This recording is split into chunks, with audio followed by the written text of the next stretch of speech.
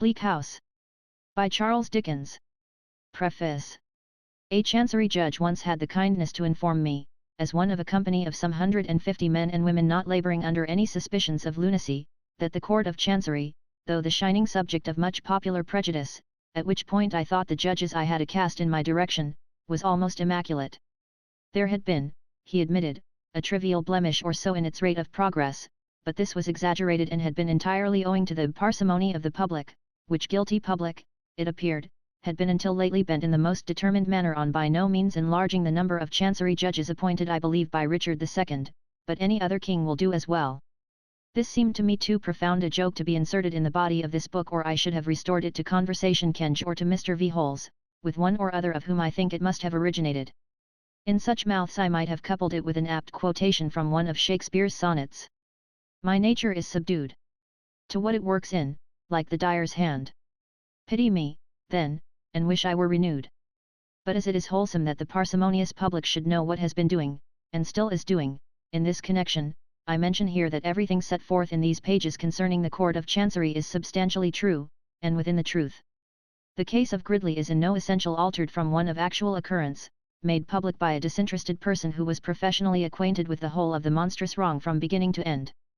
At the present moment, August, 1853, there is a suit before the court which was commenced nearly 20 years ago, in which from 30 to 40 counsel have been known to appear at one time, in which costs have been incurred to the amount of £70,000, which is a friendly suit, and which is, I am assured, no nearer to its termination now than when it was begun. There is another well-known suit in Chancery, not yet decided, which was commenced before the close of the last century and in which more than double the amount of £70,000 has been swallowed up in costs. If I wanted other authorities for Yarndus and Yarndus, I could rain them on these pages, to the shame of a parsimonious public.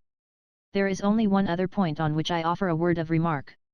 The possibility of what is called spontaneous combustion has been denied since the death of Mr. Crook, and my good friend Mr. Lewis, quite mistaken, as he soon found, in supposing the thing to have been abandoned by all authorities, published some ingenious letters to me at the time when that event was chronicled, arguing that spontaneous combustion could not possibly be. I have no need to observe that I do not wilfully or negligently mislead my readers, and that before I wrote that description I took pains to investigate the subject. There are about 30 cases on record, of which the most famous, that of the Countess Cornelia de Botticelli, was minutely investigated and described by Giuseppe Bianchini, a prebendary of Verona, otherwise distinguished in letters, who published an account of it at Verona in 1731, which he afterwards republished at Rome. The appearances, beyond all rational doubt, observed in that case are the appearances observed in Mr. Crook's case. The next most famous instance happened at Rheims 6 years earlier, and the historian in that case is L. E. Cat, one of the most renowned surgeons produced by France. The subject was a woman, whose husband was ignorantly convicted of having murdered her, but on solemn appeal to a higher court, he was acquitted because it was shown upon the evidence that she had died the death of which this name of spontaneous combustion is given. I do not think it necessary to add to these notable facts, and that general reference to the authorities which will be found at page 30, vol. 2, the recorded opinions and experiences of distinguished medical professors, French, English, and Scotch, in more modern days, contenting myself with observing that I shall not abandon the facts until there shall have been a considerable spontaneous combustion of the testimony on which human occurrences are usually received. In Bleak House I have purposely dwelt upon the romantic side of familiar things. 1853. Chapter 1. In Chancery. London. Michaelmas term lately over, and the Lord Chancellor sitting in Lincoln's Inn Hall. Implacable November weather. As much mud in the streets as if the waters had but newly retired from the face of the earth, and it would not be wonderful to meet a megalosaurus, 40 feet long or so, waddling like an elephantine lizard up Holborn Hill. Smoke lowering down from chimney pots, making a soft black drizzle, with flakes of soot in it as big as full-grown snowflakes gone into mourning, one might imagine, for the death of the sun. Dogs, undistinguishable in mire. Horses, scarcely better, splashed to their very blinkers. Foot passengers, jostling one another's umbrellas in a general infection of ill temper, and losing their foothold at street corners, where tens of thousands of other foot passengers have been slipping and sliding since the day broke, if this day ever broke, adding new deposits to the crust upon crust of mud, sticking at those points tenaciously to the pavement, and accumulating at compound interest. Fog everywhere. Fog up the river, where it flows among green aits and meadows, fog down the river, where it rolls defiled among the tiers of shipping and the waterside pollutions of a great, and dirty, city. Fog on the Essex marshes, fog on the Kentish heights. Fog creeping into the cabooses of collier brigs, fog lying out on the yards and hovering in the rigging of great ships, fog drooping on the gunwales of barges and small boats. Fog in the eyes and throats of ancient Greenwich pensioners, wheezing by the firesides of their wards, fog in the stem and bowl of the afternoon pipe of the wrathful skipper, down in his close cabin, fog cruelly pinching the toes and fingers of his shivering little prentice boy on deck. Chance people on the bridges peeping over the parapets into a nether sky of fog, with fog all round them, as if they were up in a balloon and hanging in the misty clouds. Gas looming through the fog in divers places in the streets, much as the sun may, from the spongy fields, be seen to loom by husbandman and ploughboy. Most of the shops lighted 2 hours before their time, as the gas seems to know, for it has a haggard and unwilling look. The raw afternoon is rawest, and the dense fog is densest, and the muddy streets are muddiest near that leaden-headed old obstruction, appropriate ornament for the threshold of a leaden-headed old corporation, Temple Bar. And hard by Temple Bar, in Lincoln's Inn Hall, at the very heart of the fog, sits the Lord High Chancellor in his High Court of Chancery. Never can there come fog too thick, never can there come mud and mire too deep, to assort with the groping and floundering condition which this High Court of Chancery, most pestilent of hoary sinners, holds this day in the sight of heaven and earth. On such an afternoon, if ever, the Lord High Chancellor ought to be sitting here, as here he is, with a foggy glory round his head, softly fenced in with crimson cloth and curtains, addressed by a large advocate with great whiskers, a little voice, and an interminable brief, and outwardly directing his contemplation to the lantern in the roof, where he can see nothing but fog. On such an afternoon some score of members of the High Court of Chancery Bar ought to be, as here they are mistily engaged in one of the 10,000 stages of an endless cause, tripping one another up on slippery precedents, groping knee-deep in technicalities, running their goat-hair and horsehair warded heads against walls of words, and making a pretence of equity with serious faces, as players might. On such an afternoon the various solicitors in the cause, some 2 or 3 of whom have inherited it from their fathers, who made a fortune by it, ought to be, as are they not, ranged in a line, in a long matted well, but you might look in vain for truth at the bottom of it, between the registrar's red table and the silk gowns, with bills, cross-bills, answers, rejoinders, injunctions, affidavits, issues, references to masters' reports, mountains of costly nonsense, piled before them. Well may the court be dim, with wasting candles here and there, well may the fog hang heavy in it, as if it would never get out, well may the stained glass windows lose their colour and admit no light of day into the place, well may the uninitiated from the streets, who peep in through the glass panes in the door, be deterred from entrance by its owlish aspect and by the drawl, languidly echoing to the roof from the padded dais where the Lord High Chancellor looks into the lantern that has no light in it, and where the attendant wigs are all stuck in a fog bank. This is the Court of Chancery, which has its decaying houses and its blighted lands in every shire, which has its worn-out lunatic in every madhouse and its dead in every churchyard, which has its ruined suitor with his slipshod heels and threadbare dress borrowing and begging through the round of every man's acquaintance, which gives to moneyed might the means abundantly of wearying out the right, which so exhausts finances, patience, courage, hope, so overthrows the brain and breaks the heart, that there is not an honourable man among its practitioners who would not give, who does not often give the warning, suffer any wrong that can be done you rather than come here. Who happened to be in the Lord Chancellor's court this murky afternoon besides the Lord Chancellor, the counsel in the cause, 2 or 3 counsel who are never in any cause, and the well of solicitors before mentioned. There is the registrar below the judge in wig and gown, and there are 2 or 3 maces, or petty bags, or privy purses, or whatever they may be, in legal court suits. These are all yawning, for no crumb of amusement ever falls from Yarndis and Yarndis, the cause in hand, which was squeezed dry years upon years ago. The shorthand writers, the reporters of the court, and the reporters of the newspapers invariably decamp with the rest of the regulars when Yarndis and Yarndis comes on. Their places are a blank. Standing on a seat at the side of the hall, the better to peer into the curtained sanctuary, is a little mad old woman in a squeezed bonnet who is always in court, from its sitting to its rising, and always expecting some incomprehensible judgment to be given in her favour. Some say she really is, or was, a party to a suit, but no one knows for certain because no one cares. She carries some small litter in a reticule which she calls her documents, principally consisting of paper matches and dry lavender. A sallow prisoner has come up, in custody, for the half-dozenth time to make a personal application to purge himself of his contempt, which, Being a solitary surviving executor who has fallen into a state of conglomeration about accounts of which it is not pretended that he had ever any knowledge, he is not at all likely ever to do. In the meantime his prospects in life are ended. Another ruined suitor, who periodically appears from Shropshire and breaks out into efforts to address the Chancellor at the close of the day's business, and who can by no means be made to understand that the Chancellor is legally ignorant of his existence after making it desolate for a quarter of a century, plants himself in a good place and keeps an eye on the judge, ready to call out "My lord," in a voice of sonorous complaint on the instant of his rising. A few lawyers' clerks and others who know this suitor by sight linger on the chance of his furnishing some fun and enlivening the dismal weather a little. Yarndus and Yarndus drones on. This scarecrow of a suit has, in course of time, become so complicated that no man alive knows what it means. The parties to it understand it least, but it has been observed that no two chancery lawyers can talk about it for 5 minutes without coming to a total disagreement as to all the premises. Innumerable children have been born into the cause, innumerable young people have married into it, innumerable old people have died out of it. Scores of persons have deliriously found themselves made parties in Yarndus and Yarndus without knowing how or why. Whole families have inherited legendary hatreds with the suit. The little plaintiff or defendant who was promised a new rocking horse when Yarndus and Yarndus should be settled has grown up, possessed himself of a real horse, and trotted away into the other world. Fair wards of court have faded into mothers and grandmothers, a long procession of chancellors has come in and gone out, the legion of bills in the suit have been transformed into mere bills of mortality. There are not 3 Yarnduses left upon the earth perhaps since old Tom Yarndus in despair blew his brains out at a coffee house in Chancery Lane, but Yarndus and Yarndus still drags its dreary length before the court, perennially hopeless. Yarndus and Yarndus has passed into a joke.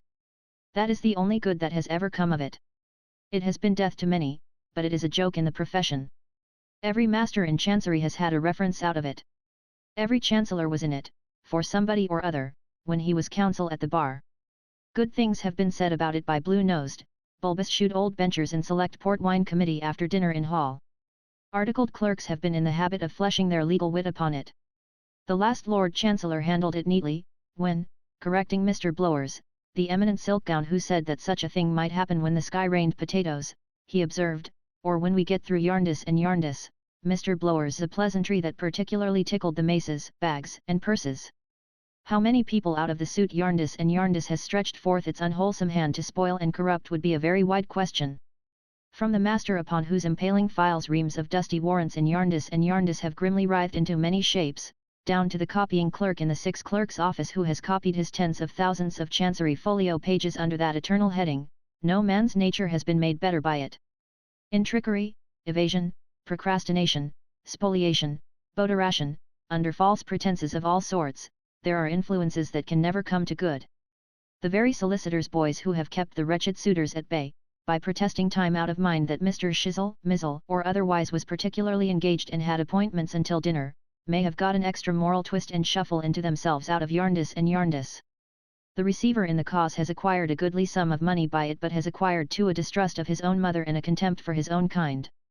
Shizzle, Mizzle and otherwise have lapsed into a habit of vaguely promising themselves that they will look into that outstanding little matter and see what can be done for Drizzle who was not well used when Yarndus and Yarndus shall be got out of the office. Shirking and sharking in all their many varieties have been sown broadcast by the ill-fated cause, and even those who have contemplated its history from the outermost circle of such evil have been insensibly tempted into a loose way of letting bad things alone to take their own bad course, and a loose belief that if the world go wrong it was in some offhand manner never meant to go right. Thus, in the midst of the mud and at the heart of the fog, sits the Lord High Chancellor in his High Court of Chancery. "Mr. Tangle," says the Lord High Chancellor, latterly something restless under the eloquence of that learned gentleman. "Mlud," says Mr. Tangle. Mr. Tangle knows more of Yarndus and Yarndus than anybody. He is famous for it supposed never to have read anything else since he left school. "Have you nearly concluded your argument?" "Mlud, no variety of points feel it my duty to submit Ludship," is the reply that slides out of Mr. Tangle. "Several members of the bar are still to be heard, I believe," says the Chancellor with a slight smile. 18 of Mr. Tangle's learned friends, each armed with a little summary of 1800 sheets, bob up like 18 hammers in a pianoforte, make 18 bows, and drop into their 18 places of obscurity.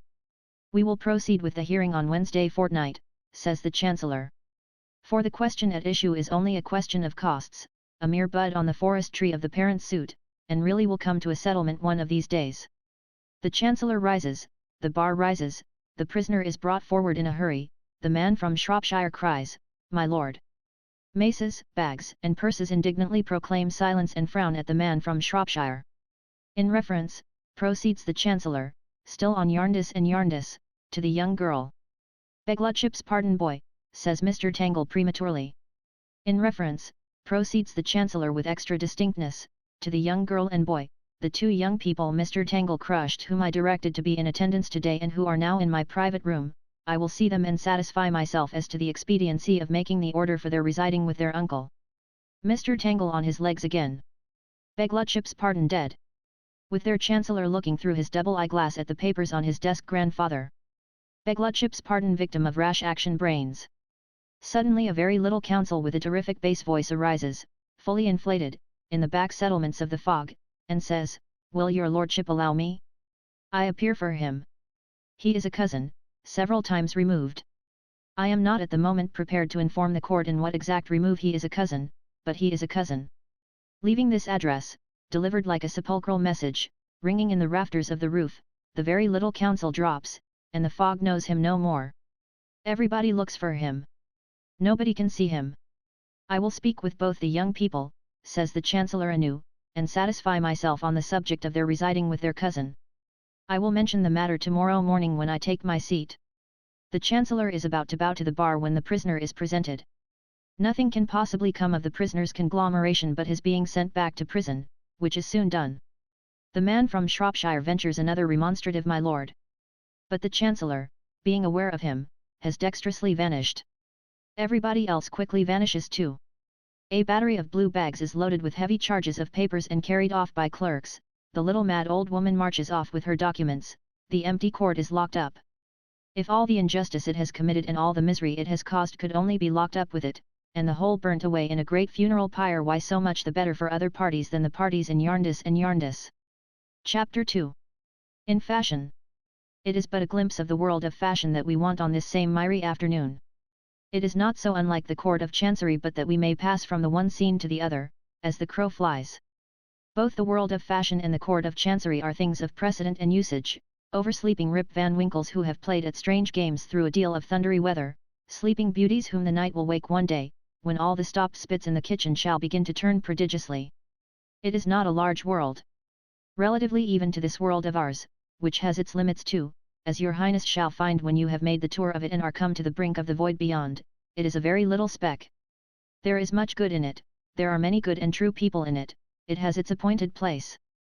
But the evil of it is that it is a world wrapped up in too much jeweller's cotton and fine wool, and cannot hear the rushing of the larger worlds, and cannot see them as they circle round the sun. It is a deadened world, and its growth is sometimes unhealthy for want of air.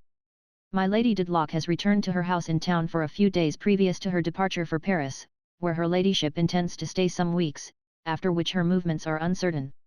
The fashionable intelligence says so for the comfort of the Parisians, and it knows all fashionable things. To know things otherwise were to be unfashionable. My Lady Dedlock has been down at what she calls, in familiar conversation, her place in Lincolnshire. The waters are out in Lincolnshire. An arch of the bridge in the park has been sapped and sopped away. The adjacent low-lying ground for half a mile in breadth is a stagnant river with melancholy trees for islands in it and a surface punctured all over, all day long, with falling rain. My Lady Dedlock's place has been extremely dreary. The weather for many a day and night has been so wet that the trees seem wet through, and the soft loppings and prunings of the woodman's axe can make no crash or crackle as they fall. The deer, looking soaked, leave quagmires where they pass. The shot of a rifle loses its sharpness in the moist air, and its smoke moves in a tardy little cloud towards the green rise, coppice-topped, that makes a background for the falling rain. The view from My Lady Dedlock's own windows is alternately a lead-coloured view and a view in Indian ink. The vases on the stone terrace in the foreground catch the rain all day, and the heavy drops fall drip, drip, drip upon the broad flagged pavement, called from old time the Ghost's Walk, all night. On Sundays the little church in the park is mouldy, the oaken pulpit breaks out into a cold sweat, and there is a general smell and taste as of the ancient Dedlocks in their graves. My Lady Dedlock, who is childless, looking out in the early twilight from her boudoir at a keeper's lodge and seeing the light of a fire upon the latticed panes, and smoke rising from the chimney, and a child, chased by a woman, running out into the rain to meet the shining figure of a wrapped-up man coming through the gate, has been put quite out of temper. My Lady Dedlock says she has been bored to death. Therefore my Lady Dedlock has come away from the place in Lincolnshire and has left it to the rain, and the crows, and the rabbits, and the deer, and the partridges and pheasants.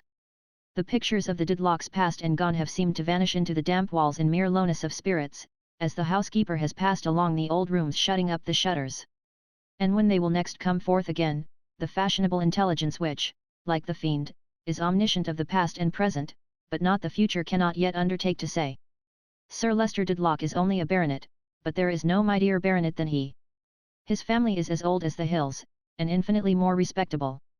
He has a general opinion that the world might get on without hills but would be done up without Dedlocks. He would on the whole admit nature to be a good idea, a little low, perhaps, when not enclosed with a park fence, but an idea dependent for its execution on your great county families. He is a gentleman of strict conscience, disdainful of all littleness and meanness and ready on the shortest notice to die any death you may please to mention rather than give occasion for the least impeachment of his integrity. He is an honourable, obstinate, truthful, high-spirited, intensely prejudiced, perfectly unreasonable man. Sir Leicester is 20 years, full measure, older than my lady. He will never see 65 again, nor perhaps 66, nor yet 67. He has a twist of the gout now and then and walks a little stiffly. He is of a worthy presence, with his light grey hair and whiskers, his fine shirt frill, his pure white waistcoat, and his blue coat with bright buttons always buttoned. He is ceremonious, stately, most polite on every occasion to my lady, and holds her personal attractions in the highest estimation. His gallantry to my lady, which has never changed since he courted her, is the one little touch of romantic fancy in him. Indeed, he married her for love. A whisper still goes about that she had not even family, howbeit, Sir Leicester had so much family that perhaps he had enough and could dispense with any more. But she had beauty, pride, ambition, insolent resolve, and sense enough to portion out a legion of fine ladies. Wealth and station, added to these, soon floated her upward, and for years now my Lady Dedlock has been at the centre of the fashionable intelligence and at the top of the fashionable tree. How Alexander wept when he had no more worlds to conquer, everybody knows, or has some reason to know by this time, the matter having been rather frequently mentioned. My Lady Dedlock, having conquered her world, fell not into the melting, but rather into the freezing, mood. An exhausted composure, a worn-out placidity, an equanimity of fatigue not to be ruffled by interest or satisfaction, are the trophies of her victory. She is perfectly well bred. If she could be translated to heaven tomorrow, she might be expected to ascend without any rapture. She has beauty still, and if it be not in its heyday, it is not yet in its autumn. She has a fine face originally of a character that would be rather called very pretty than handsome, but improved into classicality by the acquired expression of her fashionable state. Her figure is elegant and has the effect of being tall. Not that she is so, but that the most is made, as the Honourable Bob Stables has frequently asserted upon oath, of all her points. The same authority observes that she is perfectly got up and remarks in commendation of her hair especially that she is the best groomed woman in the whole stud. With all her perfections on her head, my Lady Dedlock has come up from her place in Lincolnshire, hotly pursued by the fashionable intelligence, to pass a few days at her house in town previous to her departure for Paris, where her ladyship intends to stay some weeks, after which her movements are uncertain. And at her house in town, upon this muddy, murky afternoon, presents himself an old-fashioned old gentleman, attorney at law and solicitor of the High Court of Chancery, who has the honour of acting as legal adviser of the Dedlocks and has as many cast-iron boxes in his office with that name outside as if the present baronet were the coin of the conjurer's trick and were constantly being juggled through the whole set. Across the hall, and up the stairs, and along the passages, and through the rooms, which are very brilliant in the season and very dismal out of it fairyland to visit, but a desert to live in, the old gentleman is conducted by a Mercury in powder to my lady's presence. The old gentleman is rusty to look at, but is reputed to have made good thrift out of aristocratic marriage settlements and aristocratic wills, and to be very rich. He is surrounded by a mysterious halo of family confidences, of which he is known to be the silent depository. There are noble mausoleums rooted for centuries in retired glades of parks among the growing timber and the fern, which perhaps hold fewer noble secrets than walk abroad among men, shut up in the breast of Mr. Tulkinghorn. He is of what is called the old school, a phrase generally meaning any school that seems never to have been young and wears knee breeches tied with ribbons and gaiters or stockings. One peculiarity of his black clothes and of his black stockings, be they silk or worsted, is that they never shine. Mute, close, irresponsive to any glancing light, his dress is like himself. He never converses when not professionally consulted. He is found sometimes, speechless but quite at home, at corners of dinner tables in great country houses and near doors of drawing rooms, concerning which the fashionable intelligence is eloquent, where everybody knows him and where half the peerage stops to say how do you do, Mr. Tulkinghorn. He receives these salutations with gravity and buries them along with the rest of his knowledge. Sir Leicester Dedlock is with my lady and is happy to see Mr. Tulkinghorn. There is an air of prescription about him which is always agreeable to Sir Leicester. He receives it as a kind of tribute. He likes Mr. Tulkinghorn's dress, there is a kind of tribute in that too. It is eminently respectable, and likewise, in a general way, retainer-like. It expresses, as it were, the steward of the legal mysteries, the butler of the legal cellar, of the Dedlocks. Has Mr. Tulkinghorn any idea of this himself? It may be so, or it may not, but there is this remarkable circumstance to be noted in everything associated with my Lady Dedlock as one of a class, as one of the leaders and representatives of her little world. She supposes herself to be an inscrutable being, quite out of the reach and ken of ordinary mortals, seeing herself in her glass, where indeed she looks so. Yet every dim little star revolving about her, from her maid to the manager of the Italian opera, knows her weaknesses, prejudices, follies, haughtinesses, and caprices, and lives upon as accurate a calculation and as nice a measure of her moral nature as her dressmaker takes of her physical proportions. Is a new dress, a new custom, a new singer, a new dancer, a new form of jewellery, a new dwarf or giant, a new chapel, a new anything, to be set up? There are deferential people in a dozen callings whom my Lady Dedlock suspects of nothing but prostration before her, who can tell you how to manage her as if she were a baby, who do nothing but nurse her all their lives, who, humbly affecting to follow with profound subservience, lead her and her whole troop after them, who, in hooking one, hook all and bear them off as Lemuel Gulliver bore away the stately fleet of the majestic Lilliput. If you want to address our people, sir, say Blaze and Sparkle, the jewellers, meaning by our people Lady Dedlock and the rest, you must remember that you are not dealing with the general public, you must hit our people in their weakest place, and their weakest place is such a place. To make this article go down, gentlemen, say Sheen and Gloss, the mercers, to their friends the manufacturers, you must come to us, because we know where to have the fashionable people, and we can make it fashionable. If you want to get this print upon the tables of my high connection, sir, says Mr. Slattery the librarian, or if you want to get this dwarf or giant into the houses of my high connection, sir, or if you want to secure to this entertainment the patronage of my high connection, sir, you must leave it, if you please, to me, for I have been accustomed to study the leaders of my high connection, sir, and I may tell you without vanity that I can turn them round my finger, in which Mr. Slattery, who is an honest man, does not exaggerate at all. Therefore, while Mr. Tulkinghorn may not know what is passing in the Dedlock mind at present, it is very possible that he may. My lady's cause has been again before the Chancellor, has it, Mr. Tulkinghorn? Says Sir Leicester, giving him his hand. Yes. It has been on again today, Mr. Tulkinghorn replies, making one of his quiet bows to my lady, who is on a sofa near the fire, shading her face with a hand screen. It would be useless to ask, says my lady with the dreariness of the place in Lincolnshire still upon her, whether anything has been done. Nothing that you would call anything has been done today, replies Mr. Tulkinghorn. Nor ever will be, says my lady. Sir Leicester has no objection to an interminable chancery suit. It is a slow, expensive, British, constitutional kind of thing. To be sure, he has not a vital interest in the suit in question, her part in which was the only property my lady brought him, and he has a shadowy impression that for his name, the name of Dedlock, to be in a cause, and not in the title of that cause, is a most ridiculous accident. But he regards the Court of Chancery, even if it should involve an occasional delay of justice and a trifling amount of confusion, as a something devised in conjunction with a variety of other somethings by the perfection of human wisdom for the eternal settlement, humanly speaking, of everything. And he is upon the whole of a fixed opinion that to give the sanction of his countenance to any complaints respecting it would be to encourage some person in the lower classes to rise up somewhere like Wat Tyler. As a few fresh affidavits have been put upon the file, says Mr. Tulkinghorn, and as they are short, and as I proceed upon the troublesome principle of begging leave to possess my clients with any new proceedings in a cause, cautious man Mr. Tulkinghorn, taking no more responsibility than necessary, and further, as I see you are going to Paris, I have brought them in my pocket. Sir Leicester was going to Paris too, by the by, but the delight of the fashionable intelligence was in his lady. Mr. Tulkinghorn takes out his papers, asks permission to place them on a golden talisman of a table at my lady's elbow, puts on his spectacles, and begins to read by the light of a shaded lamp. In Chancery. Between John Jarndyce. My lady interrupts, requesting him to miss as many of the formal horrors as he can. Mr. Tulkinghorn glances over his spectacles and begins again lower down. My lady carelessly and scornfully abstracts her attention. Sir Leicester in a great chair looks at the file and appears to have a stately liking for the legal repetitions and prolixities as ranging among the national bulwarks. It happens that the fire is hot where my lady sits and that the hand screen is more beautiful than useful, being priceless but small.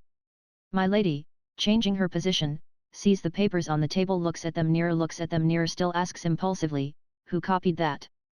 Mr. Tulkinghorn stops short, surprised by my lady's animation and her unusual tone. Is it what you people call law hand?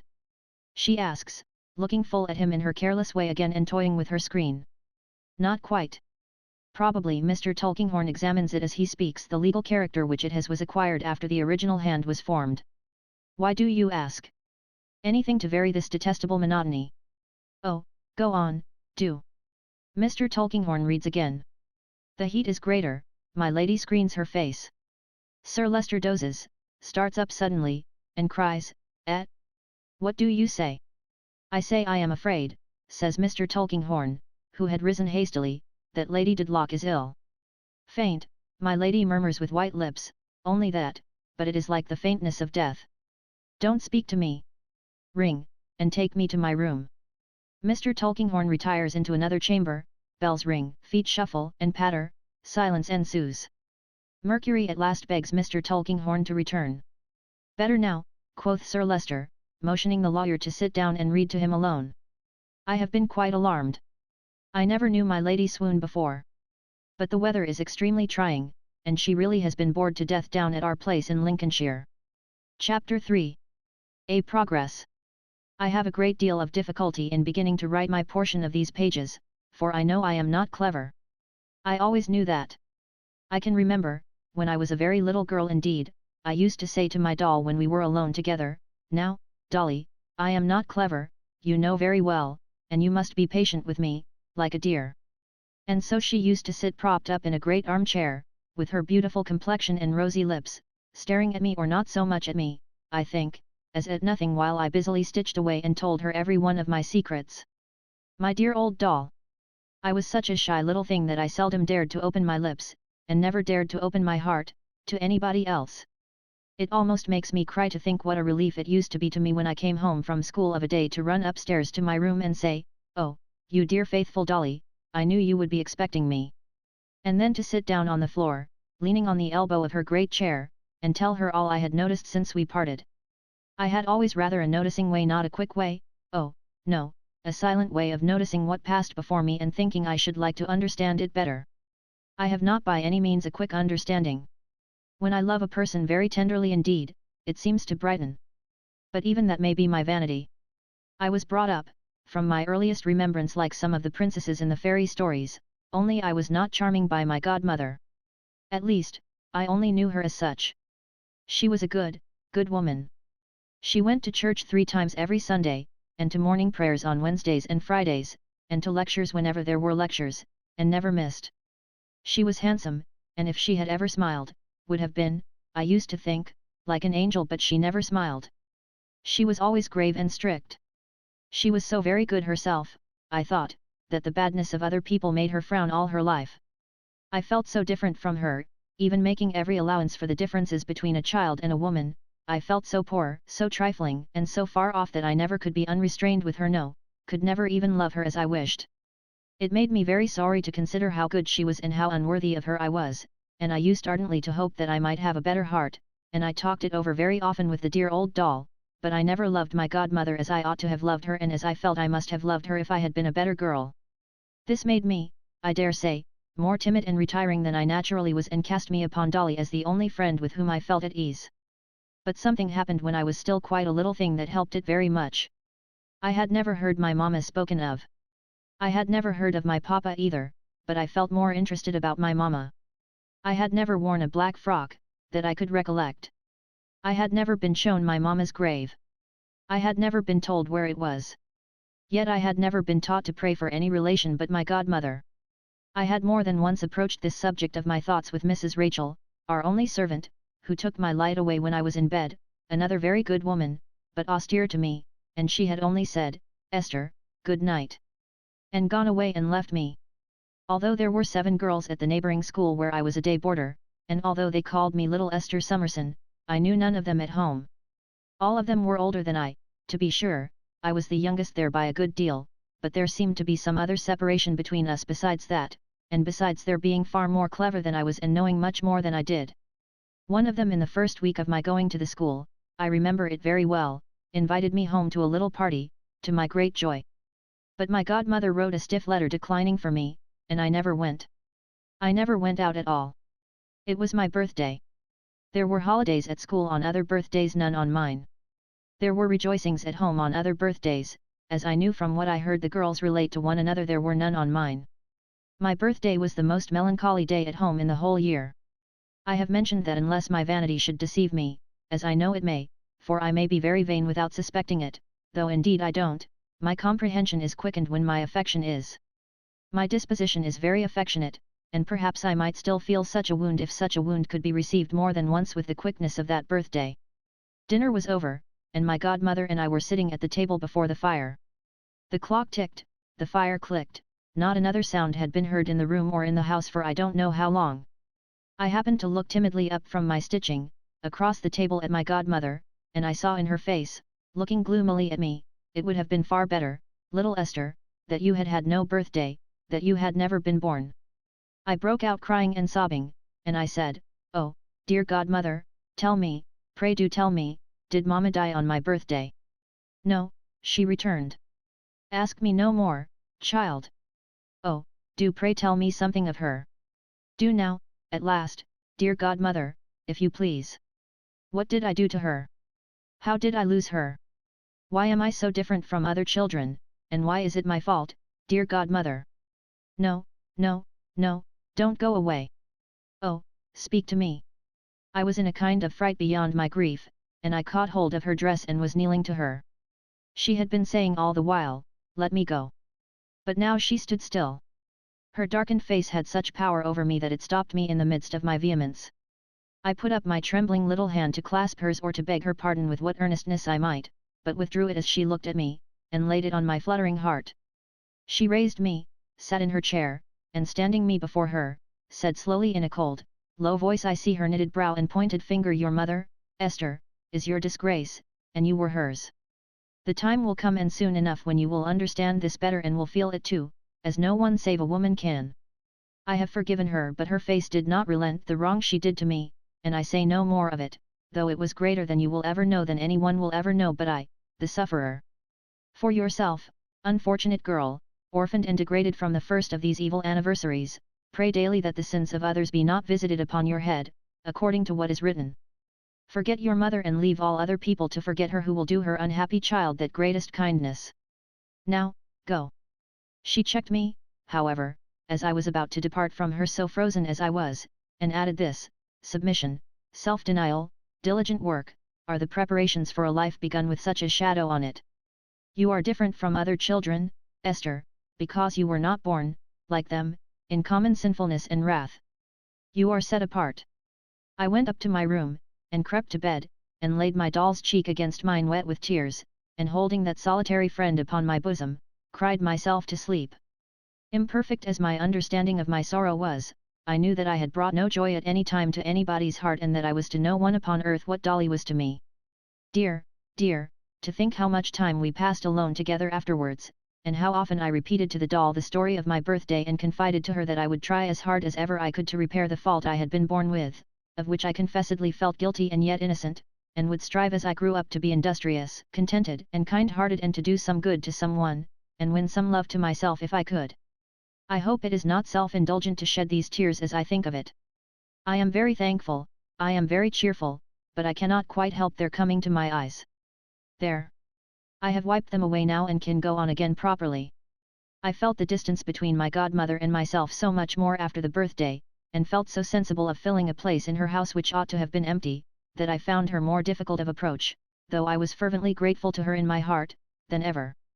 I felt in the same way towards my school companions, I felt in the same way towards Mrs. Rachel, who was a widow, and towards her daughter, of whom she was proud, who came to see her once a fortnight. I was very retired and quiet, and tried to be very diligent. One sunny afternoon when I had come home from school with my books and portfolio, watching my long shadow at my side, and as I was gliding upstairs to my room as usual, my godmother looked out of the parlour door and called me back. Sitting with her, I found, which was very unusual indeed, a stranger. A portly, important-looking gentleman, dressed all in black, with a white cravat, large gold watch seals, a pair of gold eyeglasses, and a large seal ring upon his little finger. "This," said my godmother in an undertone, "is the child." Then she said in her naturally stern way of speaking, "This is Esther, sir." The gentleman put up his eyeglasses to look at me and said, "Come here, my dear." He shook hands with me and asked me to take off my bonnet, looking at me all the while. When I had complied, he said, "Ah." And afterwards, "Yes." And then, taking off his eyeglasses and folding them in a red case, and leaning back in his armchair, turning the case about in his two hands, he gave my godmother a nod. Upon that, my godmother said, "You may go upstairs, Esther." And I made him my curtsy and left him. It must have been 2 years afterwards, and I was almost 14, when one dreadful night my godmother and I sat at the fireside. I was reading aloud, and she was listening. I had come down at 9 o'clock as I always did to read the Bible to her, and was reading from St. John how our Saviour stooped down, writing with his finger in the dust, when they brought the sinful woman to him. So when they continued asking him, he lifted up himself and said unto them, "He that is without sin among you, let him first cast a stone at her." I was stopped by my godmother's rising, putting her hand to her head, and crying out in an awful voice from quite another part of the book, "Watch yet, therefore, lest coming suddenly he find you sleeping. And what I say unto you, I say unto all, watch." In an instant, while she stood before me repeating these words, she fell down on the floor. I had no need to cry out, her voice had sounded through the house and been heard in the street. She was laid upon her bed. For more than a week she lay there, little altered outwardly, with her old handsome resolute frown that I so well knew carved upon her face. Many and many a time, in the day and in the night, with my head upon the pillow by her that my whispers might be plainer to her, I kissed her, thanked her, prayed for her, asked her for her blessing and forgiveness, entreated her to give me the least sign that she knew or heard me. No, no, no. Her face was immovable. To the very last, and even afterwards, her frown remained unsoftened. On the day after my poor good godmother was buried, the gentleman in black with the white neckcloth reappeared. I was sent for by Mrs. Rachel, and found him in the same place, as if he had never gone away. "My name is Kenge," he said, "you may remember it, my child, Kenge and Carboy, Lincoln's Inn." I replied that I remembered to have seen him once before.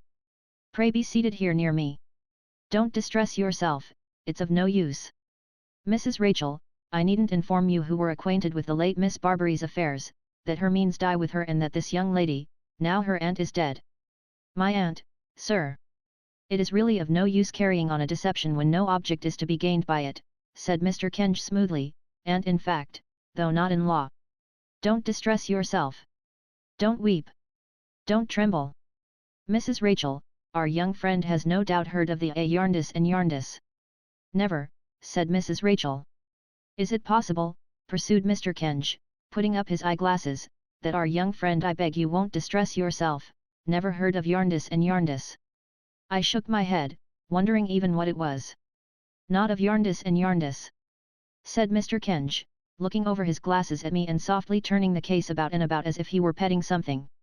"Not of one of the greatest chancery suits known? Not of Yarndis and Yarndis, the in itself a monument of chancery practice, in which, I would say, every difficulty, every contingency, every masterly fiction, every form of procedure known in that court, is represented over and over again. It is a cause that could not exist out of this free and great country. I should say that the aggregate of costs in Yarndis and Yarndis, Mrs. Rachel," I was afraid he addressed himself to her because I appeared inattentive, "amounts at the present hour to from 6 to 7 pounds," said Mr. Kenge, leaning back in his chair. I felt very ignorant, but what could I do? I was so entirely unacquainted with the subject that I understood nothing about it even then. "And she really never heard of the cause?" said Mr. Kenge. "Surprising." "Miss Barbary, sir," returned Mrs. Rachel, "who is now among the seraphim." "I hope so, I am sure," said Mr. Kenge politely. wished Esther only to know what would be serviceable to her. And she knows, from any teaching she has had here, nothing more. Well, said Mr. Kenge. Upon the whole, very proper. Now to the point, addressing me. Miss Barbary, your sole relation, in fact that is, for I am bound to observe that in law you had none, being deceased and it naturally not being to be expected that Mrs. Rachel. Oh, dear no. Said Mrs. Rachel quickly. Quite so, assented Mr. Kenge, that Mrs. Rachel should charge herself with your maintenance and support.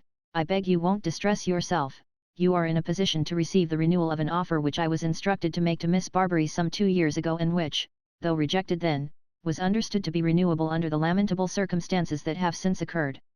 Now, if I avow that I represent, in Yarndis and otherwise, a highly humane, but at the same time singular, man, shall I compromise myself by any stretch of my professional caution?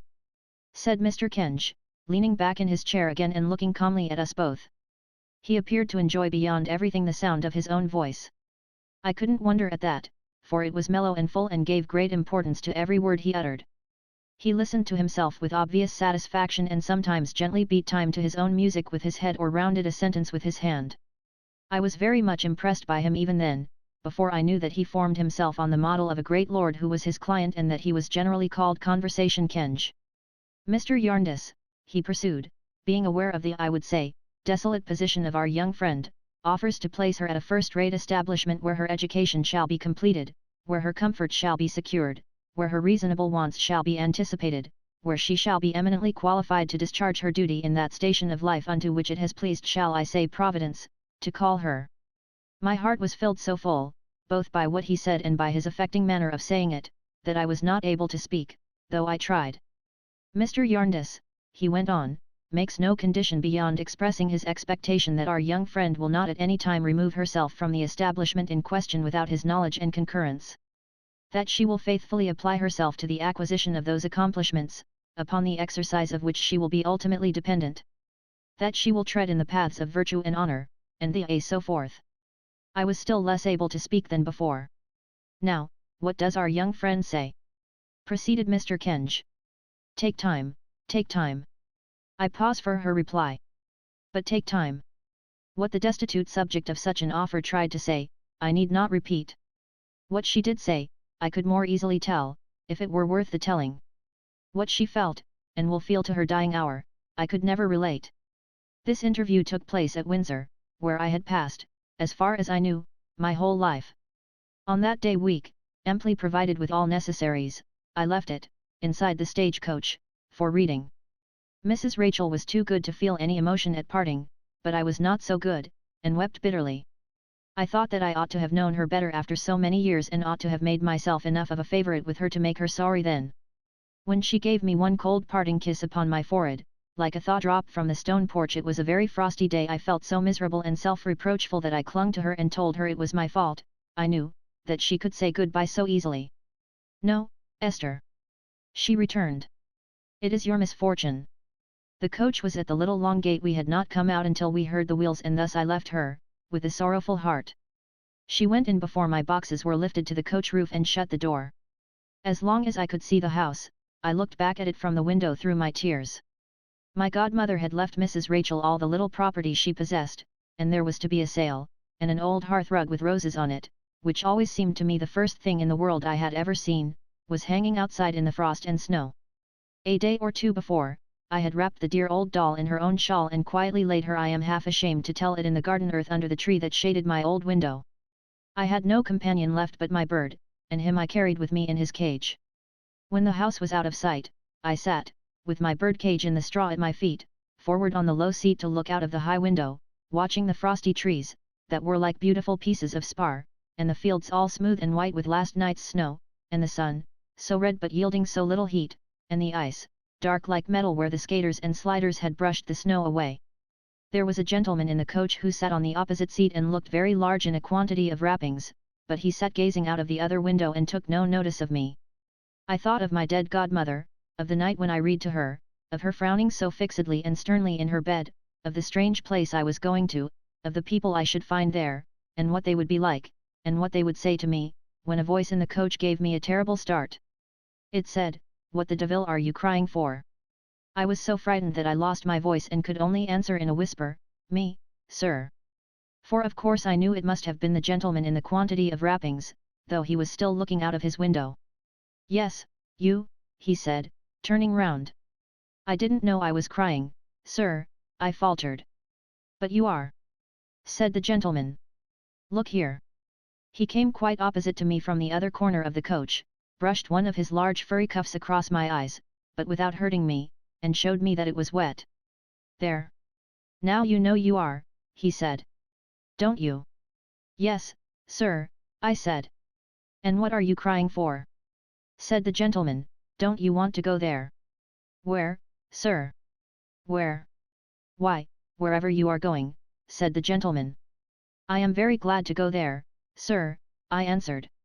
Well, then. Look glad, said the gentleman. I thought he was very strange, or at least that what I could see of him was very strange, for he was wrapped up to the chin, and his face was almost hidden in a fur cap with broad fur straps at the side of his head fastened under his chin, but I was composed again, and not afraid of him. So I told him that I thought I must have been crying because of my godmother's death and because of Mrs. Rachel's not being sorry to part with me. Confound Mrs. Rachel, said the gentleman. Let her fly away in a high wind on a broomstick. I began to be really afraid of him now and looked at him with the greatest astonishment. But I thought that he had pleasant eyes, although he kept on muttering to himself in an angry manner and calling Mrs. Rachel names. After a little while he opened his outer wrapper, which appeared to me large enough to wrap up the whole coach, and put his arm down into a deep pocket in the side. Now, look here, he said. In this paper, which was nicely folded, is a piece of the best plum cake that can be got for money, sugar on the outside an inch thick, like fat on mutton chops. Here's a little pie, a gem this is, both for size and quality, made in France. And what do you suppose it's made of? Livers of fat geese. There's a pie. Now let's see you eat 'em. Thank you, sir, I replied, thank you very much indeed, but I hope you won't be offended, they are too rich for me. Floor it again, said the gentleman, which I didn't at all understand, and threw them both out of window. He did not speak to me any more until he got out of the coach a little way short of reading, when he advised me to be a good girl and to be studious, and shook hands with me. I must say I was relieved by his departure. We left him at a milestone. I often walked past it afterwards, and never for a long time without thinking of him and half expecting to meet him. But I never did, and so, as time went on, he passed out of my mind. When the coach stopped, a very neat lady looked up at the window and said, Miss Donny. No, ma'am, Esther Summerson. That is quite right, said the lady, Miss Donny. I now understood that she introduced herself by that name, and begged Miss Donny's pardon for my mistake, and pointed out my boxes at her request. Under the direction of a very neat maid, they were put outside a very small green carriage, and then Miss Donny, the maid, and I got inside and were driven away. Everything is ready for you, Esther, said Miss Donny, and the scheme of your pursuits has been arranged in exact accordance with the wishes of your guardian, Mr. Yarndus. Of did you say, ma'am? Of your guardian, Mr. Yarndus, said Miss Donny. I was so bewildered that Miss Donny thought the cold had been too severe for me and lent me her smelling bottle. Do you know my guardian, Mr. Yarndus, ma'am? I asked after a good deal of hesitation. Not personally, Esther, said Miss Donny, merely through his solicitors, Messrs. Kenge and Carboy, of London. A very superior gentleman, Mr. Kenge. Truly eloquent indeed. Some of his periods quite majestic. I felt this to be very true but was too confused to attend to it. Our speedy arrival at our destination, before I had time to recover myself, increased my confusion, and I never shall forget the uncertain and the unreal air of everything at Greenleaf, Miss Donny's house, that afternoon. But I soon became used to it. I was so adapted to the routine of Greenleaf before long that I seemed to have been there a great while and almost to have dreamed rather than really lived my old life at my godmother's. Nothing could be more precise, exact, and orderly than Greenleaf. There was a time for everything all round the dial of the clock, and everything was done at its appointed moment. We were 12 boarders, and there were 2 Miss Donnies, twins. It was understood that I would have to depend, by and by, on my qualifications as a governess, and I was not only instructed in everything that was taught at Greenleaf, but was very soon engaged in helping to instruct others. Although I was treated in every other respect like the rest of the school, This single difference was made in my case from the first. As I began to know more, I taught more, and so in course of time I had plenty to do, which I was very fond of doing because it made the dear girls fond of me. At last, whenever a new pupil came who was a little downcast and unhappy, she was so sure indeed I don't know why to make a friend of me that all newcomers were confided to my care. They said I was so gentle, but I am sure they were. I often thought of the resolution I had made on my birthday to try to be industrious, contented and true-hearted and to do some good to someone and win some love if I could, and indeed, I felt almost ashamed to have done so little and have won so much. I passed at Greenleaf 6 happy, quiet years. I never saw in any face there, thank heaven, on my birthday, that it would have been better if I had never been born. When the day came round, it brought me so many tokens of affectionate remembrance that my room was beautiful with them from New Year's Day to Christmas. In those 6 years I had never been away except on visits at holiday time in the neighbourhood. After the first 6 months or so I had taken Miss Donny's advice in reference to the propriety of writing to Mr. Kenge to say that I was happy and grateful, and with her approval I had written such a letter. I had received a formal answer acknowledging its receipt and saying, "We note the contents thereof, which shall be duly communicated to our client." After that I sometimes heard Miss Donny and her sister mention how regular my accounts were paid, and about twice a year I ventured to write a similar letter. I always received by return of post exactly the same answer in the same round hand, with the signature of Kenge and Carboy in another writing, which I supposed to be Mr. Kenge's. It seems so curious to me to be obliged to write all this about myself. As if this narrative were the narrative of my life. But my little body will soon fall into the background now. 6 quiet years, I find I am saying it for the second time, I had passed at Greenleaf, seeing in those around me, as it might be in a looking glass, every stage of my own growth and change there, when, one November morning, I received this letter. I omit the date. Old Square, Lincoln's Inn. Madam Yarndis and Yarndis. RCLT Mr. Yarndis being ABT to reason to his house, under an order of the CT of Chai, a ward of the CT in this cause, for whom he wishes to secure an Elgbulcomton, directs us to inform you that he will be glad of your services in the aft capacity. We have earned for your being forwarded, carriage free, PR 8 o'clock coach from Reading, on Monday morning next, to White Horse Cellar, Piccadilly, London, where one of our CLKS will be in waiting to convey you to RF as above. We are, Madam, your abed serves. Kenge and Carboy. Miss Esther Summerson. Oh, never, never, never shall I forget the emotion this letter caused in the house. It was so tender in them to care so much for me, it was so gracious in that father who had not forgotten me to have made my orphan way so smooth and easy and to have inclined so many youthful natures towards me, that I could hardly bear it. Not that I would have had them less sorry, I am afraid not, but the pleasure of it, and the pain of it, and the pride and joy of it, and the humble regret of it were so blended that my heart seemed almost breaking while it was full of rapture. The letter gave me only 5 days' notice of my removal. When every minute added to the proofs of love and kindness that were given me in those 5 days, and when at last the morning came and when they took me through all the rooms that I might see them for the last time, and when some cried, "Esther, dear, say good-bye to me here at my bedside, where you first spoke so kindly to me." And when others asked me only to write their names, with Esther's love, and when they all surrounded me with their parting presents and clung to me weeping and cried, "What shall we do when dear, dear Esther's gone?" And when I tried to tell them how forbearing and how good they had all been to me and how I blessed and thanked them every one, what a heart I had. And when the 2 Miss Donnies grieved as much to part with me as the least among them, and when the maids said, "Bless you, miss, wherever you go."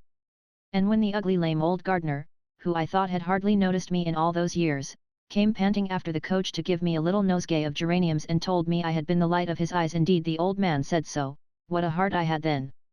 And could I help it if with all this, and the coming to the little school, and the unexpected sight of the poor children outside waving their hats and bonnets to me, and of a grey-haired gentleman and lady whose daughter I had helped to teach and at whose house I had visited, who were said to be the proudest people in all that country, caring for nothing but calling out, "Goodbye, Esther. May you be very happy." Could I help it if I was quite bowed down in the coach by myself and said, "Oh, I am so thankful, I am so thankful," many times over. But of course I soon considered that I must not take tears where I was going after all that had been done for me. Therefore, of course, I made myself sob less and persuaded myself to be quiet by saying very often, "Esther, now you really must. This will not do." I cheered myself up pretty well at last, though I am afraid I was longer about it than I ought to have been, and when I had cooled my eyes with lavender water, it was time to watch for London. I was quite persuaded that we were there when we were 10 miles off, and when we really were there, that we should never get there. However, when we began to jolt upon a stone pavement, and particularly when every other conveyance seemed to be running into us, and we seemed to be running into every other conveyance, I began to believe that we really were approaching the end of our journey. Very soon afterwards we stopped. A young gentleman who had inked himself by accident addressed me from the pavement and said, "I am from Kenge and Carboys, miss, of Lincoln's Inn." "If you please, sir," said I. He was very obliging, and as he handed me into a fly after superintending the removal of my boxes, I asked him whether there was a great fire anywhere. For the streets were so full of dense brown smoke that scarcely anything was to be seen. "Oh, dear no, miss," he said. "This is a London particular. I had never heard of such a thing." "A fog, miss," said the young gentleman. "Oh, indeed," said I. We drove slowly through the dirtiest and darkest streets that ever were seen in the world, I thought, and in such a distracting state of confusion that I wondered how the people kept their senses, until we passed into sudden quietude under an old gateway and drove on through a silent square until we came to an odd nook in a corner, where there was an entrance up a steep, broad flight of stairs, like an entrance to a church. And there really was a churchyard outside under some cloisters, for I saw the gravestones from the staircase window. This was Kenge and Carboys.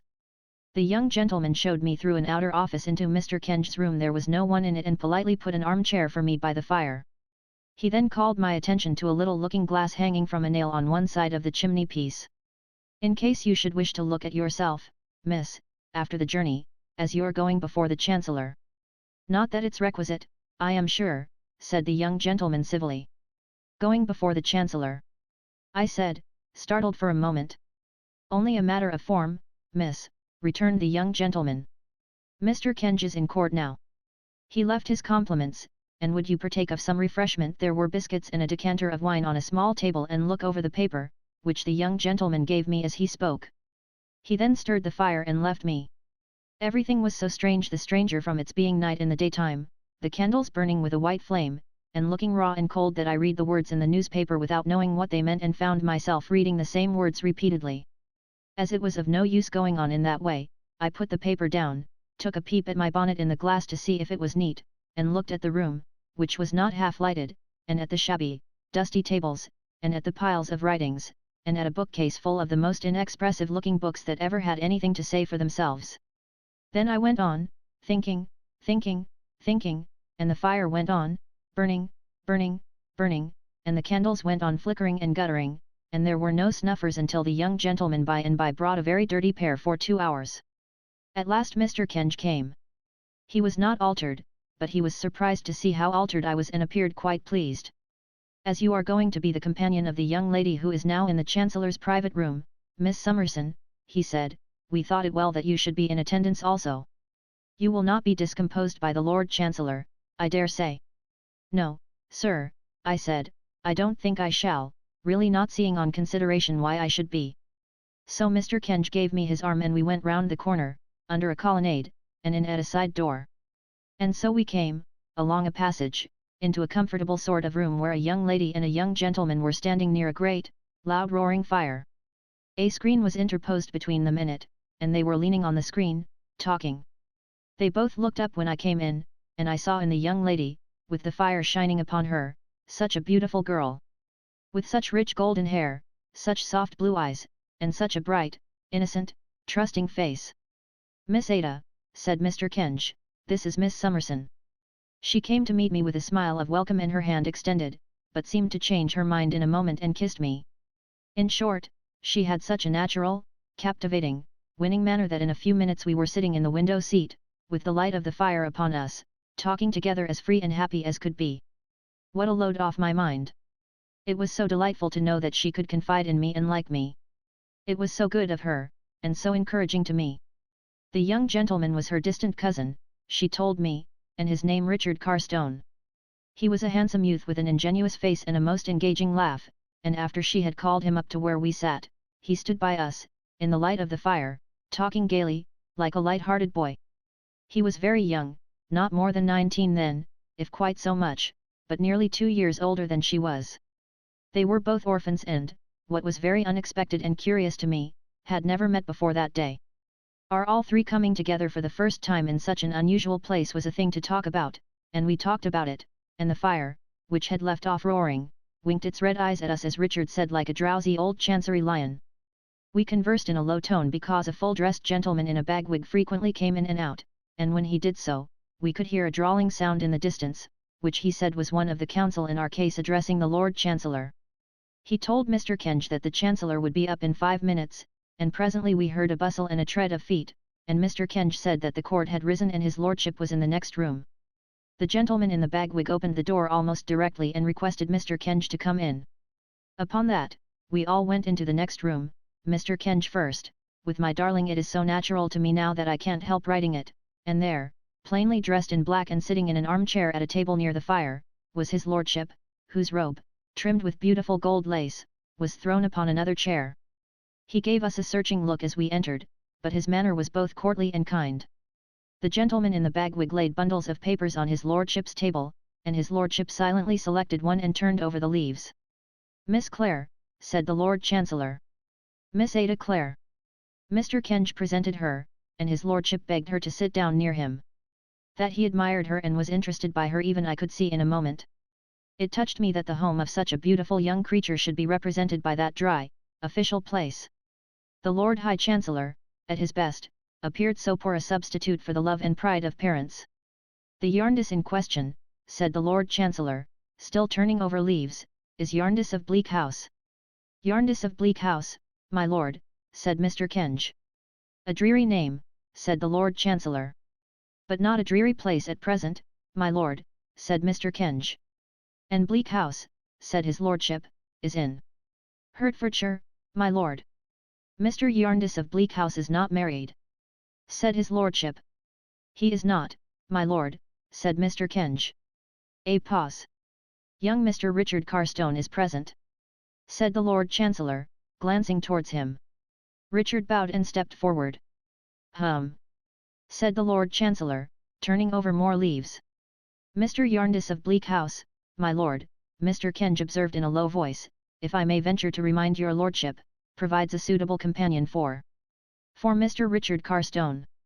I thought, but I am not quite sure," I heard his lordship say in an equally low voice and with a smile. "For Miss Ada Clare. This is the young lady, Miss Summerson." His lordship gave me an indulgent look and acknowledged my curtsy very graciously. "Miss Summerson is not related to any party in the cause, I think." "No, my lord."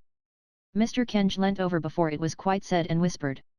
His lordship, with his eyes upon his papers, listened, nodded twice or thrice, turned over more leaves, and did not look towards me again until we were going away. Mr. Kenge now retired, and Richard with him, to where I was, near the door, leaving my pet.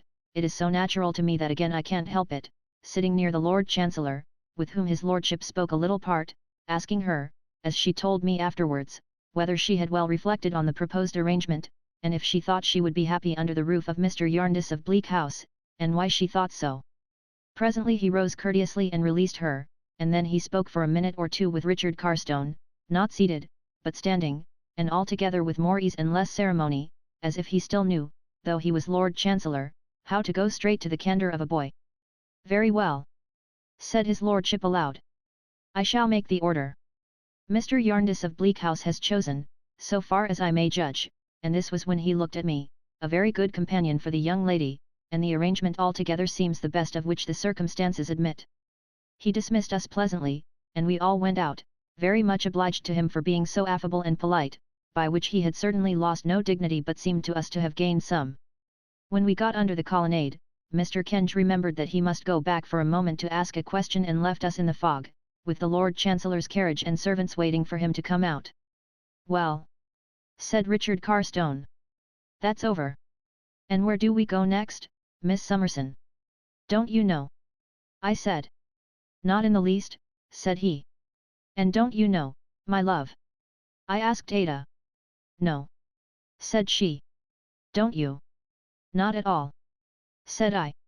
We looked at one another, half laughing at our being like the children in the wood, when a curious little old woman in a squeezed bonnet and carrying a reticule came curtsying and smiling up to us with an air of great ceremony. "Oh!" said she. "The wards in Yarndis." Very happy, I am sure, to have the honor. It is a good omen for youth, and hope, and beauty when they find themselves in this place, and don't know what's to come of it. Mad! Whispered Richard, not thinking she could hear him. Right. Mad, young gentleman, she returned so quickly that he was quite abashed. I was a ward myself. I was not mad at that time, curtsying low and smiling between every little sentence. I had youth and hope. I believe, beauty. It matters very little now. Neither of the three served or saved me. I have the honor to attend court regularly. With my documents. I expect a judgment. Shortly. On the day of judgment. I have discovered that the sixth seal mentioned in the Revelations is the Great Seal. It has been open a long time. Pray accept my blessing. As Ada was a little frightened, I said, to humor the poor old lady, that we were much obliged to her. Yes. She said mincingly. I imagine so. And here is Conversation Kenge. With his documents. How does your honourable worship do? Quite well, quite well. Now don't be troublesome, that's a good soul. Said Mr. Kenge, leading the way back. By no means, said the poor old lady, keeping up with Ada and me. Anything but troublesome. I shall confer estates on both, which is not being troublesome, I trust. I expect a judgment. Shortly. On the day of judgment. This is a good omen for you. Accept my blessing. She stopped at the bottom of the steep, broad flight of stairs, but we looked back as we went up, and she was still there, saying, still with a curtsy and a smile between every little sentence, youth. And hope. And beauty. And chancery. And conversation Kenge. Ha! Pray accept my blessing. Chapter 4. Telescopic Philanthropy. We were to pass the night, Mr. Kenge told us when we arrived in his room, at Mrs. Jellyby's, and then he turned to me and said he took it for granted I knew who Mrs. Jellyby was. I really don't, sir, I returned. Perhaps Mr. Carstone or Miss Clare. But no, they knew nothing whatever about Mrs. Jellyby. Indeed. Mrs. Jellyby, said Mr. Kenge, standing with his back to the fire and casting his eyes over the dusty hearthrug as if it were Mrs. Jellyby's biography, is a lady of very remarkable strength of character who devotes herself entirely to the public. She has devoted herself to an extensive variety of public subjects at various times and is at present, until something else attracts her, devoted to the subject of Africa, with a view to the general cultivation of the coffee berry and the natives and the happy settlement, on the banks of the African rivers, of our superabundant home population. Mr. Yarndis, who is desirous to aid any work that is considered likely to be a good work and who is much sought after by philanthropists, has, I believe, a very high opinion of Mrs. Jellyby. Mr. Kenge, adjusting his cravat, then looked at us. And Mr. Jellyby, sir? Suggested Richard. Ah! Mr. Jellyby, said Mr. Kenge, is I don't know that I can describe him to you better than by saying that he is the husband of Mrs. Jellyby. A nonentity, sir? Said Richard with a droll look. I don't say that, returned Mr. Kenge gravely. I can't say that, indeed, for I know nothing whatever of Mr. Jellyby. I never, to my knowledge, had the pleasure of seeing Mr. Jellyby. He may be a very superior man, but he is, so to speak, merged in the more shining qualities of his wife.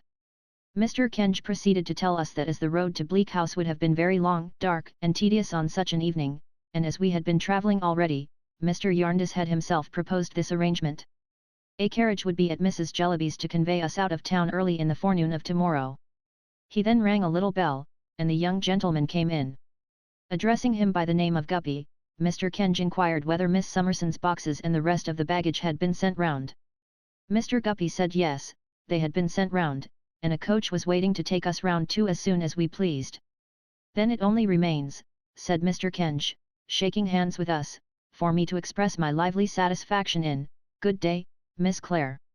The arrangement this day concluded and my, good-bye to you, Miss Summerson, lively hope that it will conduce to the happiness, glad to have had the honour of making your acquaintance, Mr. Carstone, welfare, the advantage in all points of view, of all concerned.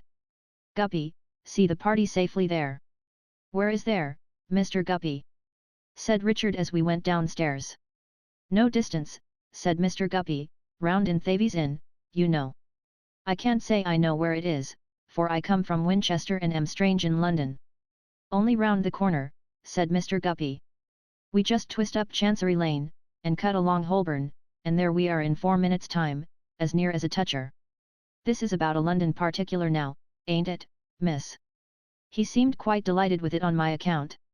The fog is very dense indeed, said I. Not that it affects you, though, I'm sure, said Mr. Guppy, putting up the steps. On the contrary, it seems to do you good, miss, judging from your appearance. I knew he meant well in paying me this compliment, so I laughed at myself for blushing at it when he had shut the door and got upon the box, and we all three laughed and chatted about our inexperience and the strangeness of London until we turned up under an archway to our destination, a narrow street of high houses like an oblong cistern to hold the fog. There was a confused little crowd of people, principally children, gathered about the house at which we stopped, which had a tarnished brass plate on the door with the inscription Jellaby. Don't be frightened, said Mr. Guppy, looking in at the coach window. One of the young Jellabys been and got his head through the area railings. Oh, poor child, said I, let me out, if you please. Pray be careful of yourself, miss. The young Jellabys are always up to something, said Mr. Guppy. I made my way to the poor child, who was one of the dirtiest little unfortunates I ever saw, and found him very hot and frightened and crying loudly, fixed by the neck between two iron railings, while a milkman and a beadle, with the kindest intentions possible, were endeavouring to drag him back by the legs, under a general impression that his skull was compressible by those means. As I found, after pacifying him, that he was a little boy with a naturally large head, I thought that perhaps where his head could go, his body could follow, and mentioned that the best mode of extrication might be to push him forward. This was so favourably received by the milkman and beadle that he would immediately have been pushed into the area if I had not held his pinafore while Richard and Mr. Guppy ran down through the kitchen to catch him when he should be released. At last he was happily got down without any accident, and then he began to beat Mr. Guppy with a hoop stick in quite a frantic manner. Nobody had appeared belonging to the house except a person in pattens, who had been poking at the child from below with a broom, I don't know with what object, and I don't think she did. I therefore supposed that Mrs. Jellaby was not at home, and was quite surprised when the person appeared in the passage without the pattens, and going up to the back room on the first floor before Ada and me, announced us as, them two young ladies, Mrs. Jellaby. We passed several more children on the way up, whom it was difficult to avoid treading on in the dark, and as we came into Mrs. Jellaby's presence, one of the poor little things fell downstairs down a whole flight, as it sounded to me, with a great noise. Mrs. Jellaby, whose face reflected none of the uneasiness which we could not help showing in our own faces as the dear child's head recorded its passage with a bump on every stair, Richard afterwards said he counted 7, besides one for the landing, received us with perfect equanimity. She was a pretty, very diminutive, plump woman of from 40 to 50, with handsome eyes, though they had a curious habit of seeming to look a long way off. As if I am quoting Richard again, they could see nothing nearer than Africa. I am very glad indeed, said Mrs. Jellaby in an agreeable voice, to have the pleasure of receiving you. I have a great respect for Mr. Jarndyce, and no one in whom he is interested can be an object of indifference to me. We expressed our acknowledgments and sat down behind the door, where there was a lame invalid of a sofa. Mrs. Jellaby had very good hair but was too much occupied with her African duties to brush it. The shawl in which she had been loosely muffled dropped onto her chair when she advanced to us, and as she turned to resume her seat, we could not help noticing that her dress didn't nearly meet up the back and that the open space was railed across with a lattice work of stay lace like a summer house. The room, which was strewn with papers and nearly filled by a great writing table covered with similar litter, was, I must say, not only very untidy but very dirty. We were obliged to take notice of that with our sense of sight, even while, with our sense of hearing, we followed the poor child who had tumbled downstairs, I think into the back kitchen, where somebody seemed to stifle him. But what principally struck us was a jaded and unhealthy-looking though by no means plain girl at the writing table, who sat biting the feather of her pen and staring at us. I suppose nobody ever was in such a state of ink. And from her tumbled hair to her pretty feet, which were disfigured with frayed and broken satin slippers trodden down at heel, she really seemed to have no article of dress upon her, from a pin upwards, that was in its proper condition or its right place. You find me, my dears, said Mrs. Jellaby, snuffing the 2 great office candles in tin candlesticks, which made the room taste strongly of hot tallow. The fire had gone out, and there was nothing in the grate but ashes, a bundle of wood, and a poker. You find me, my dears, as usual, very busy, but that you will excuse. The African project at present employs my whole time. It involves me in correspondence with public bodies and with private individuals anxious for the welfare of their species all over the country. I am happy to say it is advancing. We hope by this time next year to have from 150 to 200 healthy families cultivating coffee and educating the natives of Boreo Bulaga, on the left bank of the Niger. As Ada said nothing, but looked at me, I said it must be very gratifying. It is gratifying, said Mrs. Jellyby. It involves the devotion of all my energies, such as they are, but that is nothing, so that it succeeds, and I am more confident of success every day. Do you know, Miss Summerson, I almost wonder that you never turned your thoughts to Africa. This application of the subject was really so unexpected to me that I was quite at a loss how to receive it. I hinted that the climate. The finest climate in the world. Said Mrs. Jellyby. Indeed, ma'am. Certainly. With precaution, said Mrs. Jellyby. You may go into Holborn without precaution and be run over. You may go into Holborn with precaution and never be run over. Just so with Africa. I said, no doubt. I meant as to Holborn. If you would like, said Mrs. Jellyby, putting a number of papers towards us, to look over some remarks on that head, and on the general subject, which have been extensively circulated, while I finish a letter I am now dictating to my eldest daughter, who is my amanuensis. The girl at the table left off biting her pen and made a return to our recognition, which was half bashful and half sulky. I shall then have finished for the present, proceeded Mrs. Jellyby with a sweet smile, though my work is never done. Where are you, Catty? Presents her compliments to Mr. Swallow, and begs, said Catty. And begs, said Mrs. Jellyby, dictating, to inform him, in reference to his letter of inquiry on the African project, no, Peepee. Not on my account. Peepee, so self-named, was the unfortunate child who had fallen downstairs, who now interrupted the correspondence by presenting himself, with a strip of plaster on his forehead, to exhibit his wounded knees, in which Ada and I did not know which to pity most, the bruises or the dirt. Mrs. Jellyby merely added, with the serene composure with which she said everything, go along, you naughty Peepee. And fixed her fine eyes on Africa again. However, as she at once proceeded with her dictation, and as I interrupted nothing by doing it, I ventured quietly to stop poor Peepee as he was going out and to take him up to nurse. He looked very much astonished at it and at Ada's kissing him, but soon fell fast asleep in my arms, sobbing at longer and longer intervals, until he was quiet. I was so occupied with Peepee that I lost the letter in detail, though I derived such a general impression from it of the momentous importance of Africa, and the utter insignificance of all other places and things, that I felt quite ashamed to have thought so little about it. 6 o'clock, said Mrs. Jellyby. And our dinner hour is nominally, for we dine at all hours, 5. Catty, show Miss Clare and Miss Summerson their rooms. You will like to make some change, perhaps? You will excuse me, I know, being so much occupied. Oh, that very bad child. Pray put him down, Miss Summerson. I begged permission to retain him, truly saying that he was not at all troublesome, and carried him upstairs and laid him on my bed. Ada and I had 2 upper rooms with a door of communication between. They were excessively bare and disorderly, and the curtain to my window was fastened up with a fork. You would like some hot water, wouldn't you? Said Miss Jellyby, looking round for a jug with a handle to it, but looking in vain. If it is not being troublesome, said we. Oh, it's not the trouble, returned Miss Jellyby, the question is, if there is any. The evening was so very cold and the rooms had such a marshy smell that I must confess it was a little miserable, and Ada was half crying. We soon laughed, however, and were busily unpacking when Miss Jellyby came back to say that she was sorry there was no hot water, but they couldn't find the kettle, and the boiler was out of order. We begged her not to mention it and made all the haste we could to get down to the fire again. But all the little children had come up to the landing outside to look at the phenomenon of Peepee lying on my bed, and our attention was distracted by the constant apparition of noses and fingers in situations of danger between the hinges of the doors. It was impossible to shut the door of either room, for my lock, with no knob to it, looked as if it wanted to be wound up, and though the handle of Ada's went round and round with the greatest smoothness, it was attended with no effect whatever on the door.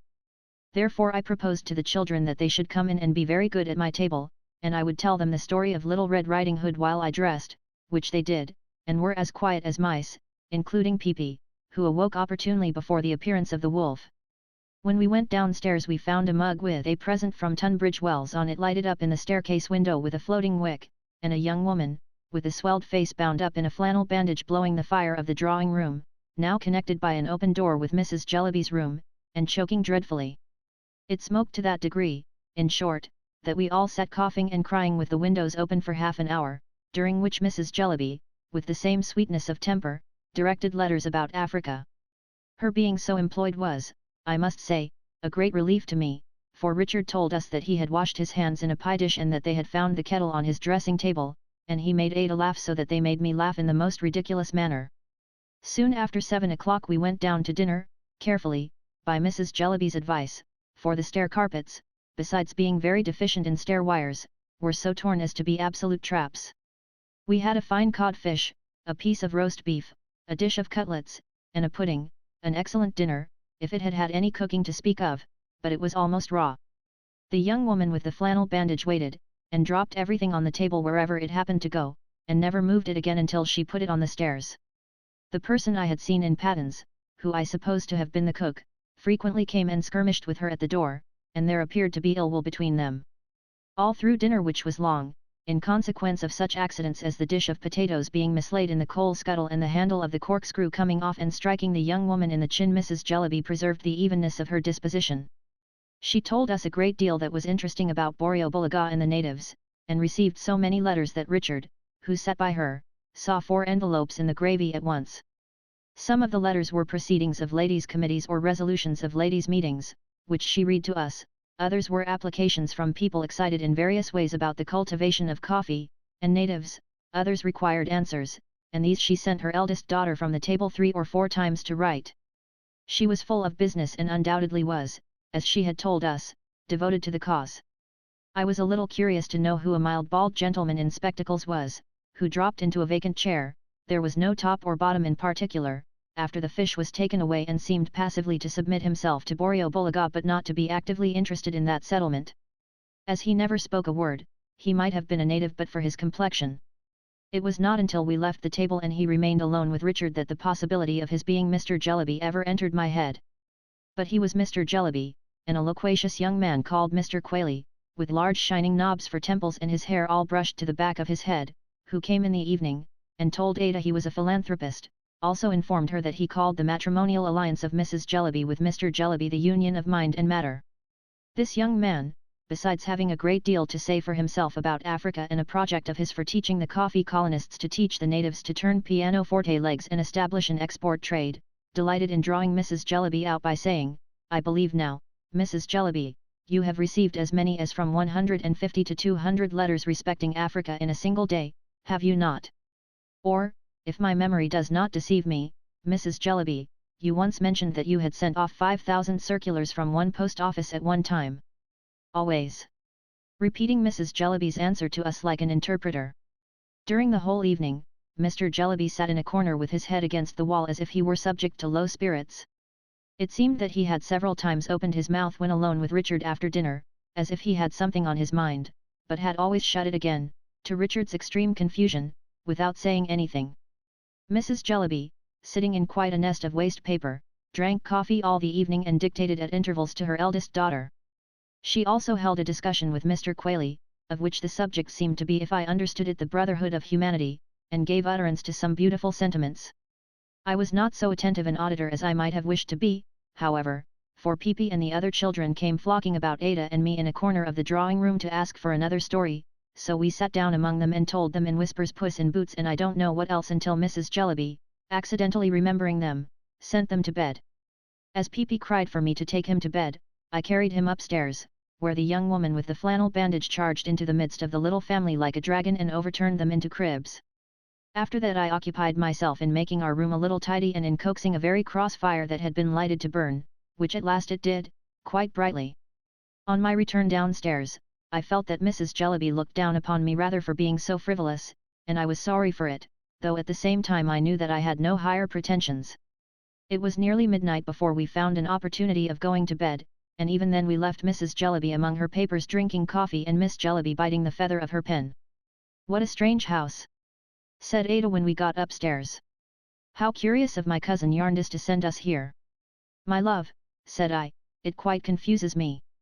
I want to understand it, and I can't understand it at all. What? asked Ada with her pretty smile. All this, my dear, said I.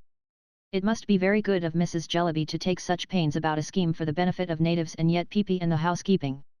Ada laughed and put her arm about my neck as I stood looking at the fire, and told me I was a quiet, dear, good creature and had won her heart. You are so thoughtful, Esther, she said, and yet so cheerful. And you do so much, so unpretendingly. You would make a home out of even this house. My simple darling. She was quite unconscious that she only praised herself and that it was in the goodness of her own heart that she made so much of me. May I ask you a question? Said I when we had sat before the fire a little while. 500, said Ada. Your cousin, Mr. Yarndis. I owe so much to him. Would you mind describing him to me? Shaking her golden hair, Ada turned her eyes upon me with such laughing wonder that I was full of wonder too, partly at her beauty, partly at her surprise. Esther! She cried. My dear! You want a description of my cousin Yarndis? My dear, I never saw him. And I never saw him. Returned Ada. Well, to be sure. No, she had never seen him. Young as she was when her mamma died, she remembered how the tears would come into her eyes when she spoke of him and of the noble generosity of his character, which she had said was to be trusted above all earthly things, and Ada trusted it. Her cousin Yarndis had written to her a few months ago a plain, honest letter, Ada said, proposing the arrangement we were now to enter on and telling her that in time it might heal some of the wounds made by the miserable chancery suit. She had replied, gratefully accepting his proposal. Richard had received a similar letter and had made a similar response. He had seen Mr. Yarndis once, but only once, 5 years ago, at Winchester School. He had told Ada, when they were leaning on the screen before the fire where I found them, that he recollected him as a bluff, rosy fellow. This was the utmost description Ada could give me. It set me thinking so that when Ada was asleep, I still remained before the fire, wondering and wondering about Bleak House, and wondering that yesterday morning should seem so long ago. I don't know where my thoughts had wandered when they were recalled by a tap at the door. I opened it softly and found Miss Jellyby shivering there with a broken candle and a broken candlestick in one hand and an egg cup in the other. Good night, she said very sulkily. Good night, said I. May I come in? She shortly and unexpectedly asked me in the same sulky way. Certainly, said I. Don't wake Miss Clare. She would not sit down, but stood by the fire dipping her inky middle finger in the egg cup, which contained vinegar, and smearing it over the ink stains on her face, frowning the whole time and looking very gloomy. I wish Africa was dead, she said on a sudden. I was going to remonstrate. I do. She said, don't talk to me, Miss Summerson. I hate it and detest it. It's a beast. I told her she was tired, and I was sorry. I put my hand upon her head, and touched her forehead, and said it was hot now but would be cool tomorrow. She still stood pouting and frowning at me, but presently put down her egg cup and turned softly towards the bed where Ada lay. She is very pretty, she said with the same knitted brow and in the same uncivil manner. I assented with a smile. An orphan, ain't she? Yes. But knows a quantity, I suppose? Can dance, and play music, and sing? She can talk French, I suppose, and do geography and globes and needlework, and everything. No doubt, said I. I can't, she returned. I can't do anything hardly, except write. I'm always writing for Ma. I wonder you two were not ashamed of yourselves to come in this afternoon and see me able to do nothing else. It was like your ill nature. Yet you think yourselves very fine, I dare say.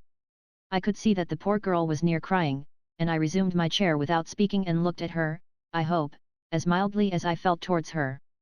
It's disgraceful, she said. You know it is. The whole house is disgraceful. The children are disgraceful. I'm disgraceful. Pa's miserable, and no wonder. Priscilla drinks, she's always drinking. It's a great shame and a great story of you if you say you didn't smell her today. It was as bad as a public house, waiting at dinner, you know it was. My dear, I don't know it, said I. You do, she said very shortly. You shan't say you don't. You do. Oh, my dear, said I. If you won't let me speak. You're speaking now. You know you are. Don't tell stories, Miss Summerson. My dear, said I, as long as you won't hear me out. I don't want to hear you out. Oh, Yes, I think you do, said I, because that would be so very unreasonable. I did not know what you tell me because the servant did not come near me at dinner, but I don't doubt what you tell me, and I am sorry to hear it. You needn't make a merit of that, said she. No, my dear, said I. That would be very foolish. She was still standing by the bed, and now stooped down, but still with the same discontented face, and kissed Ada. That done, she came softly back and stood by the side of my chair. Her bosom was heaving in a distressful manner that I greatly pitied, but I thought it better not to speak. I wish I was dead. She broke out. I wish we were all dead. It would be a great deal better for us. In a moment afterwards, she knelt on the ground at my side, hid her face in my dress, passionately begged my pardon, and wept. I comforted her and would have raised her, but she cried no, no, she wanted to stay there. You used to teach girls, she said, if you could only have taught me, I could have learnt from you. I am so very miserable, and I like you so much. I could not persuade her to sit by me or to do anything but move a ragged stool to where she was kneeling, and take that, and still hold my dress in the same manner. By degrees the poor tired girl fell asleep, and then I contrived to raise her head so that it should rest on my lap, and to cover us both with shawls. The fire went out, and all night long she slumbered thus before the ashy grate. At first I was painfully awake and vainly tried to lose myself, with my eyes closed, among the scenes of the day. At length, by slow degrees, they became indistinct and mingled. I began to lose the identity of the sleeper resting on me. Now it was Ada, now one of my old reading friends from whom I could not believe I had so recently parted. Now it was the little mad woman worn out with curtsying and smiling, now someone in authority at Bleak House. Lastly, it was no one, and I was no one. The purblind day was feebly struggling with the fog when I opened my eyes to encounter those of a dirty-faced little spectre fixed upon me. Peepy had scaled his crib, and crept down in his bedgown and cap, and was so cold that his teeth were chattering as if he had cut them all. Chapter 5. A Morning Adventure. Although the morning was raw, and although the fog still seemed heavy, I say seemed, for the windows were so encrusted with dirt that they would have made midsummer sunshine dim, I was sufficiently forewarned of the discomfort within doors at that early hour, and sufficiently curious about London to think it a good idea on the part of Miss Jellyby when she proposed that we should go out for a walk. "Ma won't be down for ever so long," she said, "and then it's a chance if breakfast's ready for an hour afterwards, they dawdle so. As to Pa, he gets what he can and goes to the office. He never has what you would call a regular breakfast. Priscilla leaves him out the loaf and some milk, when there is any, overnight. Sometimes there isn't any milk, and sometimes the cat drinks it. But I'm afraid you must be tired, Miss Summerson, and perhaps you would rather go to bed." "I am not at all tired, my dear," said I, "and would much prefer to go out." "If you're sure you would," returned Miss Jellyby, "I'll get my things on." Ada said she would go too, and was soon astir. I made a proposal to Peepy, in default of being able to do anything better for him, that he should let me wash him and afterwards lay him down on my bed again. To this he submitted with the best grace possible, staring at me during the whole operation as if he never had been, and never could again be, so astonished in his life, looking very miserable also, certainly, but making no complaint, and going snugly to sleep as soon as it was over. At first I was in two minds about taking such a liberty, but I soon reflected that nobody in the house was likely to notice it. What with the bustle of dispatching Peepy and the bustle of getting myself ready and helping Ada, I was soon quite in a glow. We found Miss Jellyby trying to warm herself at the fire in the writing room, which Priscilla was then lighting with a smutty parlour candlestick, throwing the candle in to make it burn better. Everything was just as we had left it last night and was evidently intended to remain so. Below stairs the dinner cloth had not been taken away, but had been left ready for breakfast. Crumbs, dust, and waste paper were all over the house. Some pewter pots and a milk can hung on the area railings. The door stood open, and we met the cook round the corner coming out of a public house, wiping her mouth. She mentioned, as she passed us, that she had been to see what o'clock it was. But before we met the cook, we met Richard, who was dancing up and down Thavies Inn to warm his feet. He was agreeably surprised to see us stirring so soon and said he would gladly share our walk. So he took care of Ada, and Miss Jellyby and I went first. I may mention that Miss Jellyby had relapsed into her sulky manner and that I really should not have thought she liked me much unless she had told me so. "Where would you wish to go?" she asked. "Anywhere, my dear," I replied. "Anywhere's nowhere," said Miss Jellyby, stopping perversely. "Let us go somewhere at any rate," said I. She then walked me on very fast. I don't care, she said. Now, you are my witness, Miss Summerson. I say I don't care, but if he was to come to our house with his great, shining, lumpy forehead night after night till he was as old as Methuselah, I wouldn't have anything to say to him. Such asses as he and Ma make of themselves. My dear, I remonstrated, in allusion to the epithet and the vigorous emphasis Miss Jellyby set upon it. Your duty as a child. Oh! Don't talk of duty as a child, Miss Summerson. Where's Ma's duty as a parent? All made over to the public in Africa, I suppose. Then let the public in Africa show duty as a child, it's much more their affair than mine. You are shocked, I dare say. Very well, so am I shocked too, so we are both shocked, and there's an end of it. She walked me on faster yet. But for all that, I say again, he may come and come and come, and I won't have anything to say to him. I can't bear him. If there's any stuff in the world that I hate and detest, it's the stuff he and Ma talk. I wonder the very paving stones opposite our house can have the patience to stay there and be a witness of such inconsistencies and contradictions as all that sounding nonsense, and Ma's management. I could not but understand her to refer to Mr. Quayle, the young gentleman who had appeared after dinner yesterday. I was saved the disagreeable necessity of pursuing the subject by Richard and Ada coming up at a round pace, laughing and asking us if we meant to run a race. Thus interrupted, Miss Jellyby became silent and walked moodily on at my side while I admired the long successions and varieties of streets, the quantity of people already going to and fro, the number of vehicles passing and repassing, the busy preparations in the setting forth of shop windows and the sweeping out of shops, and the extraordinary creatures in rags secretly groping among the swept-out rubbish for pins and other refuse. So, cousin, said the cheerful voice of Richard to Ada behind me. We are never to get out of Chancery. We have come by another way to our place of meeting yesterday, and by the Great Seal, here's the old lady again. Truly, there she was, immediately in front of us, curtsying, and smiling, and saying with her yesterday's air of patronage, the wards in Yarndis. Very happy, I am sure. You are out early, ma'am, said I as she curtsied to me. Yes. I usually walk here early. Before the court sits.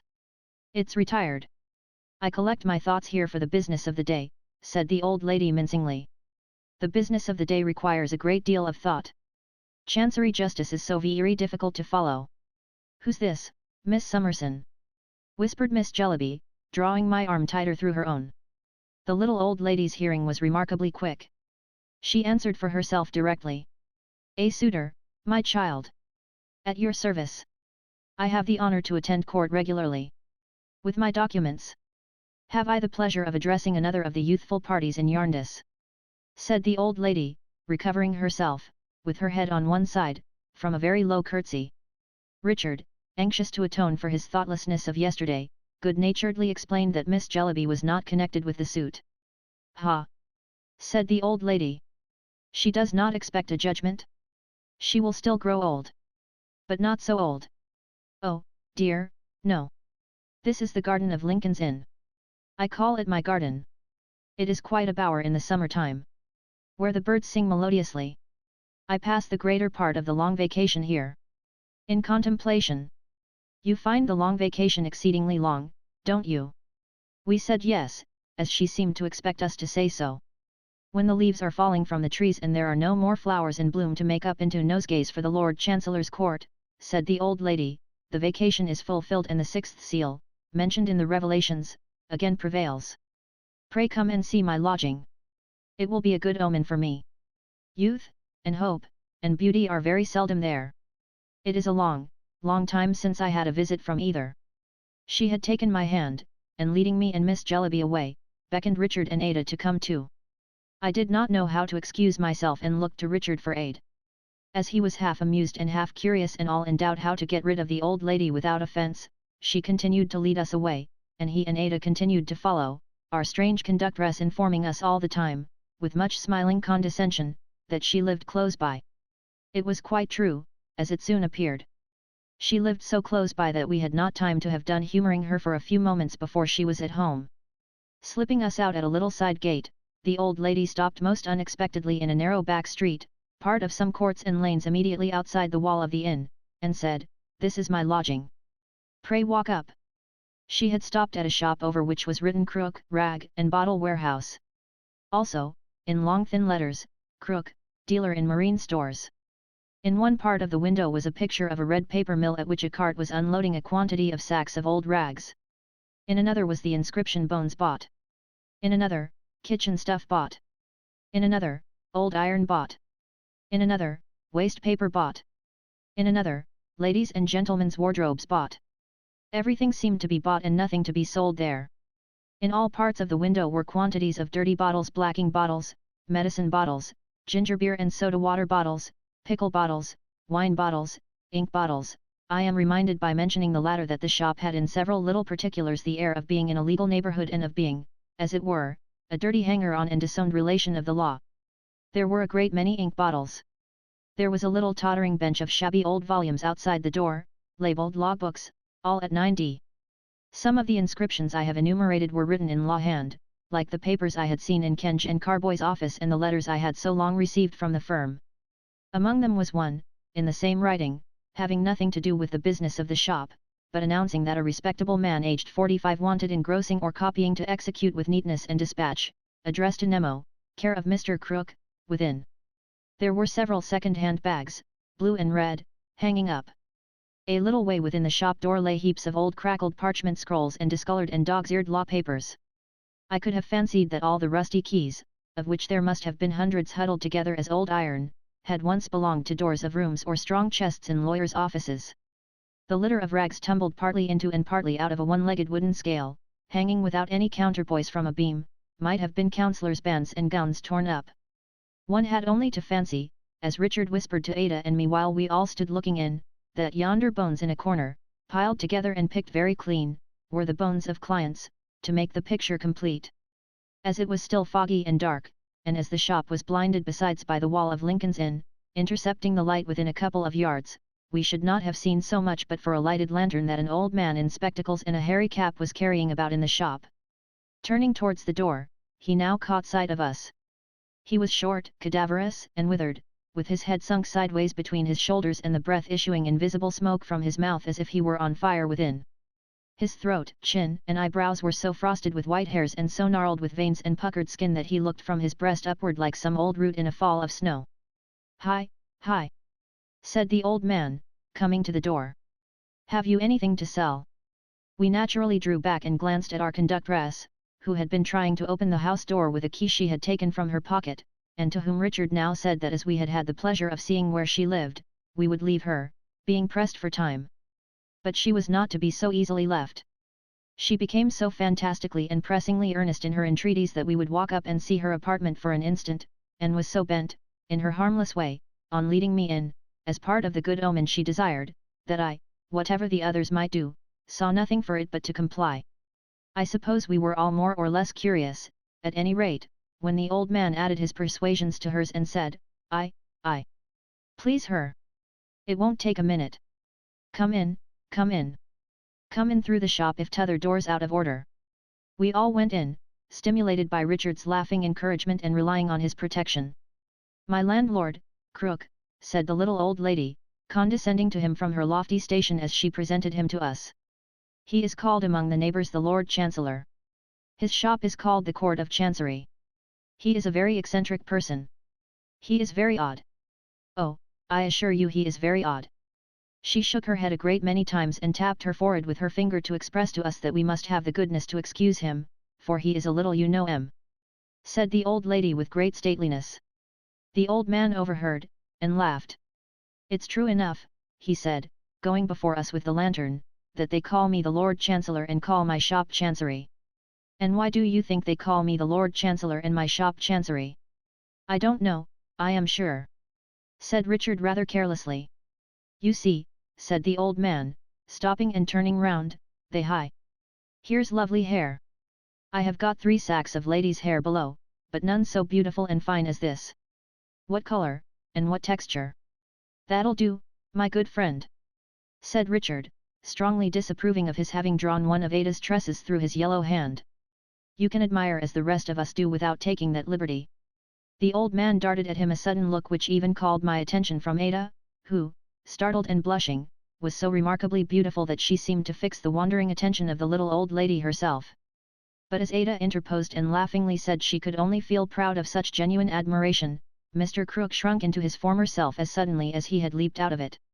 "You see, I have so many things here," he resumed, holding up the lantern, "of so many kinds, and all as the neighbors think, but they know nothing, wasting away and going to rack and ruin, that's why they have given me and my place a christening.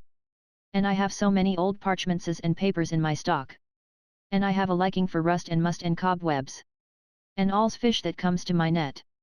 And I can't bear to part with anything I once lay hold of, or so my neighbors think, but what do they know, or to alter anything, or to have any sweeping, nor scouring, nor cleaning, nor repairing going on about me. That's the way I've got the ill name of Chancery. I don't mind. I go to see my noble and learned brother pretty well every day, when he sits in the inn. He don't notice me, but I notice him. There's no great odds betwixt us. We both grub on in a muddle. Hi, Lady Jane!" A large grey cat leaped from some neighbouring shelf on his shoulder and startled us all. "Hi! Show 'em how you scratch!" "Hi! Tear, my lady!" said her master. The cat leaped down and ripped at a bundle of rags with her tigerish claws, with a sound that it set my teeth on edge to hear. "She'd do as much for anyone I was to set her on," said the old man. "I deal in catskins among other general matters, and hers was offered to me. It's a very fine skin, as you may see, but I didn't have it stripped off. That warranty like Chancery practice though, says you." He had by this time led us across the shop, and now opened a door in the back part of it, leading to the house entry. As he stood with his hand upon the lock, the little old lady graciously observed to him before passing out, "That will do, Crook. You mean well, but are tiresome. My young friends are pressed for time. I have none to spare myself, having to attend court very soon. My young friends are the wards in Yarndis." "Yarndis?" said the old man with a start. "Yarndis and Yarndis. The great suit, Crook," returned his lodger. "Hi!" exclaimed the old man in a tone of thoughtful amazement and with a wider stare than before. "Think of it!" He seemed so rapt all in a moment and looked so curiously at us that Richard said, "Why, you appear to trouble yourself a good deal about the causes before your noble and learned brother, the other chancellor." "Yes," said the old man abstractedly. "Sure. Your name now will be Richard Carstone." "Carstone," he repeated, slowly checking off that name upon his forefinger, and each of the others he went on to mention upon a separate finger. "Yes. There was the name of Barbary, and the name of Clare, and the name of Dedlock, too, I think. He knows as much of the cause as the real salaried chancellor," said Richard, quite astonished, to Ada and me. "I," said the old man, coming slowly out of his abstraction. "Yes. Tom Yarndis, you'll excuse me, being related, but he was never known about court by any other name, and was as well known there as she is now," nodding slightly at his lodger. "Tom Yarndis was often in here. He got into a restless habit of strolling about when the cause was on, or expected, talking to the little shopkeepers and telling 'em to keep out of Chancery, whatever they did. 'For,' says he, 'it's being ground to bits in a slow mill, it's being roasted at a slow fire, it's being stung to death by single bees, it's being drowned by drops, it's going mad by grains.' He was as near making away with himself, just where the young lady stands, as near could be." We listened with horror. "He come in at the door," said the old man, slowly pointing an imaginary track along the shop. "On the day he did it the whole neighbourhood had said for months before that he would do it, of a certainty sooner or later he come in at the door that day, and walked along there, and sat himself on a bench that stood there, and asked me, you'll judge I was a mortal sight younger then, to fetch him a pint of wine. 'For,' says he, 'Crook, I am much depressed, my cause is on again, and I think I'm nearer judgment than I ever was.' I hadn't a mind to leave him alone, and I persuaded him to go to the tavern over the way there, t'other side my lane, I mean Chancery Lane, and I followed and looked in at the window, and saw him, comfortable as I thought, in the armchair by the fire, and company with him. I hadn't hardly got back here when I heard a shot go echoing and rattling right away into the inn. I ran out, neighbours ran out, 20 of us cried at once, 'Tom Yarndis!' The old man stopped, looked hard at us, looked down into the lantern, blew the light out, and shut the lantern up. We were right, I needn't tell the present hearers. Hi! To be sure, how the neighborhood poured into court that afternoon while the cause was on. How my noble and learned brother, and all the rest of 'em, grubbed and muddled away as usual and tried to look as if they hadn't heard a word of the last fact in the case, or as if they had, oh, dear me, nothing at all to do with it if they had heard of it by any chance. Ada's colour had entirely left her, and Richard was scarcely less pale. Nor could I wonder, judging even from my emotions, and I was no party in the suit, that to hearts so untried and fresh it was a shock to come into the inheritance of a protracted misery, attended in the minds of many people with such dreadful recollections. I had another uneasiness, in the application of the painful story to the poor half-witted creature who had brought us there, but, to my surprise, she seemed perfectly unconscious of that and only led the way upstairs again, informing us with the toleration of a superior creature for the infirmities of a common mortal that her landlord was a little you know. She lived at the top of the house, in a pretty large room, from which she had a glimpse of Lincoln's Inn Hall. This seemed to have been her principal inducement, originally, for taking up her residence there. She could look at it, she said, in the night, especially in the moonshine. Her room was clean, but very, very bare. I noticed the scantiest necessaries in the way of furniture, a few old prints from books of chancellors and barristers, wafered against the wall, and some half-dozen reticles and work-bags, containing documents, as she informed us. There were neither coals nor ashes in the grate, and I saw no articles of clothing anywhere, nor any kind of food. Upon a shelf in an open cupboard were a plate or two, a cup or two, and so forth, but all dry and empty. There was a more affecting meaning in her pinched appearance, I thought as I looked round, than I had understood before. Extremely honoured, I am sure, said our poor hostess with the greatest suavity, by this visit from the wards in Yarndis. And very much indebted for the omen. It is a retired situation. Considering I am limited as to situation.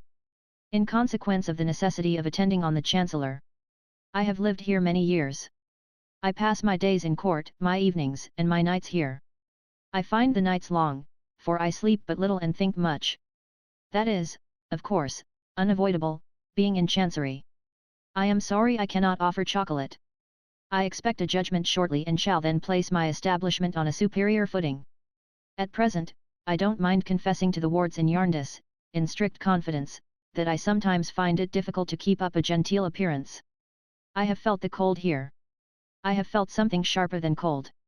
It matters very little. Pray excuse the introduction of such mean topics. She partly drew aside the curtain of the long, low garret window and called our attention to a number of bird cages hanging there, some containing several birds. There were larks, linnets, and goldfinches, I should think at least 20. I began to keep the little creatures, she said, with an object that the wards will readily comprehend. With the intention of restoring them to liberty. When my judgment should be given. Yes. They die in prison, though. Their lives, poor silly things, are so short in comparison with Chancery proceedings that, one by one, the whole collection has died over and over again. I doubt, do you know, whether one of these, though they are all young, will live to be free. Very mortifying, is it not? Although she sometimes asked a question, she never seemed to expect a reply, but rambled on as if she were in the habit of doing so when no one but herself was present. Indeed, she pursued, I positively doubt sometimes, I do assure you, whether while matters are still unsettled, and the sixth or great seal still prevails, I may not one day be found lying stark and senseless here, as I have found so many birds. Richard, answering what he saw in Ada's compassionate eyes, took the opportunity of laying some money, softly and unobserved, on the chimney-piece. We all drew nearer to the cages, feigning to examine the birds. I can't allow them to sing much, said the little old lady, for, you'll think this curious, I find my mind confused by the idea that they are singing while I am following the arguments in court. And my mind requires to be so very clear, you know. Another time, I'll tell you their names. Not at present. On a day of such good omen, they shall sing as much as they like. In honor of youth, a smile and curtsy, hope, a smile and curtsy, and beauty, a smile and curtsy. There. We'll let in the full light. The birds began to stir and chirp. I cannot admit the air freely, said the little old lady. The room was close, and would have been the better for it because the cat you saw downstairs, called Lady Jane, is greedy for their lives. She crouches on the parapet outside for hours and hours. I have discovered, whispering mysteriously, that her natural cruelty is sharpened by a jealous fear of their regaining their liberty. In consequence of the judgment I expect being shortly given. She is sly and full of malice. I half believe, sometimes, that she is no cat, but the wolf of the old saying. It is so very difficult to keep her from the door. Some neighbouring bells, reminding the poor soul that it was 9:30, did more for us in the way of bringing our visit to an end than we could easily have done for ourselves. She hurriedly took up her little bag of documents, which she had laid upon the table on coming in, and asked if we were also going into court. On our answering no, and that we would on no account detain her, she opened the door to attend us downstairs. With such an omen, it is even more necessary than usual that I should be there before the Chancellor comes in, said she, for he might mention my case the first thing. I have a presentiment that he will mention it the first thing this morning. She stopped to tell us in a whisper as we were going down that the whole house was filled with strange lumber which her landlord had bought piecemeal and had no wish to sell, in consequence of being a little This was on the first floor. But she had made a previous stoppage on the second floor and had silently pointed at a dark door there. The only other lodger, she now whispered in explanation, a lowrider. The children in the lanes here say he has sold himself to the devil. I don't know what he can have done with the money. Hush! She appeared to mistrust that the lodger might hear her even there, and repeating hush, went before us on tiptoe as though even the sound of her footsteps might reveal to him what she had said. Passing through the shop on our way out, as we had passed through it on our way in, we found the old man storing a quantity of packets of waste paper in a kind of well in the floor. He seemed to be working hard, with the perspiration standing on his forehead, and had a piece of chalk by him, with which, as he put each separate package or bundle down, he made a crooked mark on the panelling of the wall. Richard and Ada, and Miss Jellyby, and the little old lady had gone by him, and I was going when he touched me on the arm to stay me, and chalked the letter J upon the wall in a very curious manner, beginning with the end of the letter and shaping it backward. It was a capital letter, not a printed one, but just such a letter as any clerk in Messrs. Kench and Carboy's office would have made. Can you read it? He asked me with a keen glance. Surely, said I. It's very plain. What is it? J.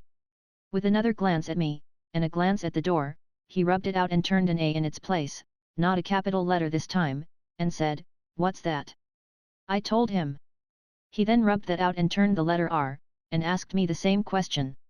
He went on quickly until he had formed in the same curious manner, beginning at the ends and bottoms of the letters, the word Yarndus, without once leaving two letters on the wall together. What does that spell? He asked me. When I told him, he laughed.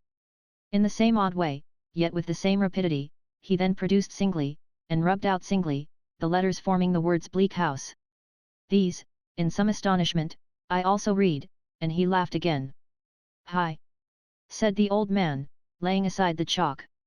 I have a turn for copying from memory, you see, miss, though I can neither read nor write.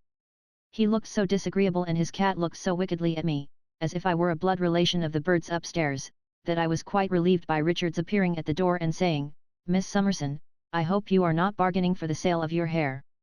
Don't be tempted. 3 sacks below are quite enough for Mr. Crook. I lost no time in wishing Mr. Crook good morning and joining my friends outside, where we parted with the little old lady, who gave us her blessing with great ceremony and renewed her assurance of yesterday in reference to her intention of settling estates on Ada and me. Before we finally turned out of those lanes, we looked back and saw Mr. Crook standing at his shop door, in his spectacles, looking after us, with his cat upon his shoulder, and her tail sticking up on one side of his hairy cap like a tall feather. Quite an adventure for a morning in London, said Richard with a sigh. Ah, cousin, it's a weary word this chancery. It is to me, and has been ever since I can remember, returned Ada. I am grieved that I should be the enemy as I suppose I am of a great number of relations and others, and that they should be my enemies as I suppose they are and that we should all be ruining one another without knowing how or why and be in constant doubt and discord all our lives. It seems very strange, as there must be right somewhere, that an honest judge in real earnest has not been able to find out through all these years where it is. Ah, cousin, said Richard. Strange, indeed. All this wasteful, wanton chess playing is very strange. To see that composed court yesterday jogging on so serenely and to think of the wretchedness of the pieces on the board gave me the headache and the heartache both together. My head ached with wondering how it happened, if men were neither fools nor rascals, and my heart ached to think they could possibly be either. But at all events, Ada, I may call you Ada. Of course you may, cousin Richard. At all events, Chancery will work none of its bad influences on us. We have happily been brought together, thanks to our good kinsman, and it can't divide us now. Never, I hope, Cousin Richard," said Ada gently. Miss Jellyby gave my arm a squeeze and me a very significant look. I smiled in return, and we made the rest of the way back very pleasantly. In half an hour after our arrival, Mrs. Jellyby appeared, and in the course of an hour the various things necessary for breakfast straggled one by one into the dining room. I do not doubt that Mrs. Jellyby had gone to bed and got up in the usual manner, but she presented no appearance of having changed her dress. She was greatly occupied during breakfast, for the morning's post brought a heavy correspondence relative to Boreo-Bolaga, which would occasion her, she said, to pass a busy day. The children tumbled about, and notched memoranda of their accidents in their legs, which were perfect little calendars of distress, and Peepy was lost for an hour and a half, and brought home from Newgate Market by a policeman. The equable manner in which Mrs. Jellyby sustained both his absence and his restoration to the family circle surprised us all. She was by that time perseveringly dictating to Caddy, and Caddy was fast relapsing into the inky condition in which we had found her. At 1 o'clock an open carriage arrived for us, and a cart for our luggage. Mrs. Jellyby charged us with many remembrances to her good friend Mr. Yarndus. Caddy left her desk to see us depart, kissed me in the passage, and stood biting her pen and sobbing on the steps. Peepy, I am happy to say, was asleep and spared the pain of separation. I was not without misgivings that he had gone to Newgate Market in search of me, and all the other children got up behind the barouche and fell off, and we saw them, with great concern, scattered over the surface of Thavies Inn. We rolled out of its precincts. Chapter 6. Quite at home. The day had brightened very much, and still brightened as we went westward. We went our way through the sunshine and the fresh air, wondering more and more at the extent of the streets, the brilliancy of the shops, the great traffic, and the crowds of people whom the pleasanter weather seemed to have brought out like many-coloured flowers. By and by we began to leave the wonderful city and to proceed through suburbs which, of themselves, would have made a pretty large town in my eyes, and at last we got into a real country road again, with windmills, rick yards, milestones, farmers' wagons, scents of old hay, swinging signs and horse troughs, trees, fields and hedgerows. It was delightful to see the green landscape before us and the immense metropolis behind, and when a wagon with a train of beautiful horses, furnished with red trappings and clear-sounding bells, came by us with its music, I believe we could all three have sung to the bells, so cheerful were the influences around. "The whole road has been reminding me of my namesake Whittington," said Richard, "and that wagon is the finishing touch. Hello! What's the matter?" We had stopped, and the wagon had stopped too. Its music changed as the horses came to a stand, and subsided to a gentle tinkling, except when a horse tossed his head or shook himself and sprinkled off a little shower of bell ringing. "Our postilion is looking after the wagoner," said Richard, "and the wagoner is coming back after us. Good day, friend." The wagoner was at our coach door. "Why, here's an extraordinary thing," added Richard, looking closely at the man. "He has got your name, Ada, in his hat." He had all our names in his hat. Tucked within the band were 3 small notes, one addressed to Ada, one to Richard, one to me. These the wagoner delivered to each of us respectively, reading the name aloud first. In answer to Richard's inquiry from whom they came, he briefly answered, "Master, sir, if you please," and putting on his hat again, which was like a soft bowl, cracked his whip, reawakened his music, and went melodiously away. "Is that Mr. Yarndus's wagon?" said Richard, calling to our post-boy. "Yes, sir," he replied. "Going to London." We opened the notes. Each was a counterpart of the other and contained these words in a solid, plain hand: "I look forward, my dear, to our meeting easily and without constraint on either side. I therefore have to propose that we meet as old friends and take the past for granted. It will be a relief to you possibly, and to me certainly, and so my love to you. John Yarndus." I had perhaps less reason to be surprised than either of my companions, having never yet enjoyed an opportunity of thanking one who had been my benefactor and sole earthly dependence through so many years. I had not considered how I could thank him, my gratitude lying too deep in my heart for that, but I now began to consider how I could meet him without thanking him, and felt it would be very difficult indeed. The notes revived in Richard and Ada a general impression that they both had, without quite knowing how they came by it, that their cousin Yarndus could never bear acknowledgments for any kindness he performed, and that sooner than receive any he would resort to the most singular expedients and evasions or would even run away. Ada dimly remembered to have heard her mother tell, when she was a very little child, that he had once done her an act of uncommon generosity, and that on her going to his house to thank him, he happened to see her through a window coming to the door, and immediately escaped by the back gate, and was not heard of for 3 months. This discourse led to a great deal more on the same theme, and indeed it lasted us all day, and we talked of scarcely anything else. If we did by any chance diverge into another subject, we soon returned to this, and wondered what the house would be like, and when we should get there, and whether we should see Mr. Yarndis as soon as we arrived or after a delay, and what he would say to us, and what we should say to him. All of which we wondered about, over and over again. The roads were very heavy for the horses, but the pathway was generally good, so we alighted and walked up all the hills, and liked it so well that we prolonged our walk on the level ground when we got to the top. At Barnet there were other horses waiting for us, but as they had only just been fed, we had to wait for them too, and got a long fresh walk over a common and an old battlefield before the carriage came up. These delays so protracted the journey that the short day was spent and the long night had closed in before we came to St. Albans, near to which town Bleak House was, we knew. By that time we were so anxious and nervous that even Richard confessed, as we rattled over the stones of the old street, to feeling an irrational desire to drive back again. As to Ada and me, whom he had wrapped up with great care, the night being sharp and frosty, we trembled from head to foot. When we turned out of the town, round a corner, and Richard told us that the post-boy, who had for a long time sympathized with our heightened expectation, was looking back and nodding, we both stood up in the carriage, Richard holding Ada lest she should be jolted down, and gazed round upon the open country and the starlight night for our destination. There was a light sparkling on the top of a hill before us, and the driver, pointing to it with his whip and crying, "That's Bleak House," put his horses into a canter and took us forward at such a rate, uphill though it was, that the wheels sent the road drift flying about our heads like spray from a water-mill. Presently we lost the light, presently saw it, presently lost it, presently saw it, and turned into an avenue of trees and cantered up towards where it was beaming brightly. It was in a window of what seemed to be an old-fashioned house with 3 peaks in the roof in front and a circular sweep leading to the porch. A bell was rung as we drew up, and amidst the sound of its deep voice in the still air, and the distant barking of some dogs, and a gush of light from the opened door, and the smoking and steaming of the heated horses, and the quickened beating of our own hearts, we alighted in no inconsiderable confusion. "Ada, my love, Esther, my dear, you are welcome. I rejoice to see you. Rick, if I had a hand to spare at present, I would give it you."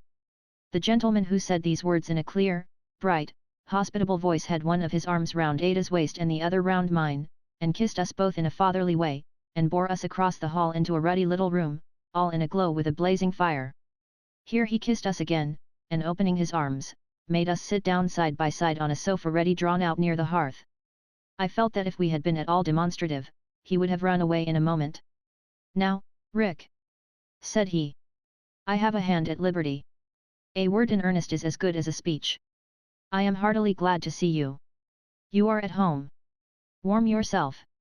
Richard shook him by both hands with an intuitive mixture of respect and frankness, and only saying, though with an earnestness that rather alarmed me, I was so afraid of Mr. Yarndis suddenly disappearing, "You are very kind, sir. We are very much obliged to you," laid aside his hat and coat and came up to the fire. "And how did you like the ride? And how did you like Mrs. Jellyby, my dear?" said Mr. Yarndis to Ada. While Ada was speaking to him in reply, I glanced, I need not say with how much interest, at his face. It was a handsome, lively, quick face, full of change and motion, and his hair was a silvered iron grey. I took him to be nearer 60 than 50, but he was upright, hearty, and robust. From the moment of his first speaking to us his voice had connected itself with an association in my mind that I could not define, but now, all at once, a something sudden in his manner and a pleasant expression in his eyes recalled the gentleman in the stagecoach 6 years ago on the memorable day of my journey to Reading. I was certain it was he. I never was so frightened in my life as when I made the discovery, for he caught my glance, and appearing to read my thoughts, gave such a look at the door that I thought we had lost him. However, I am happy to say he remained where he was, and asked me what I thought of Mrs. Jellyby. "She exerts herself very much for Africa, sir," I said. "Nobly," returned Mr. Yarndis. "But you answer like Ada, whom I had not heard. You all think something else, I see." "We rather thought," said I, glancing at Richard and Ada, who entreated me with their eyes to speak, "that perhaps she was a little unmindful of her home." "Floored!" cried Mr. Yarndis. I was rather alarmed again. Well, I want to know your real thoughts, my dear. I may have sent you there on purpose. We thought that, perhaps, said I, hesitating, it is right to begin with the obligations of home, sir, and that, perhaps, while those are overlooked and neglected, no other duties can possibly be substituted for them. The little Jellybies, said Richard, coming to my relief, are really, I can't help expressing myself strongly, sir, in a devil of a state. She means well, said Mr. Yarndis hastily. The wind's in the east. It was in the north, sir, as we came down, observed Richard. My dear Rick, said Mr. Yarndis, poking the fire, I'll take an oath it's either in the east or going to be. I am always conscious of an uncomfortable sensation now and then when the wind is blowing in the east. Rheumatism, sir? Said Richard. I dare say it is, Rick. I believe it is. And so the little gel, I had my doubts about mRNAO, Lord, yes, it's easterly. Said Mr. Yarndis. He had taken 2 or 3 undecided turns up and down while uttering these broken sentences, retaining the poker in one hand and rubbing his hair with the other, with a good-natured vexation at once so whimsical and so lovable that I am sure we were more delighted with him than we could possibly have expressed in any words. He gave an arm to Ada and an arm to me, and bidding Richard bring a candle, was leading the way out when he suddenly turned us all back again. Those little Jellybies! Didn't you now, if it had rained sugar plums, or 3-cornered raspberry tarts, or anything of that sort? Said Mr. Yarndis. Oh, Cousin Ada hastily began. Good, my pretty pet. I like Cousin. Cousin John, perhaps, is better. Then, Cousin John, Ada laughingly began again. Ha, ha. Very good indeed. Said Mr. Yarndis with great enjoyment. Sounds uncommonly natural. Yes, my dear. It did better than that. It rained Esther. Said Mr. Yarndis. What did Esther do? Why, Cousin John, said Ada, clasping her hands upon his arm and shaking her head at me across him, for I wanted her to be quiet. Esther was their friend directly. Esther nursed them, coaxed them to sleep, washed and dressed them, told them stories, kept them quiet, bought them keepsakes, my dear girl. I had only gone out with Pee-Pee after he was found and given him a little, tiny horse, and, Cousin John, she softened poor Caroline, the eldest one, so much and was so thoughtful for me and so amiable. No, I won't be contradicted, Esther dear. You know, it's true. The warm-hearted darling leaned across her Cousin John and kissed me, and then looking up in his face, boldly said, at all events, Cousin John, I will thank you for the companion you have given me. I felt as if she challenged him to run away. But he didn't. Where did you say the wind was, Rick? Asked Mr. Yarndis. In the north as we came down, sir. You are right. There's no east in it. A mistake of mine. Come, girls, come and see your home. It was one of those delightfully irregular houses where you go up and down steps out of one room into another, and where you come upon more rooms when you think you have seen all there are, and where there is a bountiful provision of little halls and passages, and where you find still older cottage rooms in unexpected places with lattice windows and green growth pressing through them. Mine, which we entered first, was of this kind, with an up and down roof that had more corners in it than I ever counted afterwards, and a chimney. There was a wood fire on the hearth, paved all around with pure white tiles, in every one of which a bright miniature of the fire was blazing. Out of this room, you went down 2 steps into a charming little sitting room looking down upon a flower garden, which room was henceforth to belong to Ada and me. Out of this you went up 3 steps into Ada's bedroom, which had a fine broad window commanding a beautiful view. We saw a great expanse of darkness lying underneath the stars, to which there was a hollow window seat, in which, with a spring lock, 3 diridas might have been lost at once. Out of this room you passed into a little gallery, with which the other best rooms, only 2, communicated, and so, by a little staircase of shallow steps with a number of corner stairs in it, considering its length, down into the hall. But if instead of going out at Ada's door you came back into my room, and went out at the door by which you had entered it, and turned up a few crooked steps that branched off in an unexpected manner from the stairs, you lost yourself in passages, with mangles in them, and 3-cornered tables, and a native Hindu chair, which was also a sofa, a box, and a bedstead, and looked in every form something between a bamboo skeleton and a great bird cage, and had been brought from India nobody knew by whom or when. From these you came on Richard's room, which was part library, part sitting room, part bedroom, and seemed indeed a comfortable compound of many rooms. Out of that you went straight, with a little interval of passage, to the plain room where Mr. Jarndyce slept, all the year round, with his window open, his bedstead without any furniture standing in the middle of the floor for more air, and his cold bath gaping for him in a smaller room adjoining. Out of that you came into another passage, where there were backstairs and where you could hear the horses being rubbed down outside the stable and being told to hold up and get over, as they slipped about very much on the uneven stones. Or you might, if you came out at another door, every room had at least 2 doors, go straight down to the hall again by half a dozen steps in a low archway, wondering how you got back there or had ever got out of it. The furniture, old-fashioned rather than old, like the house, was as pleasantly irregular. Ada's sleeping room was all flowers in chintz and paper, in velvet, in needlework, in the brocade of 2 stiff courtly chairs which stood, each attended by a little page of a stool for greater state, on either side of the fireplace. Our sitting room was green and had framed and glazed upon the walls numbers of surprising and surprised birds, staring out of pictures at a real trout in a case as brown and shining as if it had been served with gravy, at the death of Captain Cook, and at the whole process of preparing tea in China, as depicted by Chinese artists. In my room there were oval engravings of the month's ladies haymaking in short waists and large hats tied under the chin, for June, smooth-legged noblemen pointing with cocked hats to village steeples, for October. Half-length portraits in crayons abounded all through the house, but were so dispersed that I found the brother of a youthful officer of mine in the china closet and the grey old age of my pretty young bride, with a flower in her bodice, in the breakfast room. As substitutes, I had 4 angels, of Queen Anne's reign, taking a complacent gentleman to heaven, in festoons, with some difficulty, and a composition in needlework representing fruit, a kettle and an alphabet. All the movables, from the wardrobes to the chairs and tables, hangings, glasses, even to the pincushions and scent bottles on the dressing tables, displayed the same quaint variety. They agreed in nothing but their perfect neatness, their display of the whitest linen, and their storing up, wheresoever the existence of a drawer, small or large, rendered it possible, of quantities of rose leaves and sweet lavender. Such, with its illuminated windows, softened here and there by shadows of curtains, shining out upon the starlight night, with its light and warmth and comfort, with its hospitable jingle, at a distance, of preparations for dinner, with the face of its generous master brightening everything we saw, and just wind enough without to sound a low accompaniment to everything we heard, were our first impressions of Bleak House. "I am glad you like it," said Mr. Jarndyce when he had brought us round again to Ada's sitting room. "It makes no pretensions, but it is a comfortable little place, I hope, and will be more so with such bright young looks in it. You have barely half an hour before dinner. There's no one here but the finest creature upon earth, a child." "More children, Esther?" said Ada. "I don't mean literally a child," pursued Mr. Jarndyce, "not a child in years.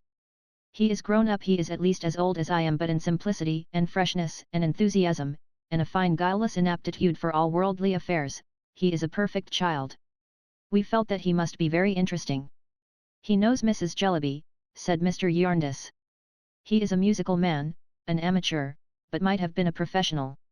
He is an artist too, an amateur, but might have been a professional. He is a man of attainments and of captivating manners. He has been unfortunate in his affairs, and unfortunate in his pursuits, and unfortunate in his family, but he don't care, he's a child." "Did you imply that he has children of his own, sir?" inquired Richard. "Yes, Rick. Half a dozen. More. Near a dozen, I should think. But he has never looked after them." "How could he? He wanted somebody to look after him. He is a child, you know," said Mr. Jarndyce.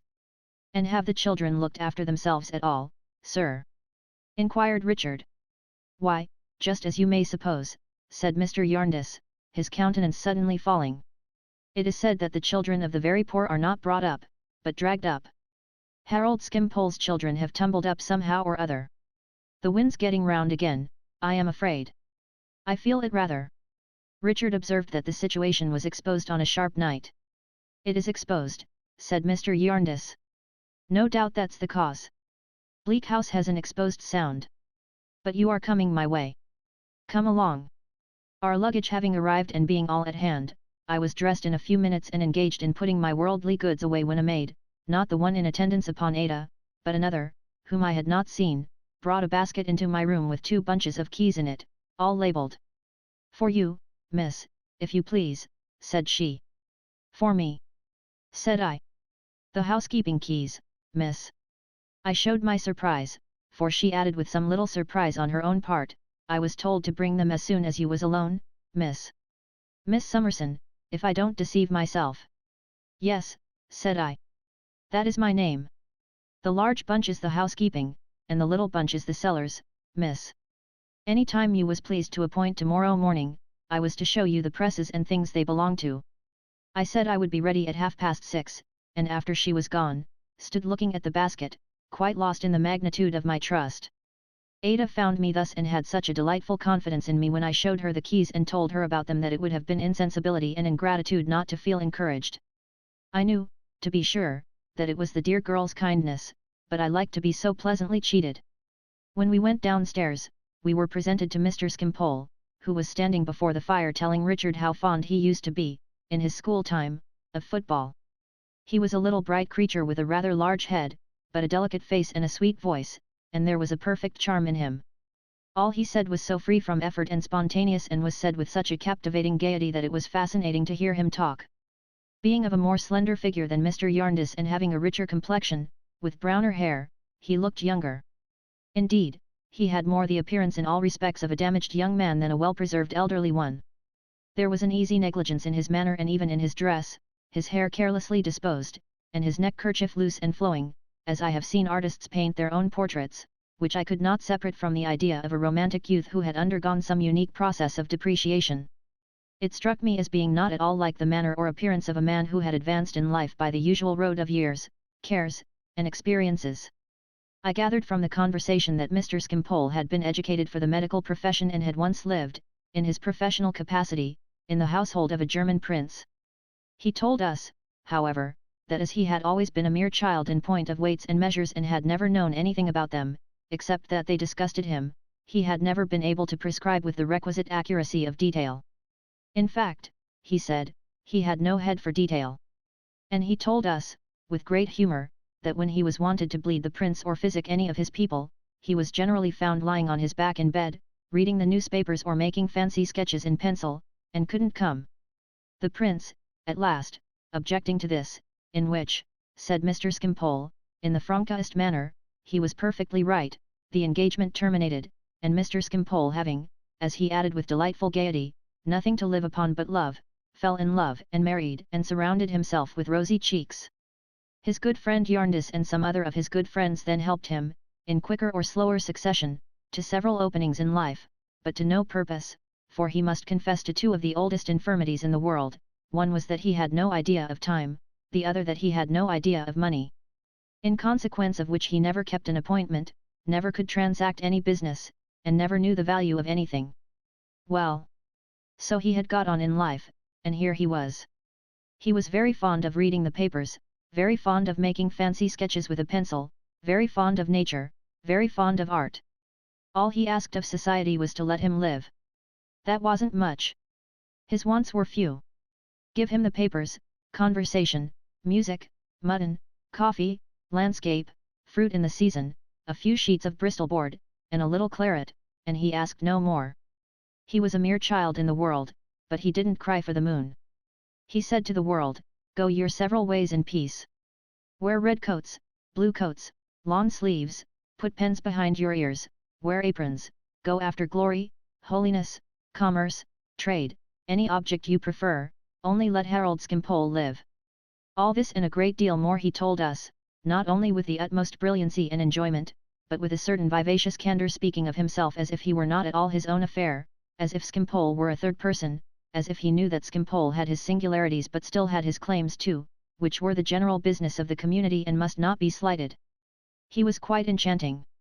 If I felt at all confused at that early time in endeavouring to reconcile anything he said with anything I had thought about the duties and accountabilities of life, which I am far from sure of, I was confused by not exactly understanding why he was free of them. That he was free of them, I scarcely doubted, he was so very clear about it himself. "I covet nothing," said Mr. Skimpole in the same light way. "Possession is nothing to me. Here is my friend Jarndyce's excellent house. I feel obliged to him for possessing it. I can sketch it and alter it.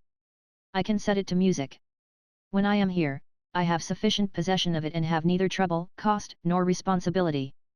My steward's name, in short, is Yarndus, and he can't cheat me. We have been mentioning Mrs. Jellyby. There is a bright-eyed woman, of a strong will and immense power of business detail, who throws herself into objects with surprising ardor. I don't regret that I have not a strong will and an immense power of business detail to throw myself into objects with surprising ardor. I can admire her without envy. I can sympathize with the objects. I can dream of them. I can lie down on the grass in fine weather and float along an African river, embracing all the natives I meet, as sensible of the deep silence and sketching the dense overhanging tropical growth as accurately as if I were there. I don't know that it's of any direct use my doing so, but it's all I can do, and I do it thoroughly. Then, for heaven's sake, having Harold Skimpole, a confiding child, petitioning you, the world, an agglomeration of practical people of business habits, to let him live and admire the human family, do it somehow or other, like good souls, and suffer him to ride his rocking horse. It was plain enough that Mr. Yarndus had not been neglectful of the adjuration.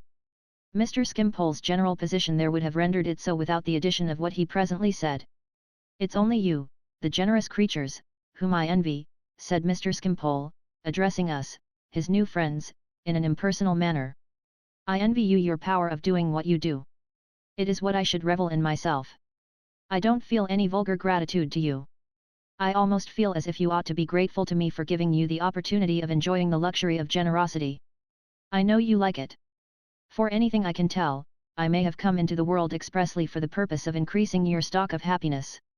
I may have been born to be a benefactor to you by sometimes giving you an opportunity of assisting me in my little perplexities. Why should I regret my incapacity for details in worldly affairs when it leads to such pleasant consequences? I don't regret it therefore.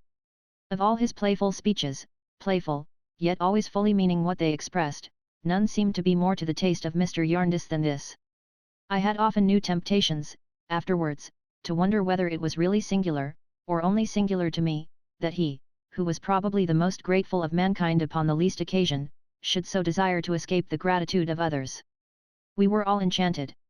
I felt it a merited tribute to the engaging qualities of Ada and Richard that Mr. Skimpole, seeing them for the first time, should be so unreserved and should lay himself out to be so exquisitely agreeable. They, and especially Richard, were naturally pleased, for similar reasons, and considered it no common privilege to be so freely confided in by such an attractive man. The more we listened, the more gaily Mr. Skimpole talked. And what with his fine hilarious manner and his engaging candour and his genial way of lightly tossing his own weaknesses about, as if he had said, I am a child, you know. You are designing people compared with me, he really made me consider myself in that light, but I am gay and innocent, forget your worldly arts and play with me. The effect was absolutely dazzling. He was so full of feeling too and had such a delicate sentiment for what was beautiful or tender that he could have won a heart by that alone. In the evening, when I was preparing to make tea and Ada was touching the piano in the adjoining room and softly humming a tune to her cousin Richard, which they had happened to mention, he came and sat down on the sofa near me and so spoke of Ada that I almost loved him. She is like the morning, he said. With that golden hair, those blue eyes, and that fresh bloom on her cheek, she is like the summer morning. The birds here will mistake her for it. We will not call such a lovely young creature as that, who is a joy to all mankind, an orphan.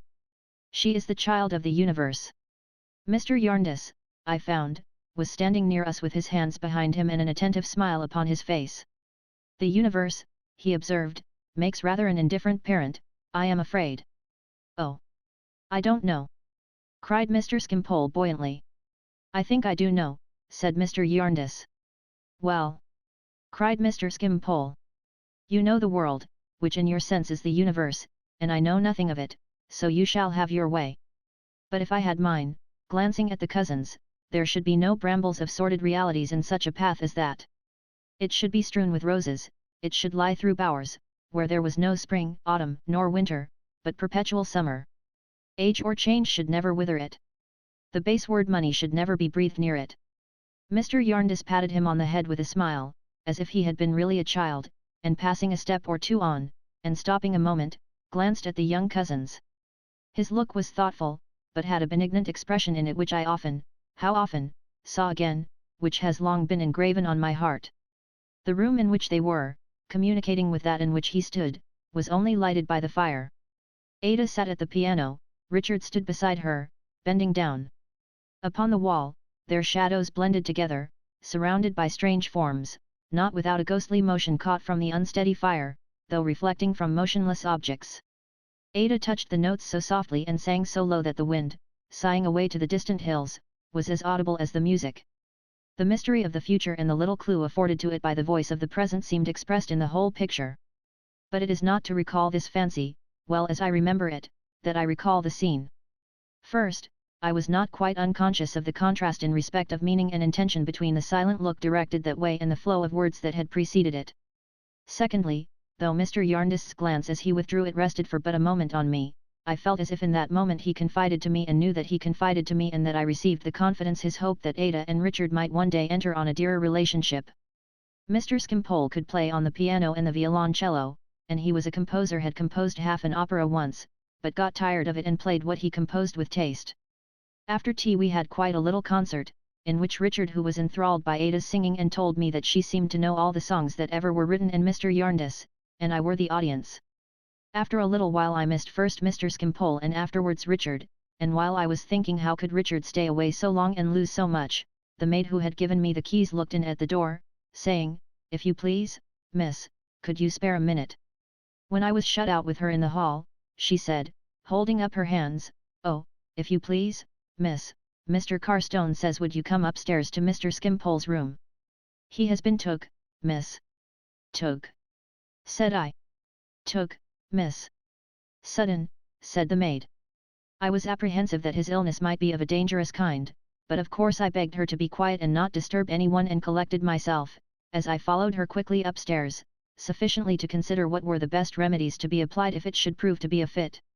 She threw open a door and I went into a chamber, where, to my unspeakable surprise, instead of finding Mr. Skimpole stretched upon the bed or prostrate on the floor, I found him standing before the fire smiling at Richard, while Richard, with a face of great embarrassment, looked at a person on the sofa, in a white greatcoat, with smooth hair upon his head and not much of it, which he was wiping smoother and making less of with a pocket handkerchief.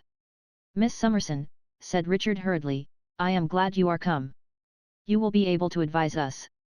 Our friend Mr. Skimpole, don't be alarmed, is arrested for debt." "And really, my dear Miss Summerson," said Mr. Skimpole with his agreeable candour, "I never was in a situation in which that excellent sense and quiet habit of method and usefulness, which anybody must observe in you who has the happiness of being a quarter of an hour in your society, was more needed." The person on the sofa, who appeared to have a cold in his head, gave such a very loud snort that he startled me. "Are you arrested for much, sir?" I inquired of Mr. Skimpole.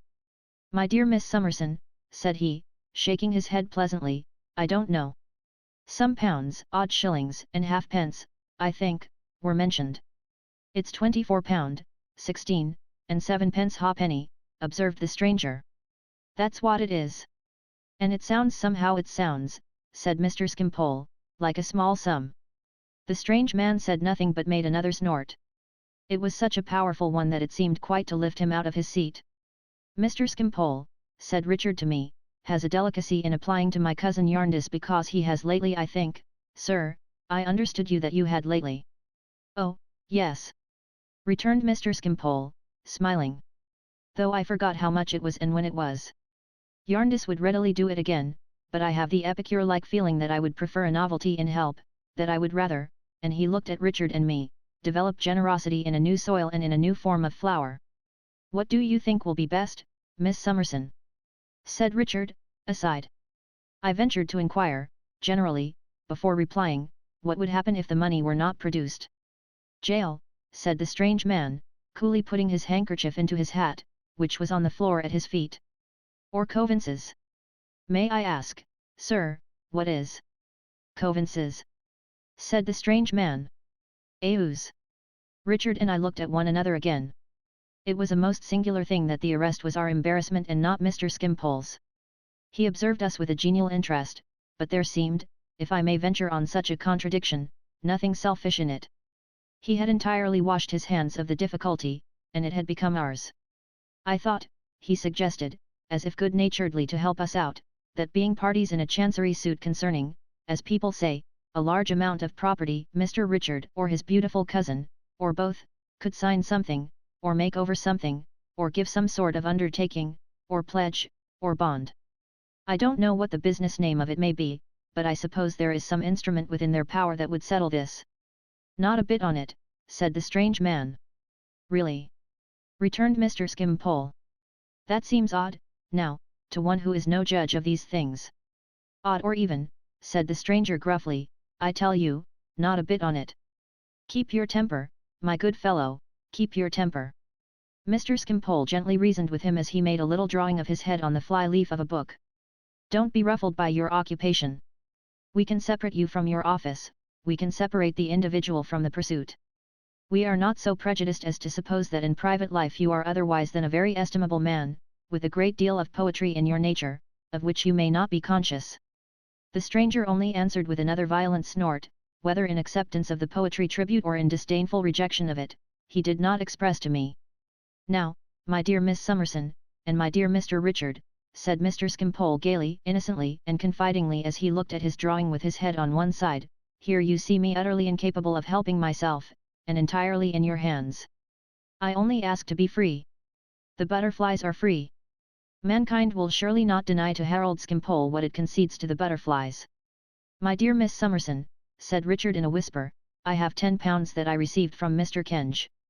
I must try what that will do. I possessed £15, odd shillings, which I had saved from my quarterly allowance during several years. I had always thought that some accident might happen which would throw me suddenly, without any relation or any property, on the world, and had always tried to keep some little money by me that I might not be quite penniless. I told Richard of my having this little store and having no present need of it, and I asked him delicately to inform Mr. Skimpole, while I should be gone to fetch it, that we would have the pleasure of paying his debt. When I came back, Mr. Skimpole kissed my hand and seemed quite touched. Not on his own account, I was again aware of that perplexing and extraordinary contradiction, but on ours, as if personal considerations were impossible with him and the contemplation of our happiness alone affected him. Richard, begging me, for the greater grace of the transaction, as he said, to settle with Coavinses, as Mr. Skimpole now jocularly called him, I counted out the money and received the necessary acknowledgment. This, too, delighted Mr. Skimpole. His compliments were so delicately administered that I blushed less than I might have done and settled with the stranger in the white coat without making any mistakes. He put the money in his pocket and shortly said, Well, then, I'll wish you a good evening, miss. My friend, said Mr. Skimpole, standing with his back to the fire after giving up the sketch when it was half finished, I should like to ask you something, without offence. I think the reply was, cut away, then. Did you know this morning, now, that you were coming out on this errand? Said Mr. Skimpole. No d it yesterday afternoon at tea time, said Coavinses. It didn't affect your appetite? Didn't make you at all uneasy? Not a bit, said Coavinses. I know d if you was missed today, you wouldn't be missed tomorrow. A day makes no such odds. But when you came down here, proceeded Mr. Skimpole, it was a fine day. The sun was shining, the wind was blowing, the lights and shadows were passing across the fields, the birds were singing. Nobody said they worn tea, in my hearing, returned Coavinses. No, observed Mr. Skimpole. But what did you think upon the road? What do you mean? Growled Coavinses with an appearance of strong resentment. Think. I've got enough to do, and little enough to get for it without thinking. Thinking. With profound contempt. Then you didn't think, at all events, proceeded Mr. Skimpole, to this effect, Harold Skimpole loves to see the sun shine, loves to hear the wind blow, loves to watch the changing lights and shadows, loves to hear the birds, those choristers in nature's great cathedral. And does it seem to me that I am about to deprive Harold Skimpole of his share in such possessions, which are his only birthright? You thought nothing to that effect. I certainly did not, said Coavinses, whose doggedness in utterly renouncing the idea was of that intense kind that he could only give adequate expression to it by putting a long interval between each word, and accompanying the last with a jerk that might have dislocated his neck. Very odd and very curious, the mental process is, in you men of business. Said Mr. Skimpole thoughtfully. Thank you, my friend. Good night. As our absence had been long enough already to seem strange downstairs, I returned at once and found Ada sitting at work by the fireside talking to her cousin John. Mr. Skimpole presently appeared, and Richard shortly after him. I was sufficiently engaged during the remainder of the evening in taking my first lesson in backgammon from Mr. Jarndyce, who was very fond of the game and from whom I wished of course to learn it as quickly as I could in order that I might be of the very small use of being able to play when he had no better adversary. But I thought, occasionally, when Mr. Skimpole played some fragments of his own compositions or when, both at the piano and the violoncello, and at our table, he preserved with an absence of all effort his delightful spirits and his easy flow of conversation, that Richard and I seemed to retain the transferred impression of having been arrested since dinner and that it was very curious altogether. It was late before we separated, for when Ada was going at 11 o'clock, Mr. Skimpole went to the piano and rattled hilariously that the best of all ways to lengthen our days was to steal a few hours from night, my dear. It was past 12 before he took his candle and his radiant face out of the room, and I think he might have kept us there, if he had seen fit, until daybreak. Ada and Richard were lingering for a few moments by the fire, wondering whether Mrs. Jellyby had yet finished her dictation for the day, when Mr. Jarndyce, who had been out of the room, returned. "Oh, dear me, what's this, what's this?" he said, rubbing his head and walking about with his good-humoured vexation. "What's this they tell me? Rick, my boy, Esther, my dear, what have you been doing? Why did you do it? How could you do it? How much apiece was it? The wind's round again. I feel it all over me." We neither of us quite knew what to answer. "Come, Rick, come. I must settle this before I sleep. How much are you out of pocket? You two made the money up, you know. Why did you? How could you? Oh, Lord, yes, it's due east must be." "Really, sir," said Richard, "I don't think it would be honourable in me to tell you. Mr. Skimpole relied upon us." "Lord bless you, my dear boy. He relies upon everybody," said Mr. Jarndyce, giving his head a great rub and stopping short. "Indeed, sir. Everybody. And he'll be in the same scrape again next week," said Mr. Jarndyce, walking again at a great pace, with a candle in his hand that had gone out. "He's always in the same scrape. He was born in the same scrape. I verily believe that the announcement in the newspapers when his mother was confined was on Tuesday last, at her residence in Boderation Buildings, Mrs. Skimpole of a son in difficulties." Richard laughed heartily but added, "Still, sir, I don't want to shake his confidence or to break his confidence, and if I submit to your better knowledge again, that I ought to keep his secret, I hope you will consider before you press me any more. Of course, if you do press me, sir, I shall know I am wrong and will tell you." "Well," cried Mr. Jarndyce, stopping again, and making several absent endeavours to put his candlestick in his pocket. "I hear. Take it away, my dear. I don't know what I am about with it, it's all the wind invariably has that effect. I won't press you, Rick, you may be right. But really to get hold of you and Esther and to squeeze you like a couple of tender young St. Michael's oranges. It'll blow a gale in the course of the night." He was now alternately putting his hands into his pockets as if he were going to keep them there a long time, and taking them out again and vehemently rubbing them all over his head. I ventured to take this opportunity of hinting that Mr. Skimpole, being in all such matters quite a child.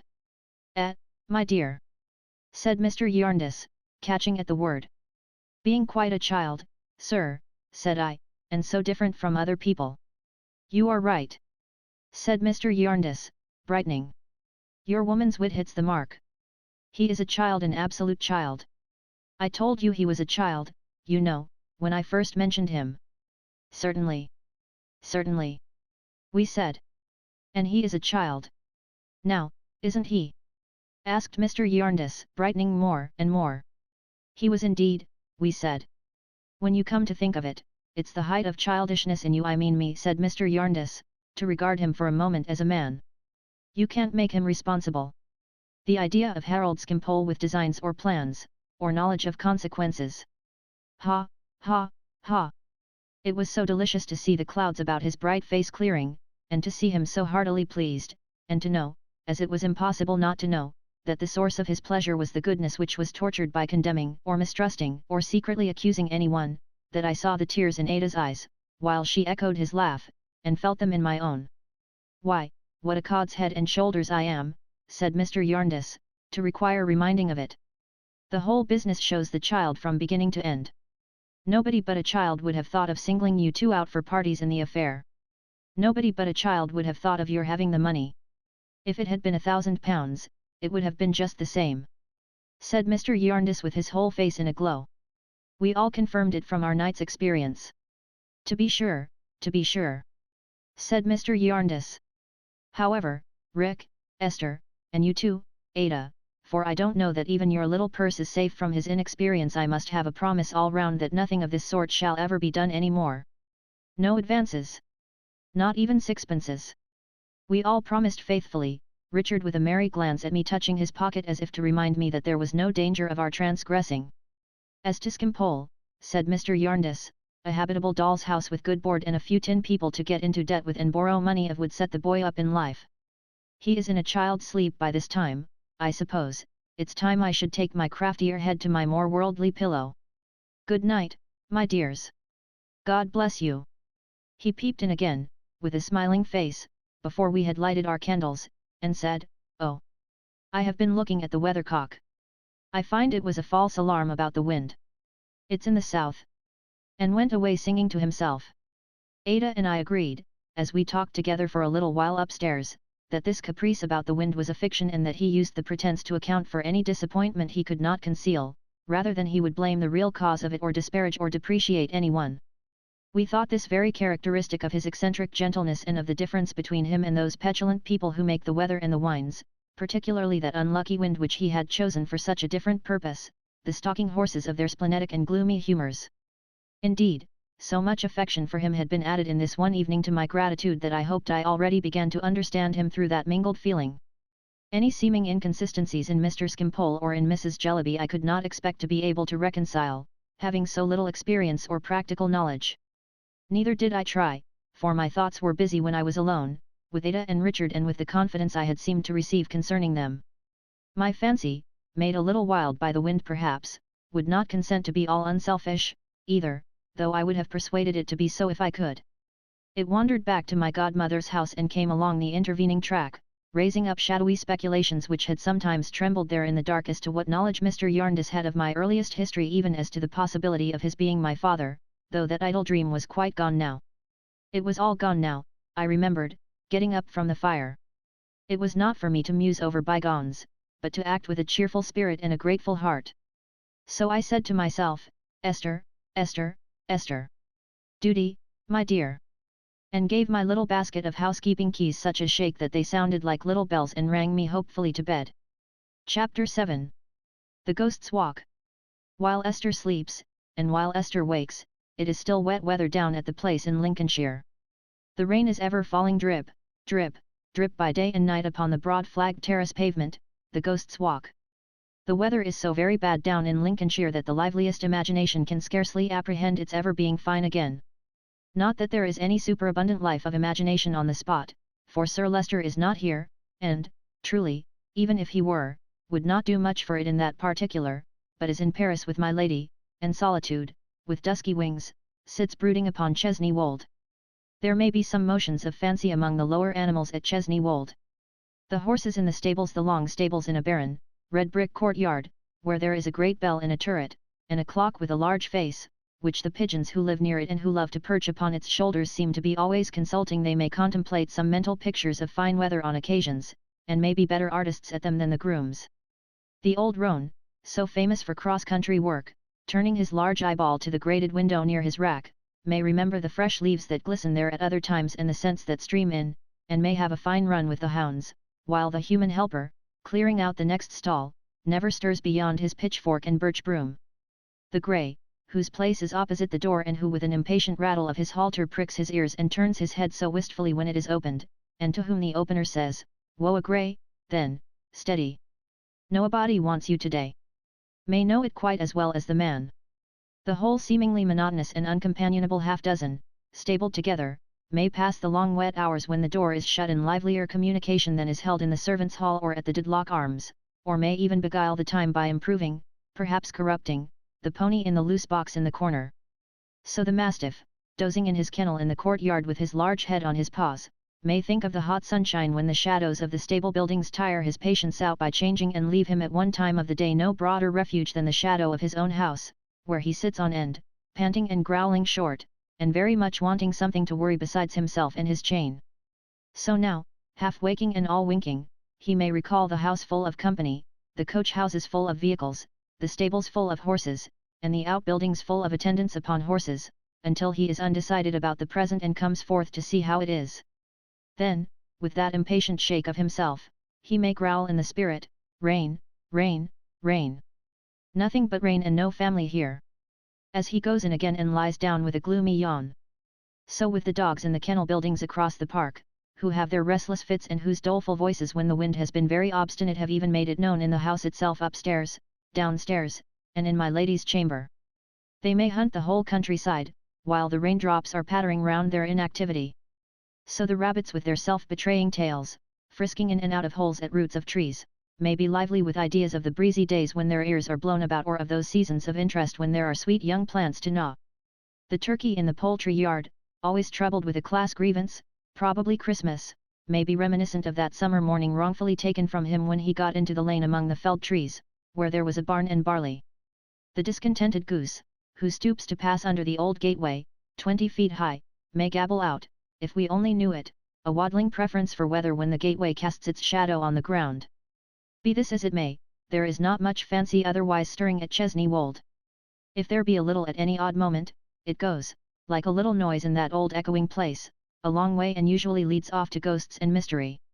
It has rained so hard and rained so long down in Lincolnshire that Mrs. Roone Sewell, the old housekeeper at Chesney Wold, has several times taken off her spectacles and cleaned them to make certain that the drops were not upon the glasses. Mrs. Roone Sewell might have been sufficiently assured by hearing the rain, but that she is rather deaf, which nothing will induce her to believe. She is a fine old lady, handsome, stately, wonderfully neat, and has such a back and such a stomacher that if her stays should turn out when she dies to have been a broad old-fashioned family fire grate, nobody who knows her would have cause to be surprised. Weather affects Mrs. Roone Sewell little. The house is there in all weathers, and the house, as she expresses it, is what she looks at. She sits in her room, in a side passage on the ground floor, with an arched window commanding a smooth quadrangle, adorned at regular intervals with smooth round trees and smooth round blocks of stone, as if the trees were going to play at bowls with the stones, and the whole house reposes on her mind. She can open it on occasion and be busy and fluttered, but it is shut up now and lies on the breadth of Mrs. Round Sewell's iron-bound bosom in a majestic sleep. It is the next difficult thing to an impossibility to imagine Chesney Wold without Mrs. Roone Sewell, but she has only been here 50 years. Ask her how long, this rainy day, and she shall answer 50 year, 3 months and a fortnight, by the blessing of heaven, if I live till Tuesday. Mr. Roone Sewell died some time before the decease of the pretty fashion of pigtails, and modestly hid his own, if he took it with him, in a corner of the churchyard in the park near the mouldy porch. He was born in the market town, and so was his young widow. Her progress in the family began in the time of the last Sir Leicester and originated in the still room. The present representative of the Dedlocks is an excellent master. He supposes all his dependents to be utterly bereft of individual characters, intentions, or opinions, and is persuaded that he was born to supersede the necessity of their having any. If he were to make a discovery to the contrary, he would be simply stunned, would never recover himself, most likely, except to gasp and die. But he is an excellent master still, holding it a part of his state to be so. He has a great liking for Mrs. Roone Sewell. He says she is a most respectable, creditable woman. He always shakes hands with her when he comes down to Chesney Wold and when he goes away, and if he were very ill, or if he were knocked down by accident, or run over, or placed in any situation expressive of a Dedlock at a disadvantage, he would say if he could speak, "Leave me, and send Mrs. Roone Sewell here." Feeling his dignity, at such a pass, safer with her than with anybody else. Mrs. Roone Sewell has known trouble. She has had 2 sons, of whom the younger ran wild, and went for a soldier, and never came back. Even to this hour, Mrs. Round Sewell's calm hands lose their composure when she speaks of him, and unfolding themselves from her stomacher, hover about her in an agitated manner as she says what a likely lad, what a fine lad, what a gay, good-humoured, clever lad he was. Her second son would have been provided for at Chesney Wold and would have been made steward in due season, but he took, when he was a schoolboy, to constructing steam engines out of saucepans and setting birds to draw their own water with the least possible amount of labour, so assisting them with artful contrivance of hydraulic pressure that a thirsty canary had only, in a literal sense, to put his shoulder to the wheel and the job was done. This propensity gave Mrs. Roone Sewell great uneasiness. She felt it with a mother's anguish to be a move in the Wat Tyler direction, well knowing that Sir Leicester had that general impression of an aptitude for any art to which smoke and a tall chimney might be considered essential. But the doomed young rebel, otherwise a mild youth, and very persevering, showing no sign of grace as he got older but, on the contrary, constructing a model of a power loom, she was fain, with many tears, to mention his backslidings to the baronet. "Mrs. Roone Sewell," said Sir Leicester, "I can never consent to argue, as you know, with any one on any subject. You had better get rid of your boy, you had better get him into some works. The iron country farther north is, I suppose, the congenial direction for a boy with these tendencies."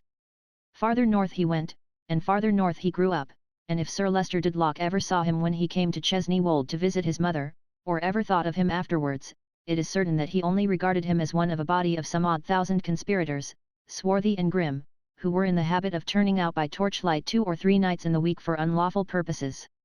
Nevertheless, Mrs. Round Sewell's son has, in the course of nature and art, grown up, and established himself, and married, and called unto him Mrs. Round Sewell's grandson, who, being out of his apprenticeship, and home from a journey in far countries, whither he was sent to enlarge his knowledge and complete his preparations for the venture of this life, stands leaning against the chimney-piece this very day in Mrs. Round Sewell's room at Chesney Wold. And, again, "I am glad to see you, Wat." And, once again, "I am glad to see you, Wat," says Mrs. Roone Sewell. "You are a fine young fellow. You are like your poor Uncle George." Ah! Mrs. Round Sewell's hands unquiet, as usual, on this reference. "They say I am like my father, grandmother. Like him, also, my dear, but most like your poor Uncle George." "And your dear father?" Mrs. Roone Sewell folds her hands again. "He is well. Thriving, grandmother, in every way. I am thankful." Mrs. Roone Sewell is fond of her son but has a plaintive feeling towards him, much as if he were a very honourable soldier who had gone over to the enemy. "He is quite happy," says she. "Quite. I am thankful. So he has brought you up to follow in his ways and has sent you into foreign countries and the like? Well, he knows best. There may be a world beyond Chesney Wold that I don't understand. Though I am not young, either. And I have seen a quantity of good company too." "Grandmother," says the young man, changing the subject, "what a very pretty girl that was I found with you just now." "You called her Rosa?" "Yes, child. She is daughter of a widow in the village.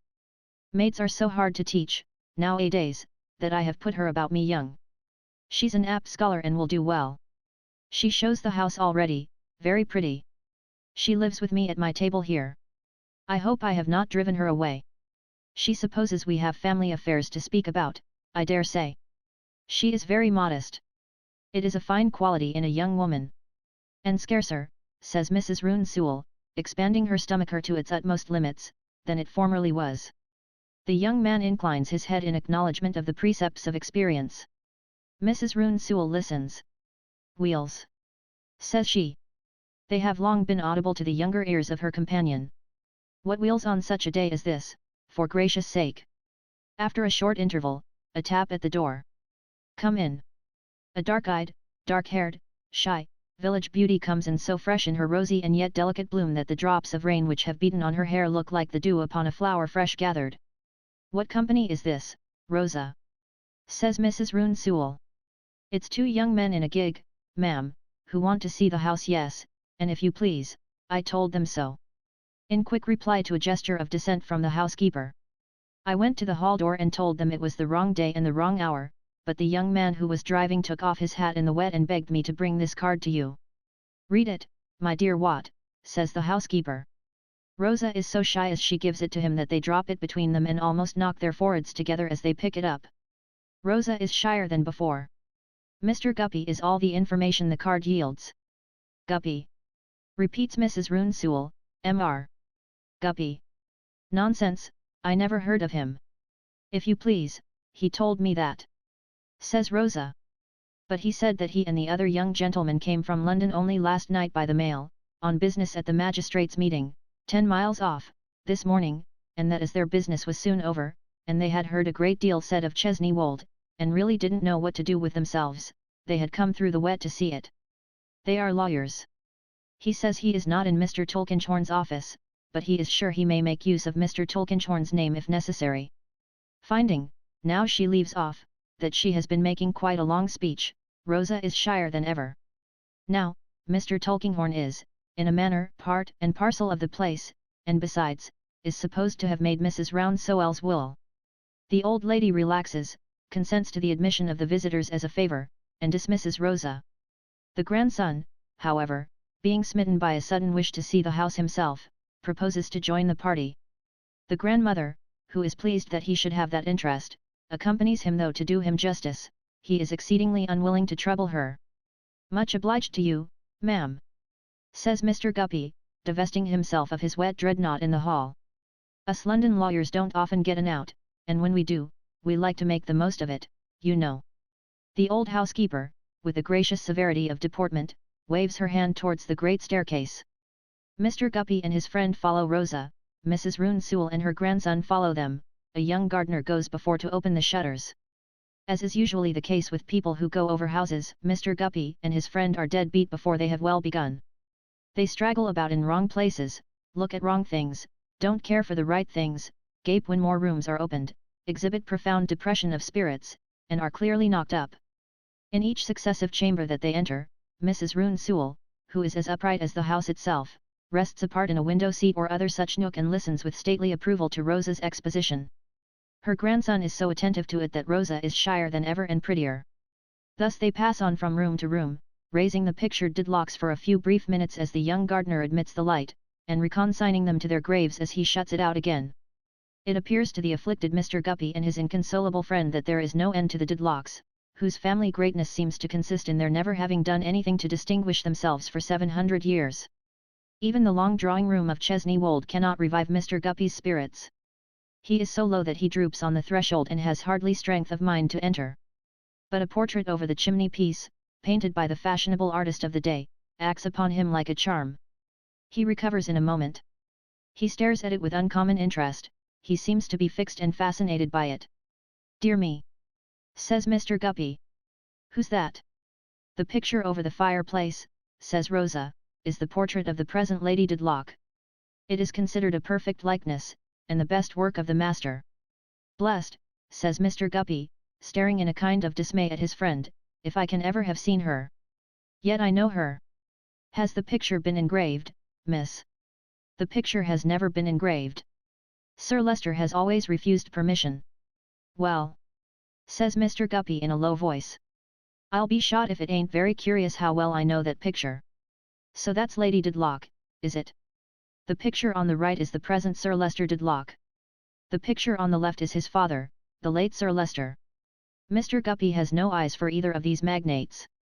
"It's unaccountable to me," he says, still staring at the portrait, "how well I know that picture. I'm dashed," adds Mr. Guppy, looking round, "if I don't think I must have had a dream of that picture, you know." As no one present takes any especial interest in Mr. Guppy's dreams, the probability is not pursued.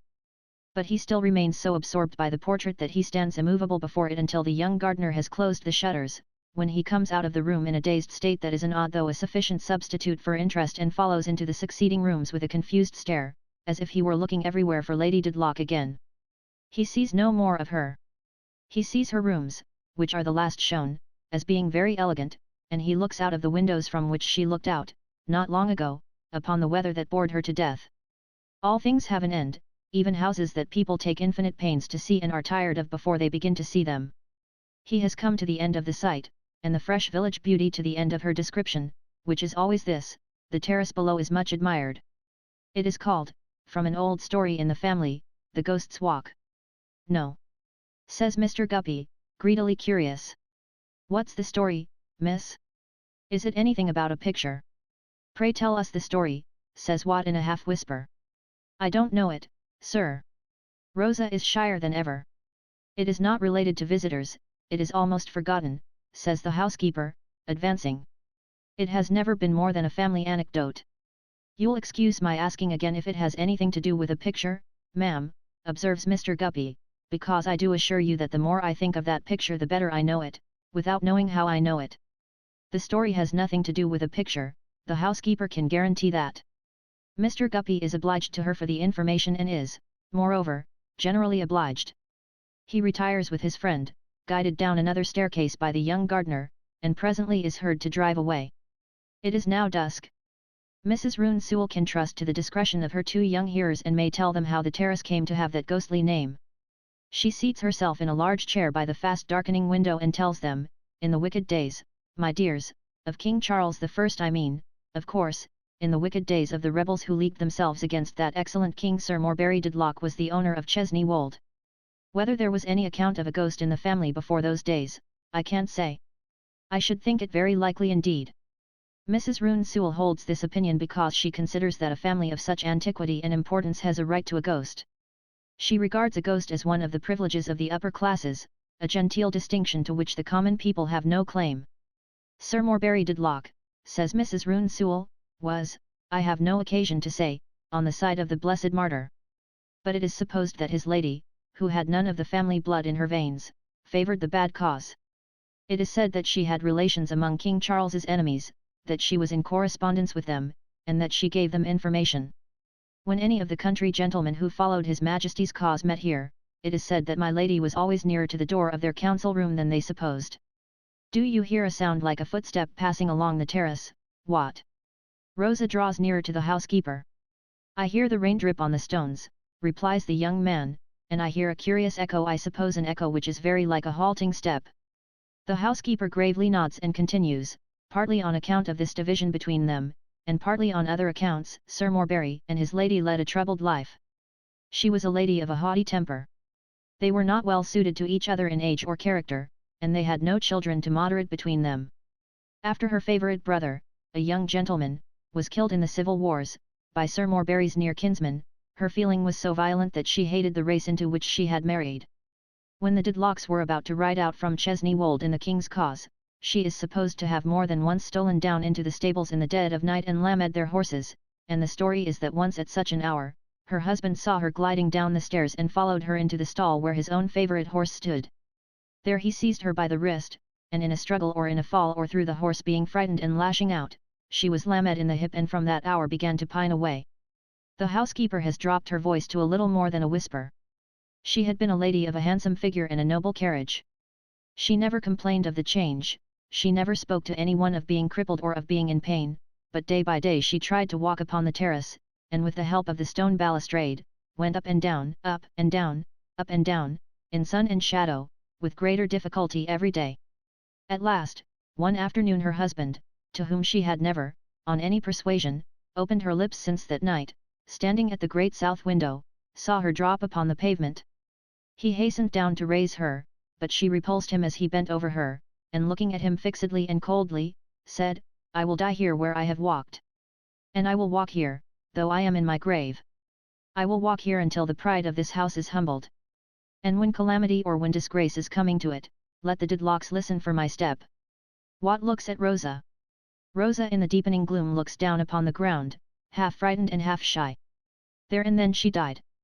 And from those days, says Mrs. Roone Sewell, the name has come down the Ghost's Walk. If the tread is an echo, it is an echo that is only heard after dark, and is often unheard for a long while together. But it comes back from time to time, and so sure as there is sickness or death in the family, it will be heard then. And disgrace, grandmother, says Wat. Disgrace never comes to Chesney Wold, returns the housekeeper. Her grandson apologizes with true. That is the story. Whatever the sound is, it is a worrying sound, says Mrs. Roone Sewell, getting up from her chair, and what is to be noticed in it is that it must be heard. My lady, who is afraid of nothing, admits that when it is there, it must be heard. You cannot shut it out. Wat, there is a tall French clock behind you, placed there, a purpose, that has a loud beat when it is in motion and can play music. You understand how those things are managed? Pretty well, grandmother, I think. Set it a-going. Wat sets it a-going, music and all. Now, come hither, says the housekeeper. Hither, child, towards my lady's pillow. I am not sure that it is dark enough yet, but listen. Can you hear the sound upon the terrace, through the music, and the beat, and everything? I certainly can. So my lady says. Chapter 8. Covering a multitude of sins. It was interesting when I dressed before daylight to peep out of window, where my candles were reflected in the black panes like two beacons, and finding all beyond still enshrouded in the indistinctness of last night, to watch how it turned out when the day came on. As the prospect gradually revealed itself and disclosed the scene over which the wind had wandered in the dark, like my memory over my life, I had a pleasure in discovering the unknown objects that had been around me in my sleep. At first they were faintly discernible in the mist, and above them the later stars still glimmered. That pale interval over, the picture began to enlarge and fill up so fast that at every new peep I could have found enough to look at for an hour. Imperceptibly my candles became the only incongruous part of the morning, the dark places in my room all melted away, and the day shone bright upon a cheerful landscape, prominent in which the old abbey church, with its massive tower, threw a softer train of shadow on the view than seemed compatible with its rugged character. But so from rough outsides, I hope I have learnt, serene and gentle influences often proceed. Every part of the house was in such order, and every one was so attentive to me, that I had no trouble with my 2 bunches of keys, though what with trying to remember the contents of each little storeroom drawer and cupboard, and what with making notes on a slate about jams and pickles and preserves, and bottles, and glass, and china, and a great many other things, and what with being generally a methodical, old maidish sort of foolish little person, I was so busy that I could not believe. It was breakfast time when I heard the bell ring. Away I ran, however, and made tea, as I had already been installed into the responsibility of the teapot, and then, as they were all rather late and nobody was down yet, I thought I would take a peep at the garden and get some knowledge of that too. I found it quite a delightful place in front, the pretty avenue and drive by which we had approached, and where, by the by, we had cut up the gravel so terribly with our wheels that I asked the gardener to roll it. At the back, the flower garden, with my darling at her window up there, throwing it open to smile out at me, as if she would have kissed me from that distance. Beyond the flower garden was a kitchen garden, and then a paddock, and then a snug little rick yard, and then a dear little farm yard.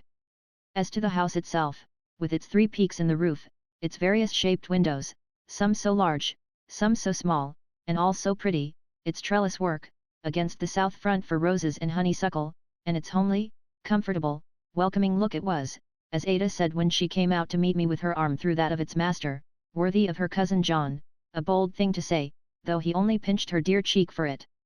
Mr. Skimpole was as agreeable at breakfast as he had been overnight. There was honey on the table, and it led him into a discourse about bees. He had no objection to honey, he said, and I should think he had not, for he seemed to like it, but he protested against the overweening assumptions of bees. He didn't at all see why the busy bee should be proposed as a model to him. He supposed the bee liked to make honey, or he wouldn't do it. Nobody asked him. It was not necessary for the bee to make such a merit of his tastes. If every confectioner went buzzing about the world banging against everything that came in his way and egotistically calling upon everybody to take notice that he was going to his work and must not be interrupted, the world would be quite an unsupportable place. Then, after all, it was a ridiculous position to be smoked out of your fortune with brimstone as soon as you had made it. You would have a very mean opinion of a Manchester man if he spun cotton for no other purpose. He must say he thought a drone the embodiment of a pleasanter and wiser idea. The drone said unaffectedly, "You will excuse me, I really cannot attend to the shop. I find myself in a world in which there is so much to see and so short a time to see it in that I must take the liberty of looking about me and begging to be provided for by somebody who doesn't want to look about him." This appeared to Mr. Skimpole to be the drone philosophy, and he thought it a very good philosophy, always supposing the drone to be willing to be on good terms with the bee, which, so far as he knew, the easy fellow always was, if the consequential creature would only let him, and not be so conceited about his honey. He pursued this fancy with the lightest foot over a variety of ground and made us all merry, though again he seemed to have as serious a meaning in what he said as he was capable of having. I left them still listening to him when I withdrew to attend to my new duties. They had occupied me for some time, and I was passing through the passages on my return with my basket of keys on my arm when Mr. Jarndyce called me into a small room next his bedchamber, which I found to be in part a little library of books and papers and in part quite a little museum of his boots and shoes and hat boxes. "Sit down, my dear," said Mr. Jarndyce. "This, you must know, is the growlery. When I am out of humour, I come and growl here." "You must be here very seldom, sir," said I. "Oh, you don't know me," he returned. "When I am deceived or disappointed in the wind, and it's easterly, I take refuge here. The growlery is the best used room in the house. You are not aware of half my humours yet. My dear, how you are trembling!"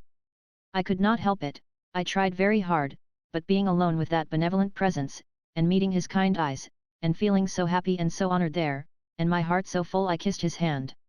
I don't know what I said, or even that I spoke.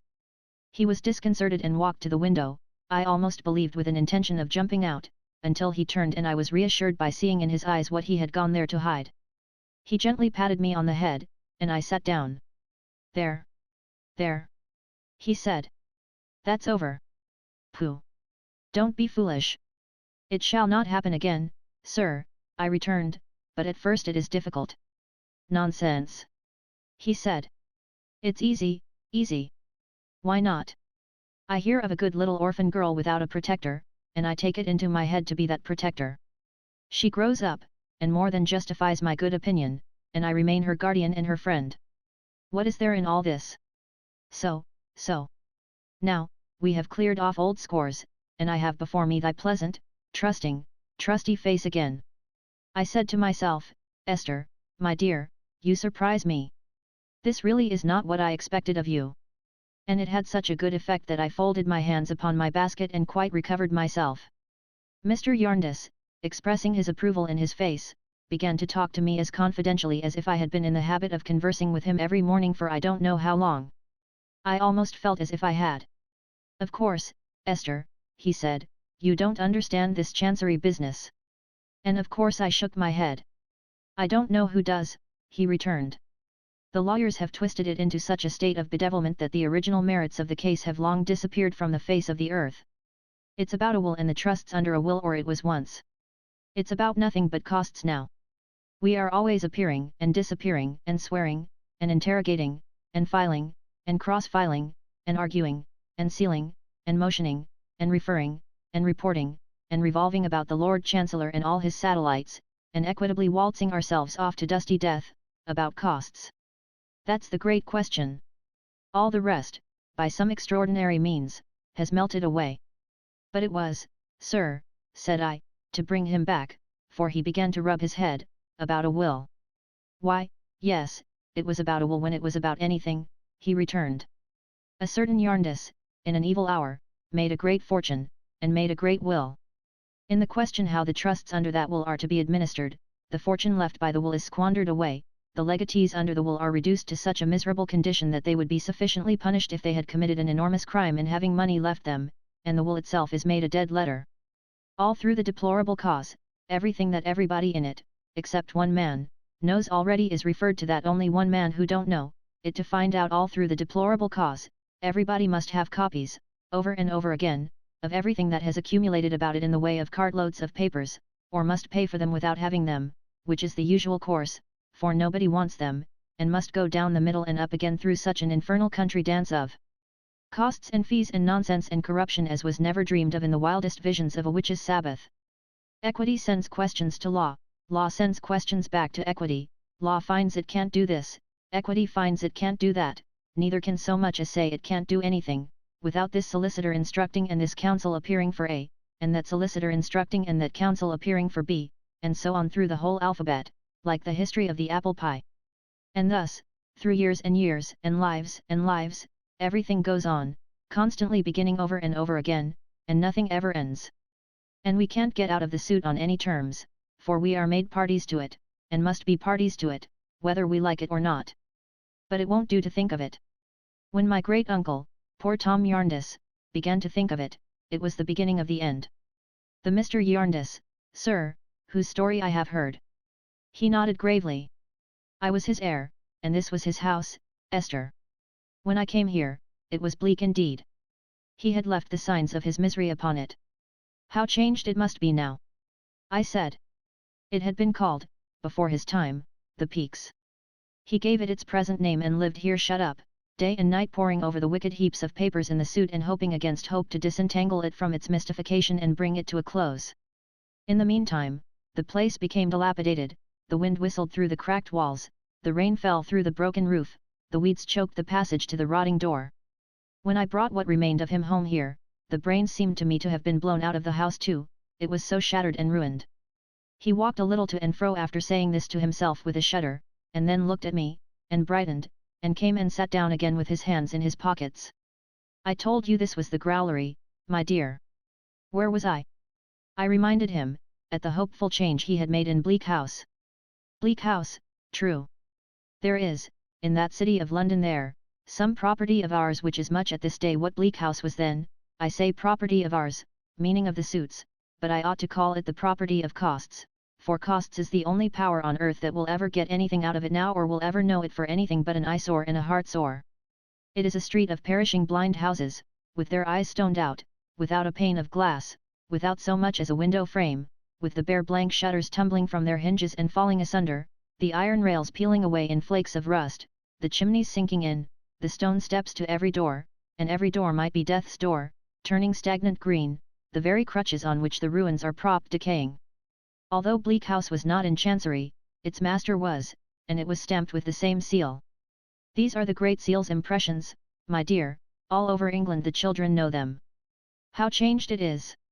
I said again. Why, so it is, he answered much more cheerfully, and it is wisdom in you to keep me to the bright side of the picture. The idea of my wisdom. These are things I never talk about or even think about, excepting in the growlery here. If you consider it right to mention them to Rick and Ada, looking seriously at me, you can. I leave it to your discretion, Esther. I hope, sir, said I. I think you had better call me guardian, my dear. I felt that I was choking again. I taxed myself with it. Esther, now, you know you are. When? He feigned to say this slightly, as if it were a whim instead of a thoughtful tenderness. But I gave the housekeeping keys the least shake in the world as a reminder to myself, and folding my hands in a still more determined manner on the basket, looked at him quietly. I hope, guardian, said I, that you may not trust too much to my discretion. I hope you may not mistake me. I am afraid it will be a disappointment to you to know that I am not clever, but it really is the truth, and you would soon find it out if I had not the honesty to confess it. He did not seem at all disappointed, quite the contrary. He told me, with a smile all over his face, that he knew me very well indeed and that I was quite clever enough for him. I hope I may turn out so, said I, but I am much afraid of it, guardian. You are clever enough to be the good little woman of our lives here, my dear, he returned playfully, the little old woman of the child's, I don't mean Skimpole's, rhyme. Little old woman, and whither so high? To sweep the cobwebs out of the sky. You will sweep them so neatly out of our sky in the course of your housekeeping, Esther, that one of these days we shall have to abandon the growlery and nail up the door. This was the beginning of my being called old woman, and little old woman, and cobweb, and Mrs. Shipton, and Mother Hubbard, and Dame Durden, and so many names of that sort that my own name soon became quite lost among them. However, said Mr. Jarndyce, to return to our gossip. Here's Rick, a fine young fellow full of promise. What's to be done with him? Oh, my goodness, the idea of asking my advice on such a point. Here he is, Esther, said Mr. Jarndyce, comfortably putting his hands into his pockets and stretching out his legs. He must have a profession, he must make some choice for himself. There will be a world more wiglomeration about it, I suppose, but it must be done. More what, guardian? Said I. More wiglomeration, said he. It's the only name I know for the thing. He is a ward in Chancery, my dear. Kench and Carboy will have something to say about it, Master somebody a sort of ridiculous sexton, digging graves for the merits of causes in a back room at the end of Quality Court, Chancery Lane will have something to say about it, Council will have something to say about it, the Chancellor will have something to say about it, the satellites will have something to say about it, they will all have to be handsomely feed, all round, about it, the whole thing will be vastly ceremonious, wordy, unsatisfactory and expensive, and I call it, in general, wiglomeration. How mankind ever came to be afflicted with wiglomeration, or for whose sins these young people ever fell into a pit of it, I don't know, so it is. He began to rub his head again and to hint that he felt the wind. But it was a delightful instance of his kindness towards me that whether he rubbed his head, or walked about, or did both, his face was sure to recover its benignant expression as it looked at mine, and he was sure to turn comfortable again and put his hands in his pockets and stretch out his legs. Perhaps it would be best, first of all, said I, to ask Mr. Richard what he inclines to himself. Exactly so, he returned. That's what I mean. You know, just accustom yourself to talk it over, with your tact and in your quiet way, with him and Ada, and see what you all make of it. We are sure to come at the heart of the matter by your means, little woman. I really was frightened at the thought of the importance I was attaining and the number of things that were being confided to me. I had not meant this at all, I had meant that he should speak to Richard. But of course I said nothing in reply except that I would do my best, though I feared, I really felt it necessary to repeat this, that he thought me much more sagacious than I was. At which my guardian only laughed the pleasantest laugh I ever heard. "Come," he said, rising and pushing back his chair. "I think we may have done with the growlery for one day. Only a concluding word. Esther, my dear, do you wish to ask me anything?" He looked so attentively at me that I looked attentively at him and felt sure I understood him. "About myself, sir?" said I. "Yes." "Guardian," said I, venturing to put my hand, which was suddenly colder than I could have wished, in his. "Nothing. I am quite sure that if there were anything I ought to know or had any need to know, I should not have to ask you to tell it to me. If my whole reliance and confidence were not placed in you, I must have a hard heart indeed. I have nothing to ask you, nothing in the world." He drew my hand through his arm and we went away to look for Ada. From that hour I felt quite easy with him, quite unreserved, quite content to know no more, quite happy. We lived, at first, rather a busy life at Bleak House, for we had to become acquainted with many residents in and out of the neighbourhood who knew Mr. Jarndyce.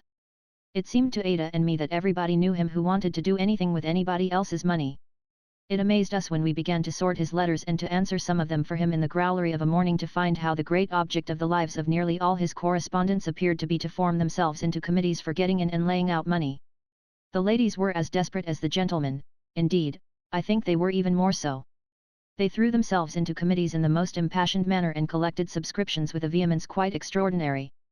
It appeared to us that some of them must pass their whole lives in dealing out subscription cards to the whole post office directory, shilling cards, half-crown cards, half-sovereign cards, penny cards. They wanted everything. They wanted wearing apparel, they wanted linen rags, they wanted money, they wanted coals, they wanted soup, they wanted interest, they wanted autographs, they wanted flannel, they wanted whatever Mr. Jarndyce had or had not. Their objects were as various as their demands. They were going to raise new buildings, they were going to pay off debts on old buildings, they were going to establish in a picturesque building, engraving of proposed west elevation attached, the Sisterhood of Medieval Marys, they were going to give a testimonial to Mrs. Jellyby, they were going to have their secretary's portrait painted and presented to his mother-in-law, whose deep devotion to him was well known, they were going to get up everything, I really believe, from 500,000 tracts to an annuity and from a marble monument to a silver teapot.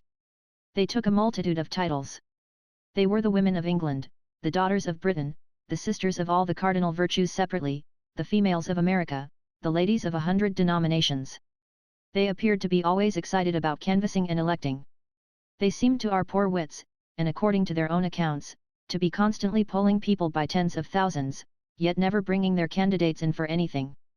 It made our heads ache to think, on the whole, what feverish lives they must lead. Among the ladies who were most distinguished for this rapacious benevolence, if I may use the expression, was a Mrs. Pardiggle, who seemed, as I judged from the number of her letters to Mr. Jarndyce, to be almost as powerful a correspondent as Mrs. Jellyby herself. We observed that the wind always changed when Mrs. Pardiggle became the subject of conversation and that it invariably interrupted Mr. Jarndyce and prevented his going any farther, when he had remarked that there were two classes of charitable people, one, the people who did a little and made a great deal of noise, the other, the people who did a great deal and made no noise at all.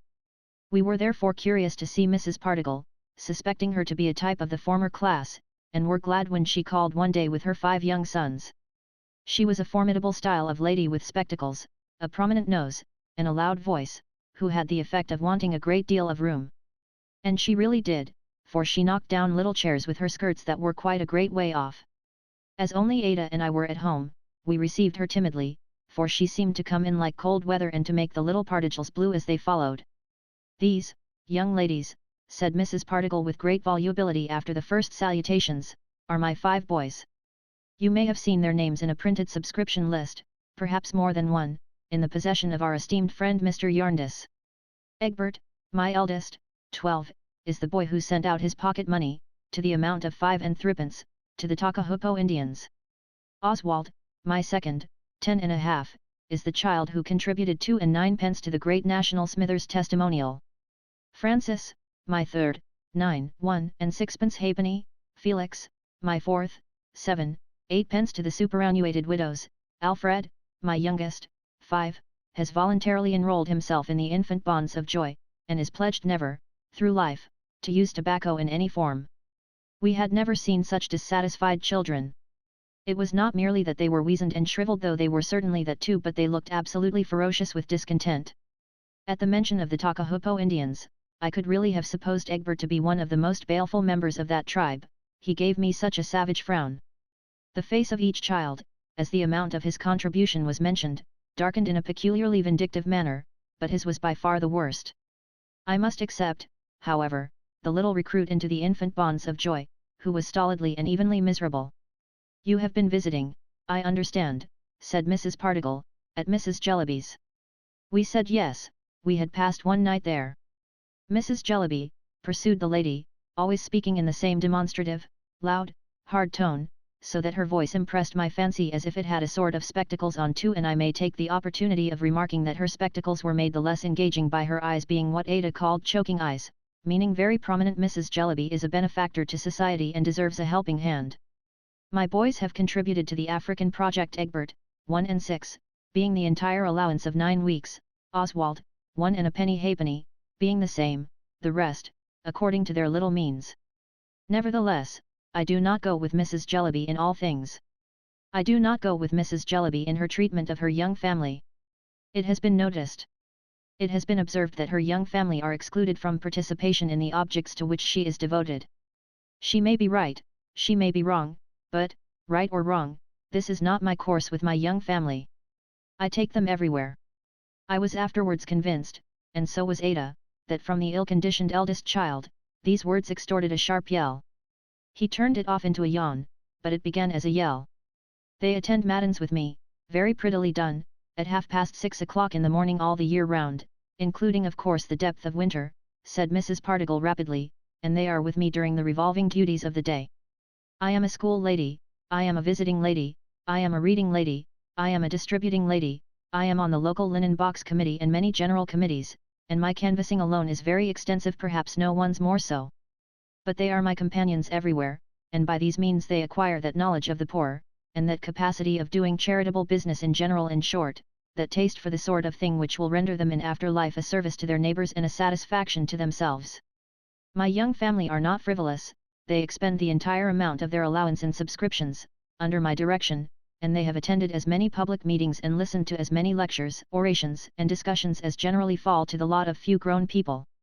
Alfred, 5, who, as I mentioned, has of his own election joined the infant bonds of joy, was one of the very few children who manifested consciousness on that occasion after a fervid address of 2 hours from the chairman of the evening. Alfred glowered at us as if he never could, or would, forgive the injury of that night. "You may have observed, Miss Summerson," said Mrs. Pardiggle, "in some of the lists to which I have referred, in the possession of our esteemed friend Mr. Yarndis, that the names of my young family are concluded with the name of O.A. Pardiggle, F.R.S., £1. That is their father. We usually observe the same routine. I put down my mite first, then my young family enroll their contributions, according to their ages and their little means, and then Mr. Pardiggle brings up the rear. Mr. Pardiggle is happy to throw in his limited donation, under my direction, and thus things are made not only pleasant to ourselves, but, we trust, improving to others. Suppose Mr. Pardiggle were to dine with Mr. Jellyby, and suppose Mr. Jellyby were to relieve his mind after dinner to Mr. Pardiggle, would Mr. Pardiggle, in return, make any confidential communication to Mr. Jellyby? I was quite confused to find myself thinking this, but it came into my head. "You are very pleasantly situated here," said Mrs. Pardiggle. We were glad to change the subject, and going to the window, pointed out the beauties of the prospect, on which the spectacles appeared to me to rest with curious indifference. "You know Mr. Gusher?" said our visitor. We were obliged to say that we had not the pleasure of Mr. Gusher's acquaintance. "The loss is yours, I assure you," said Mrs. Pardiggle with her commanding deportment. "He is a very fervid, impassioned speaker full of fire. Stationed in a wagon on this lawn, now, which, from the shape of the land, is naturally adapted to a public meeting, he would improve almost any occasion you could mention for hours and hours. By this time, young ladies," said Mrs. Pardiggle, moving back to her chair and overturning, as if by invisible agency, a little round table at a considerable distance with my work basket on it, "by this time you have found me out, I dare say." This was really such a confusing question that Ada looked at me in perfect dismay. As to the guilty nature of my own consciousness after what I had been thinking, it must have been expressed in the colour of my cheeks. "Found out, I mean," said Mrs. Pardiggle, the prominent point in my character. I am aware that it is so prominent as to be discoverable immediately. I lay myself open to detection, I know. Well, I freely admit, I am a woman of business. I love hard work, I enjoy hard work. The excitement does me good. I am so accustomed and inured to hard work that I don't know what fatigue is. We murmured that it was very astonishing and very gratifying, or something to that effect.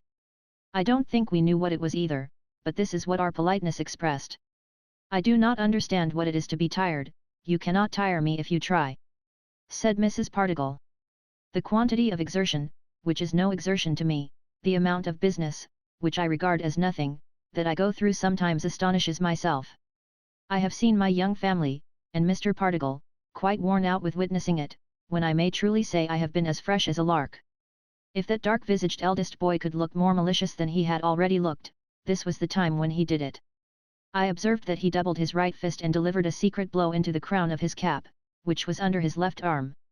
This gives me a great advantage when I am making my rounds, said Mrs. Pardiggle. If I find a person unwilling to hear what I have to say, I tell that person directly, I am incapable of fatigue, my good friend, I am never tired, and I mean to go on until I have done. It answers admirably. Miss Summerson, I hope I shall have your assistance in my visiting rounds immediately, and Miss Clarice very soon. At first I tried to excuse myself for the present on the general ground of having occupations to attend to which I must not neglect. But as this was an ineffectual protest, I then said, more particularly, that I was not sure of my qualifications. That I was inexperienced in the art of adapting my mind to minds very differently situated, and addressing them from suitable points of view. That I had not that delicate knowledge of the heart which must be essential to such a work. That I had much to learn, myself, before I could teach others, and that I could not confide in my good intentions alone. For these reasons I thought it best to be as useful as I could, and to render what kind services I could to those immediately about me, and to try to let that circle of duty gradually and naturally expand itself. All this I said with anything but confidence, because Mrs. Pardiggle was much older than I, and had great experience, and was so very military in her manners. You are wrong, Miss Summerson, said she, but perhaps you are not equal to hard work or the excitement of it, and that makes a vast difference. If you would like to see how I go through my work, I am now about with my young family to visit a brickmaker in the neighbourhood, a very bad character, and shall be glad to take you with me. Miss Clare also, if she will do me the favour. Ada and I interchanged looks, and as we were going out in any case, accepted the offer. When we hastily returned from putting on our bonnets, we found the young family languishing in a corner and Mrs. Pardiggle sweeping about the room, knocking down nearly all the light objects it contained. Mrs. Pardiggle took possession of Ada, and I followed with the family. Ada told me afterwards that Mrs. Pardiggle talked in the same loud tone, that, indeed, I overheard, all the way to the brickmakers about an exciting contest which she had for 2 or 3 years waged against another lady relative to the bringing in of their rival candidates for a pension somewhere. There had been a quantity of printing, and promising, and proxying, and polling, and it appeared to have imparted great liveliness to all concerned, except the pensioners who were not elected yet. I am very fond of being confided in by children and am happy in being usually favoured in that respect, but on this occasion it gave me great uneasiness. As soon as we were out of doors, Egbert, with the manner of a little footpad, demanded a shilling of me on the ground that his pocket money was boned from him. On my pointing out the great impropriety of the word, especially in connection with his parent, for he added sulkily by her, he pinched me and said, "Oh, then. Now. Who are you? You wouldn't like it, I think? What does she make a sham for, and pretend to give me money, and take it away again? Why do you call it my allowance, and never let me spend it?" These exasperating questions so inflamed his mind and the minds of Oswald and Francis that they all pinched me at once, and in a dreadfully expert way screwing up such little pieces of my arms that I could hardly forbear crying out. Felix, at the same time, stamped upon my toes. And the Bond of Joy, who on account of always having the whole of his little income anticipated stood in fact pledged to abstain from cakes as well as tobacco, so swelled with grief and rage when we passed a pastry cook's shop that he terrified me by becoming purple. I never underwent so much, both in body and mind, in the course of a walk with young people as from these unnaturally constrained children when they paid me the compliment of being natural. I was glad when we came to the brickmaker's house, though it was one of a cluster of wretched hovels in a brick field, with pigsties close to the broken windows and miserable little gardens before the doors growing nothing but stagnant pools. Here and there an old tub was put to catch the droppings of rainwater from a roof, or they were banked up with mud into a little pond like a large dirt pie. At the doors and windows some men and women lounged or prowled about, and took little notice of us except to laugh to one another or to say something as we passed about, gentlefolks minding their own business and not troubling their heads and muddying their shoes with coming to look after other people's. Mrs. Particle, leading the way with a great show of moral determination and talking with much volubility about the untidy habits of the people, though I doubted if the best of us could have been tidy in such a place, conducted us into a cottage at the farthest corner, the ground floor room of which we nearly filled. Besides ourselves, there were in this damp, offensive room a woman with a black eye, nursing a poor little gasping baby by the fire, a man, all stained with clay and mud and looking very dissipated, lying at full length on the ground, smoking a pipe, a powerful young man fastening a collar on a dog, and a bold girl doing some kind of washing in very dirty water. They all looked up at us as we came in, and the woman seemed to turn her face towards the fire as if to hide her bruised eye. Nobody gave us any welcome. "Well, my friends," said Mrs. Particle, but her voice had not a friendly sound, I thought, it was much too businesslike and systematic. "How do you do, all of you? I am here again. I told you, you couldn't tire me, you know. I am fond of hard work, and am true to my word." "There ain't," growled the man on the floor, whose head rested on his hand as he stared at us, "any more on you to come in, is there?" "No, my friend," said Mrs. Particle, seating herself on one stool and knocking down another. "We are all here. Because I thought there weren't enough of you, perhaps," said the man, with his pipe between his lips as he looked round upon us. The young man and the girl both laughed.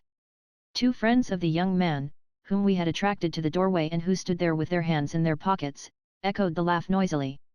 "You can't tire me, good people," said Mrs. Particle to these latter. "I enjoy hard work, and the harder you make mine, the better I like it." "Then make it easy for her," growled the man upon the floor. "I wants it done, and over. I wants a end of these liberties took with my place. I wants an end of being drawed like a badger. Now you're a-going to poll pry and question according to custom. I know what you're a-going to be up to. Well, you haven't got no occasion to be up to it. I'll save you the trouble. Is my daughter a wash-in?" "Yes, she is a wash-in. Look at the water. Smell it. That's what we drinks. How do you like it, and what do you think of gin instead? Ain't my place dirty?" "Yes, it is dirty. It's not rally dirty, and it's not rally unwholesome, and we've had 5 dirty and unwholesome children, as is all dead infants, and so much the better for them, and for us besides. Have I read the little book what you left?" "No, I ain't read the little book what you left. There ain't nobody here as knows how to read it, and if there was, it wouldn't be suitable to me. It's a book fit for a babby, and I'm not a babby. If you was to leave me a doll, I shouldn't nuss it. How have I been conducting of myself? Why, I've been drunk for 3 days, and I'd have been drunk 4 if I'd had the money. Don't I never mean for to go to church? No, I don't never mean for to go to church. I shouldn't be expected there, if I did, the beadle's too genteel for me. And how did my wife get that black eye? Why, I give it her, and if she says I didn't, she's a lie." He had pulled his pipe out of his mouth to say all this, and he now turned over on his other side and smoked again. Mrs. Particle, who had been regarding him through her spectacles with a forcible composure, calculated, I could not help thinking, to increase his antagonism, pulled out a good book as if it were a constable's staff and took the whole family into custody. I mean into religious custody, of course, but she really did it as if she were an inexorable moral policeman carrying them all off to a station house. Ada and I were very uncomfortable. We both felt intrusive and out of place, and we both thought that Mrs. Particle would have got on infinitely better if she had not had such a mechanical way of taking possession of people. The children sulked and stared, the family took no notice of us whatever, except when the young man made the dog bark, which he usually did when Mrs. Particle was most emphatic. We both felt painfully sensible that between us and these people there was an iron barrier which could not be removed by our new friend. By whom or how it could be removed, we did not know, but we knew that even what she read and said seemed to us to be ill-chosen for such auditors, if it had been imparted ever so modestly and with ever so much tact. As to the little book to which the man on the floor had referred, we acquired a knowledge of it afterwards, and Mr. Yarndis said he doubted if Robinson Crusoe could have read it, though he had had no other on his desolate island. We were much relieved, under these circumstances, when Mrs. Particle left off. The man on the floor, then turning his head round again, said morosely, "Well, you've done, have you? For today, I have, my friend. But I am never fatigued." "I shall come to you again in your regular order," returned Mrs. Pardiggle with demonstrative cheerfulness. "So long as you goes now," said he, folding his arms and shutting his eyes with an oath, "you may do what you like." Mrs. Pardiggle accordingly rose and made a little vortex in the confined room from which the pipe itself very narrowly escaped. Taking one of her young family in each hand, and telling the others to follow closely, and expressing her hope that the brickmaker and all his house would be improved when she saw them next, she then proceeded to another cottage. I hope it is not unkind in me to say that she certainly did make, in this as in everything else, a show that was not conciliatory of doing charity by wholesale and of dealing in it to a large extent. She supposed that we were following her, but as soon as the space was left clear, we approached the woman sitting by the fire to ask if the baby were ill. She only looked at it as it lay on her lap. We had observed before that when she looked at it she covered her discolored eye with her hand, as though she wished to separate any association with noise and violence and ill-treatment from the poor little child. Ada, whose gentle heart was moved by its appearance, bent down to touch its little face. As she did so, I saw what happened and drew her back. "The child died." "Oh, Esther!" cried Ada, sinking on her knees beside it. "Look here." "Oh, Esther, my love, the little thing.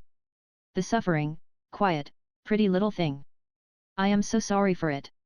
I am so sorry for the mother. I never saw a sight so pitiful as this before. Oh, baby, baby!" Such compassion, such gentleness, as that with which she bent down weeping and put her hand upon the mother's might have softened any mother's heart that ever beat. The woman at first gazed at her in astonishment and then burst into tears. Presently I took the light burden from her lap, did what I could to make the baby's rest the prettier and gentler, laid it on a shelf, and covered it with my own handkerchief. We tried to comfort the mother, and we whispered to her what our Saviour said of children. She answered nothing, but sat weeping very much. When I turned, I found that the young man had taken out the dog and was standing at the door looking in upon us with dry eyes, but quiet. The girl was quiet too and sat in a corner looking on the ground. The man had risen. He still smoked his pipe with an air of defiance, but he was silent. An ugly woman, very poorly clothed, hurried in while I was glancing at them, and coming straight up to the mother, said, "Jenny! Jenny!" The mother rose on being so addressed and fell upon the woman's neck. She also had upon her face and arms the marks of ill usage. She had no kind of grace about her, but the grace of sympathy, but when she condoled with the woman, and her own tears fell, she wanted no beauty. I say condoled, but her only words were Jenny! Jenny! All the rest was in the tone in which she said them. I thought it very touching to see these two women, coarse and shabby and beaten, so united, to see what they could be to one another, to see how they felt for one another, how the heart of each to each was softened by the hard trials of their lives. I think the best side of such people is almost hidden from us. What the poor are to the poor is little known, excepting to themselves and God. We felt it better to withdraw and leave them uninterrupted. We stole out quietly and without notice from any one except the man. He was leaning against the wall near the door, and finding that there was scarcely room for us to pass, went out before us. He seemed to want to hide that he did this on our account, but we perceived that he did, and thanked him. He made no answer. Ada was so full of grief all the way home, and Richard, whom we found at home, was so distressed to see her in tears, though he said to me, when she was not present, how beautiful it was too, that we arranged to return at night with some little comforts and repeat our visit at the brickmaker's house. We said as little as we could to Mr. Jarndyce, but the wind changed directly. Richard accompanied us at night to the scene of our morning expedition. On our way there, we had to pass a noisy drinking house, where a number of men were flocking about the door. Among them, and prominent in some dispute, was the father of the little child. At a short distance, we passed the young man and the dog, in congenial company. The sister was standing laughing and talking with some other young women at the corner of the row of cottages, but she seemed ashamed and turned away as we went by. We left our escort within sight of the brickmaker's dwelling and proceeded by ourselves. When we came to the door, we found the woman who had brought such consolation with her standing there looking anxiously out. "It's you, young ladies, is it?" she said in a whisper. "I'm watching for my master. My heart's in my mouth. If he was to catch me away from home, he'd pretty near murder me." "Do you mean your husband?" said I. "Yes, miss, my master. Jenny's asleep, quite worn out. She's scarcely had the child off her lap, poor thing, these 7 days and nights, except when I've been able to take it for a minute or two. As she gave way for us, she went softly in and put what we had brought near the miserable bed on which the mother slept. No effort had been made to clean the room. It seemed in its nature almost hopeless of being clean, but the small waxen form from which so much solemnity diffused itself had been composed afresh, and washed, and neatly dressed in some fragments of white linen, and on my handkerchief, which still covered the poor baby, a little bunch of sweet herbs had been laid by the same rough, scarred hands, so lightly, so tenderly. "May heaven reward you," we said to her. "You are a good woman." "Me, young ladies?" she returned with surprise. "Hush! Jenny, Jenny!" the mother had moaned in her sleep and moved. The sound of the familiar voice seemed to calm her again. She was quiet once more. How little I thought, when I raised my handkerchief to look upon the tiny sleeper underneath and seemed to see a halo shine around the child through Ada's drooping hair as her pity bent her head, how little I thought in whose unquiet bosom that handkerchief would come to lie after covering the motionless and peaceful breast. I only thought that perhaps the angel of the child might not be all unconscious of the woman who replaced it with so compassionate a hand, not all unconscious of her presently, when we had taken leave, and left her at the door, by turns looking, and listening in terror for herself, and saying in her old soothing manner, "Jenny, Jenny." Chapter 9. Signs and Tokens. I don't know how it is I seem to be always writing about myself. I mean all the time to write about other people, and I try to think about myself as little as possible, and I am sure, when I find myself coming into the story again, I am really vexed and say, "Dear, dear, you tiresome little creature, I wish you wouldn't." But it is all of no use. I hope anyone who may read what I write will understand that if these pages contain a great deal about me, I can only suppose it must be because I have really something to do with them and can't be kept out. My darling and I read together, and worked, and practiced, and found so much employment for our time that the winter days flew by us like bright-winged birds. Generally in the afternoons, and always in the evenings, Richard gave us his company. Although he was one of the most restless creatures in the world, he certainly was very fond of our society. He was very, very, very fond of Ada. I mean it, and I had better say it at once. I had never seen any young people falling in love before, but I found them out quite soon. I could not say so, of course, or show that I knew anything about it. On the contrary, I was so demure and used to seem so unconscious that sometimes I considered within myself while I was sitting at work whether I was not growing quite deceitful. But there was no help for it. All I had to do was to be quiet, and I was as quiet as a mouse. They were as quiet as mice too, so far as any words were concerned, but the innocent manner in which they relied more and more upon me as they took more and more to one another was so charming that I had great difficulty in not showing how it interested me. "Our dear little old woman is such a capital old woman," Richard would say, coming up to meet me in the garden early, with his pleasant laugh and perhaps the least tinge of a blush, "that I can't get on without her. Before I begin my harum-scarum day grinding away at those books and instruments and then galloping up hill and down dale, all the country round, like a highwayman, it does me so much good to come and have a steady walk with our comfortable friend, that here I am again. You know, Dame Durden, dear," Ada would say at night, with her head upon my shoulder and the firelight shining in her thoughtful eyes, "I don't want to talk when we come upstairs here. Only to sit a little while thinking, with your dear face for company, and to hear the wind and remember the poor sailors at sea." Ah! Perhaps Richard was going to be a sailor. We had talked it over very often now, and there was some talk of gratifying the inclination of his childhood for the sea. Mr. Yarndis had written to a relation of the family, a great Sir Leicester Dedlock, for his interest in Richard's favour, generally, and Sir Leicester had replied in a gracious manner that he would be happy to advance the prospects of the young gentleman if it should ever prove to be within his power, which was not at all probable, and that my lady sent her compliments to the young gentleman, to whom she perfectly remembered that she was allied by remote consanguinity, and trusted that he would ever do his duty in any honourable profession to which he might devote himself. "So I apprehend it's pretty clear," said Richard to me, "that I shall have to work my own way. Never mind. Plenty of people have had to do that before now, and have done it. I only wish I had the command of a clipping privateer to begin with and could carry off the Chancellor and keep him on short allowance until he gave judgment in our cause. He'd find himself growing thin, if he didn't look sharp." With a buoyancy and hopefulness and a gaiety that hardly ever flagged, Richard had a carelessness in his character that quite perplexed me, principally because he mistook it, in such a very odd way, for prudence. It entered into all his calculations about money in a singular manner which I don't think I can better explain than by reverting for a moment to our loan to Mr. Skimpole. Mr. Jarndyce had ascertained the amount, either from Mr. Skimpole himself or from Coavinses, and had placed the money in my hands with instructions to me to retain my own part of it and hand the rest to Richard. The number of little acts of thoughtless expenditure which Richard justified by the recovery of his £10, and the number of times he talked to me as if he had saved or realized that amount, would form a sum in simple addition. My prudent mother Hubbard, why not? He said to me when he wanted, without the least consideration, to bestow £5 on the brickmaker. I made £10, clear, out of Coavins's business. How was that? Said I. Why, I got rid of £10 which I was quite content to get rid of and never expected to see any more. You don't deny that? No, said I. Very well. Then I came into possession of £10. The same £10, I hinted. That has nothing to do with it, returned Richard. I have got £10 more than I expected to have, and consequently I can afford to spend it without being particular. In exactly the same way, when he was persuaded out of the sacrifice of these £5 by being convinced that it would do no good, he carried that sum to his credit and drew upon it. Let me see, he would say.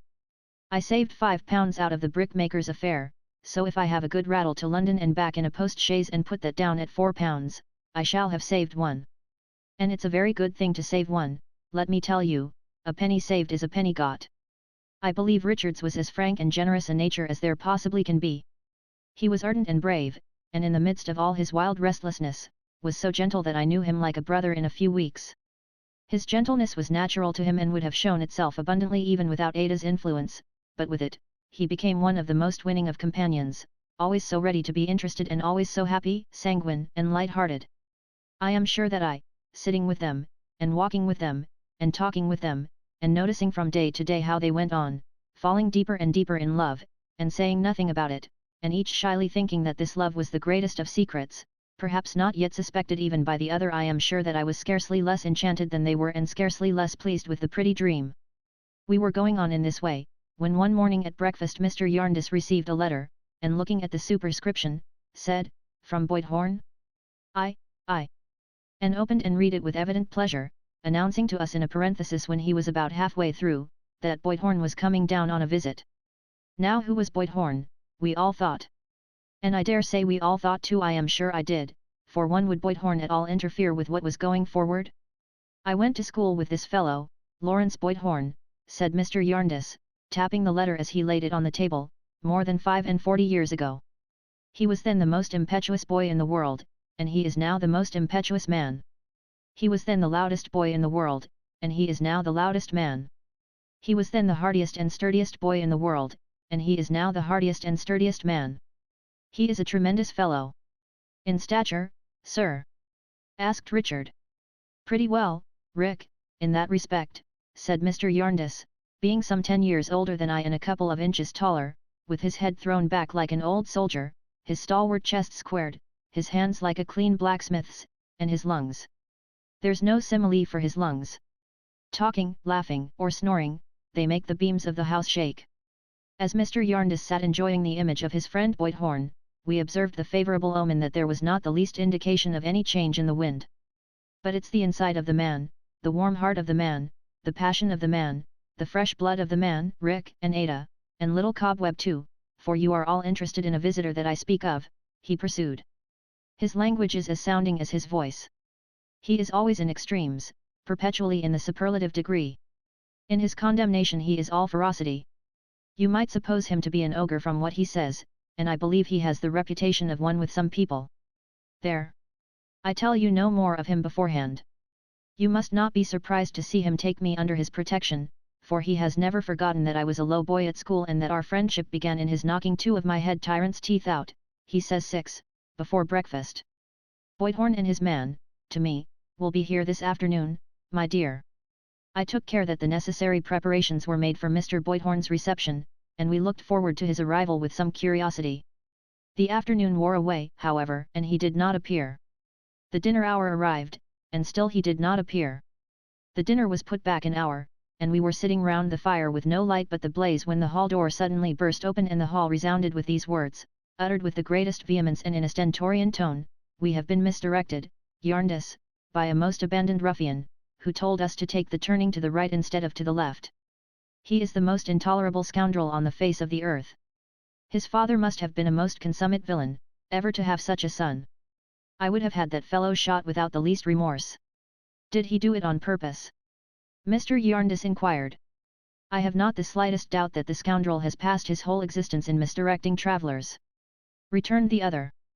By my soul, I thought him the worst-looking dog I had ever beheld when he was telling me to take the turning to the right. And yet I stood before that fellow face to face and didn't knock his brains out. Teeth, you mean? Said Mr. Yarndus. Ha, ha, ha! Laughed Mr. Lawrence Boydhorn, really making the whole house vibrate. What, you have not forgotten it yet? Ha, ha, ha! And that was another most consummate vagabond. By my soul, the countenance of that fellow when he was a boy was the blackest image of perfidy, cowardice, and cruelty ever set up as a scarecrow in a field of scoundrels. If I were to meet that most unparalleled despot in the streets tomorrow, I would fell him like a rotten tree. I have no doubt of it, said Mr. Yarndus. Now, will you come upstairs? By my soul, Yarndus, returned his guest, who seemed to refer to his watch, if you had been married, I would have turned back at the garden gate and gone away to the remotest summits of the Himalaya mountains sooner than I would have presented myself at this unseasonable hour. Not quite so far, I hope, said Mr. Yarndus. By my life and honour, yes, cried the visitor. I wouldn't be guilty of the audacious insolence of keeping a lady of the house waiting all this time for any earthly consideration. I would infinitely rather destroy myself, infinitely rather. Talking thus, they went upstairs, and presently we heard him in his bedroom thundering ha, ha, ha, and again ha, ha, ha, until the flattest echo in the neighbourhood seemed to catch the contagion and to laugh as enjoyingly as he did or as we did when we heard him laugh. We all conceived a prepossession in his favour, for there was a sterling quality in this laugh, and in his vigorous, healthy voice, and in the roundness and fullness with which he uttered every word he spoke, and in the very fury of his superlatives, which seemed to go off like blank cannons and hurt nothing. But we were hardly prepared to have it so confirmed by his appearance when Mr. Yarndus presented him. He was not only a very handsome old gentleman, upright and stalwart as he had been described to us, with a massive grey head, a fine composure of face when silent, a figure that might have become corpulent but for his being so continually in earnest that he gave it no rest, and a chin that might have subsided into a double chin but for the vehement emphasis in which it was constantly required to assist, but he was such a true gentleman in his manner, so chivalrously polite, his face was lighted by a smile of so much sweetness and tenderness, and it seemed so plain that he had nothing to hide, but showed himself exactly as he was, incapable, as Richard said, of anything on a limited scale, and firing away with those blank great guns because he carried no small arms whatever, that really I could not help looking at him with equal pleasure as he sat at dinner, whether he smilingly conversed with Ada and me, or was led by Mr. Yarndus into some great volley of superlatives, or threw up his head like a bloodhound and gave out that tremendous ha, ha, ha. You have brought your bird with you, I suppose, said Mr. Yarndus. By heaven, he is the most astonishing bird in Europe, replied the other. He is the most wonderful creature. I wouldn't take 10,000 guineas for that bird. I have left an annuity for his sole support in case he should outlive me. He is, in sense and attachment, a phenomenon. And his father before him was one of the most astonishing birds that ever lived. The subject of this laudation was a very little canary, who was so tame that he was brought down by Mr. Boydhorn's man, on his forefinger, and after taking a gentle flight round the room, alighted on his master's head. To hear Mr. Boydhorn presently expressing the most implacable and passionate sentiments, with this fragile mite of a creature quietly perched on his forehead, was to have a good illustration of his character, I thought. By my soul, Yarndus, he said, very gently holding up a bit of bread to the canary to peck at, if I were in your place I would seize every master in Chancery by the throat tomorrow morning and shake him until his money rolled out of his pockets and his bones rattled in his skin. I would have a settlement out of somebody, by fair means or by foul. If you would empower me to do it, I would do it for you with the greatest satisfaction. All this time the very small canary was eating out of his hand. I thank you, Lawrence, but the suit is hardly at such a point at present, returned Mr. Yarndus, laughing, that it would be greatly advanced even by the legal process of shaking the bench and the whole bar. There never was such an infernal cauldron as that Chancery on the face of the earth, said Mr. Boydhorn. Nothing but a mine below it on a busy day in term time, with all its records, rules, and precedents collected in it, and every functionary belonging to it also, high and low, upward and downward, from its son the accountant general to its father the devil, and the whole blown to atoms with 10,000 hundredweight of gunpowder, would reform it in the least. It was impossible not to laugh at the energetic gravity with which he recommended this strong measure of reform. When we laughed, he threw up his head and shook his broad chest, and again the whole country seemed to echo to his ha, ha. It had not the least effect in disturbing the bird, whose sense of security was complete and who hopped about the table with its quick head now on this side and now on that, turning its bright sudden eye on its master as if he were no more than another bird. "But how do you and your neighbour get on about the disputed right of way?" said Mr. Jarndyce. "You are not free from the toils of the law yourself." "The fellow has brought actions against me for trespass, and I have brought actions against him for trespass," returned Mr. Boythorn. "By heaven, he is the proudest fellow breathing. It is morally impossible that his name can be Sir Leicester. It must be Sir Lucifer. Complimentary to our distant relation," said my guardian laughingly to Ada and Richard. "I would beg Miss Clara's pardon and Mr. Carstone's pardon," resumed our visitor, "if I were not reassured by seeing in the fair face of the lady and the smile of the gentleman that it is quite unnecessary and that they keep their distant relation at a comfortable distance." "Or he keeps us," suggested Richard. "By my soul," exclaimed Mr. Boythorn, suddenly firing another volley, "that fellow is, and his father was, and his grandfather was, the most stiff-necked, arrogant imbecile, pig-headed numbskull, ever, by some inexplicable mistake of nature, born in any station of life but a walking-sticks. The whole of that family are the most solemnly conceited and consummate blockheads. But it's no matter, he should not shut up my path if he were 50 baronets melted into one and living in 100 Chesney Wolds, one within another, like the ivory balls in a Chinese carving. The fellow, by his agent or secretary or somebody, writes to me Sir Leicester Dedlock, Baronet, presents his compliments to Mr. Lawrence Boythorn, and has to call his attention to the fact that the green pathway by the old parsonage house, now the property of Mr. Lawrence Boythorn, is Sir Leicester's right of way, being in fact a portion of the park of Chesney Wold, and that Sir Leicester finds it convenient to close up the same. I write to the fellow, Mr. Lawrence Boythorn presents his compliments to Sir Leicester Dedlock, Baronet, and has to call his attention to the fact that he totally denies the whole of Sir Leicester Dedlock's positions on every possible subject, and has to add, in reference to closing up the pathway, that he will be glad to see the man who may undertake to do it. The fellow sends a most abandoned villain with one eye to construct a gateway. I play upon that execrable scoundrel with a fire engine until the breath is nearly driven out of his body. The fellow erects a gate in the night. I chop it down and burn it in the morning. He sends his myrmidons to come over the fence and pass and repass. I catch them in humane man traps, fire split peas at their legs, play upon them with the engine resolved to free mankind from the insupportable burden of the existence of those lurking ruffians. He brings actions for trespass, I bring actions for trespass. He brings actions for assault and battery, I defend them and continue to assault and batter. Ha, ha, ha. To hear him say all this with unimaginable energy, one might have thought him the angriest of mankind. To see him at the very same time, looking at the bird now perched upon his thumb and softly smoothing its feathers with his forefinger, one might have thought him the gentlest. To hear him laugh and see the broad good nature of his face then, one might have supposed that he had not a care in the world, or a dispute, or a dislike, but that his whole existence was a summer joke. "No, no," he said, "no closing up of my paths by any Dedlock. Though I willingly confess," here he softened in a moment, "that Lady Dedlock is the most accomplished lady in the world, to whom I would do any homage that a plain gentleman, and no baronet with a head 700 years thick, may. A man who joined his regiment at 20 and within a week challenged the most imperious and presumptuous coxcomb of a commanding officer that ever drew the breath of life through a tight waist and got broke, for it is not the man to be walked over by all the Sir Lucifers, dead or alive, locked or unlocked. Ha, ha, ha. Nor the man to allow his junior to be walked over either," said my guardian. "Most assuredly not," said Mr. Boythorn, clapping him on the shoulder with an air of protection that had something serious in it, though he laughed. "He will stand by the low boy, always. Jarndyce, you may rely upon him. But speaking of this trespass, with apologies to Miss Clare and Miss Summerson for the length at which I have pursued so dry a subject, is there nothing for me from your men Kenge and Carboy?"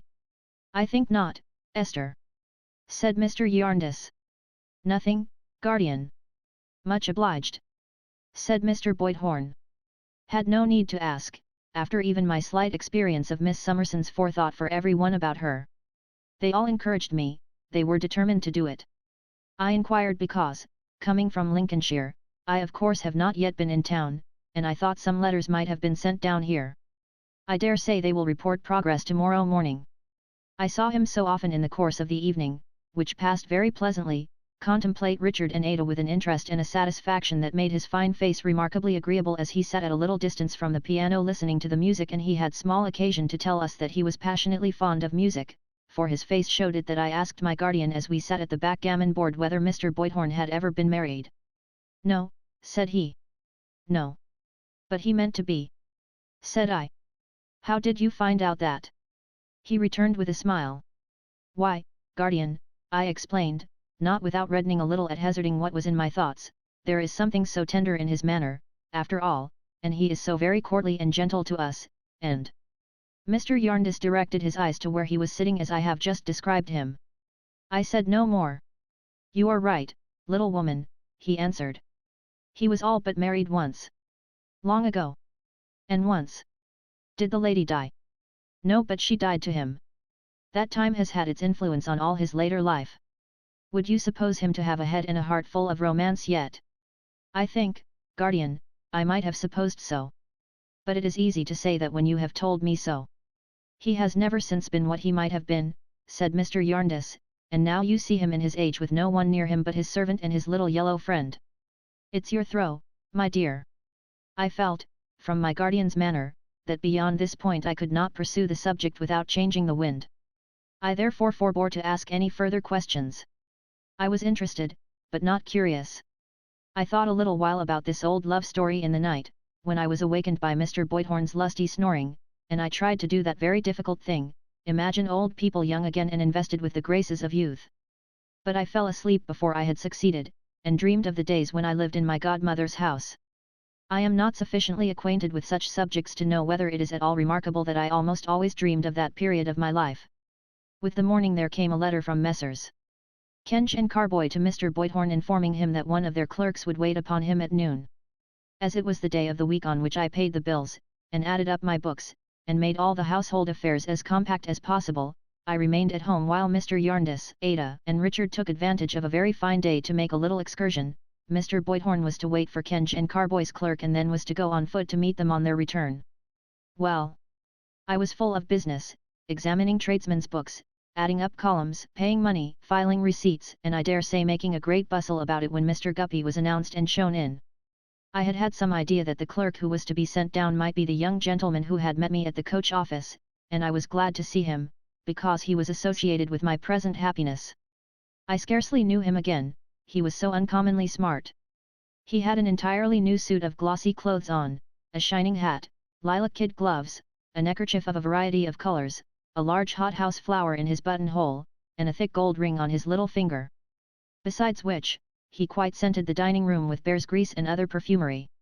He looked at me with an attention that quite confused me when I begged him to take a seat until the servant should return, and as he sat there crossing and uncrossing his legs in a corner, and I asked him if he had had a pleasant ride, and hoped that Mr. Kenge was well, I never looked at him, but I found him looking at me in the same scrutinizing and curious way. When the request was brought to him that he would go upstairs to Mr. Boythorn's room, I mentioned that he would find lunch prepared for him when he came down, of which Mr. Jarndyce hoped he would partake. He said with some embarrassment, holding the handle of the door, "Shall I have the honor of finding you here, miss?" I replied yes, I should be there, and he went out with a bow and another look.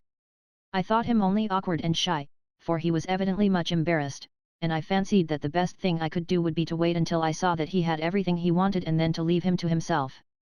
The lunch was soon brought, but it remained for some time on the table. The interview with Mr. Boythorn was a long one, and a stormy one too, I should think, for although his room was at some distance I heard his loud voice rising every now and then like a high wind, and evidently blowing perfect broadsides of denunciation. At last Mr. Guppy came back, looking something the worse for the conference. "My eye, miss," he said in a low voice, "he's a Tartar." "Pray take some refreshment, sir," said I. Mr. Guppy sat down at the table and began nervously sharpening the carving knife on the carving fork, still looking at me, as I felt quite sure without looking at him, in the same unusual manner. The sharpening lasted so long that at last I felt a kind of obligation on me to raise my eyes in order that I might break the spell under which he seemed to labor, of not being able to leave off. He immediately looked at the dish and began to carve. "What will you take yourself, miss? You'll take a morsel of something." "No, thank you," said I. "Shan't I give you a piece of anything at all, miss?" said Mr. Guppy, hurriedly drinking off a glass of wine. "Nothing, thank you," said I. "I have only waited to see that you have everything you want.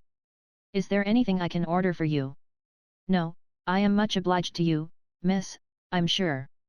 I've everything that I can require to make me comfortable, at least I not comfortable I'm never that." He drank off 2 more glasses of wine, one after another.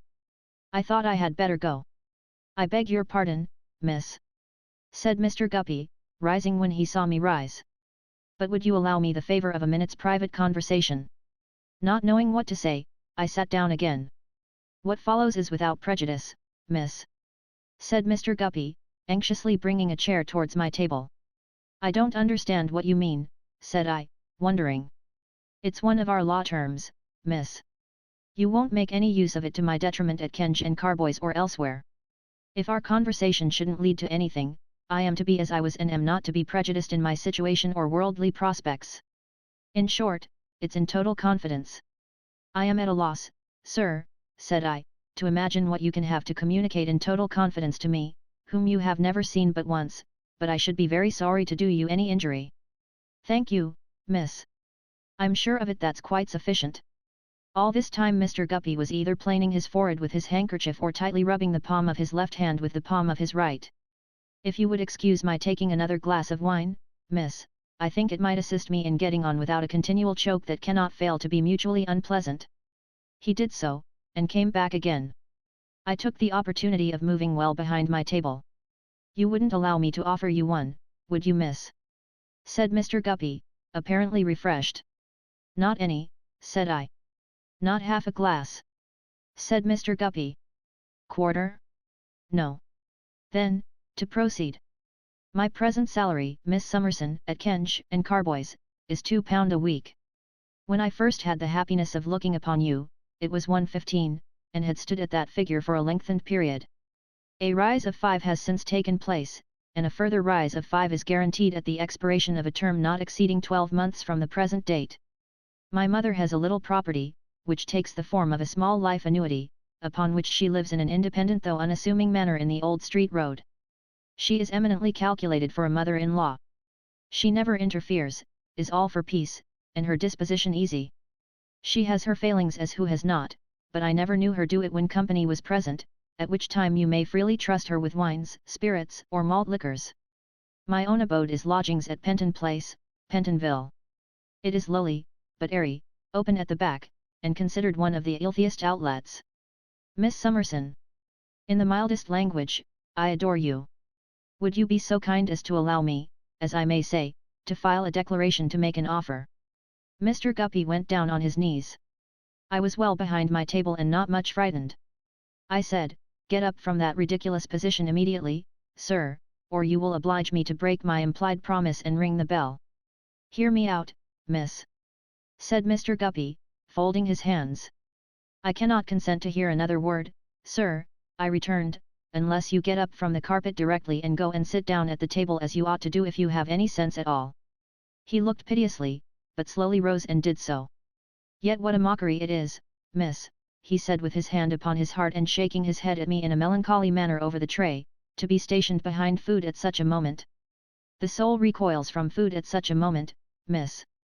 "I beg you to conclude," said I, "you have asked me to hear you out, and I beg you to conclude." "I will, miss," said Mr. Guppy. "As I love and honour, so likewise I obey. Would that I could make thee the subject of that vow before the shrine." "That is quite impossible," said I, "and entirely out of the question."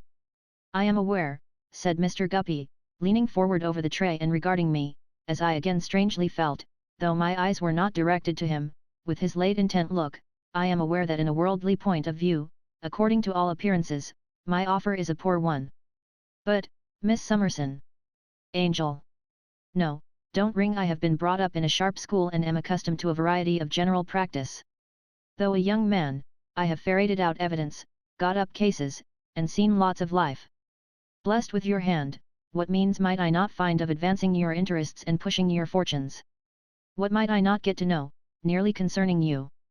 I know nothing now, certainly, but what might I not if I had your confidence, and you set me on? I told him that he addressed my interest or what he supposed to be my interest quite as unsuccessfully as he addressed my inclination, and he would now understand that I requested him, if he pleased, to go away immediately. Cruel miss, said Mr. Guppy, here but another word. I think you must have seen that I was struck with those charms on the day when I waited at the White Hare Cellar. I think you must have remarked that I could not forbear a tribute to those charms when I put up the steps of the hackney coach. It was a feeble tribute to thee, but it was well meant. Thy image has ever since been fixed in my breast. I have walked up and down of an evening opposite Jellyby's house only to look upon the bricks that once contained thee. This out of today, quite an unnecessary out so far as the attendance, which was its pretended object, went, was planned by me alone for thee alone. If I speak of interest, it is only to recommend myself and my respectful wretchedness. Love was before it, and is before it. I should be pained, Mr. Guppy, said I, rising and putting my hand upon the bell rope, to do you or any one who was sincere the injustice of slighting any honest feeling, however disagreeably expressed. If you have really meant to give me a proof of your good opinion, though ill-timed and misplaced, I feel that I ought to thank you. I have very little reason to be proud, and I am not proud. I think I added, without very well knowing what I said, that you will now go away as if you had never been so exceedingly foolish and attend to Messrs. Kench and Carboy's business. Half a minute, miss, cried Mr. Guppy, checking me as I was about to ring. This has been without prejudice. I will never mention it, said I, unless you should give me future occasion to do so. A quarter of a minute, miss. In case you should think better at any time, however distant, that's no consequence, for my feelings can never alter of anything I have said, particularly what might I not do, Mr. William Guppy, 87, Penton Place, or if removed, or dead, of blighted hopes or anything of that sort, care of Mrs. Guppy, 302, Old Street Road, will be sufficient. I rang the bell, the servant came, and Mr. Guppy, laying his written card upon the table and making a dejected bow, departed. Raising my eyes as he went out, I once more saw him looking at me after he had passed the door. I sat there for another hour or more, finishing my books and payments and getting through plenty of business. Then I arranged my desk, and put everything away, and was so composed and cheerful that I thought I had quite dismissed this unexpected incident. But, when I went upstairs to my own room, I surprised myself by beginning to laugh about it and then surprised myself still more by beginning to cry about it. In short, I was in a flutter for a little while and felt as if an old chord had been more coarsely touched than it ever had been since the days of the dear old doll, long buried in the garden. Chapter 10. The Lowrider. On the eastern borders of Chancery Lane, that is to say, more particularly in Cook's Court, Curziter Street, Mr. Snagsby, law stationer, pursues his lawful calling. In the shade of Cook's Court, at most times a shady place, Mr. Snagsby has dealt in all sorts of blank forms of legal process, in skins and rolls of parchment, in paper foolscap, brief, draft, brown, white, whitey brown, and blotting, in stamps, in office quills, pens, ink, india rubber, pounds, pins, pencils, sealing wax, and wafers, in red tape and green ferret, in pocket books, almanacs, diaries, and law lists, in string boxes, rulers, inkstands, glass and leaden pen knives, scissors, bodkins, and other small office cutlery, in short, in articles too numerous to mention, ever since he was out of his time and went into partnership with Peffer. On that occasion, Cook's Court was in a manner revolutionized by the new inscription in fresh paint, Peffer and Snagsby, displacing the time-honored and not easily to be deciphered legend Peffer only. For smoke, which is the London ivy, had so wreathed itself round Peffer's name and clung to his dwelling place that the affectionate parasite quite overpowered the parent tree. Peffer is never seen in Cook's Court now. He is not expected there, for he has been recumbent this quarter of a century in the churchyard of St. Andrews, Holborn, with the wagons and hackney coaches roaring past him all the day and half the night like one great dragon. If he ever steal forth when the dragon is at rest to air himself again in Cook's Court until admonished to return by the crowing of the sanguine cock in the cellar at the little dairy in Curziter Street, whose ideas of daylight it would be curious to ascertain, since he knows from his personal observation next to nothing about it, if Peffer ever do revisit the pale glimpses of Cook's Court, which no law stationer in the trade can positively deny, he comes invisibly, and no one is the worse or wiser. In his lifetime, and likewise in the period of Snagsby's time of 7 long years, there dwelt with Peffer in the same law stationering premises a niece, a short, shrewd niece, something too violently compressed about the waist, and with a sharp nose like a sharp autumn evening, inclining to be frosty towards the end. The cook's courtiers had a rumour flying among them that the mother of this niece did, in her daughter's childhood, moved by too jealous a solicitude that her figure should approach perfection, lace her up every morning with her maternal foot against the bedpost for a stronger hold and purchase, and further, that she exhibited internally pints of vinegar and lemon juice, which acids, they held, had mounted to the nose and temper of the patient. With whichsoever of the many tongues of rumour this frothy report originated, it either never reached or never influenced the ears of young Snagsby, who, having wooed and won its fair subject on his arrival at man's estate, entered into 2 partnerships at once. So now, in Cook's Court, Curziter Street, Mr. Snagsby and the niece are one, and the niece still cherishes her figure, which, however tastes may differ, is unquestionably so far precious that there is mighty little of it. Mr. and Mrs. Snagsby are not only one bone and one flesh, but, to the neighbours' thinking, one voice too. That voice, appearing to proceed from Mrs. Snagsby alone, is heard in Cook's Court very often. Mr. Snagsby, otherwise than as he finds expression through these dulcet tones, is rarely heard. He is a mild, bald, timid man with a shining head and a scrubby clump of black hair sticking out at the back. He tends to meekness and obesity. As he stands at his door in Cook's Court in his grey shop coat and black calico sleeves, looking up at the clouds, or stands behind a desk in his dark shop with a heavy flat ruler, snipping and slicing at sheepskin in company with his 2 prentices, he is emphatically a retiring and unassuming man. From beneath his feet, at such times, as from a shrill ghost unquiet in its grave, there frequently arise complainings and lamentations in the voice already mentioned, and haply, on some occasions when these reach a sharper pitch than usual, Mr. Snagsby mentions to the prentices, "I think my little woman is giving it to Guster." This proper name, so used by Mr. Snagsby, has before now sharpened the wit of the cook's courtiers to remark that it ought to be the name of Mrs. Snagsby, seeing that she might with great force and expression be termed Auguster, in compliment to her stormy character. It is, however, the possession, and the only possession except 50 shillings per annum and a very small box indifferently filled with clothing, of a lean young woman from a workhouse, by some supposed to have been christened Augusta, who, although she was farmed or contracted for during her growing time by an amiable benefactor of his species resident at Tooting, and cannot fail to have been developed under the most favourable circumstances, has fits, which the parish can't account for. Guster, really aged 3 or 4 and 20, but looking around 10 years older, goes cheap with this unaccountable drawback of fits, and is so apprehensive of being returned on the hands of her patron saint that except when she is found with her head in the pail, or the sink, or the copper, or the dinner, or anything else that happens to be near her at the time of her seizure, she is always at work. She is a satisfaction to the parents and guardians of the prentices, who feel that there is little danger of her inspiring tender emotions in the breast of youth. She is a satisfaction to Mrs. Snagsby, who can always find fault with her. She is a satisfaction to Mr. Snagsby, who thinks it a charity to keep her.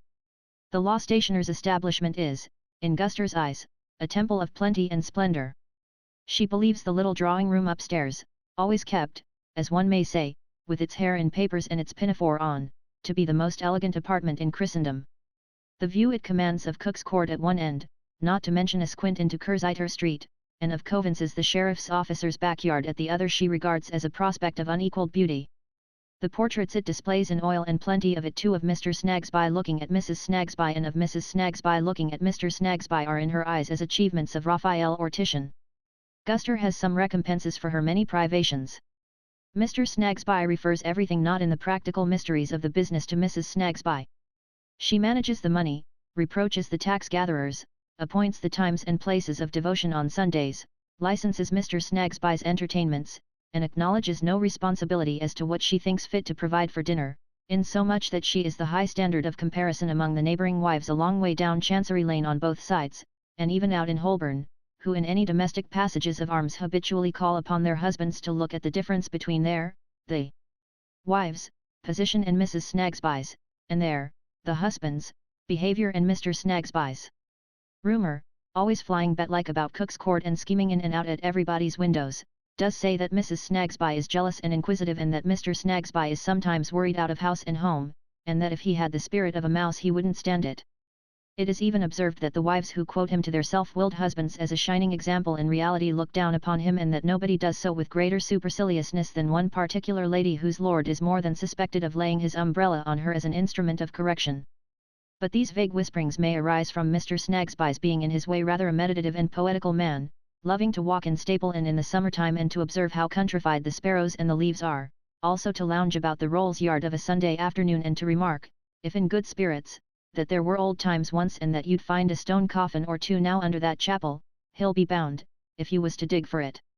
He solaces his imagination, too, by thinking of the many chancellors and vices, and masters of the rolls who are deceased, and he gets such a flavour of the country out of telling the two prentices how he has heard say that a brook as clear as crystal once ran right down the middle of Holborn, when turnstile really was a turnstile, leading slap away into the meadows. Gets such a flavour of the country out of this that he never wants to go there. The day is closing in and the gas is lighted, but is not yet fully effective, for it is not quite dark. Mr. Snagsby, standing at his shop door looking up at the clouds, sees a crow who is out late skim westward over the slice of sky belonging to Cook's Court. The crow flies straight across Chancery Lane and Lincoln's Inn Garden into Lincoln's Inn Fields. Here, in a large house, formerly a house of state, lives Mr. Tulkinghorn. It is let off in sets of chambers now, and in those shrunken fragments of its greatness, lawyers lie like maggots in nuts. But its roomy staircases, passages, and antechambers still remain, and even its painted ceilings, where allegory, in Roman helmet and celestial linen, sprawls among balustrades and pillars, flowers, clouds, and big-legged boys, and makes the head ache, as would seem to be allegory's object always, more or less. Here, among his many boxes labelled with transcendent names, lives Mr. Tulkinghorn, when not speechlessly at home in country houses where the great ones of the earth are bored to death. Here he is today, quiet at his table. An oyster of the old school whom nobody can open. Like as he is to look at, so is his apartment in the dusk of the present afternoon. Rusty, out of date, withdrawing from attention, able to afford it. Heavy, broad-backed, old-fashioned, mahogany and horsehair chairs, not easily lifted, obsolete tables with spindle legs and dusty baize covers, presentation prints of the holders of great titles in the last generation or the last but one, environ him. A thick and dingy Turkey carpet muffles the floor where he sits, attended by two candles in old-fashioned silver candlesticks that give a very insufficient light to his large room. The titles on the backs of his books have retired into the binding, everything that can have a lock has got one, no key is visible. Very few loose papers are about. He has some manuscript near him, but is not referring to it. With the round top of an inkstand and two broken bits of sealing wax, he is silently and slowly working out whatever train of indecision is in his mind. Now the inkstand top is in the middle, now the red bit of sealing wax, now the black bit. That's not it. Mr. Tulkinghorn must gather them all up and begin again. Here, beneath the painted ceiling, with foreshortened allegory staring down at his intrusion as if it meant to swoop upon him, and he cutting it dead, Mr. Tulkinghorn has at once his house and office. He keeps no staff, only one middle-aged man, usually a little out at elbows, who sits in a high pew in the hall and is rarely overburdened with business. Mr. Tulkinghorn is not in a common way. He wants no clerks. He is a great reservoir of confidences, not to be so tapped. His clients want him, he is all in all. Drafts that he requires to be drawn are drawn by special pleaders in the Temple on mysterious instructions, fair copies that he requires to be made are made at the stationer's, expense being no consideration. The middle-aged man in the pew knows scarcely more of the affairs of the peerage than any crossing sweeper in Holborn. The red bit, the black bit, the inkstand top, the other inkstand top, the little sandbox. So. You to the middle, you to the right, you to the left. This train of indecision must surely be worked out now or never. Now. Mr. Tulkinghorn gets up, adjusts his spectacles, puts on his hat, puts the manuscript in his pocket, goes out, tells the middle-aged man out at elbows, "I shall be back presently." Very rarely tells him anything more explicit. Mr. Tulkinghorn goes, as the crow came not quite so straight, but nearly to Cook's Court, Curziter Street. To Snagsby's, law stationers, deeds engrossed and copied, law writing executed in all its branches, N.C., N.C., N.C. It is somewhere about 5 or 6 o'clock in the afternoon, and a balmy fragrance of warm tea hovers in Cook's Court. It hovers about Snagsby's door. The hours are early there, dinner at 1:30 and supper at 9:30. Mr. Snagsby was about to descend into the subterranean regions to take tea when he looked out of his door just now and saw the crow who was out late. Master at home. Guster is minding the shop, for the apprentices take tea in the kitchen with Mr. and Mrs. Snagsby, consequently, the robe-maker's 2 daughters, combing their curls at the 2 glasses in the 2 second-floor windows of the opposite house, are not driving the 2 apprentices to distraction as they fondly suppose, but are merely awakening the unprofitable admiration of Guster, whose hair won't grow, and never would, and it is confidently thought, never will. Master at home, says Mr. Tulkinghorn. Master is at home, and Guster will fetch him.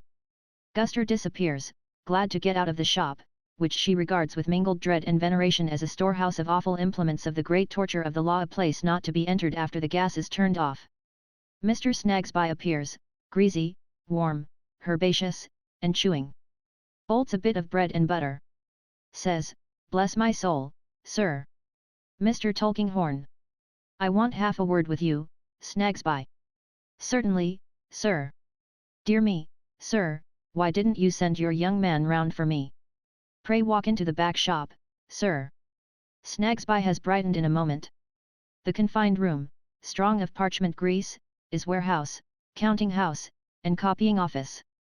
Mr. Tulkinghorn sits, facing round, on a stool at the desk. "Yarndus and Yarndus, Snagsby."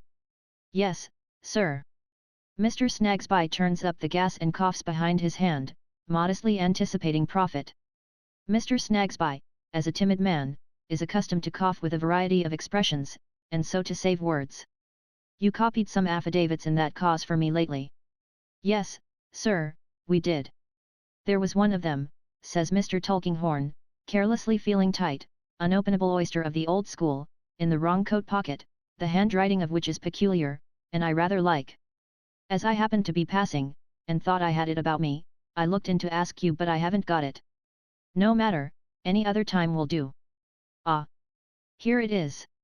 I looked in to ask you who copied this." "Who copied this, sir?" says Mr. Snagsby, taking it, laying it flat on the desk, and separating all the sheets at once with a twirl and a twist of the left hand peculiar to law stationers. "We gave this out, sir. We were giving out rather a large quantity of work just at that time. I can tell you in a moment who copied it, sir, by referring to my book." Mr. Snagsby takes his book down from the safe, makes another bolt of the bit of bread and butter which seemed to have stopped short, eyes the affidavit aside, and brings his right forefinger travelling down a page of the book, "Jobai Packer Yarndus." "Yarndus. Here we are, sir," says Mr. Snagsby. "To be sure. I might have remembered it. This was given out, sir, to a writer who lodges just over on the opposite side of the lane." Mr. Tulkinghorn has seen the entry, found it before the law stationer, read it while the forefinger was coming down the hill. "What do you call him?" "Nemo," says Mr. Tulkinghorn. "Nemo, sir. Here it is. 42 folio. Given out on the Wednesday night at 8 o'clock, brought in on the Thursday morning at 9:30. Nemo," repeats Mr. Tulkinghorn. "Nemo is Latin for no one. It must be English for someone, sir, I think," Mr. Snagsby submits with his deferential cough. "It is a person's name. Here it is, you see, sir. 42 folio. Given out Wednesday night, 8 o'clock, brought in Thursday morning, 9:30.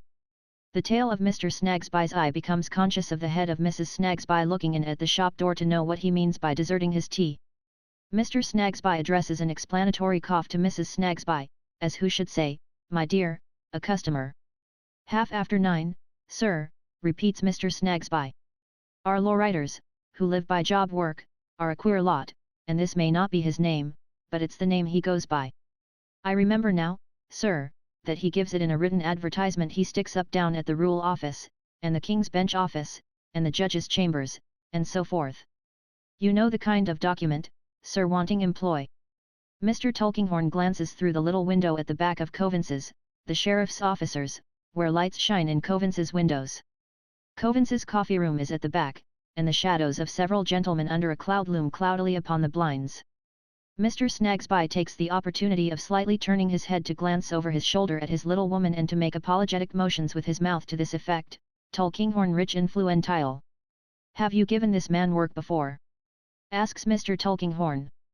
"Oh, dear, yes, sir." "Work of yours. Thinking of more important matters, I forget where you said he lived.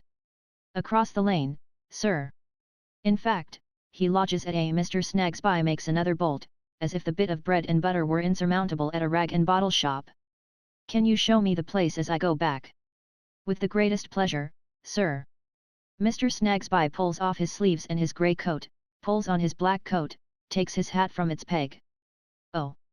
Here is my little woman! He says aloud.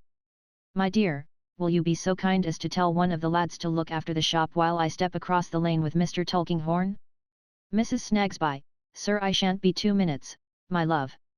Mrs. Snagsby bends to the lawyer, retires behind the counter, peeps at them through the window blind, goes softly into the back office, refers to the entries in the book still lying open. Is evidently curious. You will find that the place is rough, sir, says Mr. Snagsby, walking deferentially in the road and leaving the narrow pavement to the lawyer, and the party is very rough. But they're a wild lot in general, sir. The advantage of this particular man is that he never wants sleep. He'll go at it right on end if you want him to, as long as ever you like. It is quite dark now, and the gas lamps have acquired their full effect. Jostling against clerks going to post the day's letters, and against counsel and attorneys going home to dinner, and against plaintiffs and defendants and suitors of all sorts, and against the general crowd, in whose way the forensic wisdom of ages has interposed a million of obstacles to the transaction of the commonest business of life, diving through law and equity, and through that kindred mystery, the street mud, which is made of nobody knows what and collects about us nobody knows whence. Or how, we only knowing in general that when there is too much of it we find it necessary to shovel it away. The lawyer and the law stationer come to a rag and bottle shop and general emporium of much disregarded merchandise, lying and being in the shadow of the wall of Lincoln's Inn, and kept, as is announced in paint, to all whom it may concern, by one crook. This is where he lives, sir, says the law stationer. This is where he lives, is it? Says the lawyer unconcernedly. Thank you. Are you not going in, sir? No, thank you, no, I am going on to the fields at present. Good evening. Thank you. Mr. Snagsby lifts his hat and returns to his little woman and his tea. But Mr. Tulkinghorn does not go on to the fields at present. He goes a short way, turns back, comes again to the shop of Mr. Crook, and enters it straight. It is dim enough, with a blot-headed candle or so in the windows, and an old man and a cat sitting in the back part by a fire. The old man rises and comes forward, with another blot-headed candle in his hand. Pray, is your lodger within? Male or female, sir? Says Mr. Crook. Male. The person who does copying. Mr. Crook has eyed his man narrowly. Knows him by sight. Has an indistinct impression of his aristocratic repute. Did you wish to see him, sir? Yes. It's what I seldom do myself, says Mr. Crook with a grin. Shall I call him down? But it's a weak chance if he'd come, sir. I'll go up to him, then, says Mr. Tulkinghorn. Second floor, sir. Take the candle. Up there. Mr. Crook, with his cat beside him, stands at the bottom of the staircase, looking after Mr. Tulkinghorn. Hi hi! He says when Mr. Tulkinghorn has nearly disappeared. The lawyer looks down over the handrail. The cat expands her wicked mouth and snarls at him. Order, Lady Jane. Behave yourself to visitors, my lady. You know what they say of my lodger. Whispers Crook, going up a step or two. What do they say of him? They say he has sold himself to the enemy, but you and I know better he don't buy. I'll tell you what, though, my lodger is so black-humoured and gloomy that I believe he'd as soon make that bargain as any other. Don't put him out, sir. That's my advice. Mr. Tulkinghorn with a nod goes on his way. He comes to the dark door on the second floor. He knocks, receives no answer, opens it, and accidentally extinguishes his candle in doing so. The air of the room is almost bad enough to have extinguished it if he had not. It is a small room, nearly black with soot and grease and dirt. In the rusty skeleton of a grate, pinched at the middle as if poverty had gripped it, a red coke fire burns low. In the corner by the chimney stand a deal table and a broken desk, a wilderness marked with a rain of ink. In another corner a ragged old portmanteau on one of the two chairs serves for cabinet or wardrobe. No larger one is needed, for it collapses like the cheeks of a starved man.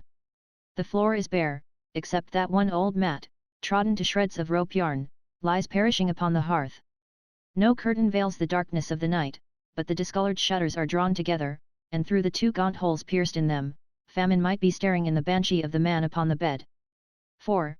On a low bed opposite the fire, a confusion of dirty patchwork, lean rib ticking, and coarse sacking, the lawyer, hesitating just within the doorway, sees a man. He lies there, dressed in shirt and trousers, with bare feet. He has a yellow look in the spectral darkness of a candle that has guttered down until the whole length of its wick, still burning, has doubled over and left a tower of winding sheet above it. His hair is ragged, mingling with his whiskers and his beard, the latter, ragged too, and grown, like the scum and mist around him, in neglect. Foul and filthy as the room is, foul and filthy as the air is, it is not easy to perceive what fumes those are which most oppress the senses in it, but through the general sickliness and faintness, and the odour of stale tobacco, there comes into the lawyer's mouth the bitter, vapid taste of opium. "Hello, my friend!" he cries, and strikes his iron candlestick against the door. He thinks he has awakened his friend. He lies a little turned away, but his eyes are surely open. "Hello, my friend!" he cries again. "Hello! Hello!" As he rattles on the door, the candle which has drooped so long goes out and leaves him in the dark, with the gaunt eyes and the shutters staring down upon the bed. Chapter 11. Our dear brother. A touch on the lawyer's wrinkled hand as he stands in the dark room, irresolute, makes him start and say, "What's that?" "It's me," returns the old man of the house, whose breath is in his ear. "Can't you wake him?" "No." "What have you done with your candle?" "It's gone out." "Here it is." Crook takes it, goes to the fire, stoops over the red embers, and tries to get a light. The dying ashes have no light to spare, and his endeavours are vain. Muttering, after an ineffectual call to his lodger, that he will go downstairs and bring a lighted candle from the shop, the old man departs. Mr. Tulkinghorn, for some new reason that he has, does not await his return in the room, but on the stairs outside. The welcome light soon shines upon the wall, as Crook comes slowly up with his green-eyed cat following at his heels. "Does the man generally sleep like this?" inquired the lawyer in a low voice. "Hi! I don't know," says Crook, shaking his head and lifting his eyebrows. "I know next to nothing of his habits except that he keeps himself very close." Thus whispering, they both go in together. As the light goes in, the great eyes in the shutters, darkening, seem to close. Not so the eyes upon the bed. "God save us!" exclaims Mr. Tulkinghorn. "He is dead." Crook drops the heavy hand he has taken up so suddenly that the arm swings over the bedside. They look at one another for a moment. "Send for some doctor." "Call for Miss Flight up the stairs, sir."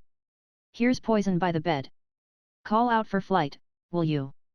says Crook, with his lean hands spread out above the body like a vampire's wings. Mr. Tulkinghorn hurries to the landing and calls, "Miss Flight! Flight! Make haste, here, whoever you are! Flight!" Crook follows him with his eyes, and while he is calling, finds opportunity to steal to the old portmanteau and steal back again. "Run, Flight, run! The nearest doctor! Run!"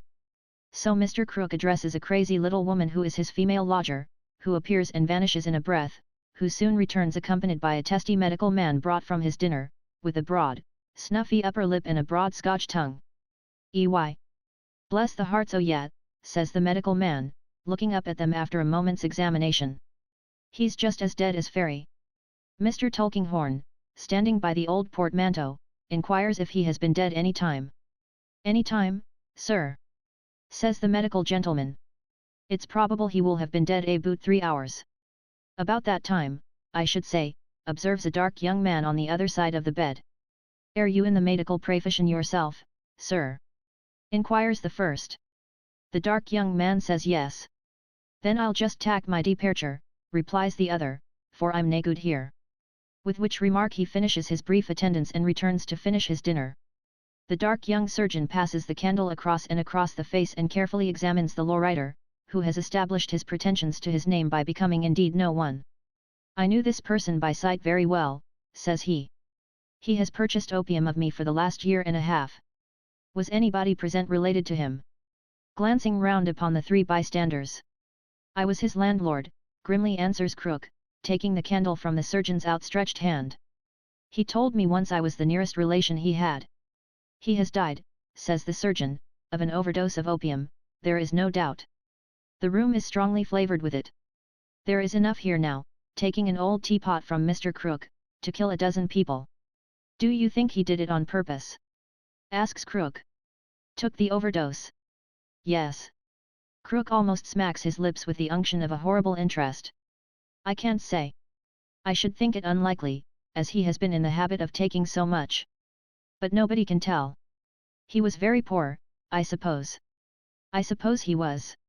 His room don't look rich, says Crook, who might have changed eyes with his cat, as he casts his sharp glance around.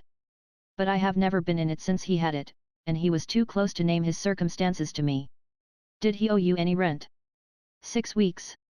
He will never pay it, says the young man, resuming his examination. It is beyond a doubt that he is indeed as dead as Pharaoh, and to judge from his appearance and condition, I should think it a happy release. Yet he must have been a good figure when a youth, and I dare say, good-looking. He says this, not unfeelingly, while sitting on the bedstead's edge with his face towards that other face and his hand upon the region of the heart. I recollect once thinking there was something in his manner, uncouth as it was, that denoted a fall in life. Was that so? He continues, looking round. Crook replies, you might as well ask me to describe the ladies whose heads of hair I have got in sacks downstairs. Then that he was my lodger for a year and a half and lived or didn't live by law writing, I know no more of him. During this dialogue Mr. Tulkinghorn has stood aloof by the old portmanteau, with his hands behind him, equally removed, to all appearance, from all three kinds of interest exhibited near the bed, from the young surgeon's professional interest in death, noticeable as being quite apart from his remarks on the deceased as an individual, from the old man's unction, and the little crazy woman's awe. His imperturbable face has been as inexpressive as his rusty clothes. One could not even say he has been thinking all this while. He has shown neither patience nor impatience, nor attention, nor abstraction. He has shown nothing but his shell. As easily might the tone of a delicate musical instrument be inferred from its case, as the tone of Mr. Tulkinghorn from his case. He now interposes, addressing the young surgeon in his unmoved, professional way. I looked in here, he observes, just before you, with the intention of giving this deceased man, whom I never saw alive, some employment at his trade of copying. I had heard of him from my stationer Snagsby of Cook's Court. Since no one here knows anything about him, it might be as well to send for Snagsby. Ah! To the little crazy woman, who has often seen him in court, and whom he has often seen, and who proposes, in frightened dumb show, to go for the law stationer. Suppose you do. While she is gone, the surgeon abandons his hopeless investigation and covers its subject with the patchwork counterpane.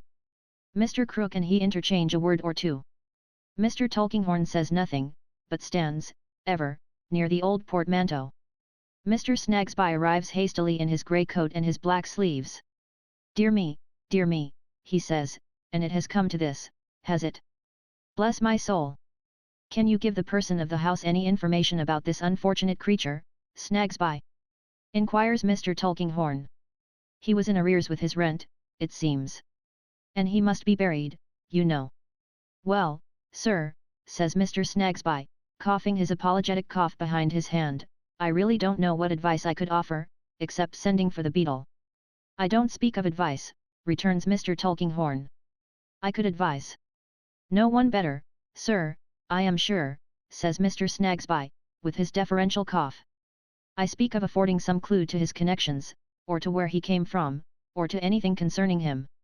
I assure you, sir, says Mr. Snagsby after prefacing his reply with his cough of general propitiation, that I no more know where he came from than I know where he has gone to, perhaps, suggests the surgeon to help him out. A pause. Mr. Tulkinghorn looking at the law stationer. Mr. Crook, with his mouth open, looking for somebody to speak next. As to his connections, sir, says Mr. Snagsby, if a person was to say to me, Snagsby, here's £20,000 down, ready for you in the Bank of England if you'll only name one of 'em, I couldn't do it, sir. About a year and a half ago, to the best of my belief, at the time when he first came to lodge at the present rag and bottle shop. That was the time, says Crook with a nod. About a year and a half ago, says Mr. Snagsby, strengthened, he came into our place one morning after breakfast, and finding my little woman, which I name Mrs. Snagsby when I use that appellation, in our shop, produced a specimen of his handwriting and gave her to understand that he was in want of copying work to do and was, not to put too fine a point upon it, a favourite apology for plain speaking with Mr. Snagsby, which he always offers with a sort of argumentative frankness, hard up. My little woman is not in general partial to strangers, particular not to put too fine a point upon it when they want anything. But she was rather took by something about this person, whether by his being unshaved, or by his hair being in want of attention, or by what other ladies' reasons, I leave you to judge, and she accepted of the specimen, and likewise of the address. My little woman hasn't a good ear for names, proceeds Mr. Snagsby after consulting his cough of consideration behind his hand, and she considered Nemo equally the same as Nimrod. In consequence of which, she got into a habit of saying to me at meals, "Mr. Snagsby, you haven't found Nimrod any work yet," or "Mr. Snagsby, why didn't you give that 8 Chancery folio in Yarndus to Nimrod," or such like. And that is the way he gradually fell into job work at our place, and that is the most I know of him, except that he was a quick hand, and a hand not sparing of night work, and that if you gave him out, say, 45 folio on the Wednesday night, you would have it brought in on the Thursday morning. All of which Mr. Snagsby concludes by politely motioning with his hat towards the bed, as much as to add, "I have no doubt my honourable friend would confirm if he were in a condition to do it." "Hadn't you better see," says Mr. Tulkinghorn to Crook, "whether he had any papers that may enlighten you? There will be an inquest, and you will be asked the question. You can read." "No, I can't," returns the old man with a sudden grin. "Snagsby," says Mr. Tulkinghorn, "look over the room for him. He will get into some trouble or difficulty otherwise. Being here, I'll wait if you make haste, and then I can testify on his behalf, if it should ever be necessary, that all was fair and right. If you will hold the candle for Mr. Snagsby, my friend, he'll soon see whether there is anything to help you. In the first place, here's an old portmanteau, sir," says Snagsby. "Ah, to be sure, so there is." Mr. Tulkinghorn does not appear to have seen it before, though he is standing so close to it, and though there is very little else, heaven knows. The marine store merchant holds the light, and the law stationer conducts the search. The surgeon leans against the corner of the chimney-piece, Miss Flite peeps and trembles just within the door. The apt old scholar of the old school, with his dull black breeches tied with ribbons at the knees, his large black waistcoat, his long-sleeved black coat, and his wisp of limp white neckerchief tied in the bow the peerage knows so well, stands in exactly the same place and attitude. There are some worthless articles of clothing in the old portmanteau, there is a bundle of pawnbrokers' duplicates, those turnpike tickets on the road of poverty, there is a crumpled paper, smelling of opium, on which are scrawled rough memoranda as, "Took, such a day, so many grains, took, such another day, so many more, begun some time ago," as if with the intention of being regularly continued, but soon left off. There are a few dirty scraps of newspapers, all referring to coroners' inquests, there is nothing else. They search the cupboard and the drawer of the ink-splashed table. There is not a morsel of an old letter or of any other writing in either. The young surgeon examines the dress on the lowrider. A knife and some odd halfpence are all he finds. Mr. Snagsby's suggestion is the practical suggestion after all, and the beadle must be called in. So the little crazy lodger goes for the beadle, and the rest come out of the room. "Don't leave the cat there," says the surgeon, "that won't do." Mr. Crook therefore drives her out before him, and she goes furtively downstairs, winding her lithe tail and licking her lips. "Good night," says Mr. Tulkinghorn, and goes home to allegory and meditation. By this time the news has got into the court. Groups of its inhabitants assemble to discuss the thing, and the outposts of the army of observation, principally boys, are pushed forward to Mr. Crook's window, which they closely invest. A policeman has already walked up to the room, and walked down again to the door, where he stands like a tower, only condescending to see the boys at his base occasionally, but whenever he does see them, they quail and fall back. Mrs. Perkins, who has not been for some weeks on speaking terms with Mrs. Piper in consequence for an unpleasantness originating in young Perkins having fetched young Piper a crack, renews her friendly intercourse on this auspicious occasion. The potboy at the corner, who is a privileged amateur, as possessing official knowledge of life and having to deal with drunken men occasionally, exchanges confidential communications with the policeman and has the appearance of an impregnable youth, unassailable by truncheons and unconfinable in station houses. People talk across the court out of window, and bareheaded scouts come hurrying in from Chancery Lane to know what's the matter. The general feeling seems to be that it's a blessing Mr. Crook warn't made away with first, mingled with a little natural disappointment that he was not. In the midst of this sensation, the beadle arrives. The beadle, though generally understood in the neighborhood to be a ridiculous institution, is not without a certain popularity for the moment, if it were only as a man who is going to see the body. The policeman considers him an imbecile civilian, a remnant of the barbarous watchman times, but gives him admission as something that must be borne with until government shall abolish him. The sensation is heightened as the tidings spread from mouth to mouth that the beadle is on the ground and has gone in. By and by the beadle comes out, once more intensifying the sensation, which has rather languished in the interval. He is understood to be in want of witnesses for the inquest tomorrow who can tell the coroner and jury anything whatever respecting the deceased. Is immediately referred to innumerable people who can tell nothing whatever. Is made more imbecile by being constantly informed that Mrs. Green's son was a lowrider himself and knowed him better than anybody, which son of Mrs. Green's appears, on inquiry, to be at the present time aboard a vessel bound for China, 3 months out, but considered accessible by telegraph on application to the Lords of the Admiralty. Beadle goes into various shops and parlours, examining the inhabitants, always shutting the door first, and by exclusion, delay and general idiocy exasperating the public. Policeman seen to smile to potboy. Public loses interest and undergoes reaction. Taunts the beadle in shrill youthful voices with having boiled a boy, choruses fragments of a popular song to that effect and importing that the boy was made into soup for the workhouse. Policeman at last finds it necessary to support the law and seize a vocalist, who is released upon the flight of the rest on condition of his getting out of this then, come, and cutting it, a condition he immediately observes. So the sensation dies off for the time, and the unmoved policeman, to whom a little opium, more or less, is nothing, with his shining hat, stiff stock, inflexible greatcoat, stout belt and bracelet, and all things fitting, pursues his lounging way with a heavy tread, beating the palms of his white gloves one against the other and stopping now and then at a street corner to look casually about for anything between a lost child and a murder.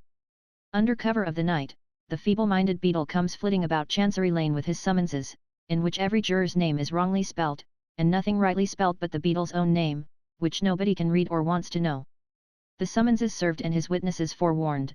The beadle goes to Mr. Crook's to keep a small appointment he has made with certain paupers, who, presently arriving, are conducted upstairs, where they leave the great eyes in the shutter something new to stare at, in that last shape which earthly lodgings take for no one and for every one.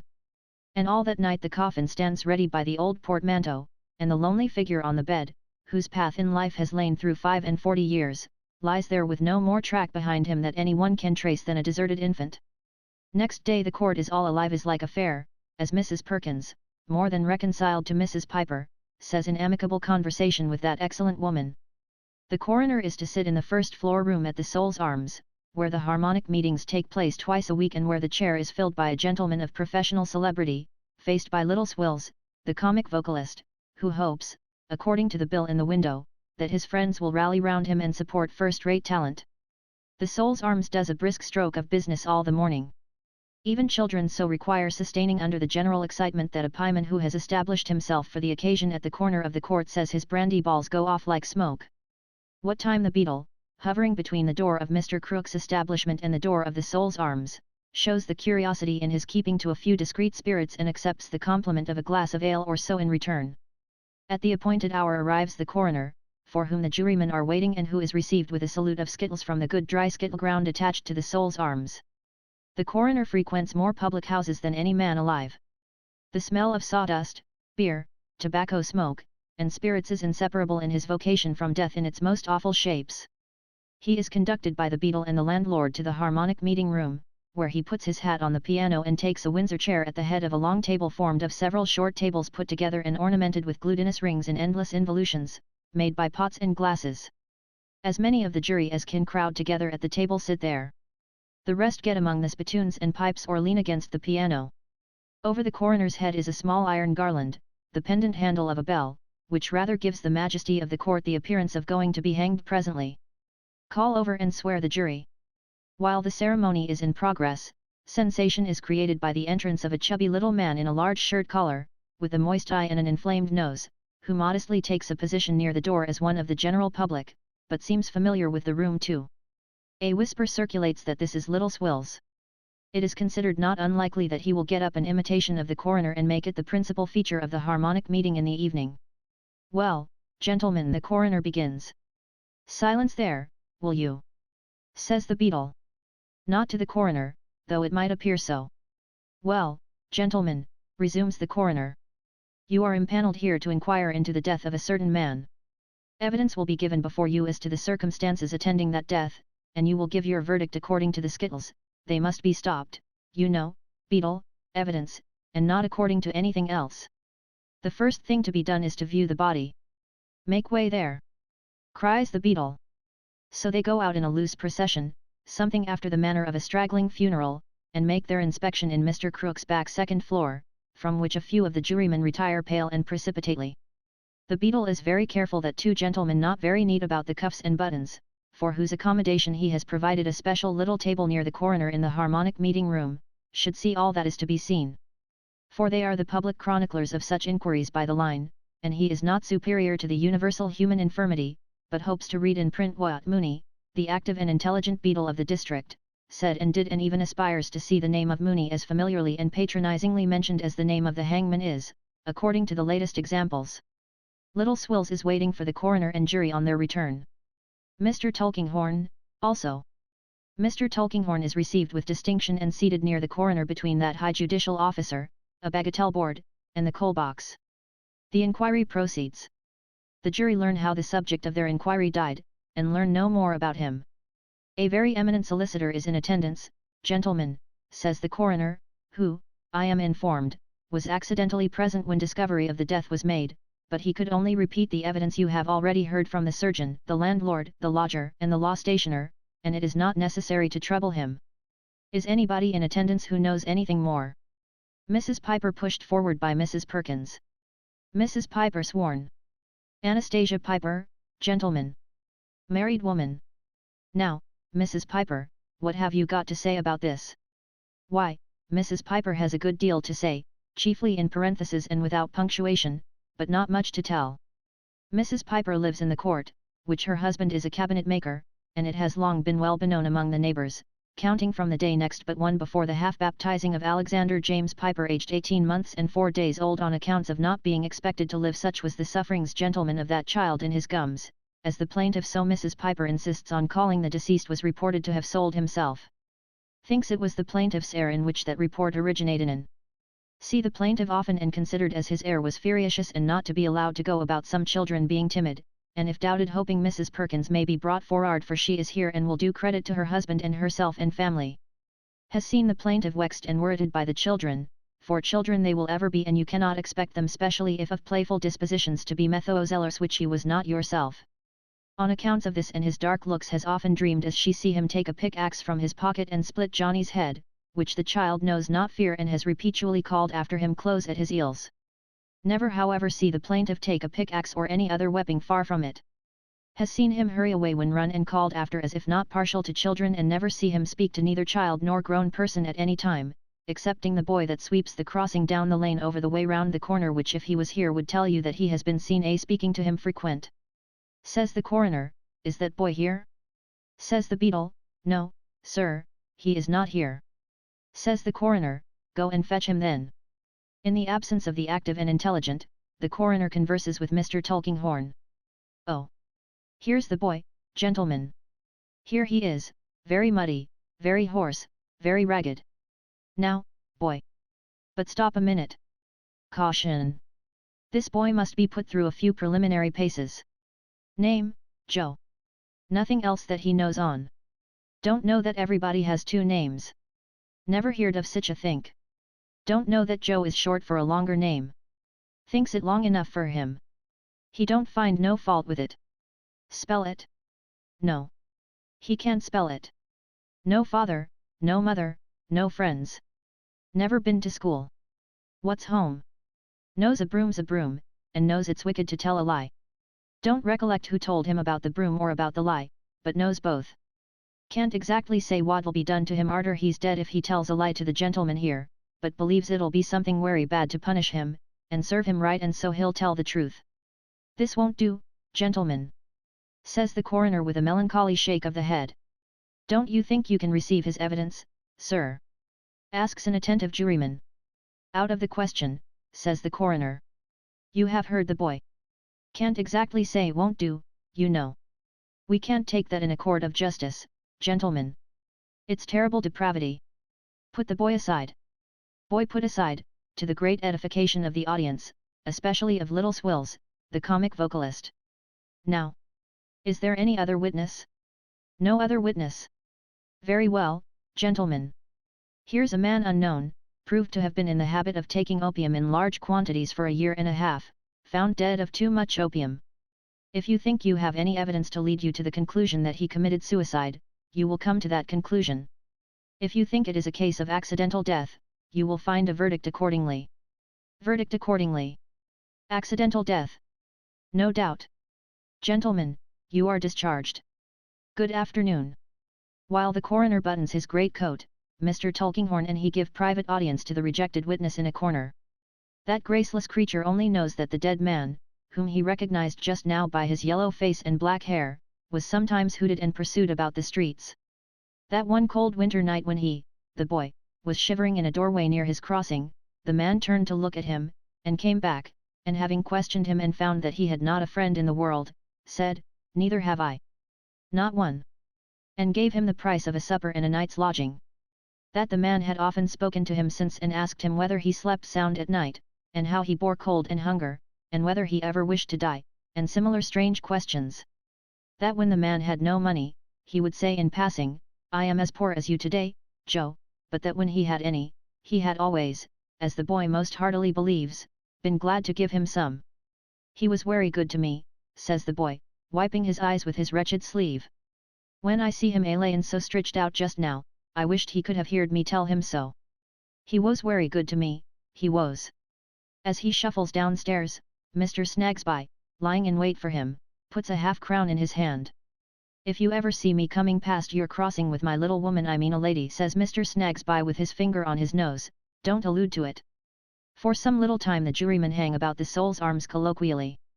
In the sequel, half a dozen are caught up in a cloud of pipe smoke that pervades the parlour of the Soul's Arms, 2 stroll to Hampstead, and 4 engage to go half price to the play at night, and top up with oysters.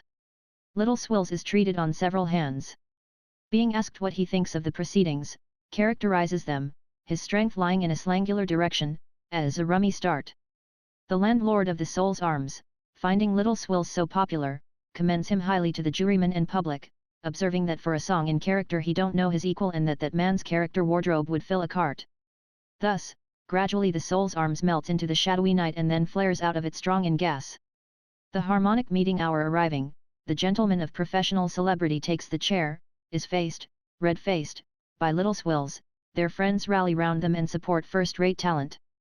In the zenith of the evening, Little Swills says, "Gentlemen, if you'll permit me, I'll attempt a short description of a scene of real life that came off here today." Is much applauded and encouraged, goes out of the room as Swills, comes in as the coroner, not the least in the world like him, describes the inquest, with recreative intervals of pianoforte accompaniment, to the refrain, with his, the coroner's, tippy-toe-lee doll, tippy-toe-low doll, tippy-toe-lee doll, d. The jingling piano at last is silent, and the harmonic friends rally round their pillows. Then there is rest around the lonely figure, now laid in its last earthly habitation, and it is watched by the gaunt eyes in the shutters through some quiet hours of night. If this forlorn man could have been prophetically seen lying here by the mother at whose breast he nestled, a little child, with eyes upraised to her loving face, and soft hand scarcely knowing how to close upon the neck to which it crept, what an impossibility the vision would have seemed. Oh, if in brighter days the now extinguished fire within him ever burned for one woman who held him in her heart, where is she, while these ashes are above the ground? It is anything but a night of rest at Mr. Snagsby's, in Cook's Court, where Guster murders sleep by going, as Mr. Snagsby himself allows not to put too fine a point upon it, out of 1 fit into 20. The occasion of this seizure is that Guster has a tender heart and a susceptible something that possibly might have been imagination, but for Tooting and her patron saint. Be it what it may, now, it was so direfully impressed at tea-time by Mr. Snagsby's account of the inquiry at which he had assisted that at supper-time she projected herself into the kitchen, preceded by a flying Dutch cheese, and fell into a fit of unusual duration, which she only came out of to go into another, and so on through a chain of fits, with short intervals between, of which she has pathetically availed herself by consuming them in entreaties to Mrs. Snagsby not to give her warning when she quite comes to, and also in appeals to the whole establishment to lay her down on the stones and go to bed. Hence, Mr. Snagsby, at last hearing the cock at the little dairy in Curziter Street go into that disinterested ecstasy of his on the subject of daylight, says, drawing a long breath, though the most patient of men, I thought you was dead, I am sure. What question this enthusiastic fowl supposes he settles when he strains himself to such an extent, or why he should thus crow, so men crow on various triumphant public occasions, however, about what cannot be of any moment to him, is his affair. It is enough that daylight comes, morning comes, noon comes. Then the active and intelligent, who has got into the morning papers as such, comes with his pauper company to Mr. Crookes and bears off the body of our dear brother here departed to a hemmed-in churchyard, pestiferous and obscene, whence malignant diseases are communicated to the bodies of our dear brothers and sisters who have not departed, while our dear brothers and sisters who hang about official backstairs would to heaven they had departed, are very complacent and agreeable. Into a beastly scrap of ground which a Turk would reject as a savage abomination and a Kaffir would shudder at, they bring our dear brother here departed to receive Christian burial. With houses looking on every side, save where a reeking little tunnel of a court gives access to the iron gate with every villainy of life in action close on death, and every poisonous element of death in action close on life, here they lower our dear brother down a foot or two, here sow him in corruption, to be raised in corruption, an avenging ghost at many a sick bedside, a shameful testimony to future ages how civilization and barbarism walk this boastful island together. Come night, come darkness, for you cannot come too soon or stay too long by such a place as this. Come, straggling lights into the windows of the ugly houses, and you who do iniquity therein, do it at least with this dread scene shut out. Come, flame of gas, burning so sullenly above the iron gate, on which the poisoned air deposits its witch ointment slimy to the touch. It is well that you should call to every passer-by, look here. With the night comes a slouching figure through the tunnel court to the outside of the iron gate. It holds the gate with its hands and looks in between the bars, stands looking in for a little while. It then, with an old broom it carries, softly sweeps the step and makes the archway clean. It does so very busily and trimly, looks in again a little while, and so departs. Joe, is it thou? Well, well. Though a rejected witness, who can't exactly say what will be done to him in greater hands than men's, thou art not quite in outer darkness.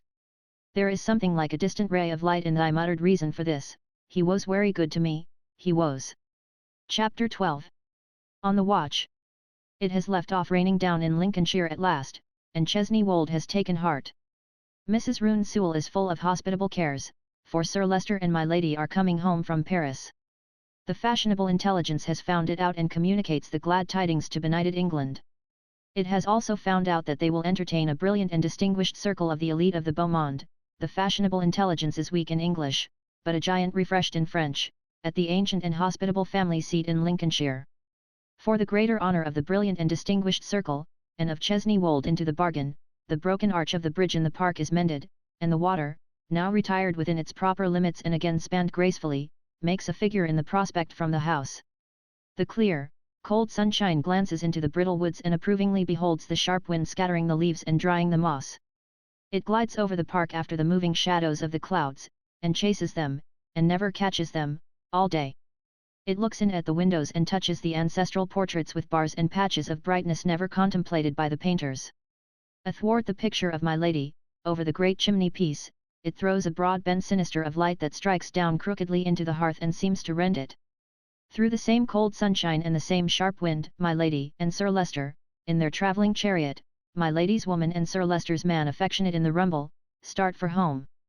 With a considerable amount of jingling and whip cracking, and many plunging demonstrations on the part of 2 barebacked horses and 2 centaurs with glazed hats, jack boots and flowing manes and tails, they rattle out of the yard of the Hotel Bristol in the Place Vendôme and canter between the sun and shadow checkered colonnade of the Rue de Rivoli and the garden of the ill-fated palace of a headless king and queen, off by the Place of Concord, and the Elysian Fields, and the gate of the Star, out of Paris.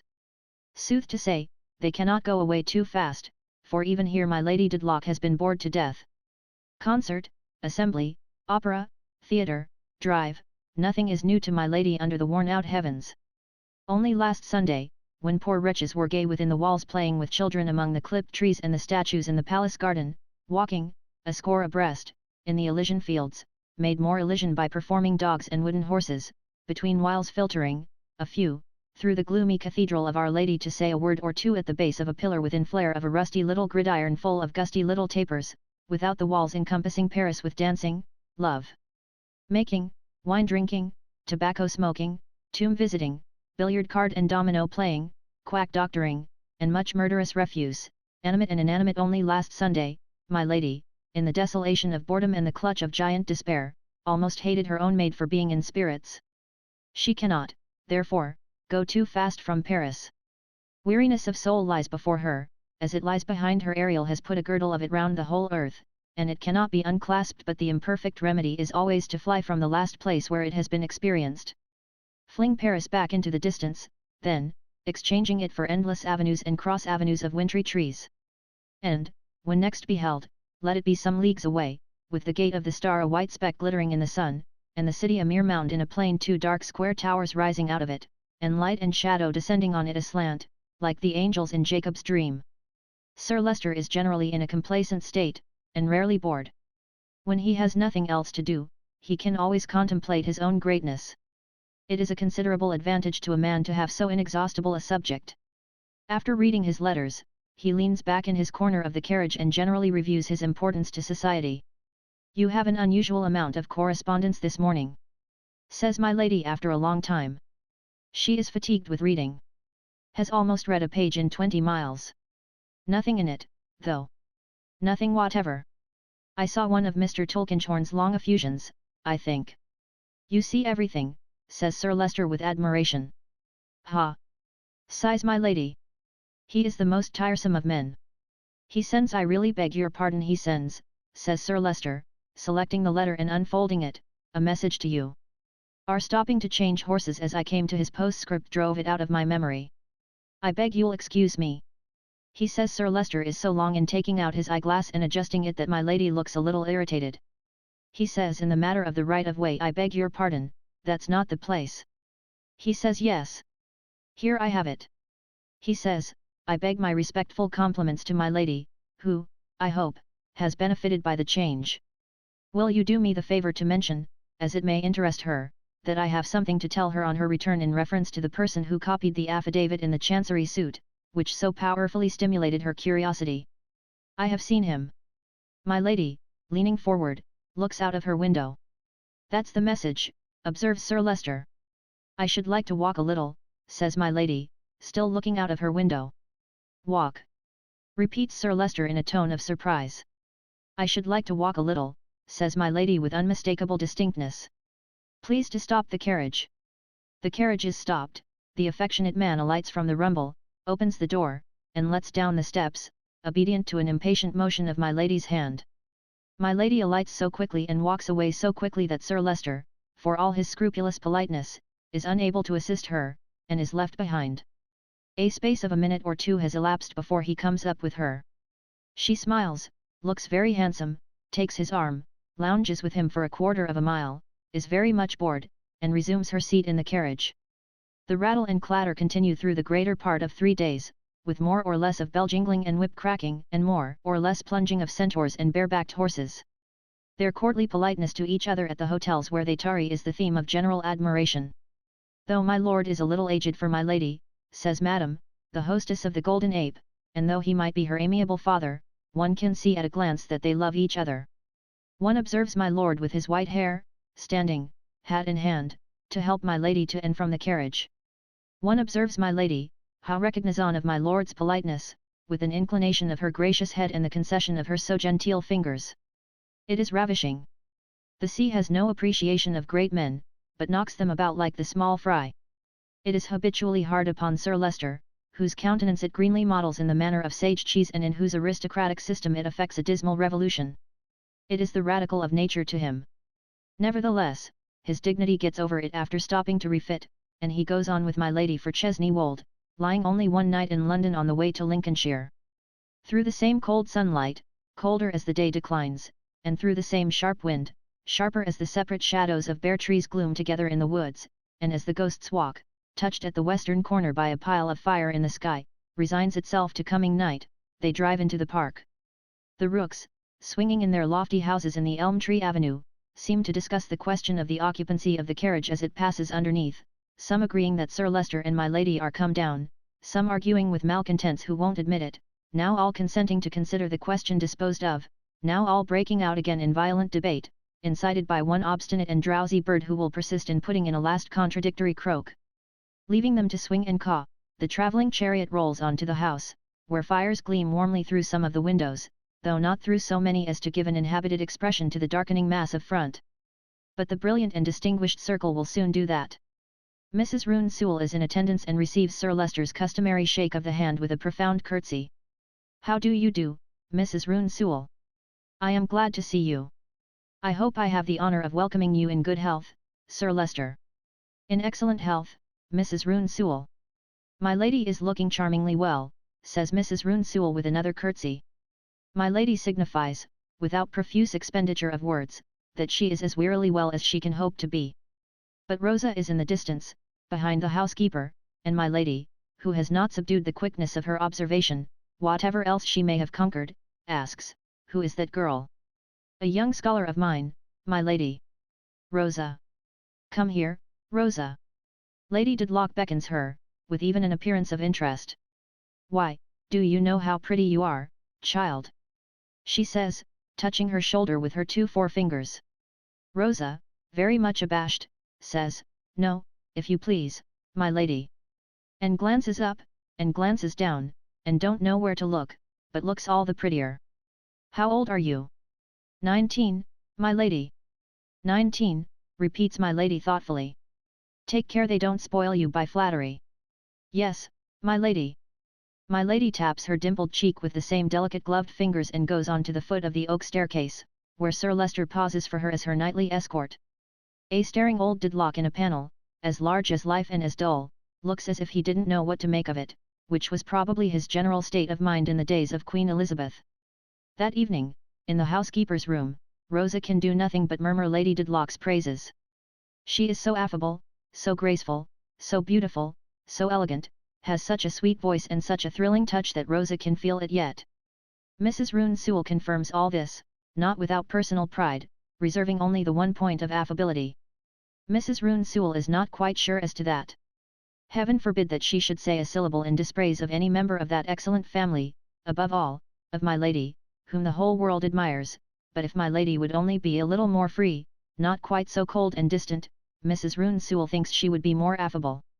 "'Tis almost a pity," Mrs. Roone Sewell adds, "only almost, because it borders on impiety to suppose that anything could be better than it is, in such an express dispensation as the Dedlock affairs, that my lady has no family.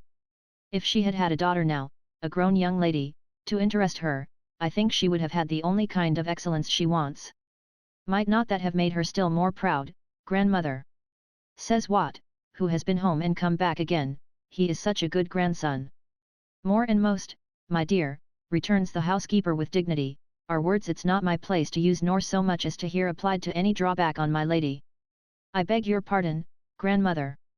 But she is proud, is she not? If she is, she has reason to be. The Dedlock family have always reason to be."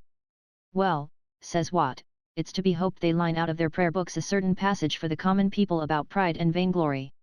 "Forgive me, grandmother. Only a joke.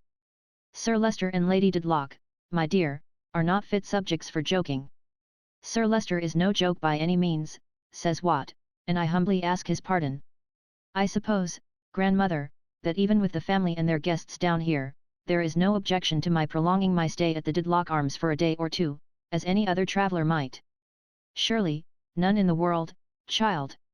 "I am glad of that," says Watt, "because I have an inexpressible desire to extend my knowledge of this beautiful neighbourhood." He happens to glance at Rosa, who looks down and is very shy indeed. But according to the old superstition, it should be Rosa's ears that burn, and not her fresh bright cheeks, for my lady's maid is holding forth about her at this moment with surpassing energy.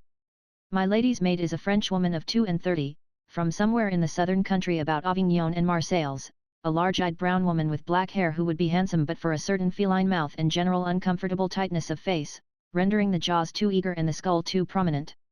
There is something indefinably keen and wan about her anatomy, and she has a watchful way of looking out of the corners of her eyes without turning her head, which could be pleasantly dispensed with, especially when she is in an ill humour and near knives. Through all the good taste of her dress and little adornments, these objections so express themselves that she seems to go about like a very neat she-wolf imperfectly tamed. Besides being accomplished in all the knowledge appertaining to her post, she is almost an Englishwoman in her acquaintance with the language, consequently, she is in no want of words to shower upon Rosa for having attracted my lady's attention, and she pours them out with such grim ridicule as she sits at dinner that her companion, the affectionate man, is rather relieved when she arrives at the spoon stage of that performance.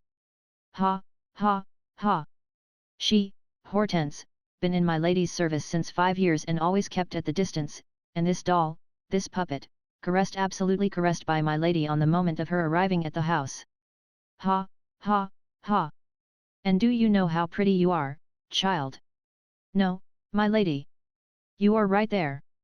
And how old are you, child? And take care they do not spoil you by flattery, child. Oh, how droll! It is the best thing altogether. In short, it is such an admirable thing that Mademoiselle Hortense can't forget it, but at meals for days afterwards, even among her countrywomen and others attached in like capacity to the troop of visitors, relapses into silent enjoyment of the joke and enjoyment expressed, in her own convivial manner, by an additional tightness of face, thin elongation of compressed lips, and sidewise look, which intense appreciation of humour is frequently reflected in my lady's mirrors when my lady is not among them. All the mirrors in the house are brought into action now, many of them after a long blank. They reflect handsome faces, simpering faces, youthful faces, faces of 70 that will not submit to be old, the entire collection of faces that have come to pass a January week or two at Chesney Wold, and which the fashionable intelligence, a mighty hunter before the Lord, hunts with a keen scent, from their breaking cover at the court of St. James's to their being run down to death. The place in Lincolnshire is all alive. By day guns and voices are heard ringing in the woods, horsemen and carriages enliven the park roads, servants and hangers-on pervade the village and the Didlock Arms. Seen by night from distant openings in the trees, the row of windows in the long drawing-room, where my lady's picture hangs over the great chimney-piece, is like a row of jewels set in a black frame. On Sunday the chill little church is almost warmed by so much gallant company, and the general flavour of the Didlock dust is quenched in delicate perfumes. The brilliant and distinguished circle comprehends within it no contracted amount of education, sense, courage, honour, beauty, and virtue. Yet there is something a little wrong about it in despite of its immense advantages. What can it be? Dandyism? There is no King George IV now, more the pity, to set the dandy fashion. There are no clear-starched jack-towel neckcloths, no short-waisted coats, no false calves, no stays. There are no caricatures, now, of effeminate exquisites so arrayed, swooning in opera boxes with excess of delight and being revived by other dainty creatures poking long-necked scent bottles at their noses. There is no beau whom it takes 4 men at once to shake into his buckskins, or who goes to see all the executions, or who is troubled with the self-reproach of having once consumed a pea. But is there dandyism in the brilliant and distinguished circle notwithstanding, dandyism of a more mischievous sort, that has got below the surface and is doing less harmless things than jack-toweling itself and stopping its own digestion, to which no rational person need particularly object? Why, yes. It cannot be disguised. There are at Chesney Wold this January week some ladies and gentlemen of the newest fashion, who have set up a dandyism in religion, for instance. Who in mere lackadaisical want of an emotion have agreed upon a little dandy talk about the vulgar wanting faith in things in general, meaning in the things that have been tried and found wanting, as though a low fellow should unaccountably lose faith in a bad shilling after finding it out. Who would make the vulgar very picturesque and faithful by putting back the hands upon the clock of time and cancelling a few hundred years of history.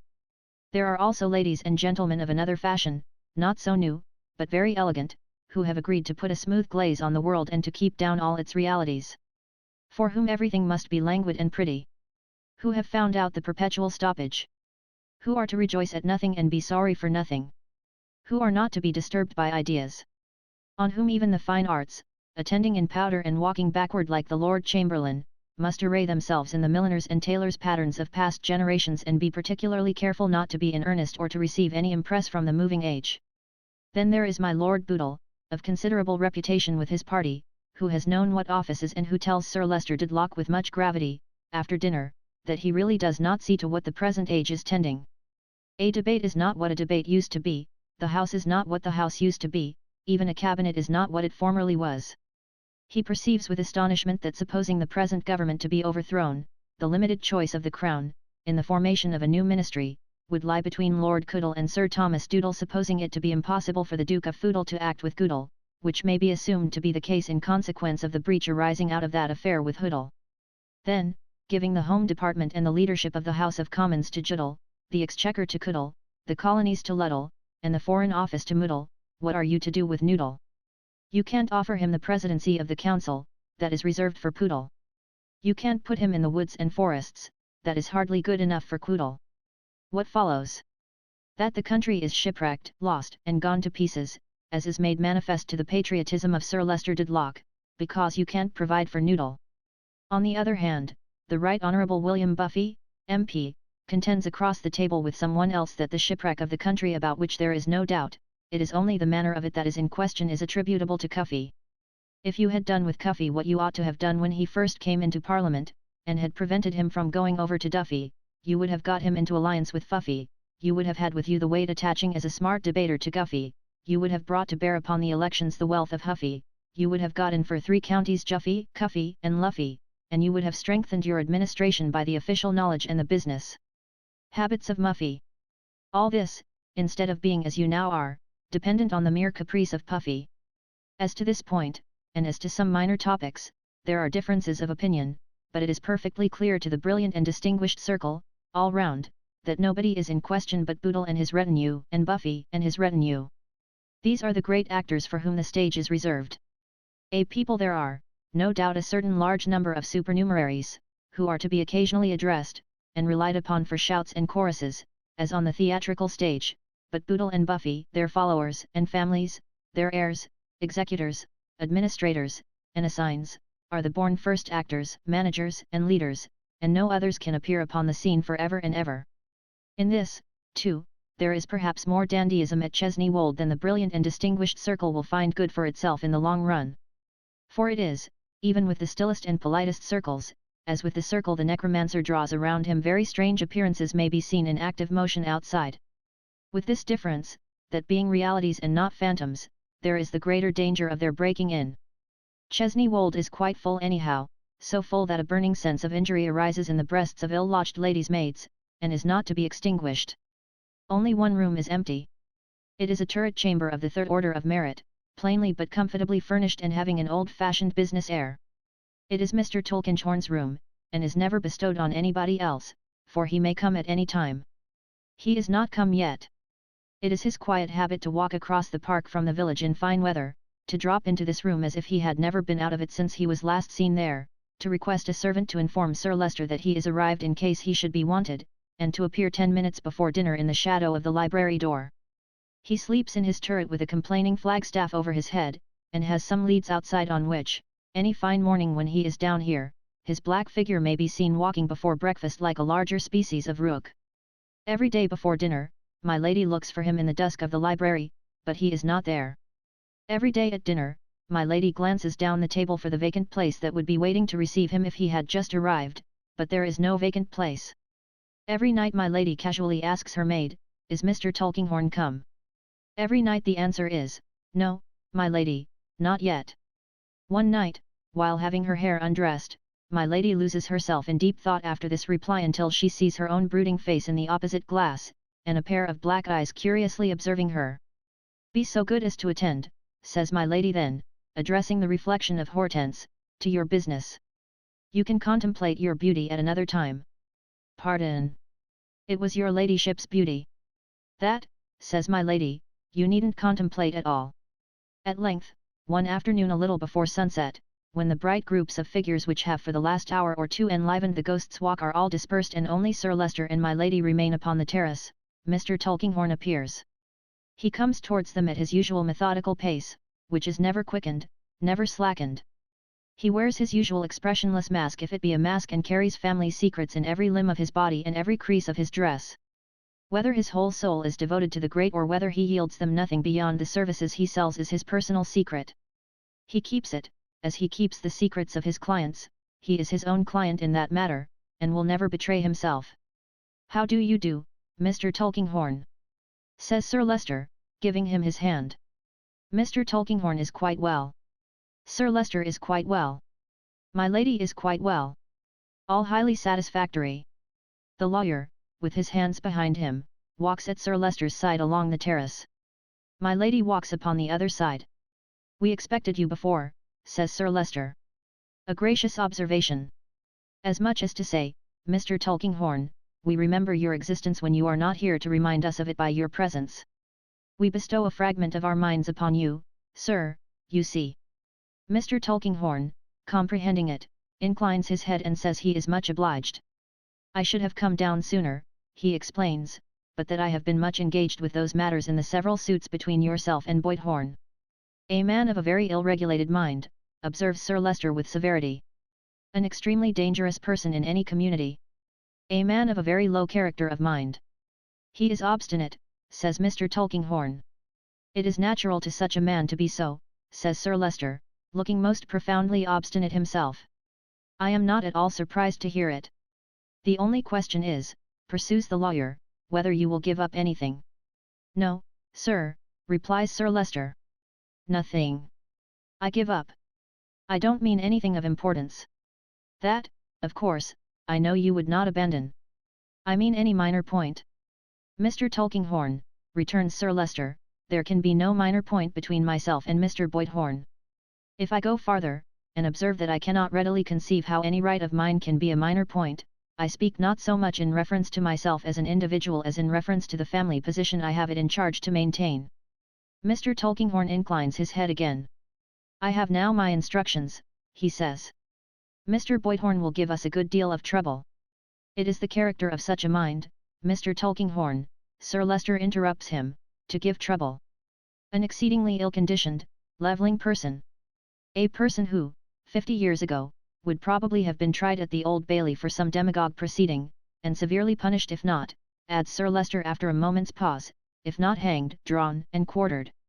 Sir Leicester appears to discharge his stately breast of a burden in passing this capital sentence, as if it were the next satisfactory thing to having the sentence executed. But night is coming on, says he, and my lady will take cold. My dear, let us go in. As they turn towards the hall door, Lady Dedlock addresses Mr. Tulkinghorn for the first time. You sent me a message respecting the person whose writing I happened to inquire about.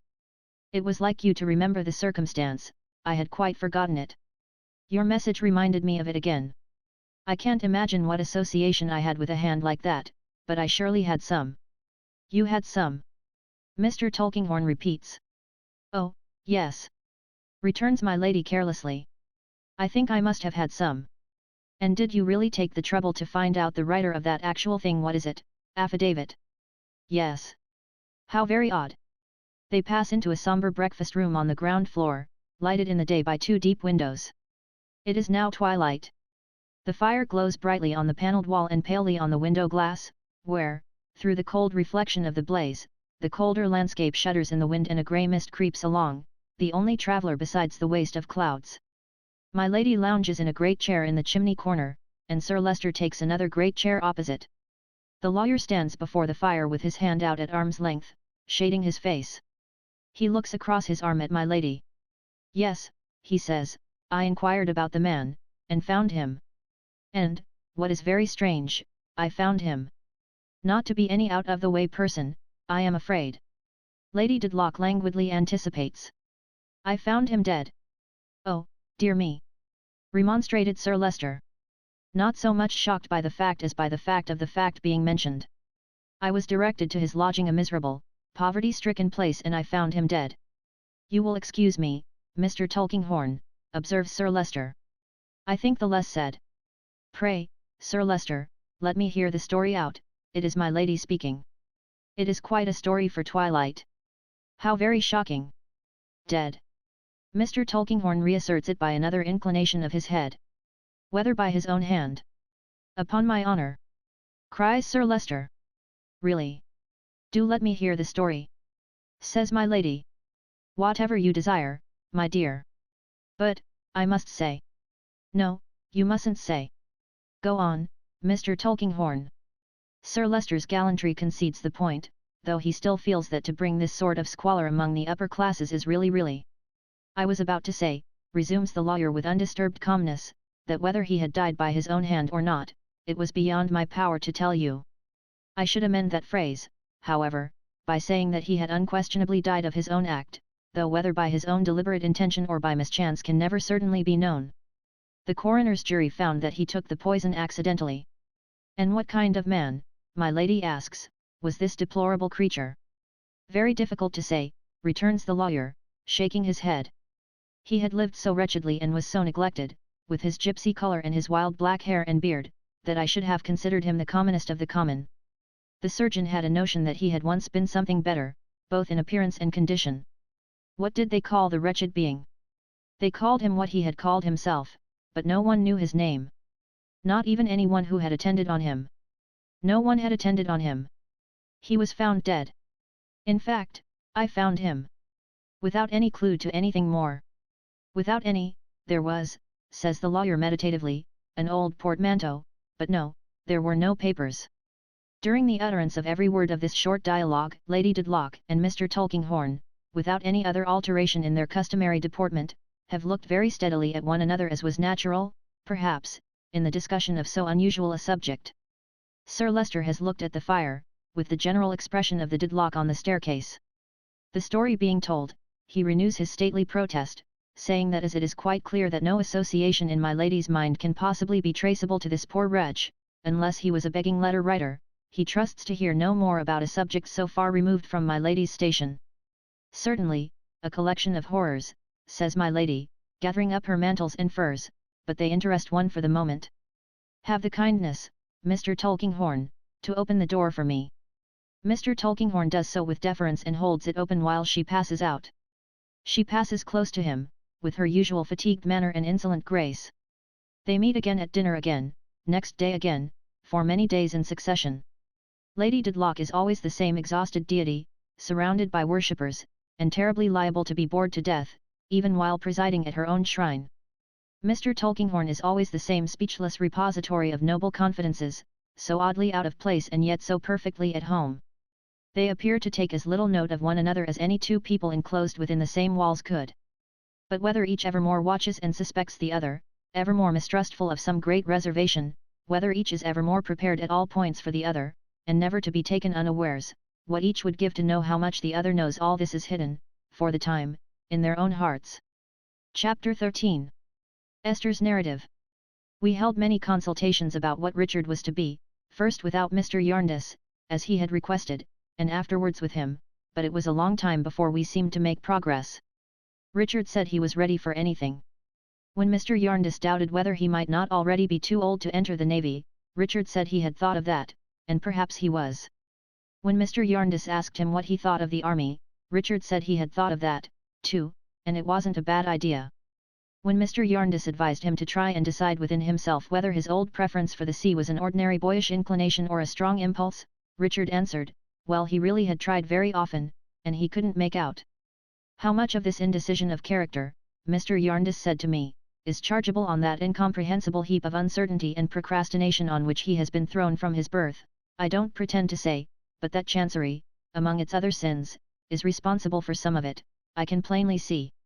It has engendered or confirmed in him a habit of putting off and trusting to this, that, and the other chance, without knowing what chance, and dismissing everything as unsettled, uncertain, and confused. The character of much older and steadier people may be even changed by the circumstances surrounding them.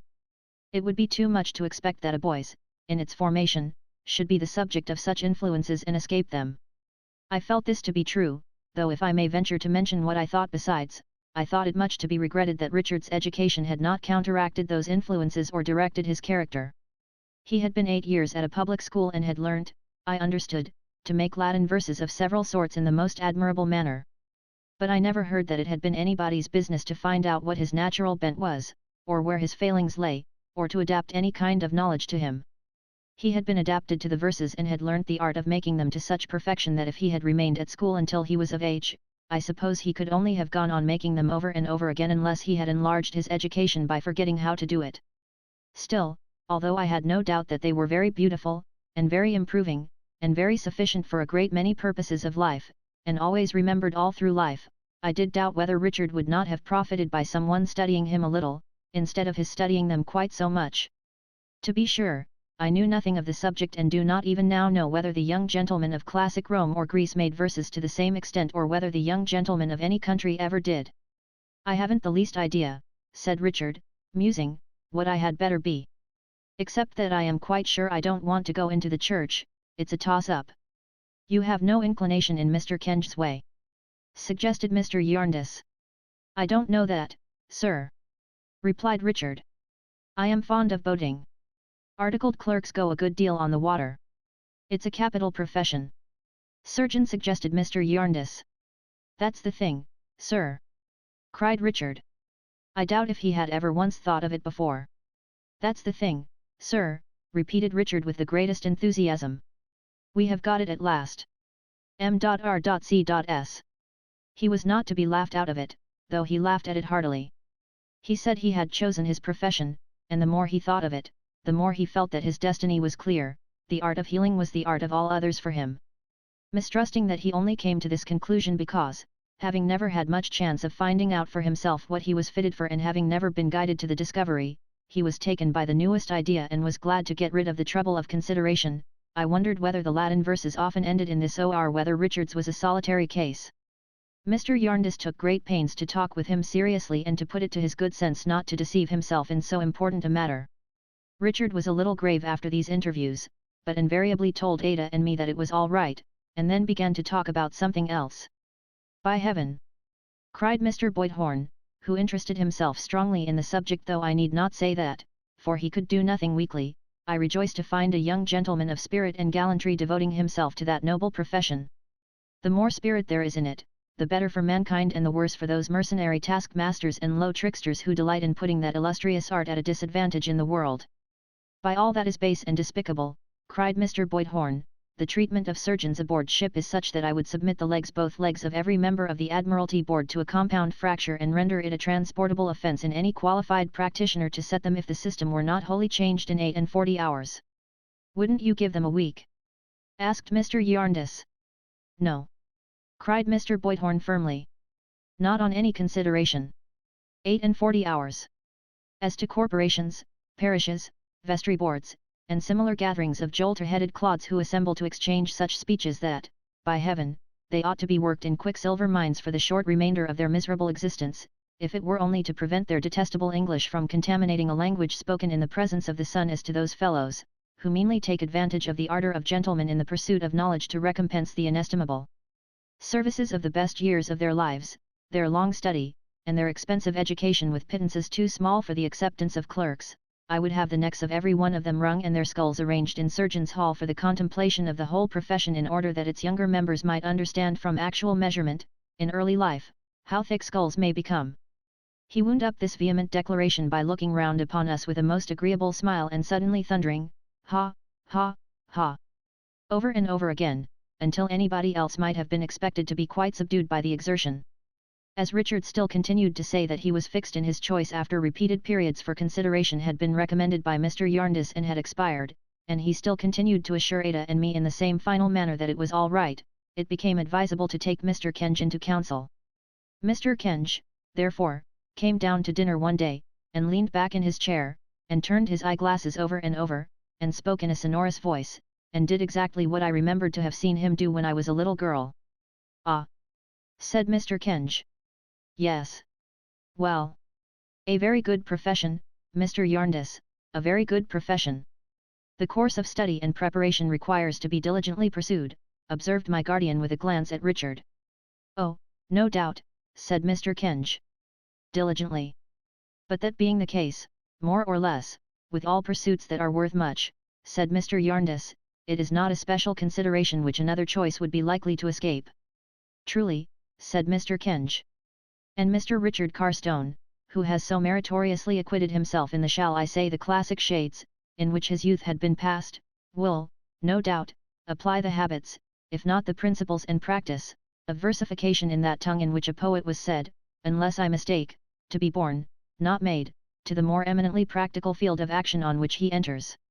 You may rely upon it, said Richard in his offhand manner, that I shall go at it and do my best. Very well, Mr. Yarndis, said Mr. Kenge, gently nodding his head.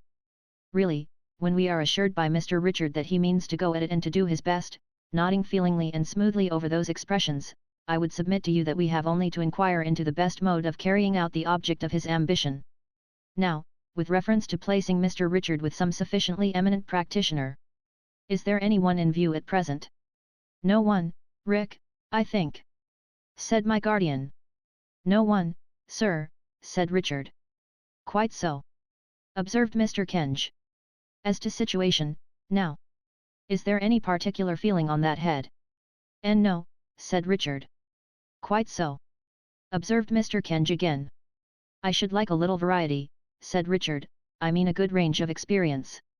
Very requisite, no doubt, returned Mr. Kenge. I think this may be easily arranged, Mr. Jarndyce.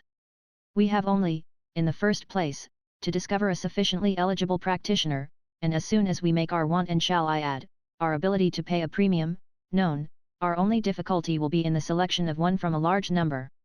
We have only, in the second place, to observe those little formalities which are rendered necessary by our time of life and our being under the guardianship of the court. We shall soon be, shall I say, in Mr. Richard's own light-hearted manner, going at it to our heart's content. It is a coincidence, said Mr. Kenge with a tinge of melancholy in his smile, one of those coincidences which may or may not require an explanation beyond our present limited faculties, that I have a cousin in the medical profession. He might be deemed eligible by you and might be disposed to respond to this proposal. I can answer for him as little as for you, but he might. As this was an opening in the prospect, it was arranged that Mr. Kenge should see his cousin. And as Mr. Jarndyce had before proposed to take us to London for a few weeks, it was settled next day that we should make our visit at once and combine Richard's business with it. Mr. Boydhorn leaving us within a week, we took up our abode at a cheerful lodging near Oxford Street over an upholsterer's shop. London was a great wonder to us, and we were out for hours and hours at a time, seeing the sights, which appeared to be less capable of exhaustion than we were. We made the round of the principal theatres, too, with great delight, and saw all the plays that were worth seeing. I mention this because it was at the theatre that I began to be made uncomfortable again by Mr. Guppy. I was sitting in front of the box one night with Ada, and Richard was in the place he liked best, behind Ada's chair, when, happening to look down into the pit, I saw Mr. Guppy, with his hair flattened down upon his head and woe depicted in his face, looking up at me. I felt all through the performance that he never looked at the actors but constantly looked at me, and always with a carefully prepared expression of the deepest misery and the profoundest dejection. It quite spoiled my pleasure for that night because it was so very embarrassing and so very ridiculous. But from that time forth, we never went to the play without my seeing Mr. Guppy in the pit, always with his hair straight and flat, his shirt collar turned down, and a general feebleness about him. If he were not there when we went in, and I began to hope he would not come and yielded myself for a little while to the interest of the scene, I was certain to encounter his languishing eyes when I least expected it and, from that time, to be quite sure that they were fixed upon me all the evening. I really cannot express how uneasy this made me. If he would only have brushed up his hair or turned up his collar, it would have been bad enough, but to know that that absurd figure was always gazing at me, and always in that demonstrative state of despondency, put such a constraint upon me that I did not like to laugh at the play, or to cry at it, or to move, or to speak. I seemed able to do nothing naturally. As to escaping Mr. Guppy by going to the back of the box, I could not bear to do that because I knew Richard and Ada relied on having me next them and that they could never have talked together so happily if anybody else had been in my place. So there I sat, not knowing where to look, for wherever I looked, I knew Mr. Guppy's eyes were following me and thinking of the dreadful expense to which this young man was putting himself on my account. Sometimes I thought of telling Mr. Jarndyce. Then I feared that the young man would lose his situation and that I might ruin him. Sometimes I thought of confiding in Richard, but was deterred by the possibility of his fighting Mr. Guppy and giving him black eyes. Sometimes I thought, should I frown at him or shake my head? Then I felt I could not do it. Sometimes I considered whether I should write to his mother, but that ended in my being convinced that to open a correspondence would be to make the matter worse. I always came to the conclusion, finally, that I could do nothing. Mr. Guppy's perseverance, all this time, not only produced him regularly at any theatre to which we went, but caused him to appear in the crowd as we were coming out, and even to get up behind our fly, where I am sure I saw him, 2 or 3 times, struggling among the most dreadful spikes. After we got home, he haunted a post opposite our house. The upholsterers where we lodged being at the corner of 2 streets, and my bedroom window being opposite the post, I was afraid to go near the window when I went upstairs, lest I should see him, as I did one moonlight night, leaning against the post and evidently catching cold. If Mr. Guppy had not been, fortunately for me, engaged in the daytime, I really should have had no rest from him. While we were making this round of gaieties, in which Mr. Guppy so extraordinarily participated, the business which had helped to bring us to town was not neglected. Mr. Kenge's cousin was a Mr. Bayham Badger, who had a good practice at Chelsea and attended a large public institution besides. He was quite willing to receive Richard into his house and to superintend his studies, and as it seemed that those could be pursued advantageously under Mr. Badger's roof, and Mr. Badger liked Richard, and as Richard said he liked Mr. Badger well enough, an agreement was made, the Lord Chancellor's consent was obtained, and it was all settled. On the day when matters were concluded between Richard and Mr. Badger, we were all under engagement to dine at Mr. Badger's house. We were to be merely a family party, Mrs. Badger's note said, and we found no lady there but Mrs. Badger herself. She was surrounded in the drawing-room by various objects, indicative of her painting a little, playing the piano a little, playing the guitar a little, playing the harp a little, singing a little, working a little, reading a little, writing poetry a little, and botanizing a little. She was a lady of about 50, I should think, youthfully dressed and of a very fine complexion.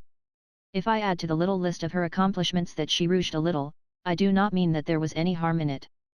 Mr. Bayham Badger himself was a pink, fresh-faced, crisp-looking gentleman with a weak voice, white teeth, light hair, and surprised eyes, some years younger, I should say, than Mrs. Bayham Badger. He admired her exceedingly, but principally, and to begin with, on the curious ground, as it seemed to us, of her having had 3 husbands. We had barely taken our seats when he said to Mr. Jarndyce quite triumphantly, "You would hardly suppose that I am Mrs. Bayham Badger's 3rd. "Indeed," said Mr. Jarndyce. "Her 3rd. said Mr. Badger. "Mrs. Bayham Badger has not the appearance, Miss Summerson, of a lady who has had 2 former husbands." I said, "Not at all." "And most remarkable men," said Mr. Badger in a tone of confidence. Captain Swosser of the Royal Navy, who was Mrs. Badger's first husband, was a very distinguished officer indeed. The name of Professor Dingo, my immediate predecessor, is one of European reputation. Mrs. Badger overheard him and smiled. "Yes, my dear." Mr. Badger replied to the smile, "I was observing to Mr. Jarndyce and Miss Summerson that you had had 2 former husbands, both very distinguished men. And they found it, as people generally do, difficult to believe." "I was barely 20, said Mrs. Badger, "when I married Captain Swosser of the Royal Navy. I was in the Mediterranean with him, I am quite a sailor. On the 12th anniversary of my wedding day, I became the wife of Professor Dingo." "Of European reputation," added Mr. Badger in an undertone. "And when Mr. Badger and myself were married," pursued Mrs. Badger, "we were married on the same day of the year. I had become attached to the day. So that Mrs. Badger has been married to 3 husbands, 2 of them highly distinguished men," said Mr. Badger, summing up the facts, "and each time upon the 21st of March at 11 in the forenoon." We all expressed our admiration. "But for Mr. Badger's modesty," said Mr. Jarndyce, "I would take leave to correct him and say 3 distinguished men." "Thank you, Mr. Jarndyce. What I always tell him," observed Mrs. Badger. "And, my dear," said Mr. Badger, "what do I always tell you? That without any affectation of disparaging such professional distinction as I may have attained, which our friend Mr. Carstone will have many opportunities of estimating, I am not so weak, no, really," said Mr. Badger to us generally, "so unreasonable as to put my reputation on the same footing with such first-rate men as Captain Swosser and Professor Dingo. Perhaps you may be interested, Mr. Jarndyce," continued Mr. Bayham Badger, leading the way into the next drawing-room, "in this portrait of Captain Swosser. It was taken on his return home from the African station, where he had suffered from the fever of the country. Mrs. Badger considers it too yellow. But it's a very fine head." "A very fine head." We all echoed, "A very fine head." "I feel when I look at it," said Mr. Badger, "that's a man I should like to have seen. It strikingly bespeaks the first-class man that Captain Swosser preeminently was. On the other side, Professor Dingo. I knew him well, attended him in his last illness, a speaking likeness. Over the piano, Mrs. Bayham Badger when Mrs. Swosser. Over the sofa, Mrs. Bayham Badger when Mrs. Dingo. Of Mrs. Bayham Badger in Essie, I possess the original and have no copy." Dinner was now announced, and we went downstairs. It was a very genteel entertainment, very handsomely served. But the captain and the professor still ran in Mr. Badger's head, and as Ada and I had the honour of being under his particular care, we had the full benefit of them. "Water, Miss Summerson?" "Allow me." "Not in that tumbler, pray. Bring me the professor's goblet, James." Ada very much admired some artificial flowers under a glass. "Astonishing how they keep," said Mr. Badger. They were presented to Mrs. Bayham Badger when she was in the Mediterranean. He invited Mr. Jarndyce to take a glass of claret. "Not that claret," he said. "Excuse me. This is an occasion, and on an occasion I produce some very special claret I happen to have. James, Captain Swoser's wine. Mr. Yarndis, this is a wine that was imported by the captain, we will not say how many years ago. You will find it very curious. My dear, I shall be happy to take some of this wine with you. Captain Swoser's claret to your mistress, James. My love, your health. After dinner, when we ladies retired, we took Mrs. Badger's first and second husband with us. Mrs. Badger gave us in the drawing-room a biographical sketch of the life and services of Captain Swoser before his marriage and a more minute account of him dating from the time when he fell in love with her at a ball on board the Crippler, given to the officers of that ship when she lay in Plymouth Harbour. The dear old Crippler! Said Mrs. Badger, shaking her head. She was a noble vessel. Trim, ship-shape, all attentu, as Captain Swoser used to say. You must excuse me if I occasionally introduce a nautical expression, I was quite a sailor once. Captain Swoser loved that craft for my sake. When she was no longer in commission, he frequently said that if he were rich enough to buy her old hulk, he would have an inscription let into the timbers of the quarter-deck where we stood as partners in the dance to mark the spot where he fell raked fore and aft, Captain Swoser used to say, by the fire from my tops. It was his naval way of mentioning my eyes. Mrs. Badger shook her head, sighed, and looked in the glass. It was a great change from Captain Swoser to Professor Dingo, she resumed with a plaintive smile. I felt it a good deal at first. Such an entire revolution in my mode of life. But custom, combined with science, particularly science, inured me to it. Being the professor's sole companion in his botanical excursions, I almost forgot that I had ever been afloat, and became quite learned. It is singular that the professor was the antipodes of Captain Swoser and that Mr. Badger is not in the least like either. We then passed into a narrative of the deaths of Captain Swoser and Professor Dingo, both of whom seem to have had very bad complaints. In the course of it, Mrs. Badger signified to us that she had never madly loved but once, and that the object of that wild affection, never to be recalled in its fresh enthusiasm, was Captain Swoser. The professor was yet dying by inches in the most dismal manner, and Mrs. Badger was giving us imitations of his way of saying, with great difficulty, "Where is Laura? Let Laura give me my toast and water," when the entrance of the gentleman consigned him to the tomb. Now, I observed that evening, as I had observed for some days past, that Ada and Richard were more than ever attached to each other's society, which was but natural, seeing that they were going to be separated so soon. I was therefore not very much surprised when we got home, and Ada and I retired upstairs, to find Ada more silent than usual, though I was not quite prepared for her coming into my arms and beginning to speak to me, with her face hidden. "My darling Esther," murmured Ada. "I have a great secret to tell you. A mighty secret, my pretty one, no doubt." "What is it, Ada?" "Oh, Esther, you would never guess." "Shall I try to guess?" said I. "Oh, no. Don't. Pray don't," cried Ada, very much startled by the idea of my doing so. "Now, I wonder who it can be about," said I, pretending to consider. "It's about," said Ada in a whisper. "It's about my cousin Richard." "Well, my own," said I, kissing her bright hair, which was all I could see. "And what about him?" "Oh, Esther, you would never guess." It was so pretty to have her clinging to me in that way, hiding her face, and to know that she was not crying in sorrow but in a little glow of joy and pride and hope, that I would not help her just yet. "He says, I know it's very foolish, we are both so young, but he says, with a burst of tears, that he loves me dearly, Esther." "Does he indeed?" said I.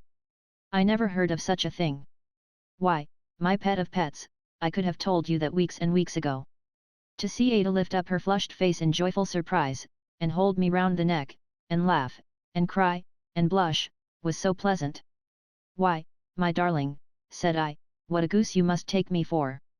Your cousin Richard has been loving you as plainly as he could for I don't know how long. And yet you never said a word about it," cried Ada, kissing me. "No, my love," said I. "I waited to be told. But now I have told you, you don't think it wrong of me, do you?" returned Ada. She might have coaxed me to say no if I had been the hardest-hearted duenna in the world.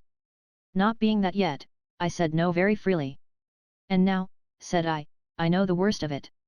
"Oh, that's not quite the worst of it, Esther dear," cried Ada, holding me tighter and laying down her face again upon my breast. "No," said I. "Not even that." No, not even that, said Ada, shaking her head. Why, you never mean to say I was beginning in joke. But Ada, looking up and smiling through her tears, cried, yes, I do. You know I do. And then sobbed out, with all my heart I do. With all my whole heart, Esther. I told her, laughing, why I had known that, too, just as well as I had known the other. And we sat before the fire, and I had all the talking to myself for a little while, though there was not much of it, and Ada was soon quiet and happy. Do you think my cousin John knows, dear Dame Durden? She asked. Unless my cousin John is blind, my pet, said I should think my cousin John knows pretty well as much as we know. We want to speak to him before Richard goes, said Ada timidly, and we wanted you to advise us, and to tell him so. Perhaps you wouldn't mind Richard's coming in, Dame Durden. Oh. Richard is outside, is he, my dear? Said I. I am not quite certain, returned Ada with a bashful simplicity that would have won my heart if she had not won it long before, but I think he's waiting at the door. There he was, of course. They brought a chair on either side of me, and put me between them, and really seemed to have fallen in love with me instead of one another. They were so confiding, and so trustful, and so fond of me. They went on in their own wild way for a little while. I never stopped them, I enjoyed it too much myself, and then we gradually fell to considering how young they were, and how there must be a lapse of several years before this early love could come to anything, and how it could come to happiness only if it were real and lasting and inspired them with a steady resolution to do their duty to each other, with constancy, fortitude, and perseverance, each always for the other's sake. Well, Richard said that he would work his fingers to the bone for Ada, and Ada said that she would work her fingers to the bone for Richard, and they called me all sorts of endearing and sensible names, and we sat there, advising and talking, half the night. Finally, before we parted, I gave them my promise to speak to their cousin John tomorrow. So, when tomorrow came, I went to my guardian after breakfast, in the room that was our town substitute for the growlery, and told him that I had it in trust to tell him something. Well, little woman, said he, shutting up his book, if you have accepted the trust, there can be no harm in it. I hope not, guardian, said I. I can guarantee that there is no secrecy in it. For it only happened yesterday. And what is it, Esther? Guardian, said I, you remember the happy night when first we came down to Bleak House? When Ada was singing in the dark room. I wished to call to his remembrance the look he had given me then. Unless I am much mistaken, I saw that I did so. Because, said I with a little hesitation. Yes, my dear, said he. Don't hurry. Because, said I, Ada and Richard have fallen in love. And have told each other so. Already? Cried my guardian, quite astonished. Yes, said I. And to tell you the truth, guardian, I rather expected it. The deuce you did, said he. He sat considering for a minute or two, with his smile, at once so handsome and so kind, upon his changing face, and then requested me to let them know that he wished to see them. When they came, he encircled Ada with one arm in his fatherly way and addressed himself to Richard with a cheerful gravity. Rick, said Mr. Yarndus, I am glad to have won your confidence. I hope to preserve it. When I contemplated these relations between us four which have so brightened my life and so invested it with new interests and pleasures, I certainly did contemplate, afar off, the possibility of you and your pretty cousin here. Don't be shy, Ada, don't be shy, my dear, being in a mind to go through life together. I saw, and do see, many reasons to make it desirable. But that was afar off, Rick, afar off. We look afar off, sir, returned Richard. Well, said Mr. Yarndus. That's rational. Now, hear me, my dears. I might tell you that you don't know your own minds yet, that 1,000 things may happen to divert you from one another, that it is well this chain of flowers you have taken up is very easily broken, or it might become a chain of lead. But I will not do that. Such wisdom will come soon enough, I dare say, if it is to come at all. I will assume that a few years hence you will be in your hearts to one another what you are today. All I say before speaking to you according to that assumption is, if you do change, if you do come to find that you are more commonplace cousins to each other as man and woman than you were as boy and girl, your manhood will excuse me, Rick. Don't be ashamed still to confide in me, for there will be nothing monstrous or uncommon in it. I am only your friend and distant kinsman. I have no power over you whatever. But I wish and hope to retain your confidence if I do nothing to forfeit it. I am very sure, sir, returned Richard, that I speak for Ada too when I say that you have the strongest power over us both, rooted in respect, gratitude, and affection, strengthening every day. Dear cousin John, said Ada, on his shoulder, my father's place can never be empty again. All the love and duty I could ever have rendered to him is transferred to you. Come, said Mr. Yarndus. Now for our assumption. Now we lift our eyes up and look hopefully at the distance. Rick, the world is before you, and it is most probable that as you enter it, so it will receive you. Trust in nothing but in Providence and your own efforts. Never separate the two, like the heathen wagoner. Constancy in love is a good thing, but it means nothing, and is nothing, without constancy in every kind of effort. If you had the abilities of all the great men, past and present, you could do nothing well without sincerely meaning it and setting about it. If you entertain the supposition that any real success, in great things or in small, ever was or could be, ever will or can be, rested from fortune by fits and starts, leave that wrong idea here, or leave your cousin Ada here. I will leave it here, sir, replied Richard smiling, if I brought it here just now, but I hope I did not, and will work my way on to my cousin Ada in the hopeful distance. Right, said Mr. Yarndus. If you are not to make her happy, why should you pursue her? I wouldn't make her unhappy, no, not even for her love, retorted Richard proudly. Well said, cried Mr. Yarndus. That's well said. She remains here, in her home with me. Love her, Rick, in your active life, no less than in her home when you revisit it, and all will go well. Otherwise, all will go ill. That's the end of my preaching. I think you and Ada had better take a walk. Ada tenderly embraced him, and Richard heartily shook hands with him, and then the cousins went out of the room, looking back again directly, though, to say that they would wait for me. The door stood open, and we both followed them with our eyes as they passed down the adjoining room, on which the sun was shining, and out at its farther end. Richard, with his head bent, and her hand drawn through his arm, was talking to her very earnestly, and she looked up in his face, listening, and seemed to see nothing else. So young, so beautiful, so full of hope and promise, they went on lightly through the sunlight as their own happy thoughts might then be traversing the years to come and making them all years of brightness. So they passed away into the shadow and were gone. It was only a burst of light that had been so radiant. The room darkened as they went out, and the sun was clouded over. Am I right, Esther? Said my guardian when they were gone. He was so good and wise to ask me whether he was right. Rick may gain, out of this, the quality he wants, at the core of so much that is good. Said Mr. Yarndus, shaking his head. I have said nothing to Ada, Esther. She has her friend and counselor always near. And he laid his hand lovingly upon my head. I could not help showing that I was a little moved, though I did all I could to conceal it. Tut tut, said he. But we must take care, too, that our little woman's life is not all consumed in care for others. Care? My dear guardian, I believe I am the happiest creature in the world. I believe so, too, said he. But someone may find out what Esther never will, that the little woman is to be held in remembrance above all other people. I have omitted to mention in its place that there was someone else at the family dinner party. It was not a lady. It was a gentleman.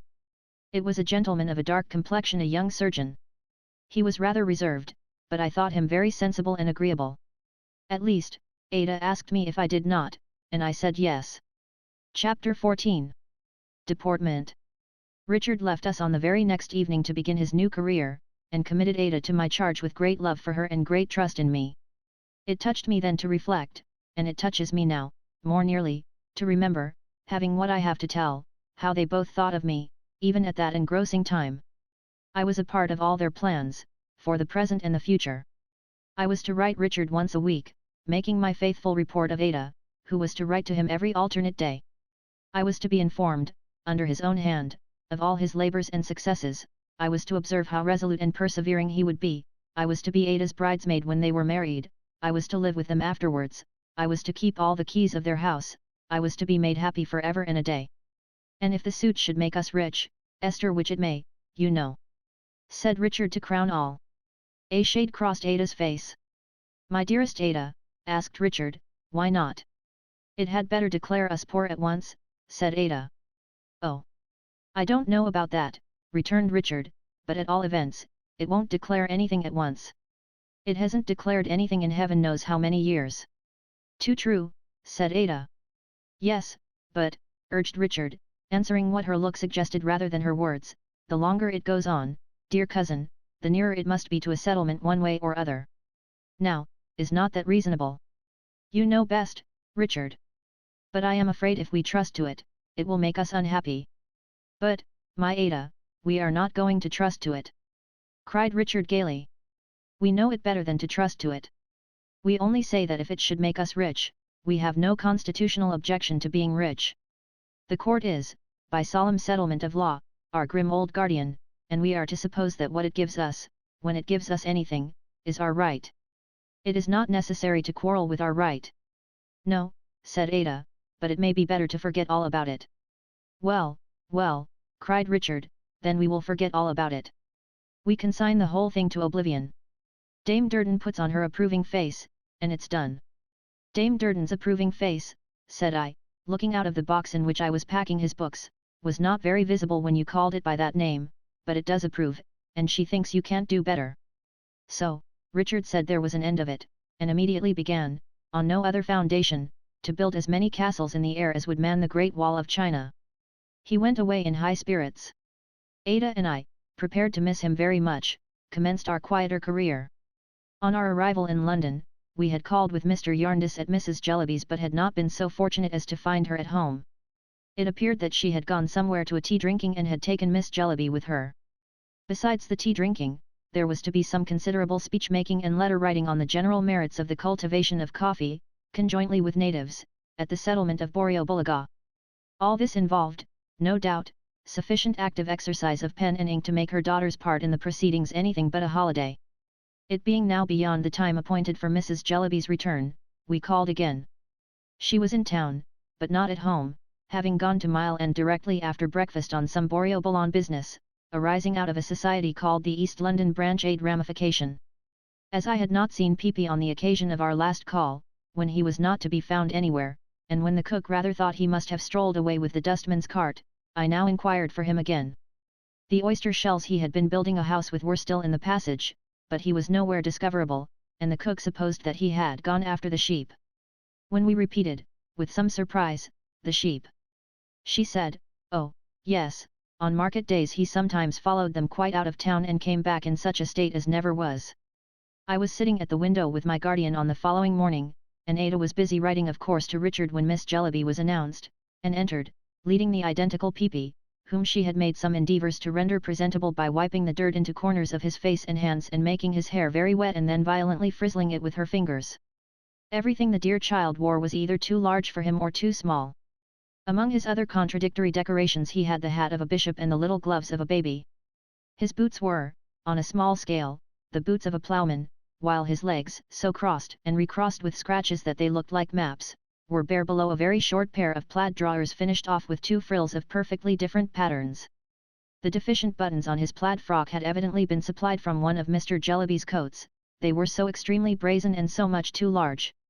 Most extraordinary specimens of needlework appeared on several parts of his dress, where it had been hastily mended, and I recognized the same hand on Miss Jellyby's.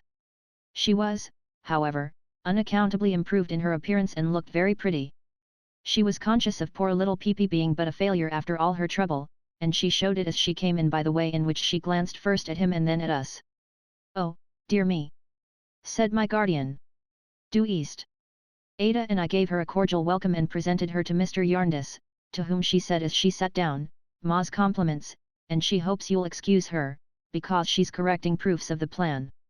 She's going to put out 5,000 new circulars, and she knows you'll be interested to hear that. I have brought one of them with me. Ma's compliments." With which she presented it sulkily enough.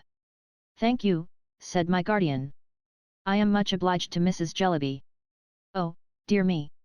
This is a very trying wind." We were busy with Peepy, taking off his clerical hat, asking him if he remembered us, and so on. Peepy retired behind his elbow at first, but relented at the sight of sponge cake and allowed me to take him on my lap, where he sat munching quietly. Mr. Jarndyce then withdrawing into the temporary growlery, Miss Jellyby opened a conversation with her usual abruptness. "We are going on just as bad as ever in Thavies Inn," said she. I have no peace of my life. Talk of Africa. I couldn't be worse off if I was a what's-his-name man and a brother. I tried to say something soothing. Oh, it's of no use, Miss Summerson, exclaimed Miss Jellyby, though I thank you for the kind intention all the same. I know how I am used, and I am not to be talked over. You wouldn't be talked over if you were used so. Peepee, go and play at wild beasts under the piano. I shan't, said Peepee. Very well, you ungrateful, naughty, hard-hearted boy, returned Miss Jellyby with tears in her eyes. I'll never take pains to dress you any more. Yes, I will go, Catty, cried Peepee, who was really a good child and who was so moved by his sister's vexation that he went at once. It seems a little thing to cry about, said poor Miss Jellyby apologetically, but I am quite worn out. I was directing the new circulars till 2 this morning. I detest the whole thing so that alone makes my head ache till I can't see out of my eyes. And look at that poor unfortunate child. Was there ever such a fright as he is? Peepee, happily unconscious of the defects in his appearance, sat on the carpet behind one of the legs of the piano, looking calmly out of his den at us while he ate his cake. I have sent him to the other end of the room, observed Miss Jellyby, drawing her chair nearer ours, because I don't want him to hear the conversation. Those little things are so sharp. I was going to say, we really are going on worse than ever. Pa will be a bankrupt before long, and then I hope Ma will be satisfied. There'll he nobody but Ma to thank for it. We said we hoped Mr. Jellyby's affairs were not in so bad a state as that. It's of no use hoping, though it's very kind of you, returned Miss Jellyby, shaking her head. Pa told me only yesterday morning, and dreadfully unhappy he is, that he couldn't weather the storm. I should be surprised if he could. When all our tradesmen send into our house any stuff they like, and the servants do what they like with it, and I have no time to improve things if I knew how, and Ma don't care about anything, I should like to make out how Pa is to weather the storm. I declare if I was Pa, I'd run away. My dear, said I, smiling. Your papa, no doubt, considers his family. Oh, yes, his family is all very fine, Miss Summerson, replied Miss Jellyby, but what comfort is his family to him? His family is nothing but bills, dirt, waste, noise, tumbles downstairs, confusion, and wretchedness. His scrambling home, from week's end to week's end, is like one great washing day only nothing's washed. Miss Jellyby tapped her foot upon the floor and wiped her eyes. I am sure I pity Pa to that degree, she said, and am so angry with Ma that I can't find words to express myself. However, I am not going to bear it, I am determined. I won't be a slave all my life, and I won't submit to be proposed to by Mr. Quayle. A pretty thing, indeed, to marry a philanthropist. As if I hadn't had enough of that, said poor Miss Jellyby. I must confess that I could not help feeling rather angry with Mrs. Jellyby myself, seeing and hearing this neglected girl and knowing how much of bitterly satirical truth there was in what she said. If it wasn't that we had been intimate when you stopped at our house, pursued Miss Jellyby, I should have been ashamed to come here today, for I know what a figure I must seem to you too. But as it is, I made up my mind to call, especially as I am not likely to see you again the next time you come to town. She said this with such great significance that Ada and I glanced at one another, foreseeing something more. No, said Miss Jellyby, shaking her head. Not at all likely. I know I may trust you too. I am sure you won't betray me. I am engaged. Without their knowledge at home, said I. Why, good gracious me, Miss Summerson, she returned, justifying herself in a fretful but not angry manner, how can it be otherwise? You know what Ma is and I needn't make poor Pa more miserable by telling him. But would it not be adding to his unhappiness to marry without his knowledge or consent, my dear? Said I. No, said Miss Jellyby, softening. I hope not. I should try to make him happy and comfortable when he came to see me, and Peepee and the others should take it in turns to come and stay with me, and they should have some care taken of them then. There was a good deal of affection in poor Catty. She softened more and more while saying this and cried so much over the unwanted little home picture she had raised in her mind that Peepee, in his cave under the piano, was touched, and turned himself over on his back with loud lamentations. It was not until I had brought him to kiss his sister, and had restored him to his place on my lap, and had shown him that Catty was laughing, she laughed expressly for the purpose, that we could recall his peace of mind. Even then it was for some time conditional on his taking us in turns by the chin and smoothing our faces all over with his hand. At last, as his spirits were not equal to the piano, we put him on a chair to look out of window, and Miss Jellyby, holding him by one leg, resumed her confidence. "It began in your coming to our house," she said. "We naturally asked how. I felt I was so awkward," she replied, "that I made up my mind to be improved in that respect at all events and to learn to dance. I told Ma I was ashamed of myself, and I must be taught to dance. Ma looked at me in that provoking way of hers as if I wasn't in sight, but I was quite determined to be taught to dance, and so I went to Mr. Turveydrop's Academy in Newman Street." "And was it there, my dear?" I began. "Yes, it was there," said Caddy, "and I am engaged to Mr. Turveydrop. There are two Mr. Turveydrops, father and son. My Mr. Turveydrop is the son, of course. I only wish I had been better brought up and was likely to make him a better wife, for I am very fond of him." "I am sorry to hear this," said I must confess." "I don't know why you should be sorry," she retorted a little anxiously, "but I am engaged to Mr. Turveydrop, whether or no, and he is very fond of me. It's a secret as yet, even on his side, because old Mr. Turveydrop has a share in the connection and it might break his heart or give him some other shock if he was told of it abruptly. Old Mr. Turveydrop is a very gentlemanly man, indeed very gentlemanly." "Does his wife know of it?" asked Ada.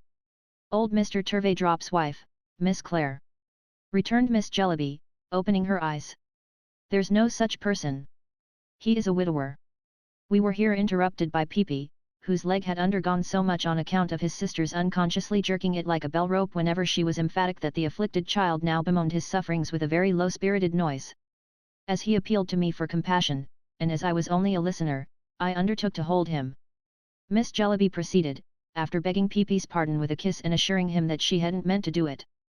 "That's the state of the case," said Caddy. "If I ever blame myself, I still think it's Ma's fault. We are to be married whenever we can, and then I shall go to Pa at the office and write to Ma. It won't much agitate Ma, I am only pen and ink to her. One great comfort is," said Caddy with a sob, "that I shall never hear of Africa after I am married. Young Mr. Turveydrop hates it for my sake, and if old Mr. Turveydrop knows there is such a place, it's as much as he does." "It was he who was very gentlemanly, I think," said I. "Very gentlemanly indeed," said Caddy. "He is celebrated almost everywhere for his deportment." "Does he teach?" asked Ada. "No, he don't teach anything in particular," replied Caddy. "But his deportment is beautiful." Caddy went on to say with considerable hesitation and reluctance that there was one thing more she wished us to know, and felt we ought to know, and which she hoped would not offend us. It was that she had improved her acquaintance with Miss Flight, the little crazy old lady, and that she frequently went there early in the morning and met her lover for a few minutes before breakfast, only for a few minutes. "I go there at other times," said Caddy, "but Prince does not come then. Young Mr. Turveydrop's name is Prince, I wish it wasn't, because it sounds like a dog, but of course he didn't christen himself. Old Mr. Turveydrop had him christened Prince in remembrance of the Prince Regent. Old Mr. Turveydrop adored the Prince Regent on account of his deportment. I hope you won't think the worse of me for having made these little appointments at Miss Flight's, where I first went with you, because I like the poor thing for her own sake and I believe she likes me. If you could see young Mr. Turveydrop, I am sure you would think well of him at least, I am sure you couldn't possibly think any ill of him. I am going there now for my lesson." "I couldn't ask you to go with me, Miss Summerson, but if you would," said Caddy, who had said all this earnestly and tremblingly, "I should be very glad, very glad." It happened that we had arranged with my guardian to go to Miss Flight's that day. We had told him of our former visit, and our account had interested him, but something had always happened to prevent our going there again. As I trusted that I might have sufficient influence with Miss Jellyby to prevent her taking any very rash step if I fully accepted the confidence she was so willing to place in me, poor girl, I proposed that she and I and Peepy should go to the academy and afterwards meet my guardian and Ada at Miss Flight's, whose name I now learnt for the first time. This was on condition that Miss Jellyby and Peepy should come back with us to dinner. The last article of the agreement being joyfully acceded to by both, we smartened Peepy up a little with the assistance of a few pins, some soap and water, and a hair brush, and went out, bending our steps towards Newman Street, which was very near. I found the academy established in a sufficiently dingy house at the corner of an archway, with busts in all the staircase windows. In the same house there were also established, as I gathered from the plates on the door, a drawing master, a coal merchant, there was, certainly, no room for his coals, and a lithographic artist. On the plate which, in size and situation, took precedence of all the rest, I read, Mr. Turvey drop. The door was open, and the hall was blocked up by a grand piano, a harp, and several other musical instruments in cases, all in progress of removal, and all looking rakish in the daylight. Miss Jellyby informed me that the Academy had been lent, last night, for a concert. We went upstairs. It had been quite a fine house once, when it was anybody's business to keep it clean and fresh, and nobody's business to smoke in it all day, and into Mr. Turveydrop's great room, which was built out into a mews at the back and was lighted by a skylight. It was a bare, resounding room smelling of stables, with cane forms along the walls, and the walls ornamented at regular intervals with painted lyres and little cut glass branches for candles, which seemed to be shedding their old-fashioned drops as other branches might shed autumn leaves. Several young lady pupils, ranging from 13 or 14 years of age to 2 or 3 and 20, were assembled, and I was looking among them for their instructor when Caddy, pinching my arm, repeated the ceremony of introduction. Miss Summerson, Mr. Prince Turveydrop. I curtsied to a little blue-eyed fair man of youthful appearance with flaxen hair parted in the middle and curling at the ends all round his head. He had a little fiddle, which we used to call at school a kit, under his left arm, and its little bow in the same hand. His little dancing shoes were particularly diminutive, and he had a little innocent, feminine manner which not only appealed to me in an amiable way, but made this singular effect upon me, that I received the impression that he was like his mother and that his mother had not been much considered or well used. "I am very happy to see Miss Jellyby's friend," he said, bowing low to me. I began to fear, with timid tenderness, as it was past the usual time, that Miss Jellyby was not coming.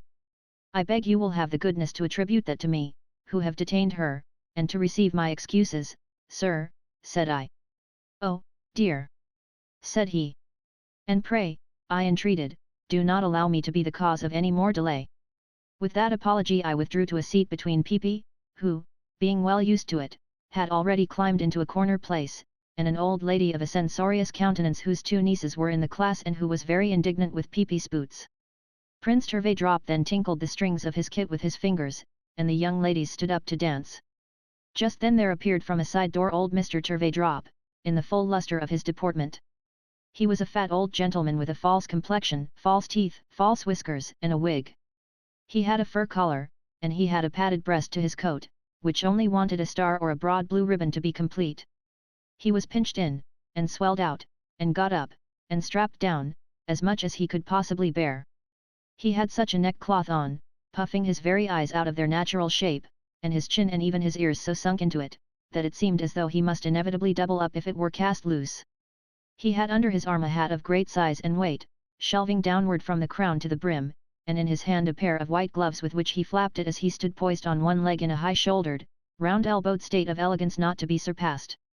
He had a cane, he had an eyeglass, he had a snuff-box, he had rings, he had wristbands, he had everything but any touch of nature. He was not like youth, he was not like age, he was not like anything in the world but a model of deportment. "Father! A visitor! Miss Jellyby's friend, Miss Summerson." "Distinguished," said Mr. Turveydrop, "by Miss Summerson's presence." As he bowed to me in that tight state, I almost believe I saw creases come into the whites of his eyes. "My father," said the son, aside, to me with quite an affecting belief in him, "is a celebrated character. My father is greatly admired." "Go on, Prince. Go on," said Mr. Turveydrop, standing with his back to the fire and waving his gloves condescendingly. "Go on, my son." At this command, or by this gracious permission, the lesson went on. Prince Turveydrop sometimes played the kit, dancing, sometimes played the piano, standing, sometimes hummed the tune with what little breath he could spare, while he set a pupil right, always conscientiously moved with the least proficient through every step and every part of the figure, and never rested for an instant. His distinguished father did nothing whatever but stand before the fire, a model of deportment. "And he never does anything else," said the old lady of the censorious countenance. "Yet would you believe that it's his name on the door-plate?" "His son's name is the same, you know," said I. "He wouldn't let his son have any name if he could take it from him," returned the old lady. "Look at the son's dress. It certainly was plain threadbare, almost shabby." "Yet the father must be garnished and tricked out," said the old lady, "because of his deportment." "I'd deport him. Transport him would be better." I felt curious to know more concerning this person. I asked, Does he give lessons in deportment now? Now, returned the old lady shortly. Never did. After a moment's consideration, I suggested that perhaps fencing had been his accomplishment. I don't believe he can fence at all, ma'am, said the old lady. I looked surprised and inquisitive. The old lady, becoming more and more incensed against the master of deportment as she dwelt upon the subject, gave me some particulars of his career, with strong assurances that they were mildly stated. He had married a meek little dancing mistress, with a tolerable connection, having never in his life before done anything but deport himself, and had worked her to death, or had, at the best, suffered her to work herself to death, to maintain him in those expenses which were indispensable to his position.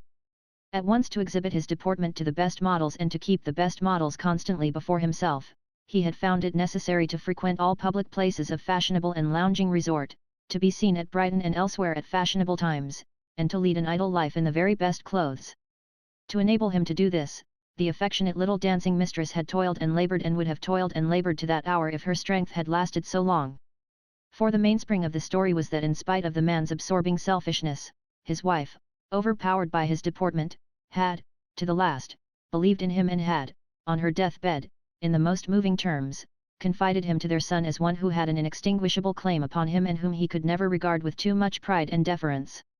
The son, inheriting his mother's belief, and having the deportment always before him, had lived and grown in the same faith, and now, at 30 years of age, worked for his father 12 hours a day and looked up to him with veneration on the old imaginary pinnacle. The airs the fellow gives himself, said my informant, shaking her head at old Mr. Turveydrop with speechless indignation as he drew on his tight gloves, of course unconscious of the homage she was rendering. He fully believes he is one of the aristocracy. And he is so condescending to the son, he so egregiously deludes that you might suppose him the most virtuous of parents. Oh! said the old lady, apostrophizing him with infinite vehemence. I could bite you. I could not help being amused, though I heard the old lady out with feelings of real concern. It was difficult to doubt her with the father and son before me. What I might have thought of them without the old lady's account, or what I might have thought of the old lady's account without them, I cannot say. There was a fitness of things in the whole that carried conviction with it. My eyes were yet wandering, from young Mr. Turveydrop working so hard, to old Mr. Turveydrop deporting himself so beautifully, when the latter came ambling up to me and entered into conversation. He asked me, first of all, whether I conferred a charm and a distinction on London by residing in it. I did not think it necessary to reply that I was perfectly aware I should not do that, in any case, but merely told him where I did reside. A lady so graceful and accomplished, he said, kissing his right glove and afterwards extending it towards the pupils, will look leniently on the deficiencies here. We do our best to polish. He sat down beside me, taking some pains to sit on the form, I thought, in imitation of the print of his illustrious model on the sofa. And really he did look very like it. To polish, he repeated, taking a pinch of snuff and gently fluttering his fingers.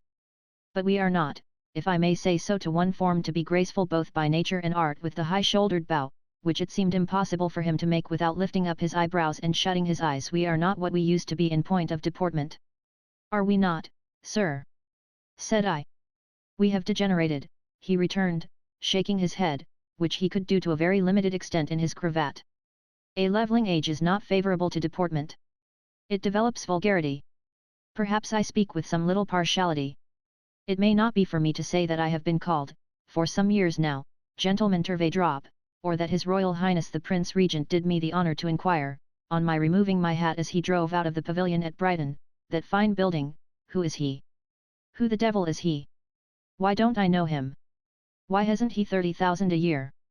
But these are little matters of anecdote. The general property, ma'am, still repeated occasionally among the upper classes. Indeed. Said I. He replied with the high-shouldered bow.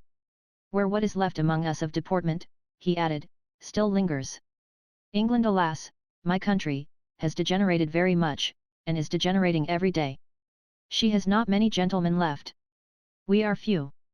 I see nothing to succeed us but a race of weavers.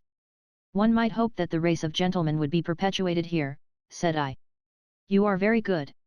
He smiled with a high-shouldered bow again. You flatter me. But, no. I have never been able to imbue my poor boy with that part of his art. Heaven forbid that I should disparage my dear child, but he has no deportment. He appears to be an excellent master, I observed. Understand me, my dear madam, he is an excellent master. All that can be acquired, he has acquired. All that can be imparted, he can impart. But there are things. He took another pinch of snuff and made the bow again, as if to add, this kind of thing, for instance. I glanced towards the centre of the room, where Miss Jellyby's lover, now engaged with single pupils, was undergoing greater drudgery than ever.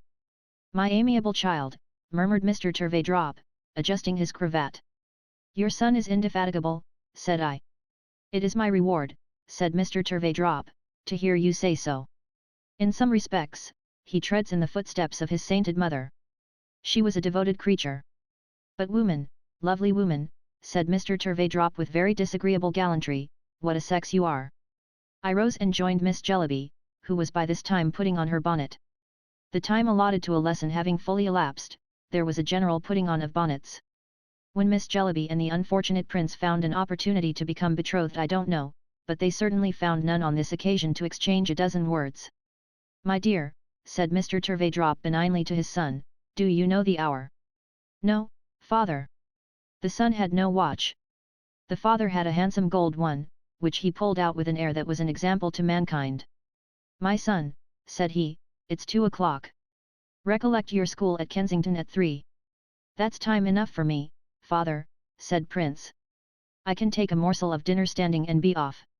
My dear boy, returned his father, you must be very quick. You will find the cold mutton on the table. Thank you, father. Are you off now, father? Yes, my dear.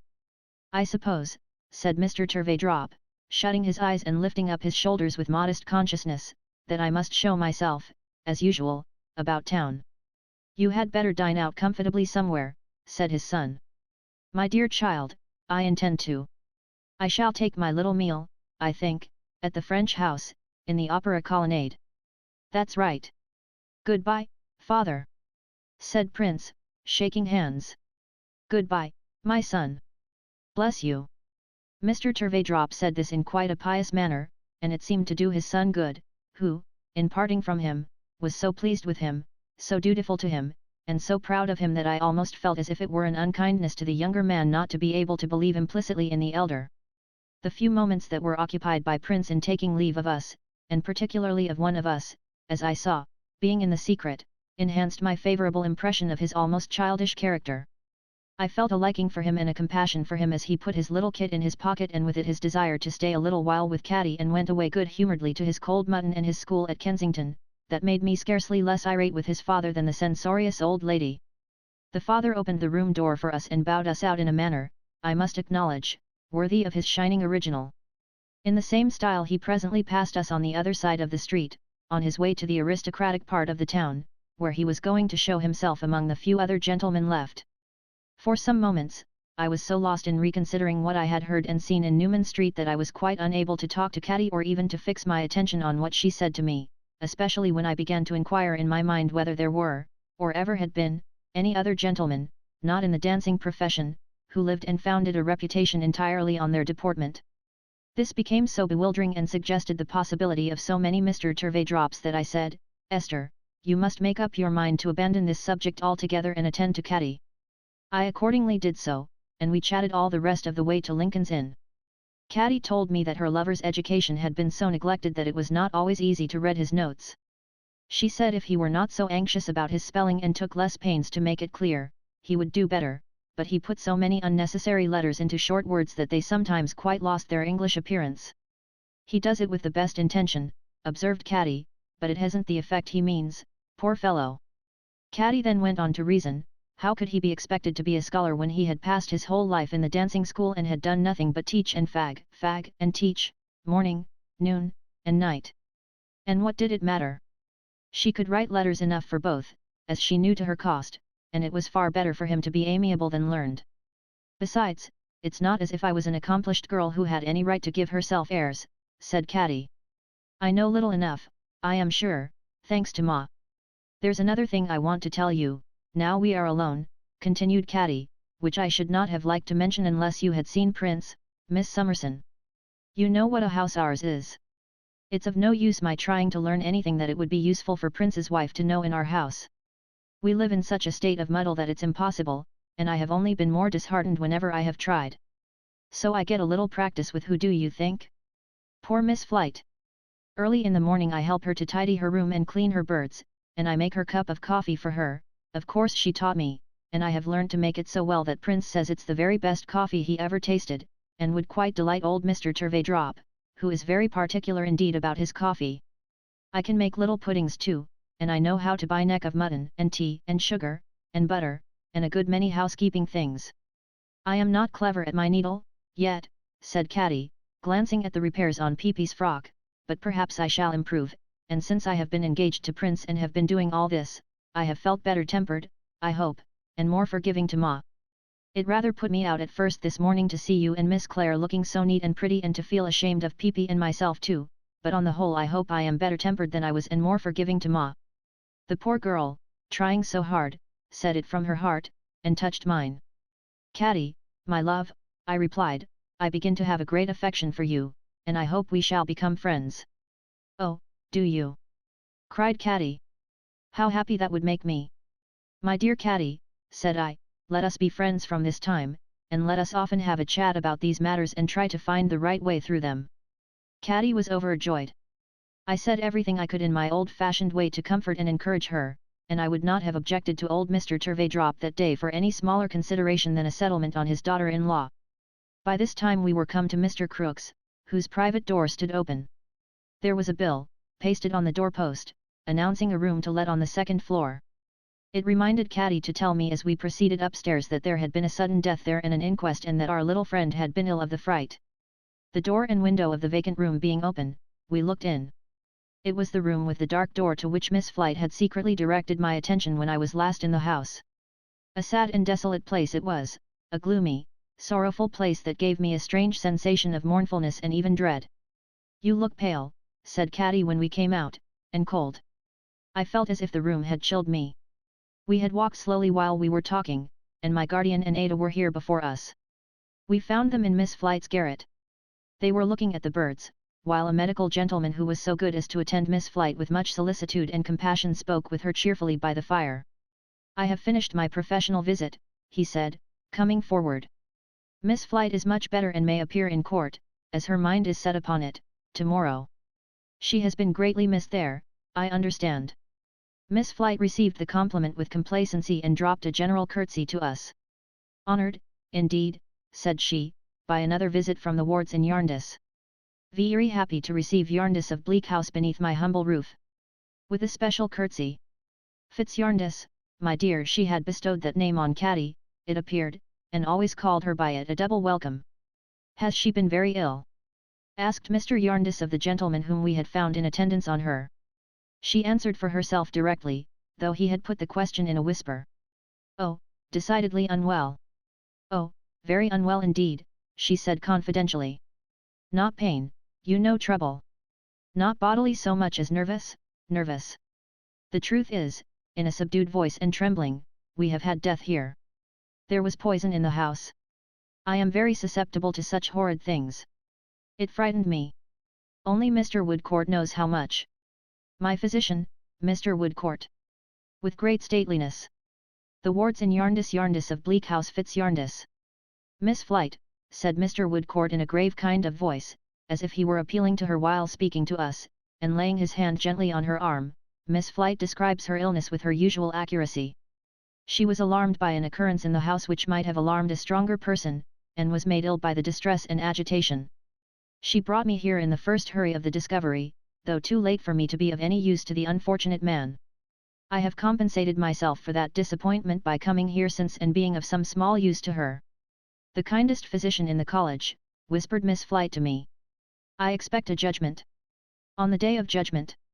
And shall then confer estates. She will be as well in a day or two, said Mr. Woodcourt, looking at her with an observant smile, as she ever will be. In other words, quite well of course. Have you heard of her good fortune? Most extraordinary. Said Miss Flight, smiling brightly. You never heard of such a thing, my dear. Every Saturday, Conversation Kenge, or Guppy, clerk to Conversation K, places in my hand a paper of shillings. Shillings. I assure you. Always the same number in the paper. Always one for every day in the week. Now you know, really. So well timed, is it not? Yes. From whence do these papers come, you say? That is the great question. Naturally. Shall I tell you what I think? I think, said Miss Flite, drawing herself back with a very shrewd look and shaking her right forefinger in a most significant manner, that the Lord Chancellor, aware of the length of time during which the Great Seal has been open, for it has been open a long time, forwards them. Until the judgment I expect is given. Now that's very creditable, you know. To confess in that way that he is a little slow for human life. So delicate. Attending court the other day I attend it regularly, with my documents I taxed him with it, and he almost confessed. That is, I smiled at him from my bench, and he smiled at me from his bench. But it's great good fortune, is it not? And Fitzjarndis lays the money out for me to great advantage. Oh, I assure you to the greatest advantage. I congratulated her, as she addressed herself to me, upon this fortunate addition to her income and wished her a long continuance of it. I did not speculate upon the source from which it came or wonder whose humanity was so considerate. My guardian stood before me, contemplating the birds, and I had no need to look beyond him. And what do you call these little fellows, ma'am? Said he in his pleasant voice. Have they any names? I can answer for Miss Flite that they have, said I, for she promised to tell us what they were. Ada remembers. Ada remembered very well. Did I? Said Miss Flite. Who's that at my door? What are you listening at my door for, Crook? The old man of the house, pushing it open before him, appeared there with his fur cap in his hand and his cat at his heels. I warn't ye listening, Miss Flite, he said, I was going to give a rap with my knuckles, only you're so quick. Make your cat go down. Drive her away. The old lady angrily exclaimed. Bah, bah. There ain't no danger, gentlefolks, said Mr. Crook, looking slowly and sharply from one to another until he had looked at all of us. She'd never offer at the birds when I was here unless I told her to it. You will excuse my landlord, said the old lady with a dignified air. Quite. What do you want, Crook, when I have company? Hi! Said the old man. You know I am the Chancellor. Well! Returned Miss Flite. What of that? For the Chancellor, said the old man with a chuckle, not to be acquainted with a Jarndis is queer, ain't it, Miss Flite? Mightn't I take the liberty? Your servant, sir. I know Jarndis and Jarndis most as well as you do, sir. I knowed old Squire Tom, sir. I never to my knowledge see you afore though, not even in court. Yet, I go there a mortal sight of times in the course of the year, taking one day with another. I never go there, said Mr. Jarndis, which he never did on any consideration. I would sooner go somewhere else. Would you though? Returned Crook, grinning. You're bearing hard upon my noble and learned brother in your meaning, sir, though perhaps it is but natural in a Jarndis. The burnt child, sir. What, you're looking at my lodger's birds, Mr. Jarndis. The old man had come by little and little into the room until he now touched my guardian with his elbow and looked close up into his face with his spectacled eyes. It's one of her strange ways that she'll never tell the names of these birds if she can help it, though she named 'em all. This was in a whisper. Shall I run 'em over, Flite? He asked aloud, winking at us and pointing at her as she turned away, affecting to sweep the grate. If you like, she answered hurriedly. The old man, looking up at the cages after another look at us, went through the list. Hope, joy, youth, peace, rest, life, dust, ashes, waste, want, ruin, despair, madness, death, cunning, folly, words, wigs, rags, sheepskin, plunder, precedent, jargon, gammon, and spinach. That's the whole collection, said the old man, all cooped up together, by my noble and learned brother. This is a bitter wind, muttered my guardian. When my noble and learned brother gives his judgment, they're to be let go free, said Crook, winking at us again. And then, he added, whispering and grinning, if that ever was to happen, which it won't, the birds that have never been caged would kill 'em. If ever the wind was in the east, said my guardian, pretending to look out of the window for a weathercock, I think it's there today. We found it very difficult to get away from the house. It was not Miss Flite who detained us, she was as reasonable a little creature in consulting the convenience of others as there possibly could be. It was Mr. Crook. He seemed unable to detach himself from Mr. Jarndyce. If he had been linked to him, he could hardly have attended him more closely. He proposed to show us his court of chancery and all the strange medley it contained. During the whole of our inspection, prolonged by himself, he kept close to Mr. Jarndyce and sometimes detained him under one pretence or other until we had passed on, as if he were tormented by an inclination to enter upon some secret subject which he could not make up his mind to approach. I cannot imagine a countenance and manner more singularly expressive of caution and indecision, and a perpetual impulse to do something he could not resolve to venture on, than Mr. Crookes was that day. His watchfulness of my guardian was incessant. He rarely removed his eyes from his face. If he went on beside him, he observed him with the slyness of an old white fox. If he went before, he looked back. When we stood still, he got opposite to him, and drawing his hand across and across his open mouth with a curious expression of a sense of power, and turning up his eyes, and lowering his grey eyebrows until they appeared to be shut, seemed to scan every lineament of his face. At last, having been, always attended by the cat, all over the house and having seen the whole stock of miscellaneous lumber, which was certainly curious, we came into the back part of the shop. Here on the head of an empty barrel stood on end were an ink bottle, some old stumps of pens, and some dirty playbills, and against the wall were pasted several large printed alphabets in several plain hands. "What are you doing here?" asked my guardian. "Trying to learn myself to read and write," said Crook. "And how do you get on?" "Slow." "Bad," returned the old man impatiently. "It's hard at my time of life." "It would be easier to be taught by someone," said my guardian. "Aye, but they might teach me wrong," returned the old man with a wonderfully suspicious flash of his eye. "I don't know what I may have lost by not being learned afore. I wouldn't like to lose anything by being learned wrong now." "Wrong?" said my guardian with his good-humoured smile. "Who do you suppose would teach you wrong?" "I don't know, Mr. Jarndyce of Bleak House," replied the old man, turning up his spectacles on his forehead and rubbing his hands. "I don't suppose as anybody would, but I'd rather trust my own self than another." These answers and his manner were strange enough to cause my guardian to inquire of Mr. Woodcourt, as we all walked across Lincoln's Inn together, whether Mr. Crook were really, as his lodger represented him, deranged. The young surgeon replied, no, he had seen no reason to think so. He was exceedingly distrustful, as ignorance usually was, and he was always more or less under the influence of raw gin, of which he drank great quantities and of which he and his back shop, as we might have observed, smelt strongly, but he did not think him mad as yet.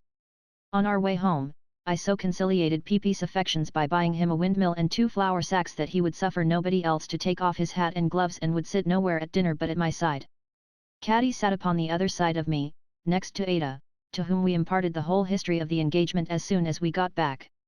We made much of Caddy, and Peepy too, and Caddy brightened exceedingly, and my guardian was as merry as we were, and we were all very happy indeed until Caddy went home at night in a hackney coach, with Peepy fast asleep, but holding tight to the windmill.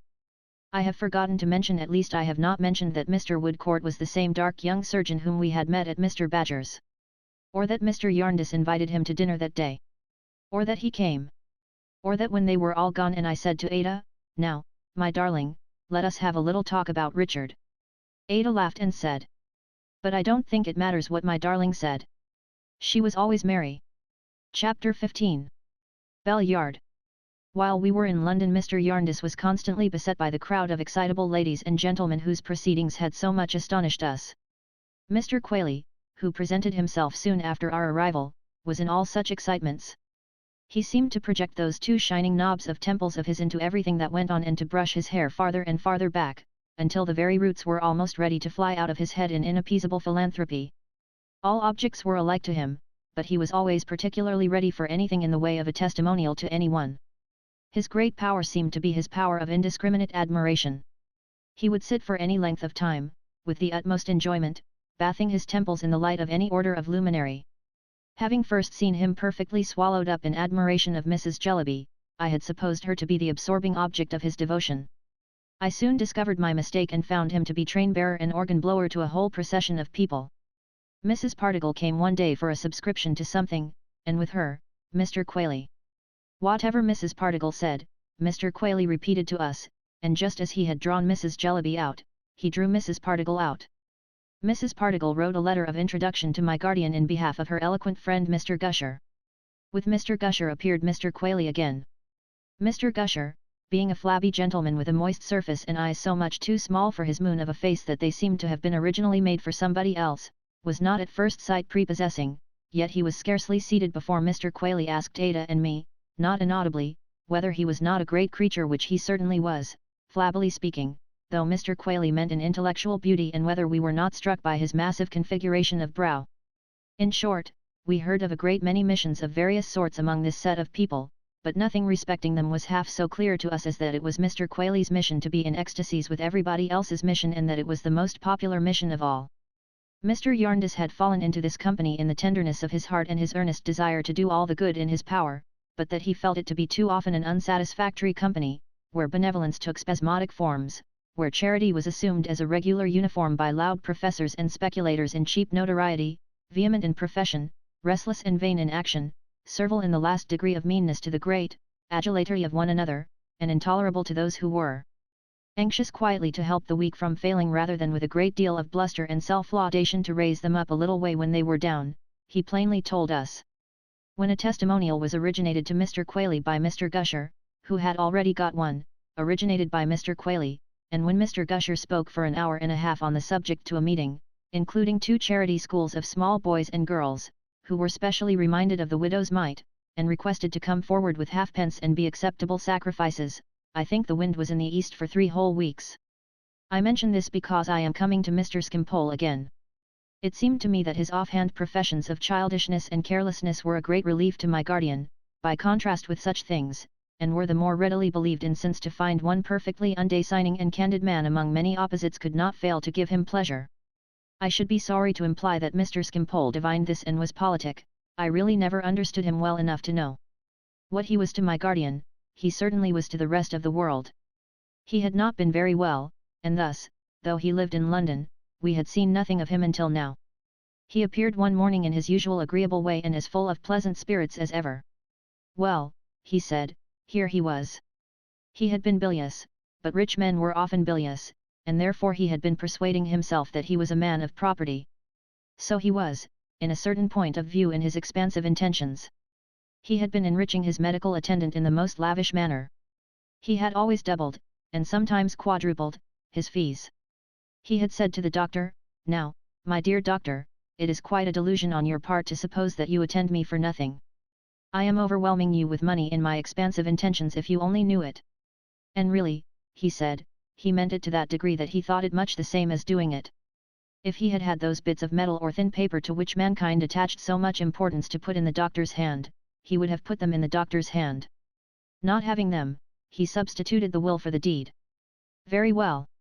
If he really meant it, if his will were genuine and real, which it was, it appeared to him that it was the same as coin, and cancelled the obligation. It may be, partly, because I know nothing of the value of money, said Mr. Skimpole, but I often feel this. It seems so reasonable. My butcher says to me he wants that little bill. It's a part of the pleasant unconscious poetry of the man's nature that he always calls it a little bill to make the payment appear easy to both of us.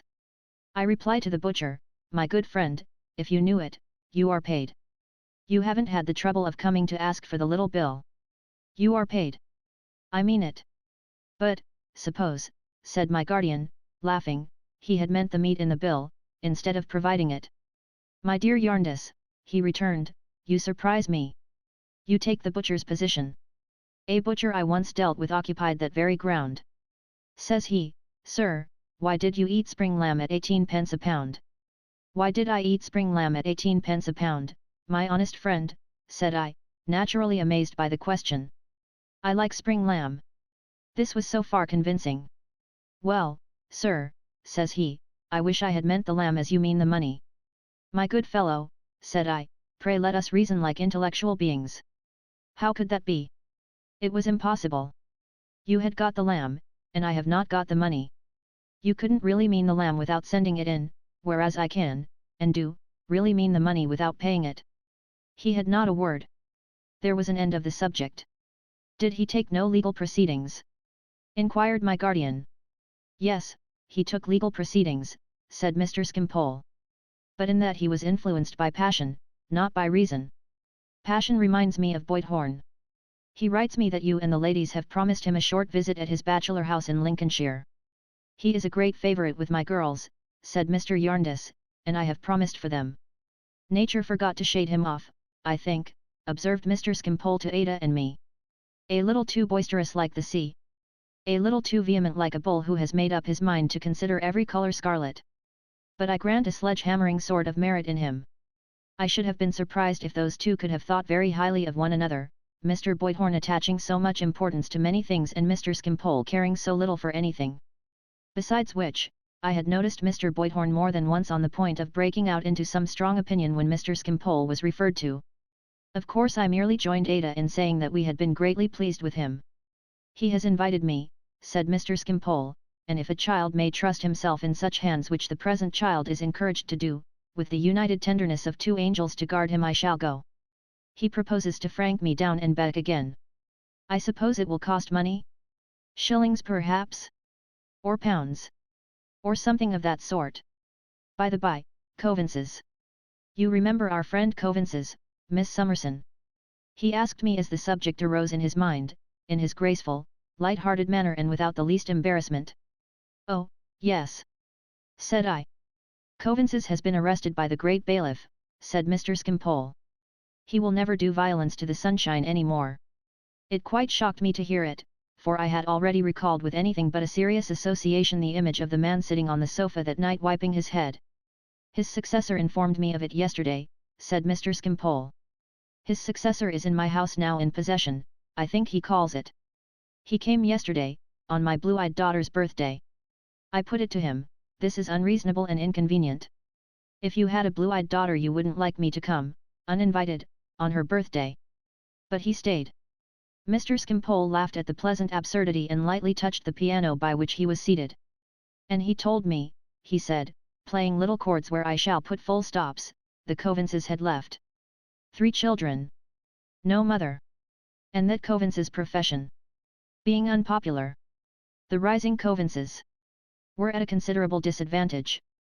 Mr. Jarndyce got up, rubbing his head, and began to walk about.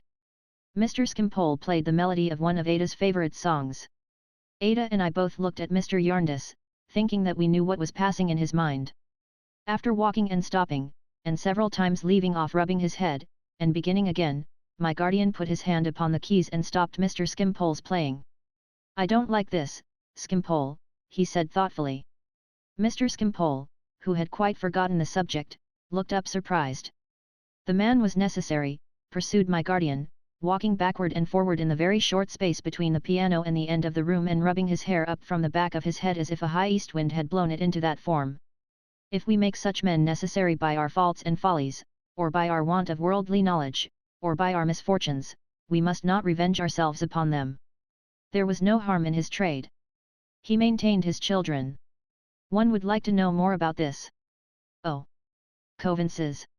Cried Mr. Skimpole, at length perceiving what he meant. Nothing easier. A walk to Coavinses' headquarters, and you can know what you will. Mr. Jarndyce nodded to us, who were only waiting for the signal. Come.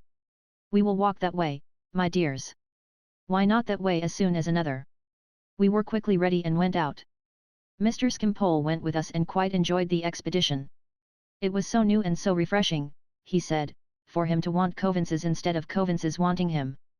He took us, first, to Curziter Street, Chancery Lane, where there was a house with barred windows, which he called Coavinses' Castle.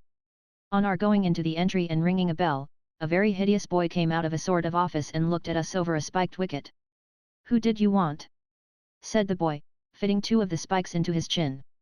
There was a follower, or an officer, or something, here, said Mr. Jarndyce, who is dead. Yes. Said the boy. Well. I want to know his name, if you please. Name of Neckett, said the boy. And his address? Bell Yard, said the boy. Chandler's shop, left-hand side, name of Blinder. Was he? I don't know how to shape the question, murmured my guardian, industrious. Was Neckett? Said the boy. Yes, very much so. He was never tired of watching. He'd set upon a post at a street corner 8 or 10 hours at a stretch if he undertook to do it. He might have done worse, I heard my guardian soliloquize. He might have undertaken to do it and not done it. Thank you. That's all I want. We left the boy, with his head on one side and his arms on the gate, fondling and sucking the spikes, and went back to Lincoln's Inn, where Mr. Skimpole, who had not cared to remain near Coavinses, awaited us. Then we all went to Bell Yard, a narrow alley at a very short distance. We soon found the chandler's shop. In it was a good-natured looking old woman with a dropsy, or an asthma, or perhaps both. "Neckett's children?" said she in reply to my inquiry. "Yes, surely, miss. 3 pair, if you please. Door right opposite the stairs." And she handed me the key across the counter. I glanced at the key and glanced at her, but she took it for granted that I knew what to do with it. As it could only be intended for the children's door, I came out without asking any more questions and led the way up the dark stairs.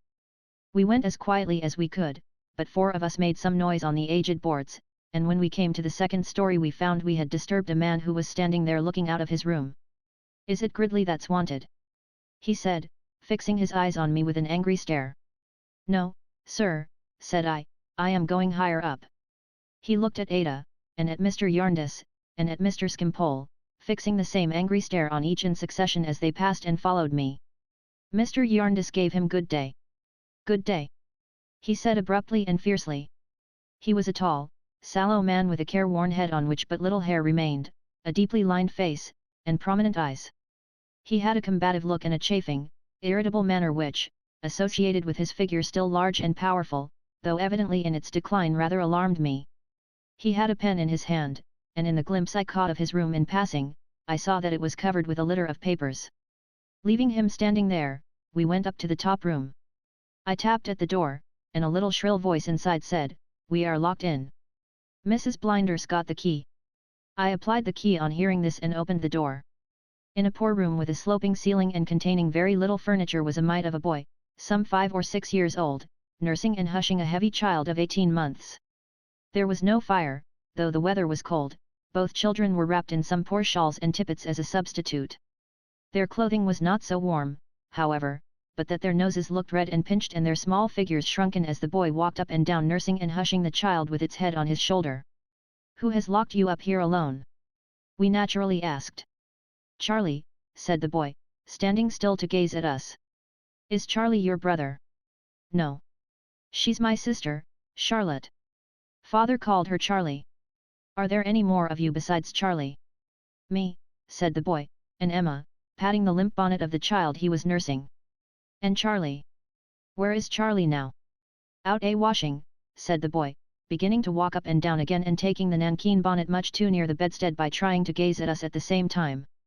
We were looking at one another and at these 2 children when there came into the room a very little girl, childish in figure but shrewd and older looking in the face, pretty-faced too, wearing a womanly sort of bonnet much too large for her and drying her bare arms on a womanly sort of apron. Her fingers were white and wrinkled with washing, and the soap suds were yet smoking which she wiped off her arms. But for this, she might have been a child playing at washing and imitating a poor working woman with a quick observation of the truth.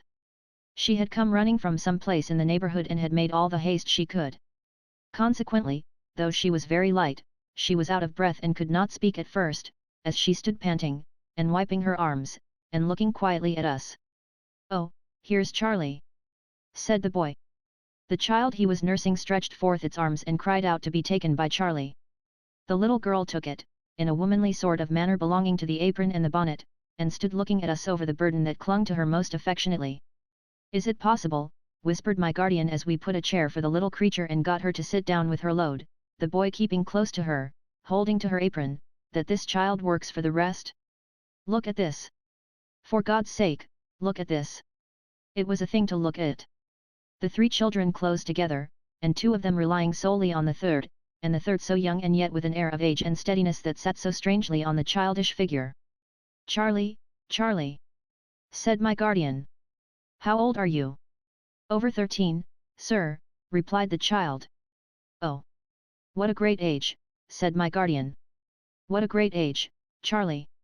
I cannot describe the tenderness with which he spoke to her, half playfully yet all the more compassionately and mournfully. "And do you live alone here with these babies, Charlie?" said my guardian. "Yes, sir," returned the child, looking up into his face with perfect confidence, "since father died." And how do you live, Charlie?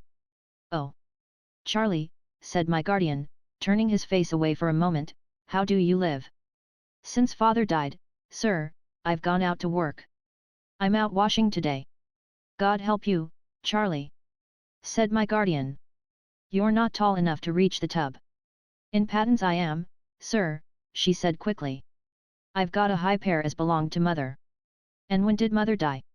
Poor mother. Mother died just after Emma was born, said the child, glancing at the face upon her bosom. Then father said I was to be as good a mother to her as I could. And so I tried. And so I worked at home and did cleaning and nursing and washing for a long time before I began to go out. And that's how I know how, don't you see, sir? And do you often go out? As often as I can, said Charlie, opening her eyes and smiling, because of earning sixpences and shillings. And do you always lock the babies up when you go out? To keep 'em safe, sir, don't you see? Said Charlie. Mrs. Blinder comes up now and then, and Mr. Gridley comes up sometimes, and perhaps I can run in sometimes, and they can play, you know, and Tom ain't afraid of being locked up, are you, Tom? No, said Tom stoutly.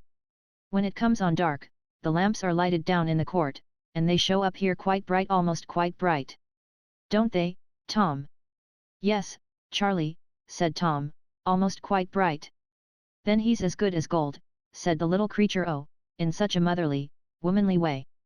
And when Emma's tired, he puts her to bed. And when he's tired he goes to bed himself. And when I come home and light the candle and has a bit of supper, he sits up again and has it with me. Don't you, Tom? Oh, yes, Charlie, said Tom. That I do. And either in this glimpse of the great pleasure of his life or in gratitude and love for Charlie, who was all in all to him, he laid his face among the scanty folds of her frock and passed from laughing into crying. It was the first time since our entry that a tear had been shed among these children. The little orphan girl had spoken of their father and their mother as if all that sorrow were subdued by the necessity of taking courage, and by her childish importance in being able to work, and by her bustling busy way. But now, when Tom cried, although she sat quite tranquil, looking quietly at us, and did not by any movement disturb a hair of the head of either of her little charges, I saw 2 silent tears fall down her face. I stood at the window with Ada, pretending to look at the housetops, and the blackened stack of chimneys, and the poor plants, and the birds in little cages belonging to the neighbours, when I found that Mrs. Blinder, from the shop below, had come in. Perhaps it had taken her all this time to get upstairs, and was talking to my guardian. It's not much to forgive 'em the rent, sir, she said, who could take it from them? Well, well, said my guardian to us too. It is enough that the time will come when this good woman will find that it was much, and that forasmuch as she did it unto the least of these this child, he added after a few moments, could she possibly continue this? Really, sir, I think she might, said Mrs. Blinder, getting her heavy breath by painful degrees. She's as handy as it's possible to be. Bless you, sir, the way she tended them 2 children after the mother died was the talk of the yard. And it was a wonder to see her with him after he was took ill, it really was. Mrs. Blinder, he said to me the very last he spoke, he was lying there. Mrs. Blinder, whatever my calling may have been, I see a angel sitting in this room last night along with my child, and I trust her to our Father. He had no other calling, said my guardian. No, sir, returned Mrs. Blinder, he was nothing but a follower's. When he first came to lodge here, I didn't know what he was, and I confess that when I found out I gave him notice. It wasn't liked in the yard. It wasn't approved by the other lodgers. It is not a genteel calling, said Mrs. Blinder, and most people do object to it. Mr. Gridley objected to it very strong, and he is a good lodger, though his temper has been hard tried. So you gave him notice? Said my guardian. So I gave him notice, said Mrs. Blinder. But really when the time came, and I knew no other ill of him, I was in doubts. He was punctual and diligent, he did what he had to do, sir, said Mrs. Blinder, unconsciously fixing Mr. Skimpole with her eye, and it's something in this world even to do that. So you kept him after all? Why, I said that if he could arrange with Mr. Gridley, I could arrange it with the other lodgers and should not so much mind its being liked or disliked in the yard. Mr. Gridley gave his consent gruff, but gave it. He was always gruff with him, but he has been kind to the children since. A person is never known till a person is proved. Have many people been kind to the children? asked Mr. Yarndus. Upon the whole, not so bad, sir, said Mrs. Blinder, but certainly not so many as would have been if their father's calling had been different. Mr. Covens gave a guinea, and the followers made up a little purse. Some neighbours in the yard that had always joked and tapped their shoulders when he went by came forward with a little subscription, and in general not so bad. Similarly with Charlotte. Some people won't employ her because she was a follower's child, some people that do employ her cast it at her, some make a merit of having her to work for them, with that and all her drawbacks upon her, and perhaps pay her less and put upon her more. But she's patienter than others would be, and is clever too, and always willing, up to the full mark of her strength and over. So I should say, in general, not so bad, sir, but might be better. Mrs. Blinder sat down to give herself a more favourable opportunity of recovering her breath, exhausted anew by so much talking before it was fully restored. Mr. Yarndus was turning to speak to us when his attention was attracted by the abrupt entrance into the room of the Mr. Gridley who had been mentioned and whom we had seen on our way up. I don't know what you may be doing here, ladies and gentlemen, he said, as if he resented our presence, but you'll excuse my coming in. I don't come in to stare about me. Well, Charlie. Well, Tom. Well, little one. How is it with us all today? He bent over the group in a caressing way and clearly was regarded as a friend by the children, though his face retained its stern character and his manner to us was as rude as it could be. My guardian noticed it and respected it. No one, surely, would come here to stare about him, he said mildly. Maybe so, sir, maybe so, returned the other, taking Tom upon his knee and waving him off impatiently. I don't want to argue with ladies and gentlemen. I have had enough of arguing to last one man his life. You have sufficient reason, I dare say, said Mr. Yarndus, for being chafed and irritated. There again! Exclaimed the man, becoming violently angry. I am of a quarrelsome temper. I am irascible. I am not polite. Not very, I think. Sir, said Gridley, putting down the child and going up to him as if he meant to strike him, do you know anything of courts of equity? Perhaps I do, to my sorrow. To your sorrow? Said the man, pausing in his wrath, if so, I beg your pardon. I am not polite, I know. I beg your pardon. Sir, with renewed violence, I have been dragged for 25 years over burning iron, and I have lost the habit of treading upon velvet. Go into the court of chancery yonder and ask what is one of the standing jokes that brighten up their business sometimes, and they will tell you that the best joke they have is the man from Shropshire. I, he said, beating one hand on the other passionately, am the man from Shropshire. I believe I and my family have also had the honour of furnishing some entertainment in the same grave place, said my guardian composedly. You may have heard my name Yarndus. Mr. Yarndus, said Gridley with a rough sort of salutation, you bear your wrongs more quietly than I can bear mine. More than that, I tell you and I tell this gentleman, and these young ladies, if they are friends of yours, that if I took my wrongs in any other way, I should be driven mad. It is only by resenting them, and by revenging them in my mind, and by angrily demanding the justice I never get, that I am able to keep my wits together. It is only that. He said, speaking in a homely, rustic way and with great vehemence. You may tell me that I overexcite myself. I answer that it's in my nature to do it, under wrong, and I must do it. There's nothing between doing it, and sinking into the smiling state of the poor little mad woman that haunts the court. If I was once to sit down under it, I should become imbecile. The passion and heat in which he was, and the manner in which his face worked, and the violent gestures with which he accompanied what he said, were most painful to see. Mr. Yarndus, he said, consider my case. As true as there is a heaven above us, this is my case. I am one of 2 brothers. My father, a farmer, made a will and left his farm and stock and so forth to my mother for her life. After my mother's death, all was to come to me except a legacy of £300 that I was then to pay my brother. My mother died. My brother some time afterwards claimed his legacy. I and some of my relations said that he had had a part of it already in board and lodging and some other things. Now mind. That was the question, and nothing else. No one disputed the will, no one disputed anything but whether part of that £300 had been already paid or not. To settle that question, my brother filing a bill, I was obliged to go into this accursed chancery. I was forced there because the law forced me and would let me go nowhere else. 17 people were made defendants to that simple suit. It first came on after 2 years. It was then stopped for another 2 years while the master, may his head rot off, inquired whether I was my father's son, about which there was no dispute at all with any mortal creature.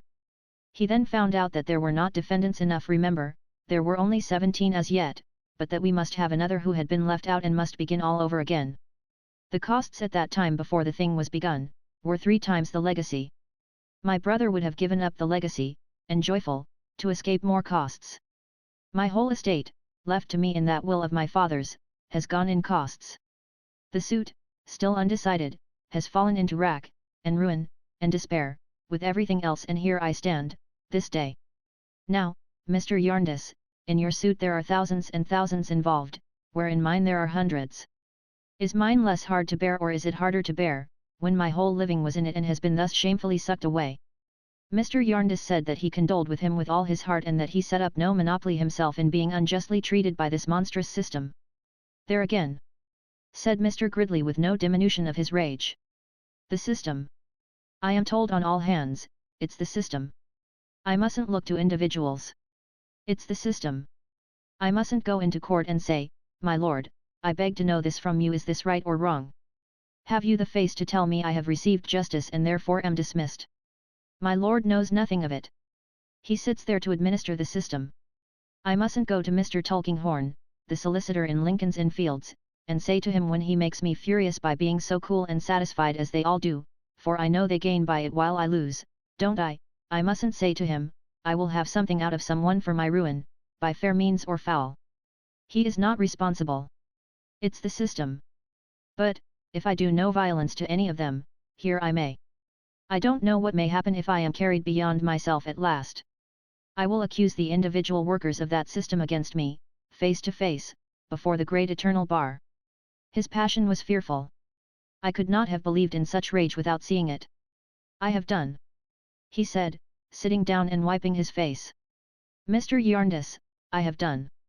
I am violent, I know. I ought to know it. I have been in prison for contempt of court. I have been in prison for threatening the solicitor. I have been in this trouble, and that trouble, and shall be again. I am the man from Shropshire, and I sometimes go beyond amusing them, though they have found it amusing, too, to see me committed into custody and brought up in custody and all that. It would be better for me, they tell me, if I restrained myself. I tell them that if I did restrain myself I should become imbecile. I was a good enough tempered man once, I believe. People in my part of the country say they remember me so, but now I must have this vent under my sense of injury or nothing could hold my wits together. It would be far better for you, Mr. Gridley, the Lord Chancellor told me last week, not to waste your time here, and to stay, usefully employed, down in Shropshire. My lord, I know it would, said I to him, and it would have been far better for me never to have heard the name of your high office, but unhappily for me, I can't undo the past, and the past drives me here. Besides, he added, breaking fiercely out, I'll shame them. To the last, I'll show myself in that court to its shame. If I knew when I was going to die, and could be carried there, and had a voice to speak with, I would die there, saying, you have brought me here and sent me from here many and many a time. Now send me out feet foremost. His countenance had, perhaps for years, become so set in its contentious expression that it did not soften, even now when he was quiet. I came to take these babies down to my room for an hour, he said, going to them again, and let them play about. I didn't mean to say all this, but it don't much signify. You're not afraid of me, Tom, are you? No, said Tom.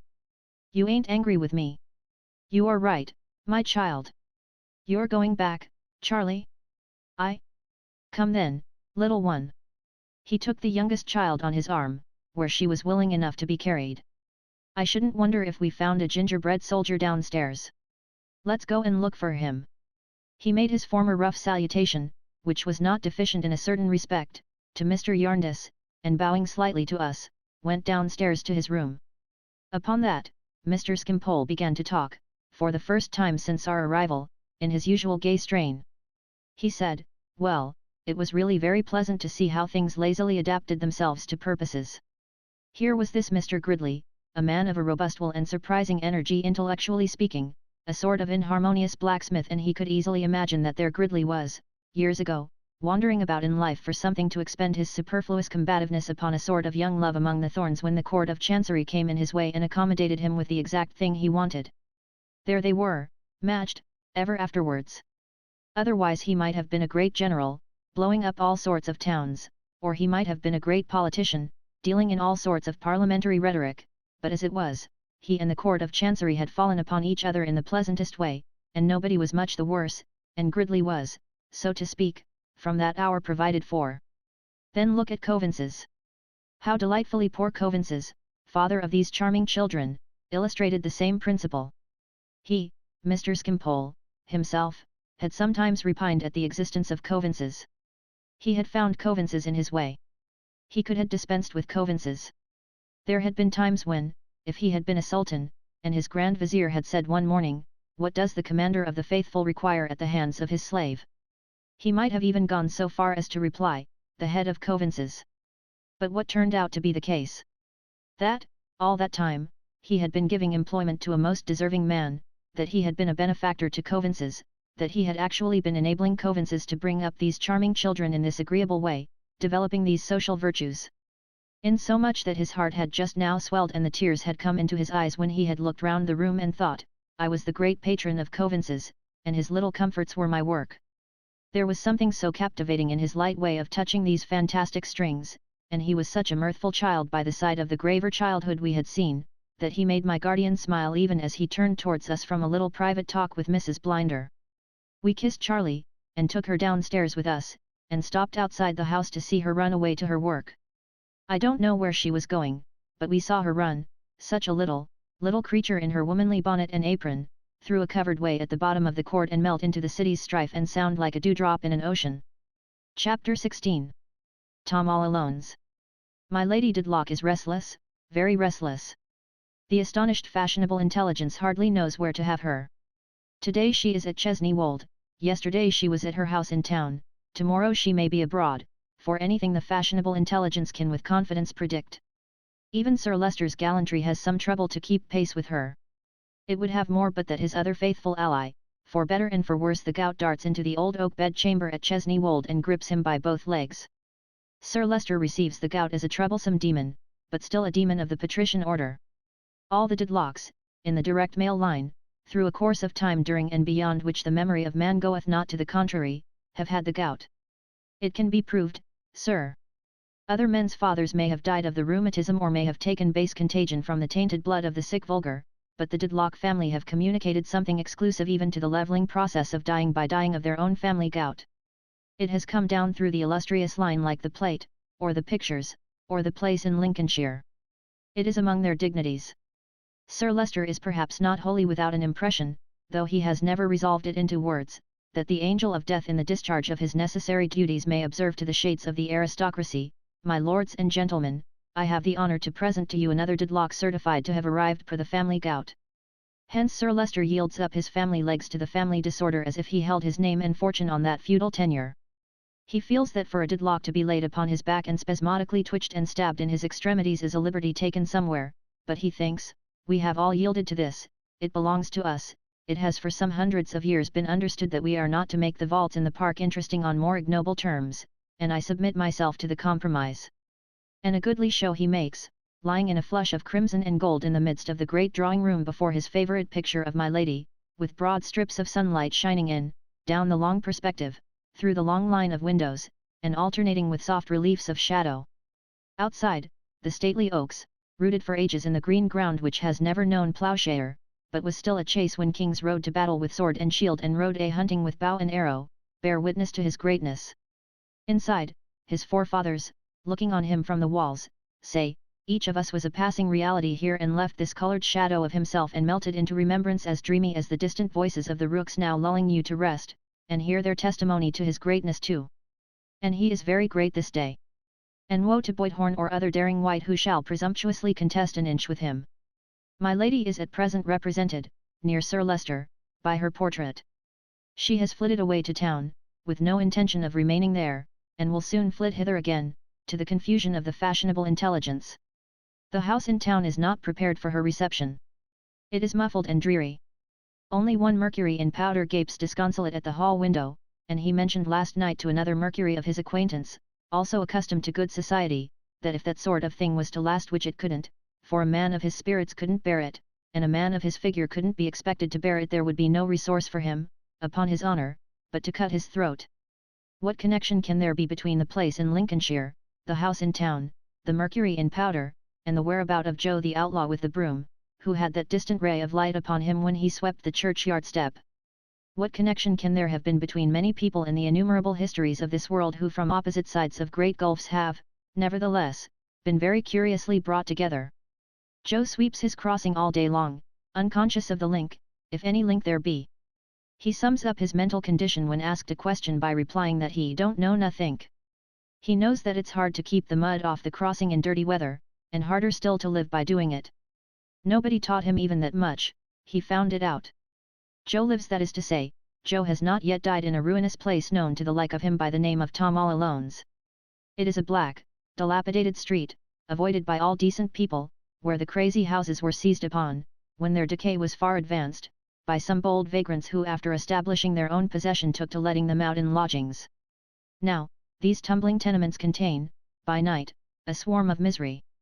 As on the ruined human wretch vermin parasites appear, so these ruined shelters have bred a crowd of foul existence that crawls in and out of gaps in walls and boards, and coils itself to sleep, in maggot numbers, where the rain drips in, and comes and goes, fetching and carrying fever and sowing more evil in its every footprint than Lord Coodle, and Sir Thomas Doodle, and the Duke of Foodle, and all the fine gentlemen in office, down to Zoidle, shall set right in 500 years though born expressly to do it.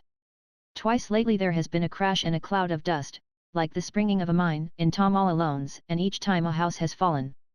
These accidents have made a paragraph in the newspapers and have filled a bed or two in the nearest hospital. The gaps remain, and there are not unpopular lodgings among the rubbish. As several more houses are nearly ready to go, the next crash in Tom all Alone's may be expected to be a good one. This desirable property is in Chancery, of course. It would be an insult to the discernment of any man with half an eye to tell him so. Whether Tom is the popular representative of the original plaintiff or defendant in Yarndis and Yarndis, or whether Tom lived here when the suit had laid the street waste, all alone, until other settlers came to join him, or whether the traditional title is a comprehensive name for a retreat cut off from honest company and put out of the pale of hope, perhaps nobody knows. Certainly Joe don't know. For I don't, says Joe, I don't know nothink.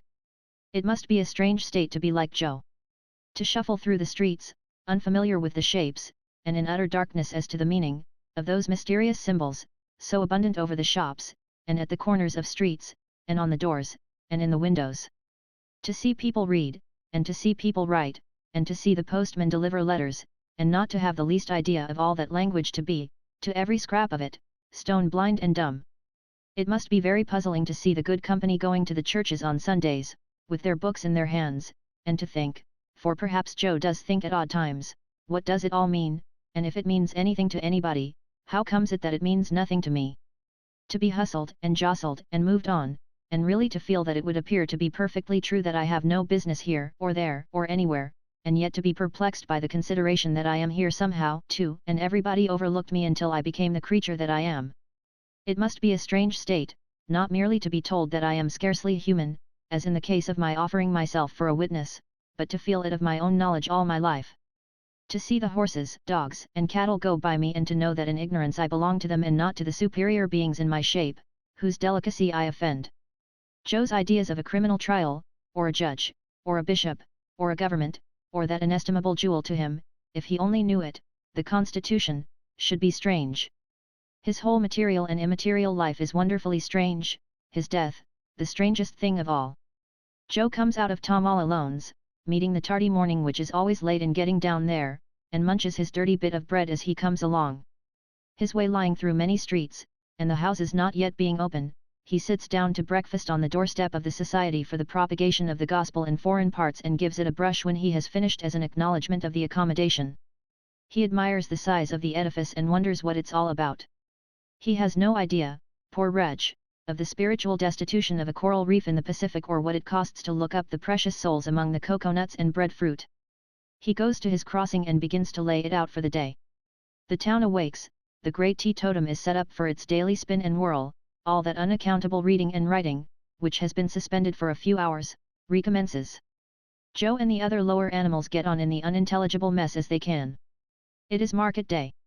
The blinded oxen, overgoaded, overdriven, never guided, run into wrong places and are beaten out, and plunge red-eyed and foaming at stone walls, and often sorely hurt the innocent, and often sorely hurt themselves.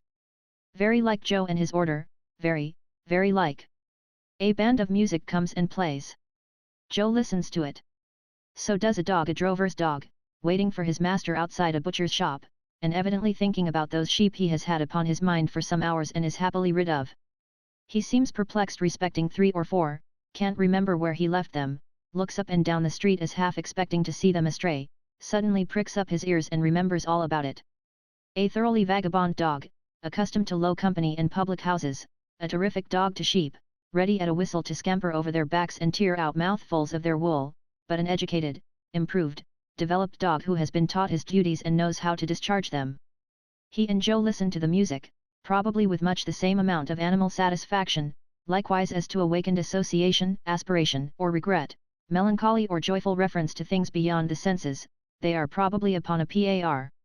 But, otherwise, how far above the human listener is the brute?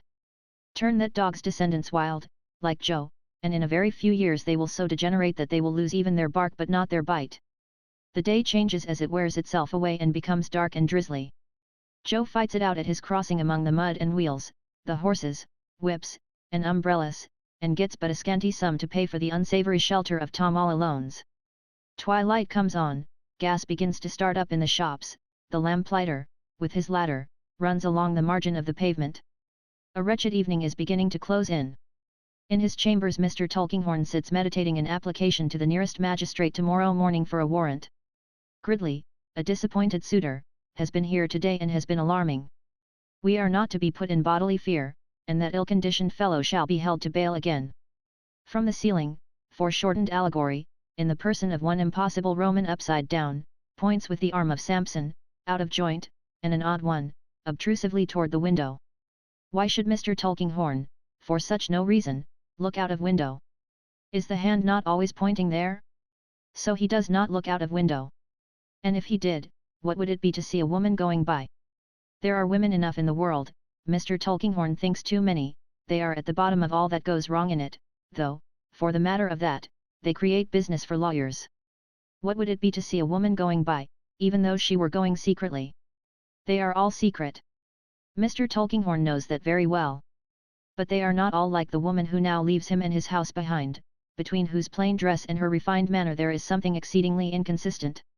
She should be an upper servant by her attire, yet in her air and step, though both are hurried and assumed as far as she can assume in the muddy streets, which she treads with an unaccustomed foot, she is a lady. Her face is veiled, and still she sufficiently betrays herself to make more than one of those who pass her look round sharply. She never turns her head.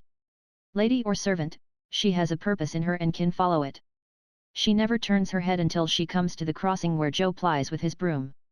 He crosses with her and begs. Still, she does not turn her head until she has landed on the other side. Then she slightly beckons to him and says, "Come here." Joe follows her a pace or two into a quiet court. "Are you the boy I've read of in the papers?" she asked behind her veil. "I don't know," says Joe, staring moodily at the veil, "nothink about no papers. I don't know nothink about nothink at all. Were you examined at an inquest?" "I don't know nothink about no where I was took by the beetle, do you mean?" says Joe. "Was the boy's name at the inquest, Joe?" "Yes. That's me," says Joe. "Come farther up." "You mean about the man?" says Joe, following. "Him as was dead." "Hush! Speak in a whisper." "Yes. Did he look, when he was living, so very ill and poor?" "Oh, just," says Joe. "Did he look like not like you?" says the woman with abhorrence. "Oh, not so bad as me," says Joe. "I'm a reg'lar one, I am." "You didn't know him, did you?" "How dare you ask me if I knew him?" "No offence, my lady," says Joe with much humility, for even he has got at the suspicion of her being a lady. "I am not a lady. I am a servant." "You are a jolly servant," says Joe without the least idea of saying anything offensive, merely as a tribute of admiration. "Listen and be silent. Don't talk to me, and stand farther from me." Can you show me all those places that were spoken of in the account I read? The place he wrote for, the place he died at, the place where you were taken to, and the place where he was buried? Do you know the place where he was buried? Joe answers with a nod, having also nodded as each other place was mentioned. Go before me and show me all those dreadful places. Stop opposite to each, and don't speak to me unless I speak to you. Don't look back. Do what I want, and I will pay you well. Joe attends closely while the words are being spoken, tells them off on his broom handle, finding them rather hard, pauses to consider their meaning, considers it satisfactory, and nods his ragged head. I'm fly, says Joe. But fen larks, you know. Stow hooking it. What does the horrible creature mean? Exclaims the servant, recoiling from him. Stow cutting away, you know. Says Joe. I don't understand you. Go on before. I will give you more money than you ever had in your life. Joe screws up his mouth into a whistle, gives his ragged head a rub, takes his broom under his arm, and leads the way, passing deftly with his bare feet over the hard stones and through the mud and mire. Cook's Court. Joe stops. A pause. Who lives here? Him what give him his writing and give me half a bull, says Joe in a whisper without looking over his shoulder. Go on to the next. Crook's house. Joe stops again. A longer pause. Who lives here? He lived here, Joe answers as before. After a silence he is asked, in which room? In the back room up there. You can see the winder from this corner. Up there. That's where I see him stretched out. This is the public house where I was took to. Go on to the next. It is a longer walk to the next, but Joe, relieved of his first suspicions, sticks to the forms imposed upon him and does not look round. By many devious ways, reeking with offence of many kinds, they come to the little tunnel of a court, and to the gas lamp, lighted now, and to the iron gate. He was put there, says Joe, holding to the bars and looking in. Where? Oh, what a scene of horror! There, says Joe, pointing. Over yonder. Among them piles of bones, and close to that their kitchen winder. They put him wery nigh the top. They was obliged to stamp upon it to get it in. I could unkiver it for you with my broom if the gate was open. That's why they locks it, I suppose, giving it a shake. It's always locked. Look at the rat! Cries Joe, excited. Hi! Look! There he goes! Ho! Into the ground.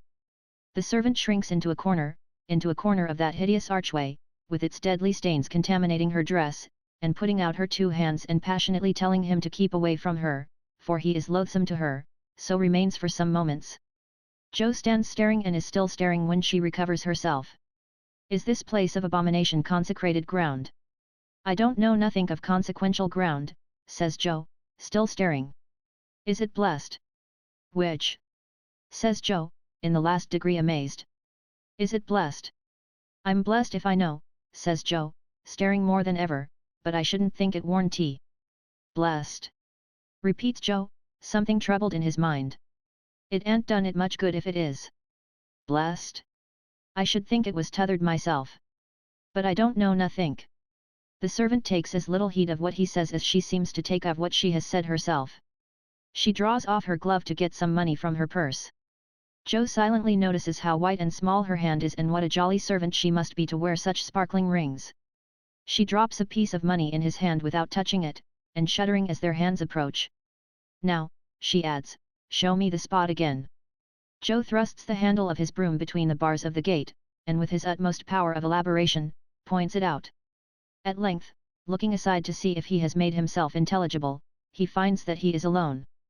His first proceeding is to hold the piece of money to the gaslight and to be overpowered at finding that it is yellow gold. His next is to give it a one-sided bite at the edge as a test of its quality. His next, to put it in his mouth for safety and to sweep the step and passage with great care. His job done, he sets off for Tom all Alone's, stopping in the light of innumerable gas lamps to produce the piece of gold and give it another one-sided bite as a reassurance of its being genuine. The mercury in powder is in no want of society tonight, for my lady goes to a grand dinner and 3 or 4 balls. Sir Leicester is fidgety down at Chesney Wold, with no better company than the gout. He complains to Mrs. Roone Sewell that the rain makes such a monotonous pattering on the terrace that he can't read the paper even by the fireside in his own snug dressing room. Sir Leicester would have done better to try the other side of the house, my dear," says Mrs. Rounsewell to Rosa. "His dressing room is on my lady's side. And in all these years I never heard the step upon the Ghost's Walk more distinct than it is tonight." Chapter 17. Esther's Narrative. Richard very often came to see us while we remained in London, though he soon failed in his letter writing, and with his quick abilities, his good spirits, his good temper, his gaiety and freshness, was always delightful. But though I liked him more and more the better I knew him, I still felt more and more how much it was to be regretted that he had been educated in no habits of application and concentration. The system which had addressed him in exactly the same manner as it had addressed hundreds of other boys, all varying in character and capacity, had enabled him to dash through his tasks, always with fair credit and often with distinction, but in a fitful, dazzling way that had confirmed his reliance on those very qualities in himself which it had been most desirable to direct and train. They were good qualities, without which no high place can be meritoriously won, but like fire and water, though excellent servants, they were very bad masters. If they had been under Richard's direction, they would have been his friends, but Richard being under their direction, they became his enemies. I write down these opinions not because I believe that this or any other thing was so because I thought so, but only because I did think so, and I want to be quite candid about all I thought and did. These were my thoughts about Richard. I thought I often observed besides how right my guardian was in what he had said, and that the uncertainties and delays of the Chancery suit had imparted to his nature something of the careless spirit of a gamester who felt that he was part of a great gaming system. Mr. and Mrs. Bayham Badger coming one afternoon when my guardian was not at home, in the course of conversation I naturally inquired after Richard. "Why, Mr. Carstone," said Mrs. Badger, "is very well and is, I assure you, a great acquisition to our society.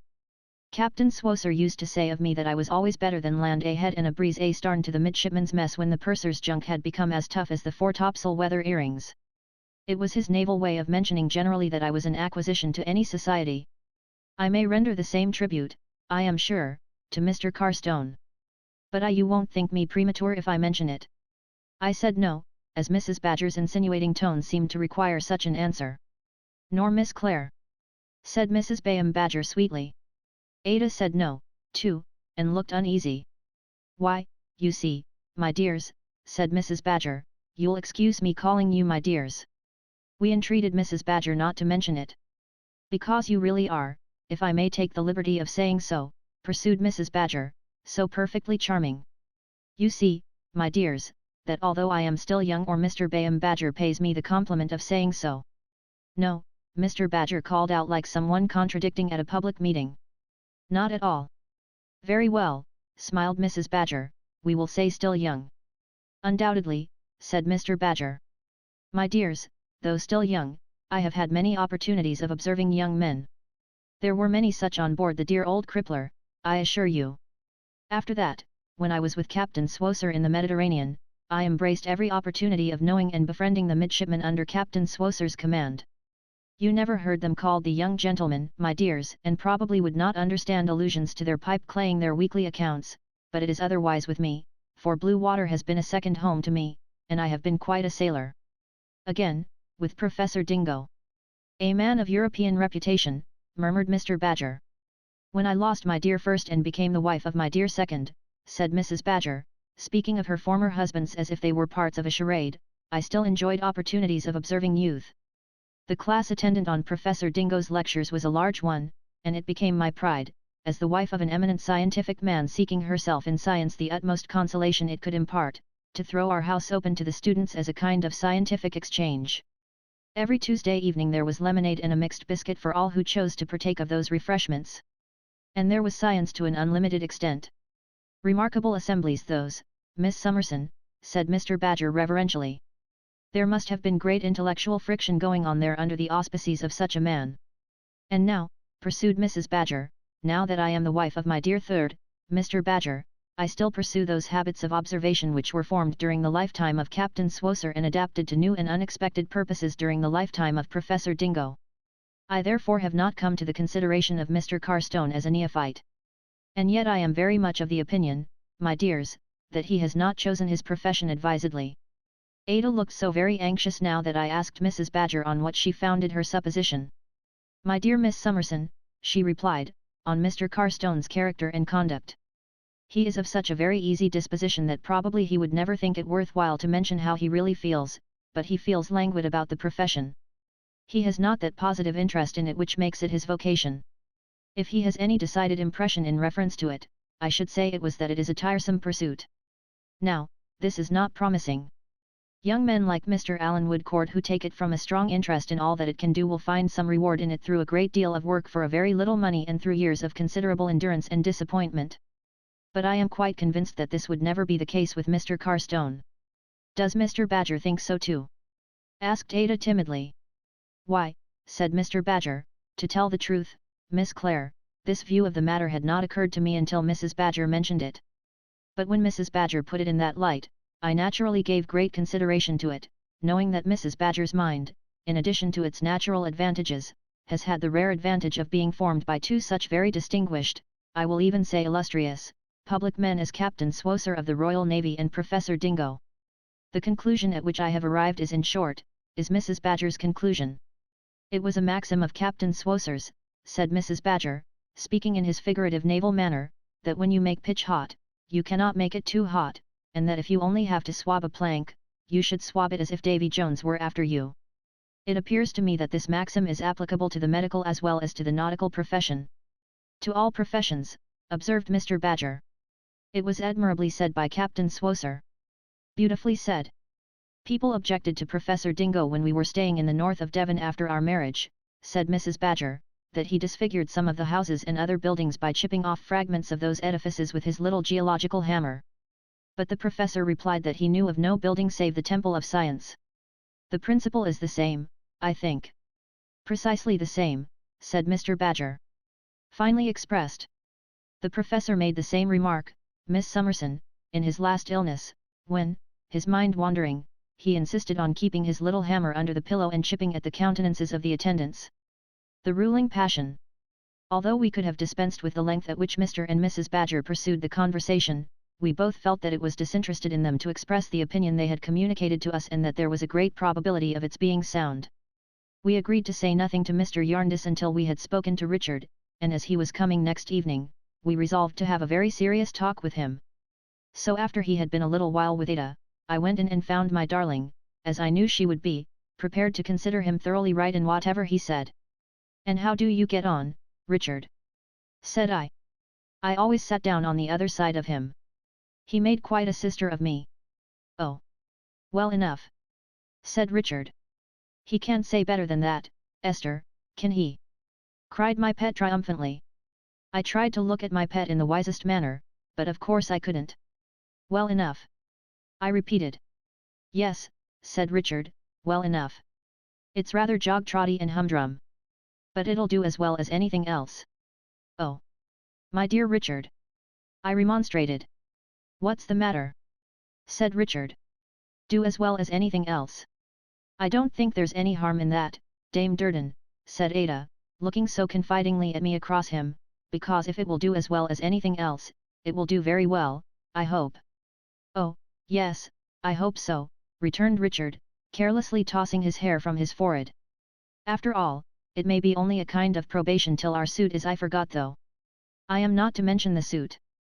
Forbidden ground. Oh, yes, it's all right enough. Let us talk about something else.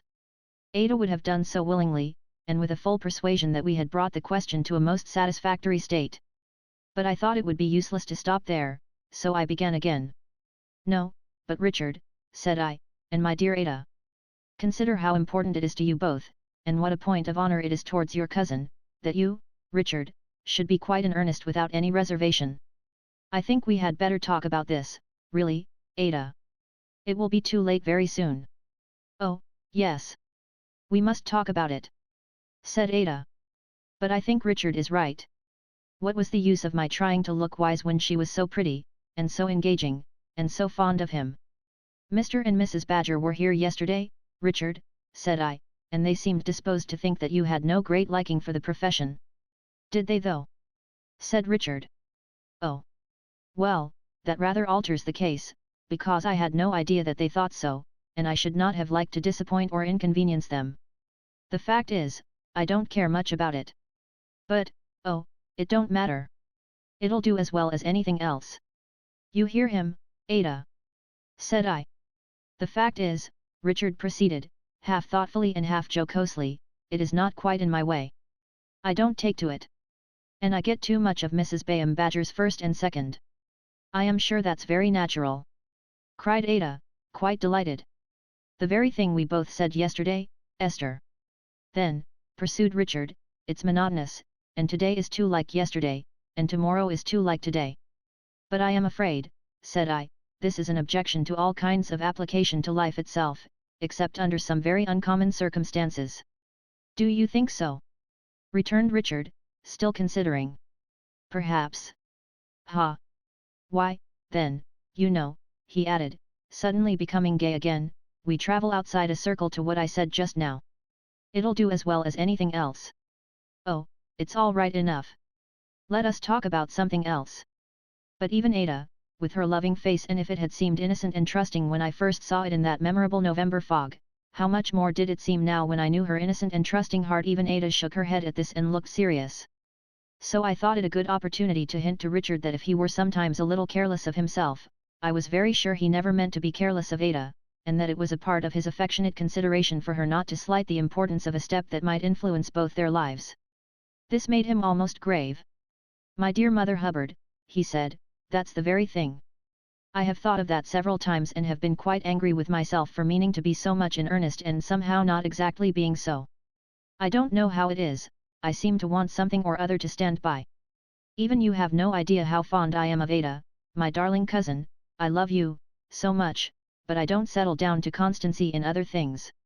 It's such uphill work, and it takes such a time," said Richard with an air of vexation. "That may be," I suggested, "because you don't like what you have chosen." "Poor fellow!"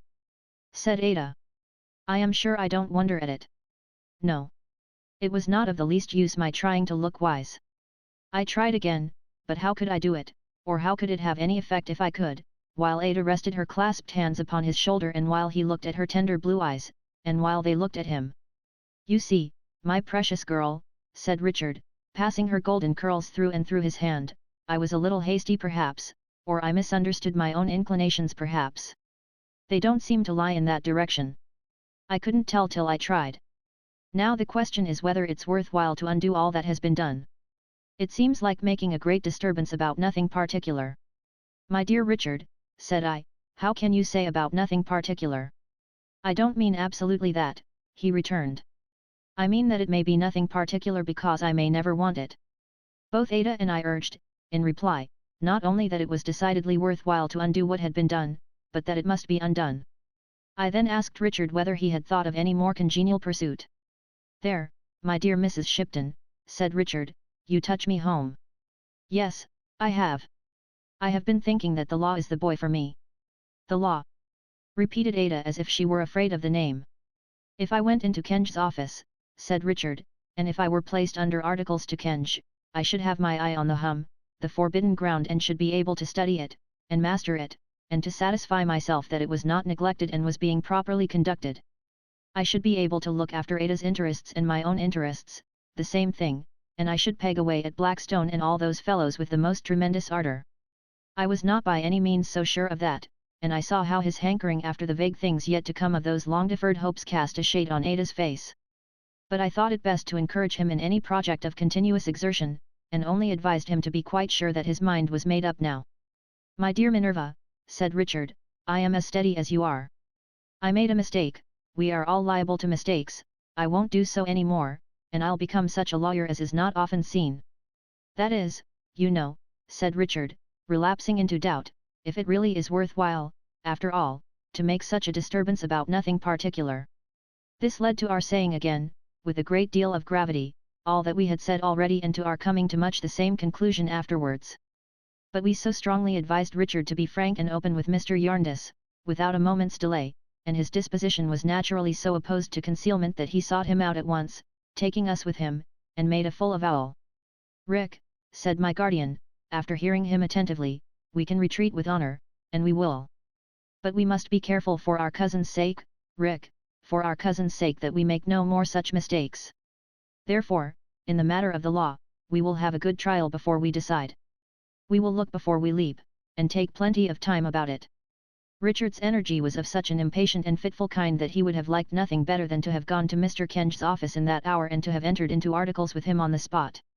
Submitting, however, with a good grace to the caution that we had shown to be so necessary, he contented himself with sitting down among us in his lightest spirits and talking as if his one unvarying purpose in life from childhood had been that one which now held possession of him. My guardian was very kind and cordial with him, but rather grave, enough so to cause Ada, when he had departed and we were going upstairs to bed, to say, "Cousin John, I hope you don't think the worse of Richard." "No, my love," said he. Because it was very natural that Richard should be mistaken in such a difficult case. "It is not uncommon." "No, no, my love," said he. "Don't look unhappy."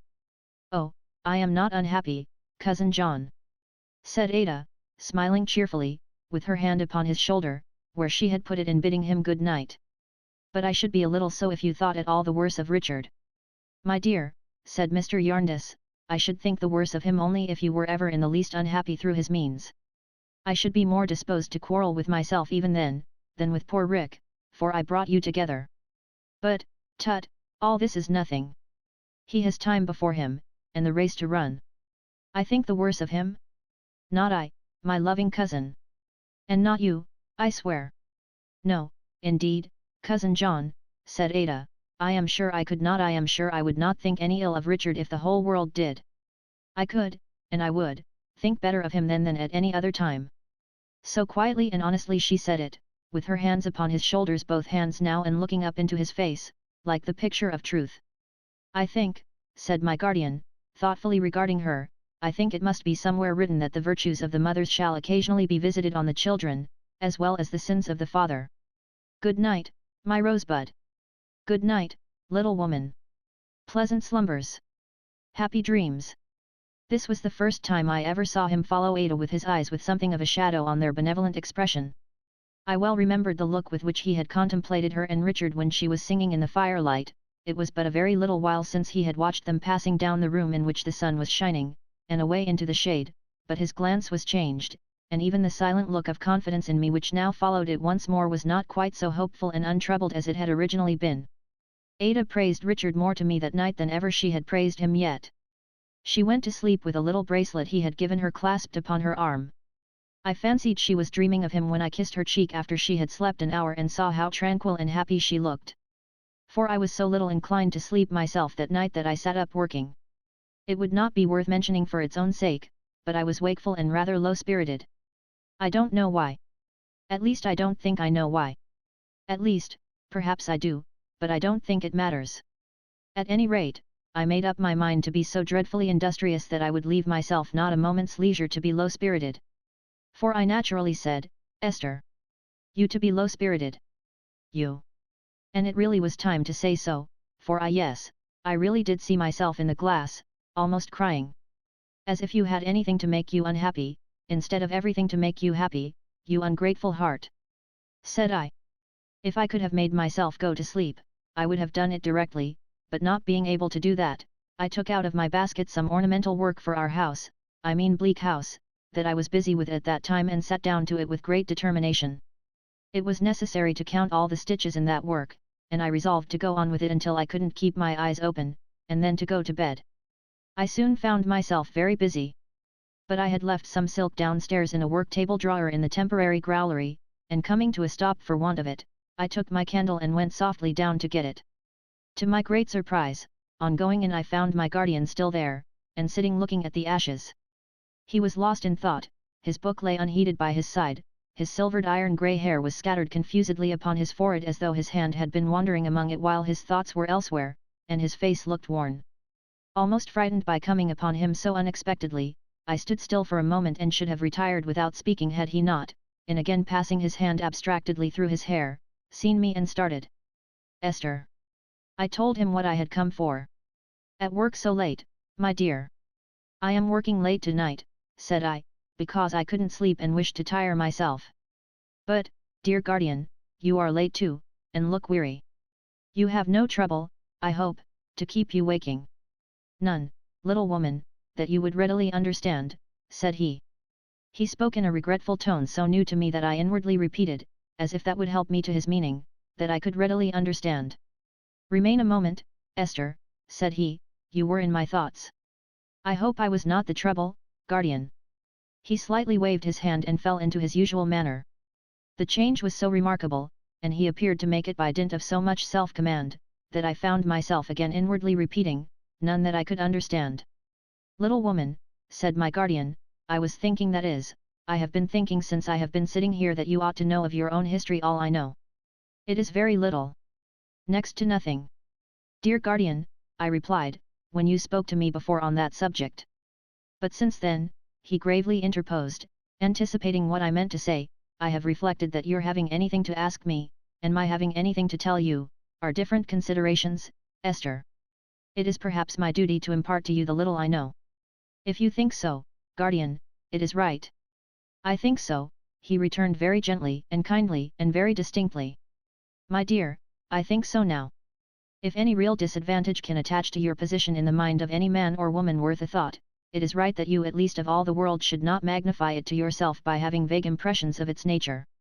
I sat down and said after a little effort to be as calm as I ought to be, "One of my earliest remembrances, guardian, is of these words: your mother, Esther, is your disgrace, and you were hers. The time will come, and soon enough, when you will understand this better, and will feel it too, as no one save a woman can." I had covered my face with my hands in repeating the words, but I took them away now with a better kind of shame, I hope, and told him that to him I owed the blessing that I had from my childhood to that hour never felt it. He put up his hand as if to stop me. I well knew that he was never to be thanked, and said no more. 9 years, my dear," he said after thinking for a little while, "have passed since I received a letter from a lady living in seclusion, written with a stern passion and power that rendered it unlike all other letters I have ever read. It was written to me, as it told me in so many words, perhaps because it was the writer's idiosyncrasy to put that trust in me, perhaps because it was mine to justify it. It told me of a child, an orphan girl then 12 years old, in some such cruel words as those which live in your remembrance. It told me that the writer had bred her in secrecy from her birth, had blotted out all trace of her existence, and that if the writer were to die before the child became a woman, she would be left entirely friendless, nameless, and unknown. It asked me to consider if I would, in that case, finish what the writer had begun. I listened in silence and looked attentively at him.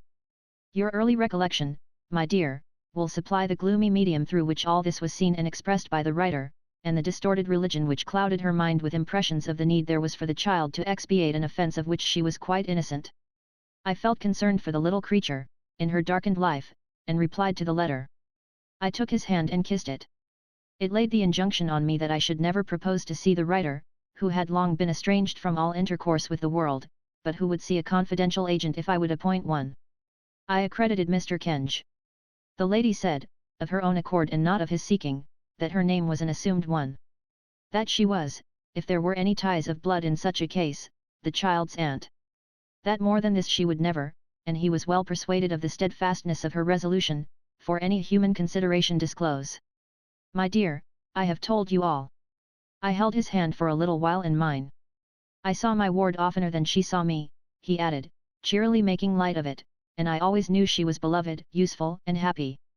She repays me 20,000-fold, and 20 more to that, every hour in every day. And oftener still, said I, she blesses the guardian who is a father to her. At the word father, I saw his former trouble come into his face.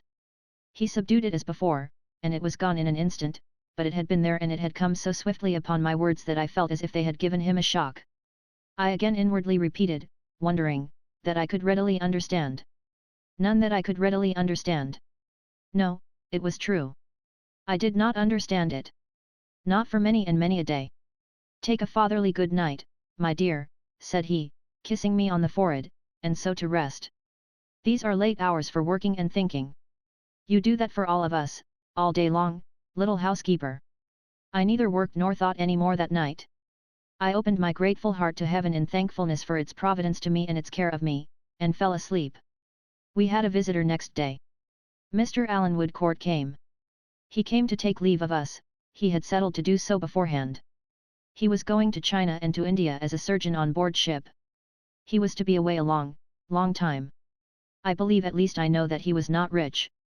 All his widowed mother could spare had been spent in qualifying him for his profession.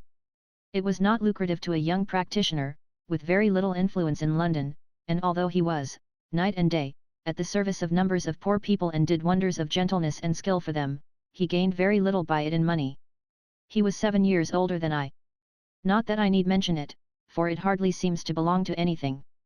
I mean, he told us that he had been in practice 3 or 4 years and that if he could have hoped to contend through 3 or 4 more, he would not have made the voyage on which he was bound.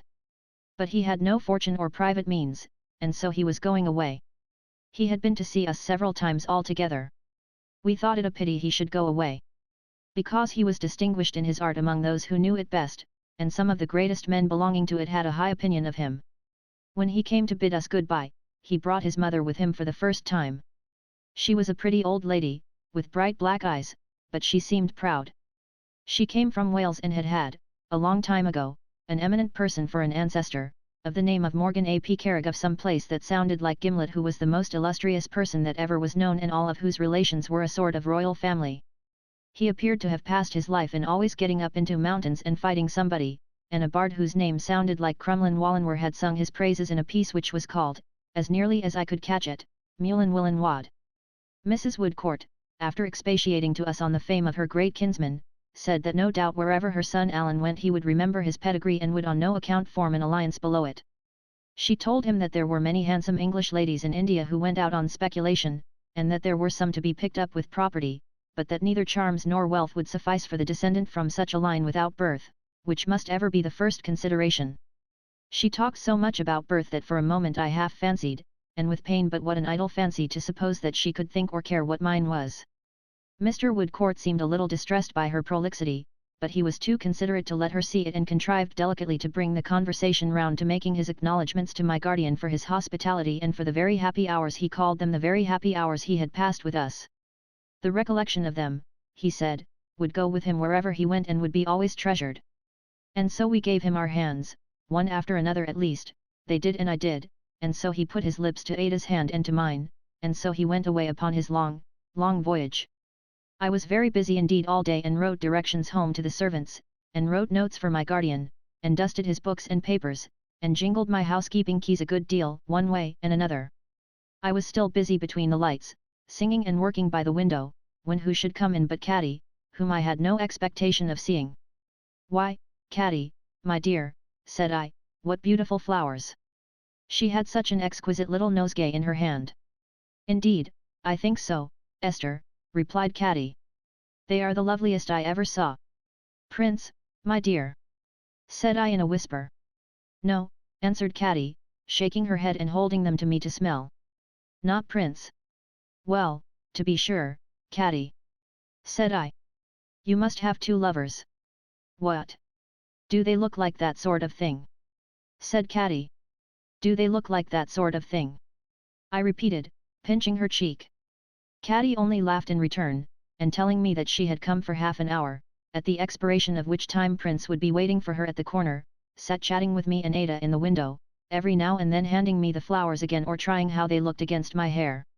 At last, when she was going, she took me into my room and put them in my dress. "For me?" said I, surprised. "For you," said Catty with a kiss. "They were left behind by somebody." "Left behind?" "At poor Miss Flight's," said Catty. "Somebody who has been very good to her was hurrying away an hour ago to join a ship and left these flowers behind." "No, no. Don't take them out. Let the pretty little things lie here," said Catty, adjusting them with a careful hand, "because I was present myself, and I shouldn't wonder if somebody left them on purpose." "Do they look like that sort of thing?" said Ada, coming laughingly behind me and clasping me merrily round the waist. "Oh, yes, indeed they do, Dame Durden. They look very, very like that sort of thing." "Oh, very like it indeed, my dear." Chapter 18. Lady Dedlock. It was not so easy as it had appeared at first to arrange for Richard's making a trial of Mr. Kenge's office. Richard himself was the chief impediment. As soon as he had it in his power to leave Mr. Badger at any moment, he began to doubt whether he wanted to leave him at all. He didn't know, he said, really.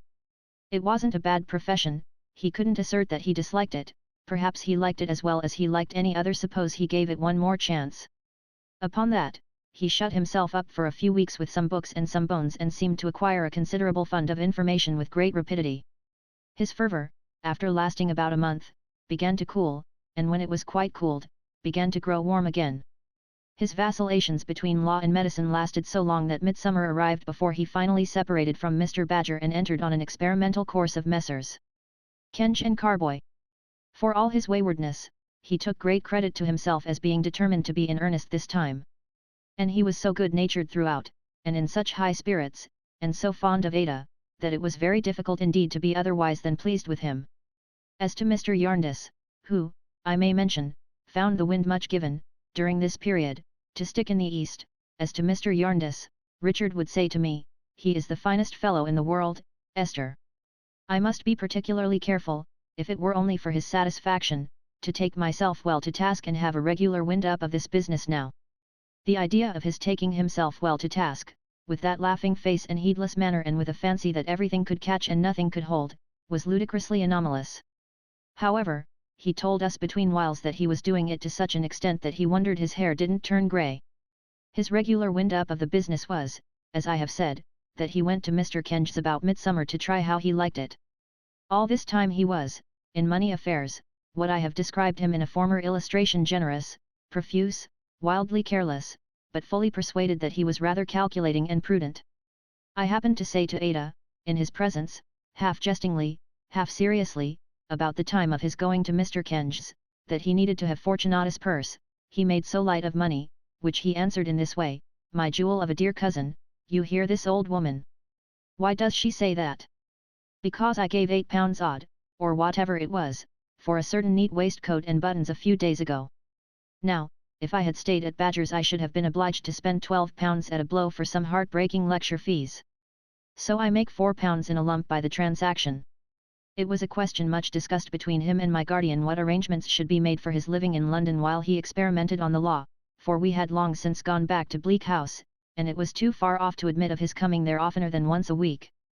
My guardian told me that if Richard were to settle down at Mr. Kenge's he would take some apartments or chambers where we two could occasionally stay for a few days at a time, but, little woman, he added, rubbing his head very significantly, he hasn't settled down there yet. The discussions ended in our hiring for him, by the month, a neat little furnished lodging in a quiet old house near Queen Square. He immediately began to spend all the money he had in buying the oddest little ornaments and luxuries for this lodging, and so often as Ada and I dissuaded him from making any purchase that he had in contemplation which was particularly unnecessary and expensive, he took credit for what it would have cost and made out that to spend anything less on something else was to save the difference. While these affairs were in abeyance, our visit to Mr. Boydhorn's was postponed. At length, Richard having taken possession of his lodging, there was nothing to prevent our departure. He could have gone with us at that time of the year very well, but he was in the full novelty of his new position and was making most energetic attempts to unravel the mysteries of the fatal suit. Consequently we went without him, and my darling was delighted to praise him for being so busy. We made a pleasant journey down into Lincolnshire by the coach and had an entertaining companion in Mr. Skimpole. His furniture had been all cleared off, it appeared, by the person who took possession of it on his blue-eyed daughter's birthday, but he seemed quite relieved to think that it was gone. Chairs and table, he said, were wearisome objects, they were monotonous ideas, they had no variety of expression, they looked you out of countenance, and you looked them out of countenance. How pleasant, then, to be bound to no particular chairs and tables, but to sport like a butterfly among all the furniture on hire, and to flit from rosewood to mahogany, and from mahogany to walnut, and from this shape to that, as the humour took one. The oddity of the thing is, said Mr. Skimpole with a quickened sense of the ludicrous, that my chairs and tables were not paid for, and yet my landlord walks off with them as composedly as possible. Now, that seems droll. There is something grotesque in it. The chair and table merchant never engaged to pay my landlord my rent. Why should my landlord quarrel with him? If I have a pimple on my nose which is disagreeable to my landlord's peculiar ideas of beauty, my landlord has no business to scratch my chair and table merchant's nose, which has no pimple on it. His reasoning seems defective. Well, said my guardian good-humouredly, it's pretty clear that whoever became security for those chairs and tables will have to pay for them. Exactly. Returned Mr. Skimpole. That's the crowning point of unreason in the business. I said to my landlord, my good man, you are not aware that my excellent friend Jarndyce will have to pay for those things that you are sweeping off in that indelicate manner. Have you no consideration for his property? He hadn't the least. And refused all proposals, said my guardian. Refused all proposals, returned Mr. Skimpole. I made him business proposals. I had him into my room. I said, you are a man of business, I believe. He replied, I am.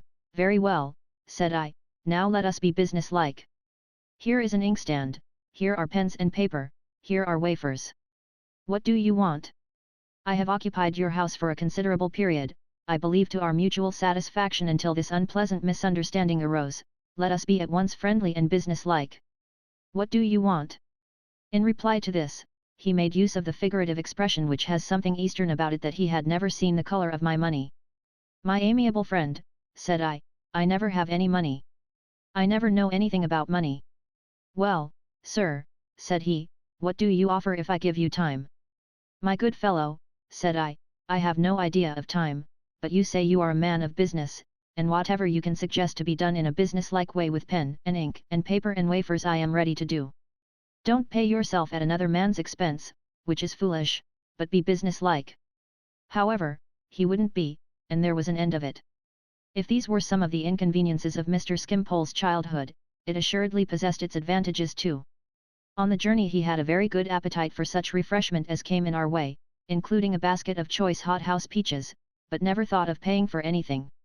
So when the coachman came round for his fee, he pleasantly asked him what he considered a very good fee indeed, now a liberal one, and on his replying 1/2 crown for a single passenger, said it was little enough too, all things considered, and left Mr. Yarndis to give it him. It was delightful weather. The green corn waved so beautifully, the larks sang so joyfully, the hedges were so full of wild flowers, the trees were so thickly out in leaf, the bean fields, with a light wind blowing over them, filled the air with such a delicious fragrance. Late in the afternoon we came to the market town where we were to alight from the coach, a dull little town with a church spire, and a market-place, and a market cross, and one intensely sunny street, and a pond with an old horse cooling his legs in it, and a very few men sleepily lying and standing about in narrow little bits of shade. After the rustling of the leaves and the waving of the corn all along the road, it looked as still, as hot, as motionless a little town as England could produce. At the inn we found Mr. Boydhorn on horseback, waiting with an open carriage to take us to his house, which was a few miles off. He was overjoyed to see us and dismounted with great alacrity. By heaven! Said he after giving us a courteous greeting. This a most infamous coach. It is the most flagrant example of an abominable public vehicle that ever encumbered the face of the earth. It is 25 minutes after its time this afternoon. The coachman ought to be put to death. Is he after his time?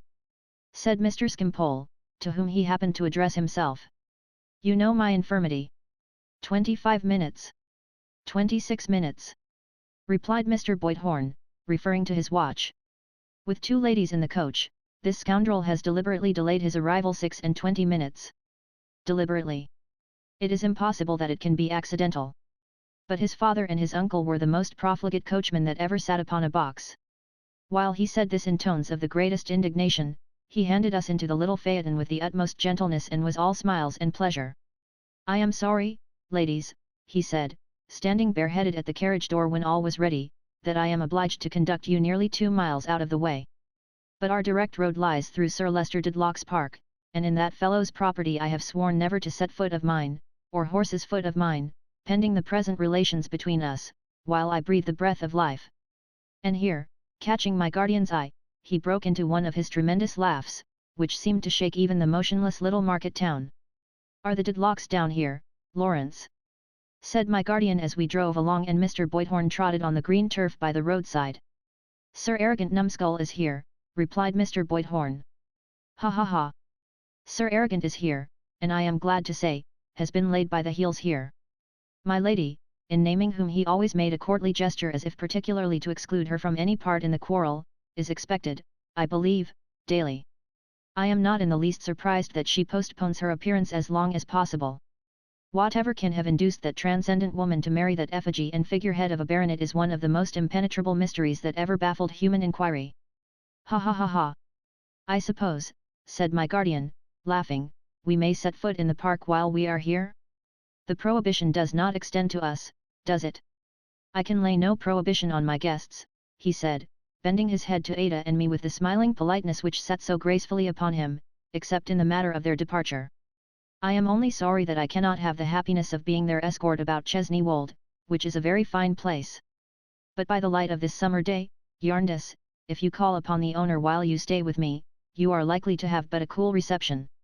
He carries himself like an 8-day clock at all times, like one of a race of 8-day clocks in gorgeous cases that never go and never went, ha ha ha, but he will have some extra stiffness, I can promise you, for the friends of his friend and neighbour Boydhorn. I shall not put him to the proof, said my guardian. He is as indifferent to the honour of knowing me, I dare say, as I am to the honour of knowing him. The air of the grounds and perhaps such a view of the house as any other sightseer might get are quite enough for me. Well, said Mr. Boydhorn, I am glad of it on the whole. It's in better keeping. I am looked upon about here as a second Ajax defying the lightning. Ha ha ha ha. When I go into our little church on a Sunday, a considerable part of the inconsiderable congregation expect to see me drop, scorched and withered, on the pavement under the deadlock displeasure. Ha ha ha ha. I have no doubt he is surprised that I don't. For he is, by heaven, the most self-satisfied, and the shallowest, and the most coxcombical and utterly brainless ass. Our coming to the ridge of a hill we had been ascending enabled our friend to point out Chesney Wold itself to us and diverted his attention from its master. It was a picturesque old house in a fine park richly wooded. Among the trees and not far from the residence he pointed out the spire of the little church of which he had spoken. Oh, the solemn woods over which the light and shadow travelled swiftly, as if heavenly wings were sweeping on benignant errands through the summer air, the smooth green slopes, the glittering water, the garden where the flowers were so symmetrically arranged in clusters of the richest colours, how beautiful they looked. The house, with gable, and chimney, and tower, and turret, and dark doorway, and broad terrace walk, twining among the balustrades of which, and lying heaped upon the vases, there was one great flush of roses, seemed scarcely real in its light solidity and in the serene and peaceful hush that rested on all around it. To Ada and to me, that above all appeared the pervading influence. On everything, house, garden, terrace, green slopes, water, old oaks, fern, moss, woods again, and far away across the openings in the prospect to the distance lying wide before us with a purple bloom upon it, there seemed to be such undisturbed repose. When we came into the little village and passed a small inn with the sign of the Deadlock Arms swinging over the road in front, Mr. Boydhorn interchanged greetings with a young gentleman sitting on a bench outside the inn door who had some fishing tackle lying beside him. That's the housekeeper's grandson, Mr. Roon Sewell by name, said he, and he is in love with a pretty girl up at the house. Lady Dedlock has taken a fancy to the pretty girl and is going to keep her about her own fair person and honour, which my young friend himself does not at all appreciate. However, he can't marry just yet, even if his Rosebud were willing, so he is fain to make the best of it. In the meanwhile, he comes here pretty often for a day or two at a time to fish. Ha ha ha ha. Are he and the pretty girl engaged, Mr. Boydhorn? Asked Ada. Why, my dear Miss Clare, he returned, I think they may perhaps understand each other, but you will see them soon, I dare say, and I must learn from you on such a point, not you from me. Ada blushed, and Mr. Boydhorn, trotting forward on his comely grey horse, dismounted at his own door and stood ready with extended arm and uncovered head to welcome us when we arrived. He lived in a pretty house, formerly the parsonage house, with a lawn in front, a bright flower garden at the side, and a well-stocked orchard and kitchen garden in the rear, enclosed with a venerable wall that had of itself a ripened ruddy look. But, indeed, everything about the place wore an aspect of maturity and abundance.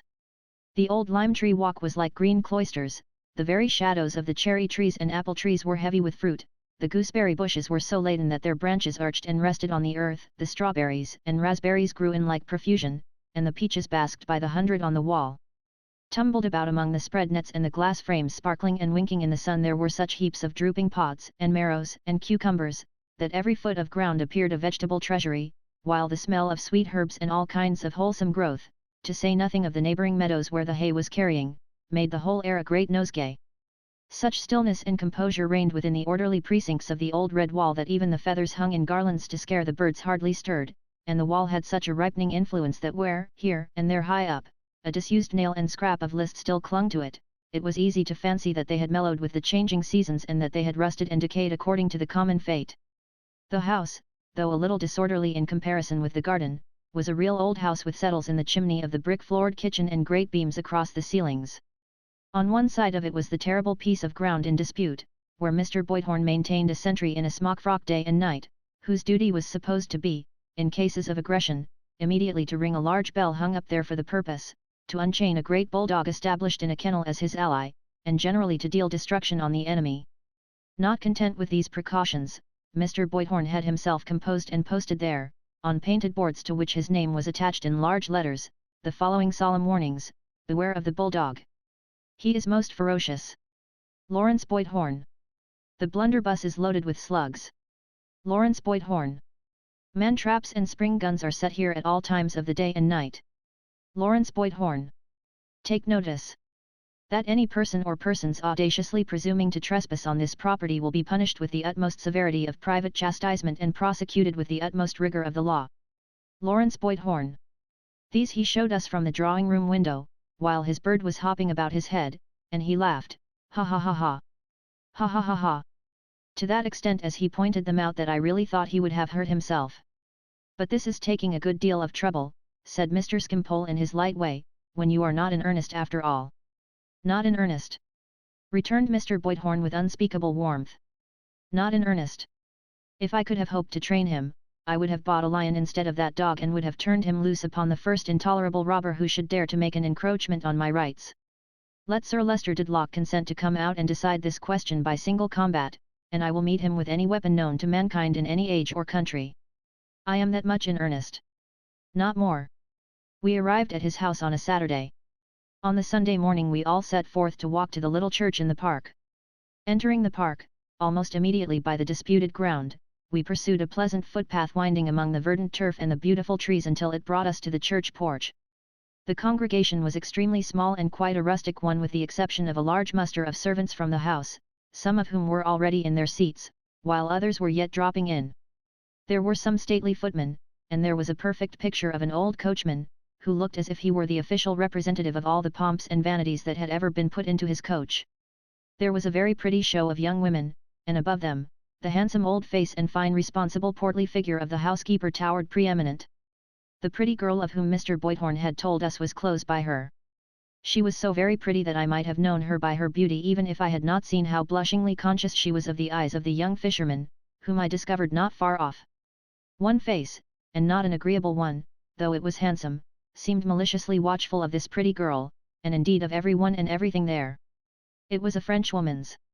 As the bell was yet ringing and the great people were not yet come, I had leisure to glance over the church, which smelt as earthy as a grave, and to think what a shady, ancient, solemn little church it was.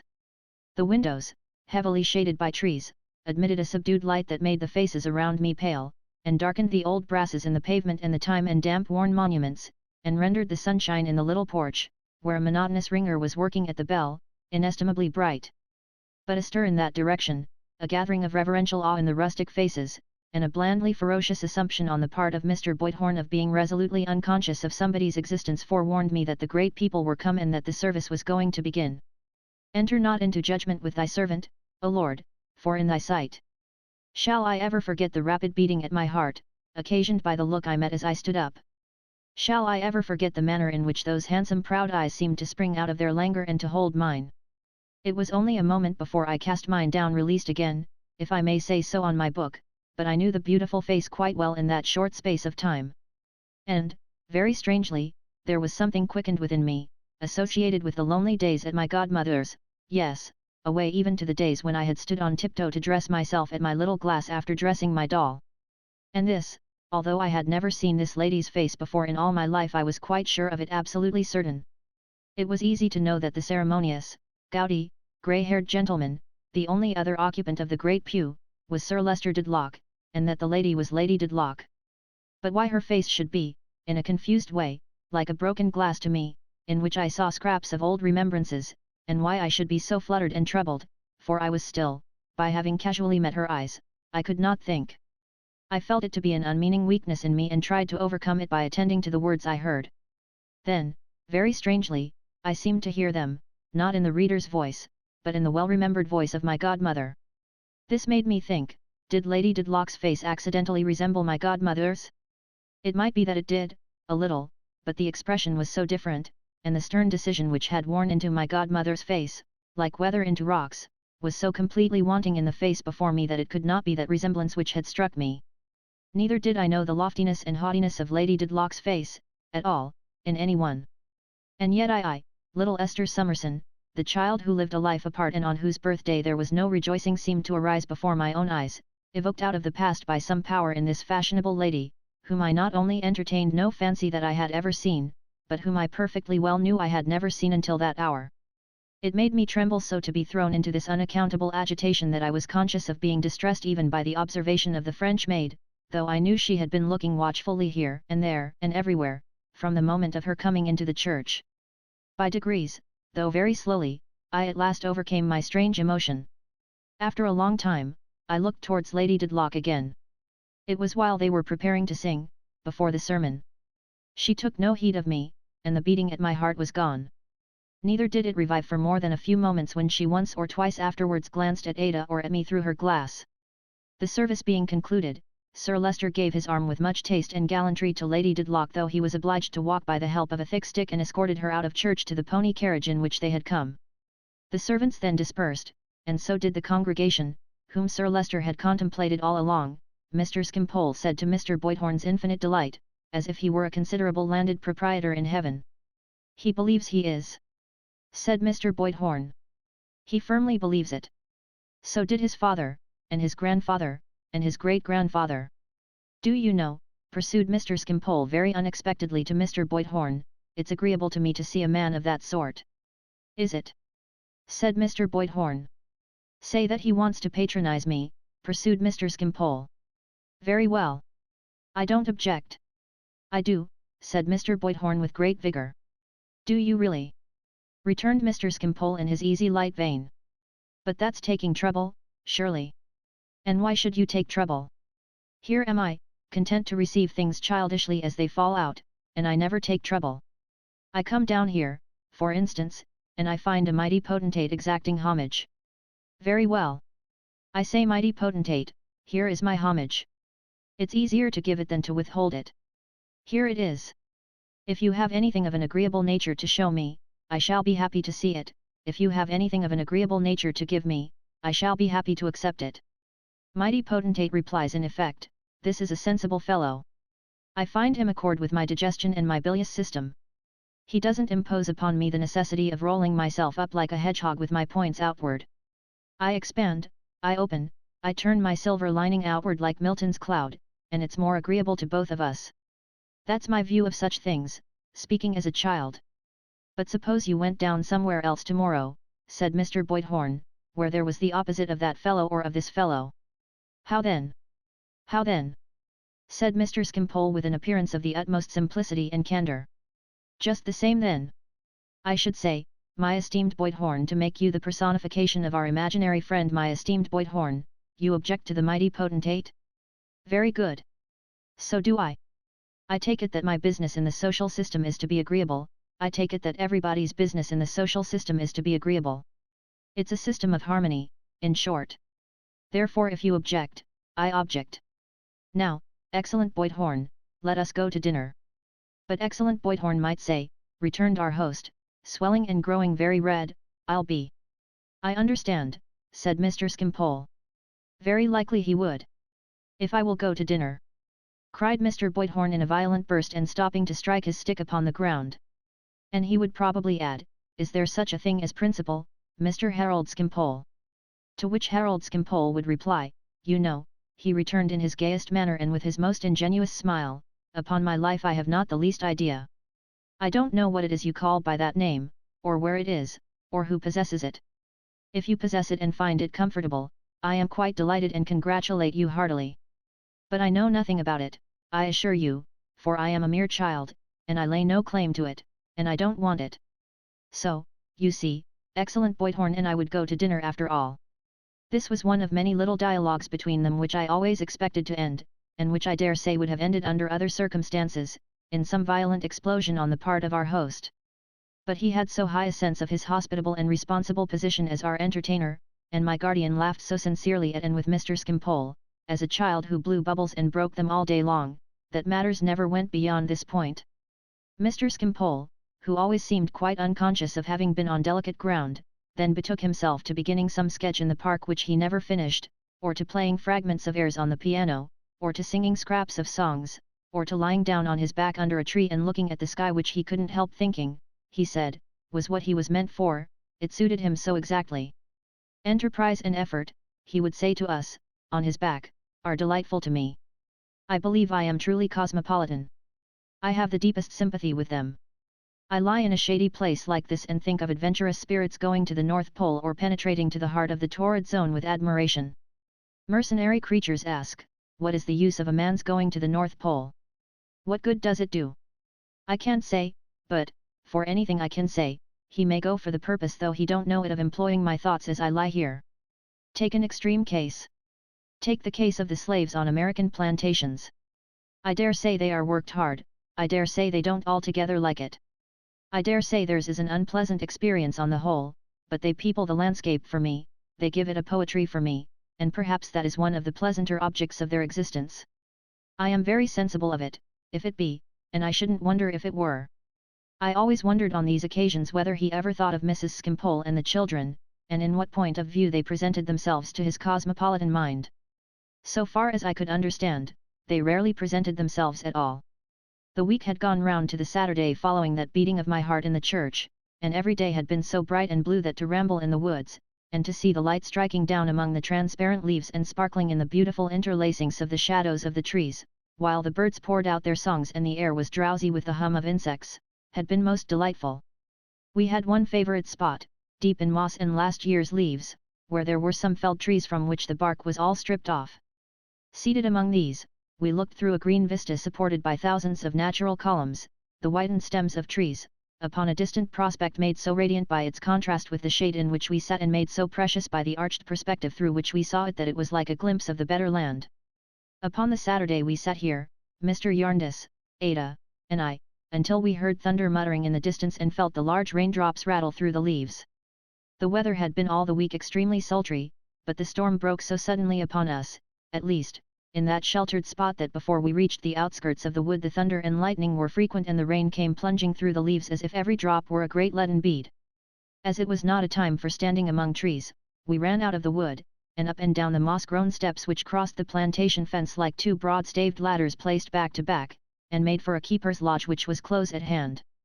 We had often noticed the dark beauty of this lodge standing in a deep twilight of trees, and how the ivy clustered over it, and how there was a steep hollow near, where we had once seen the keeper's dog dive down into the fern as if it were water. The lodge was so dark within, now the sky was overcast, that we only clearly saw the man who came to the door when we took shelter there and put 2 chairs for Ada and me. The lattice windows were all thrown open, and we sat just within the doorway watching the storm. It was grand to see how the wind awoke, and bent the trees, and drove the rain before it like a cloud of smoke, and to hear the solemn thunder and to see the lightning, and while thinking with awe of the tremendous powers by which our little lives are encompassed, to consider how beneficent they are, and how upon the smallest flower and leaf there was already a freshness poured from all this seeming rage which seemed to make creation new again. Is it not dangerous to sit in so exposed a place? Oh, no, Esther dear, said Ada quietly. Ada said it to me, but I had not spoken. The beating of my heart came back again. I had never heard the voice, as I had never seen the face, but it affected me in the same strange way. Again, in a moment, there arose before my mind innumerable pictures of myself. Lady Dedlock had taken shelter in the lodge before our arrival there and had come out of the gloom within. She stood behind my chair with her hand upon it. I saw her with her hand close to my shoulder when I turned my head. "I have frightened you," she said. "No.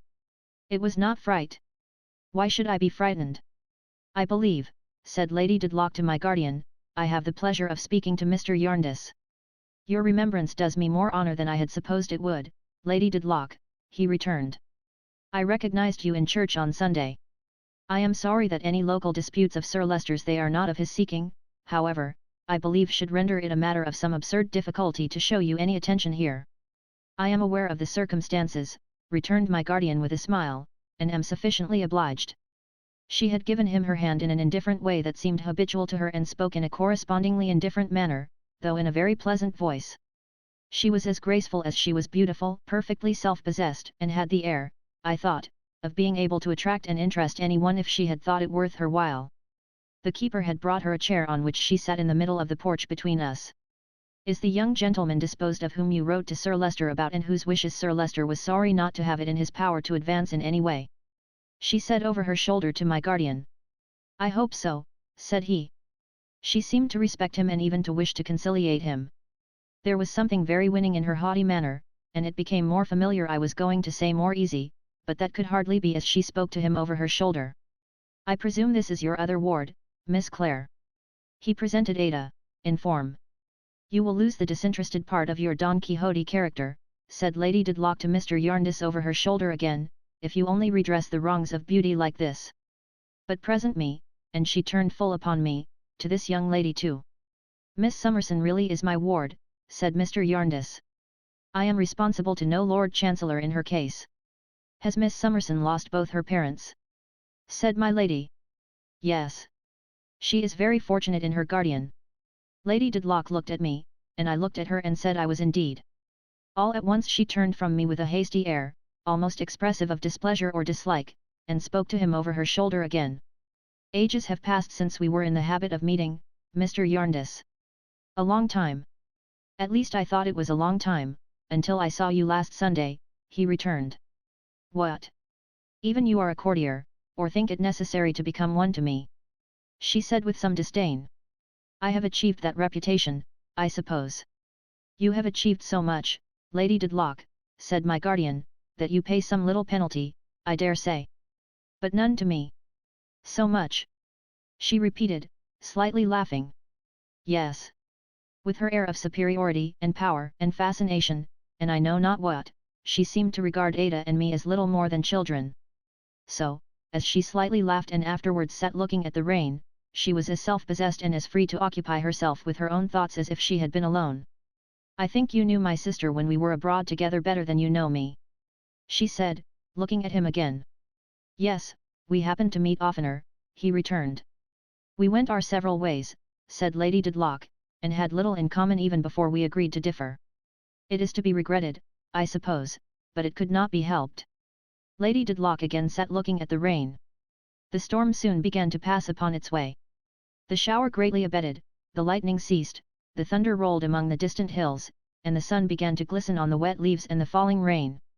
As we sat there, silently, we saw a little pony phaeton coming towards us at a merry pace. The messenger is coming back, my lady, said the keeper, with the carriage. As it drove up, we saw that there were two people inside. There alighted from it, with some cloaks and wrappers, first the Frenchwoman whom I had seen in church, and secondly the pretty girl, the Frenchwoman with a defiant confidence, the pretty girl confused and hesitating. What now? Said Lady Dedlock. 2. I am your maid, my lady, at the present, said the Frenchwoman. The message was for the attendant. I was afraid you might mean me, my lady, said the pretty girl. I did mean you, child, replied her mistress calmly. Put that shawl on me. She slightly stooped her shoulders to receive it, and the pretty girl lightly dropped it in its place. The Frenchwoman stood unnoticed, looking on with her lips very tightly set. I am sorry, said Lady Dedlock to Mr. Jarndyce, that we are not likely to renew our former acquaintance. You will allow me to send the carriage back for your two wards. It shall be here directly. But as he would on no account accept this offer, she took a graceful leave of Ada none of me and put her hand upon his proffered arm, and got into the carriage, which was a little, low, park carriage with a hood. Come in, child, she said to the pretty girl, I shall want you. Go on. The carriage rolled away, and the Frenchwoman, with the wrappers she had brought hanging over her arm, remained standing where she had alighted. I suppose there is nothing pride can so little bear with as pride itself, and that she was punished for her imperious manner. Her retaliation was the most singular I could have imagined.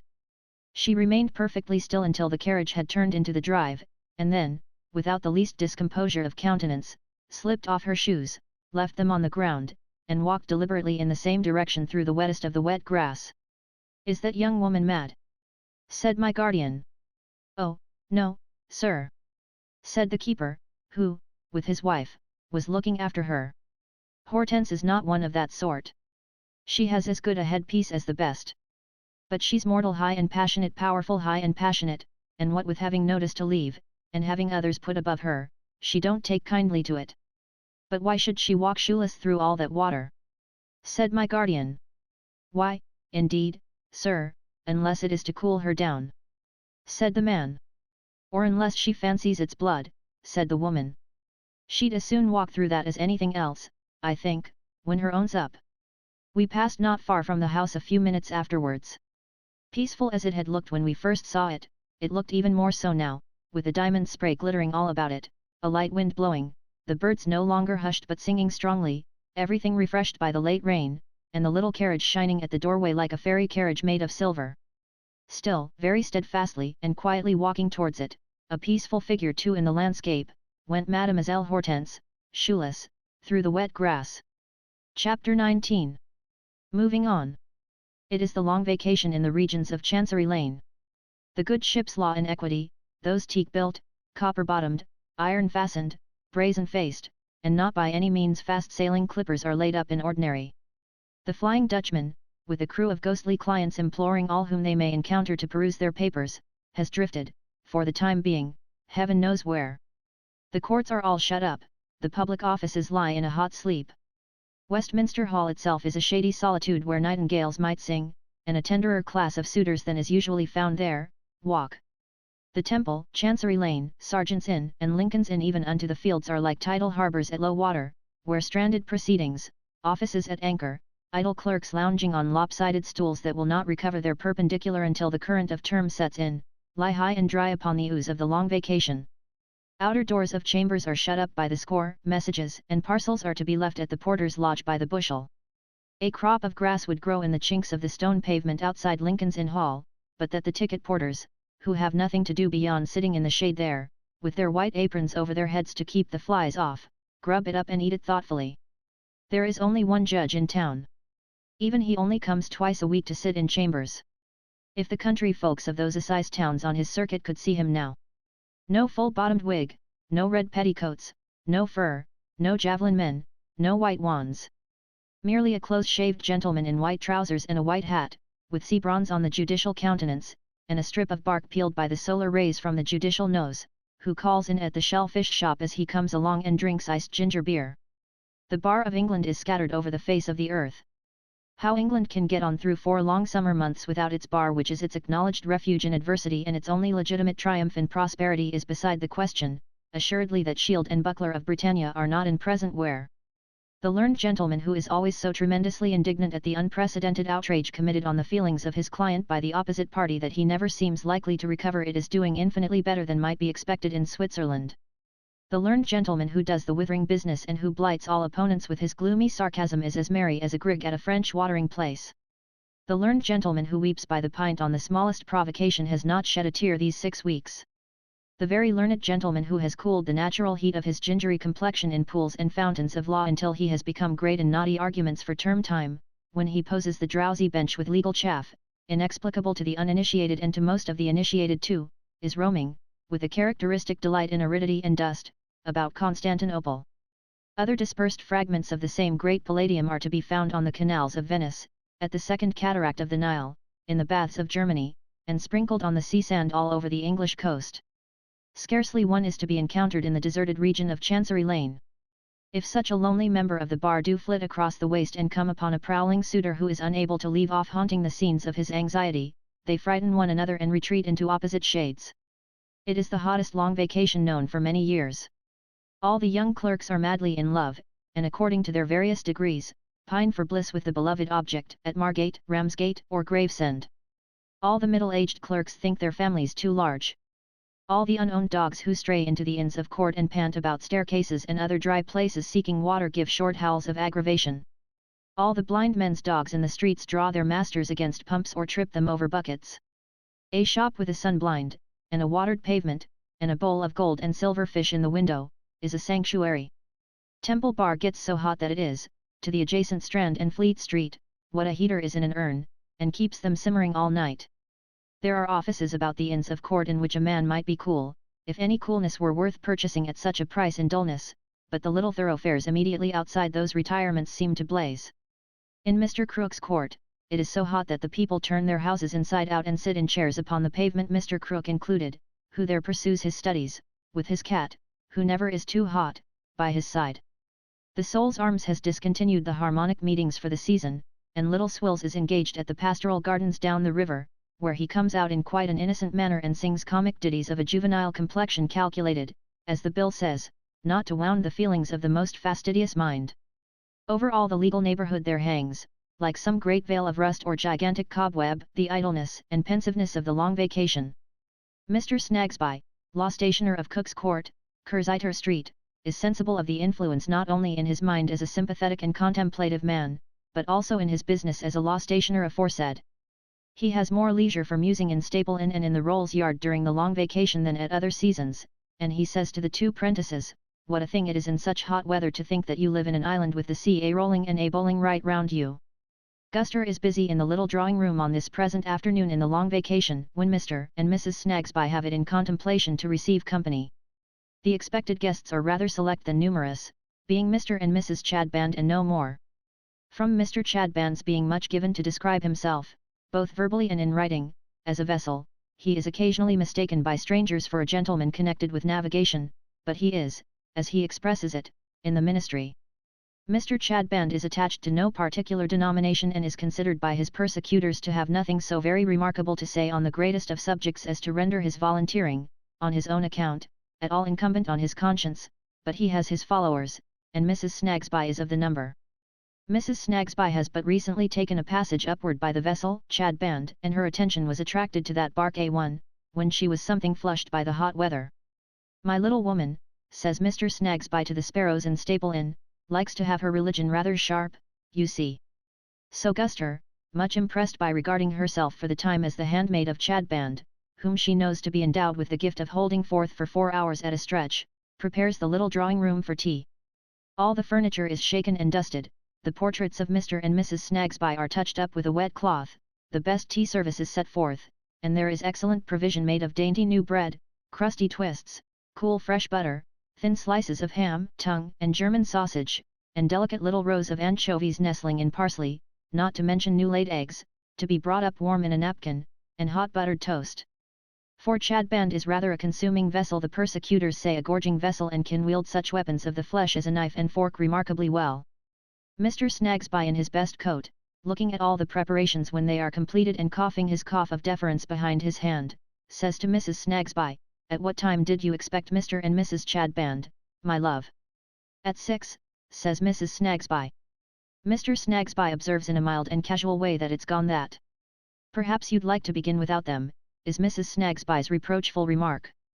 Mr. Snagsby does look as if he would like it very much, but he says, with his cough of mildness, "No, my dear, no.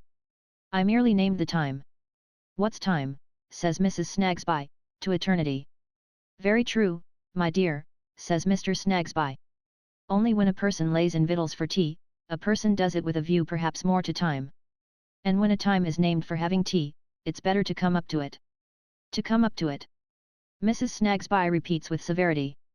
"Up to it." As if Mr. Chadband was a fighter. "Not at all, my dear," says Mr. Snagsby. Here, Guster, who had been looking out of the bedroom window, comes rustling and scratching down the little staircase like a popular ghost, and falling flushed into the drawing-room, announces that Mr. and Mrs. Chadband have appeared in the court.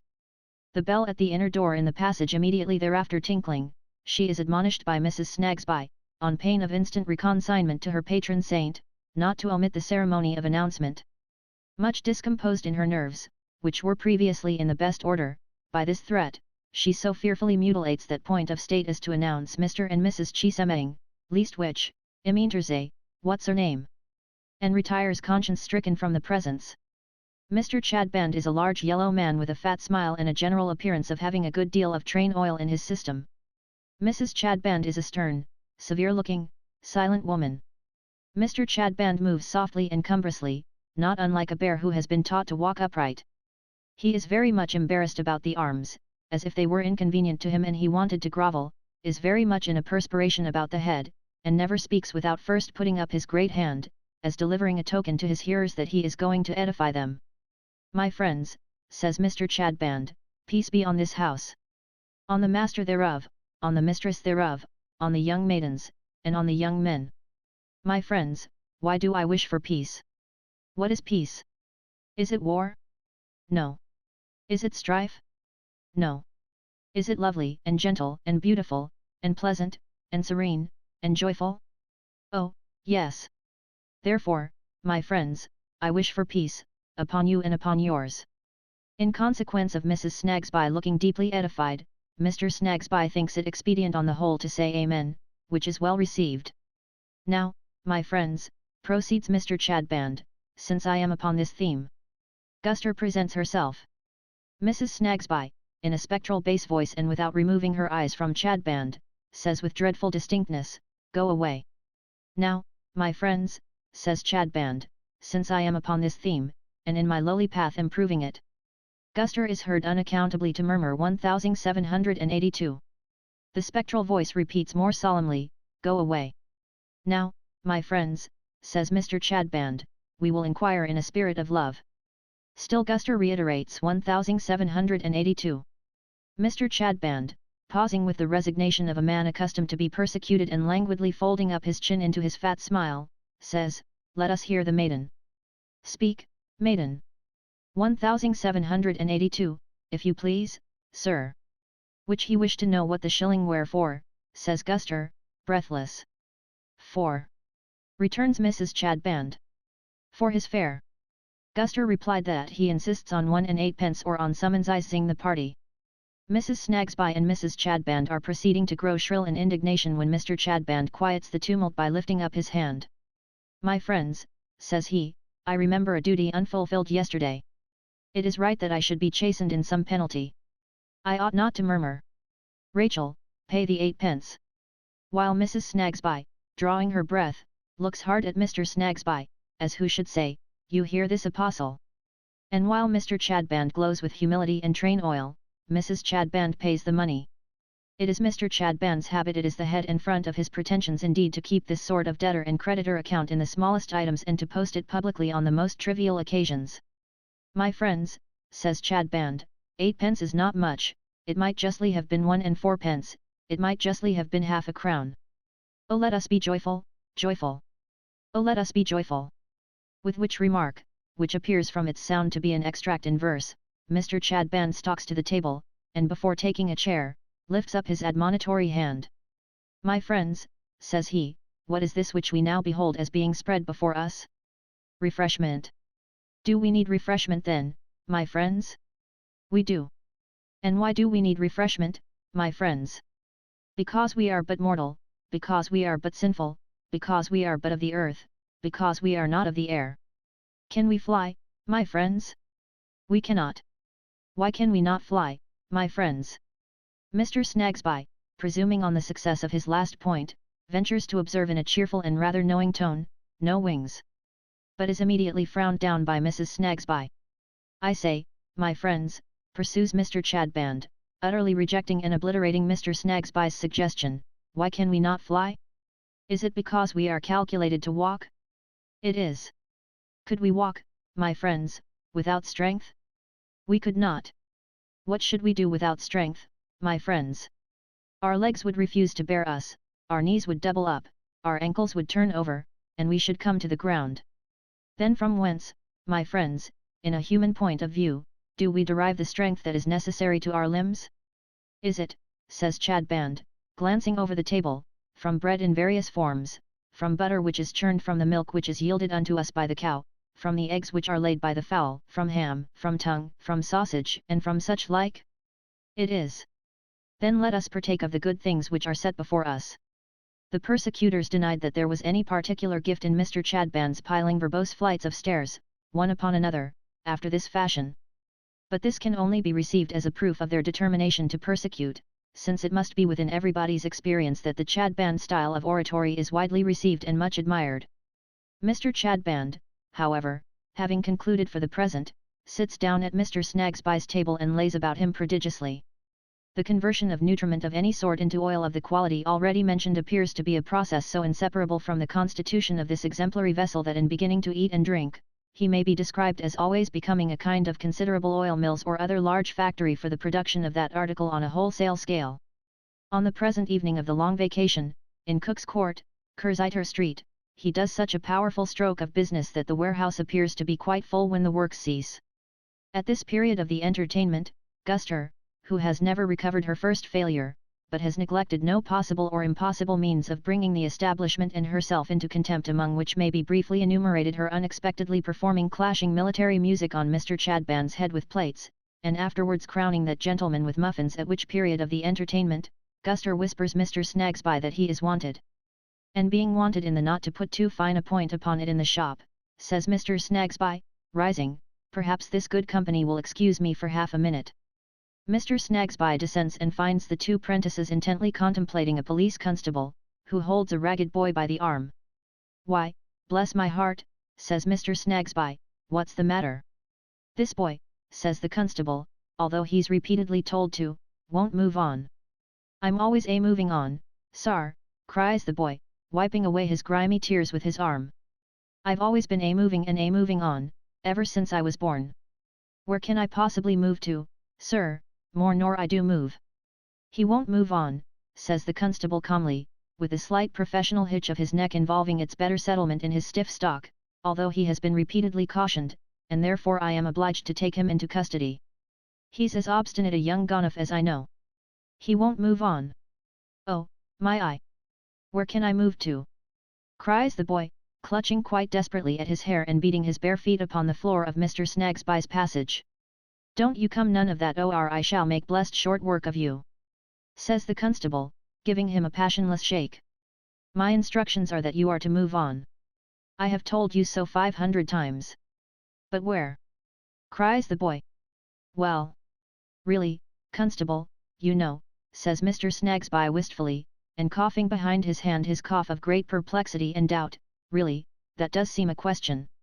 Where, you know? My instructions don't go to that, replies the constable. My instructions are that this boy is to move on. Do you hear, Joe?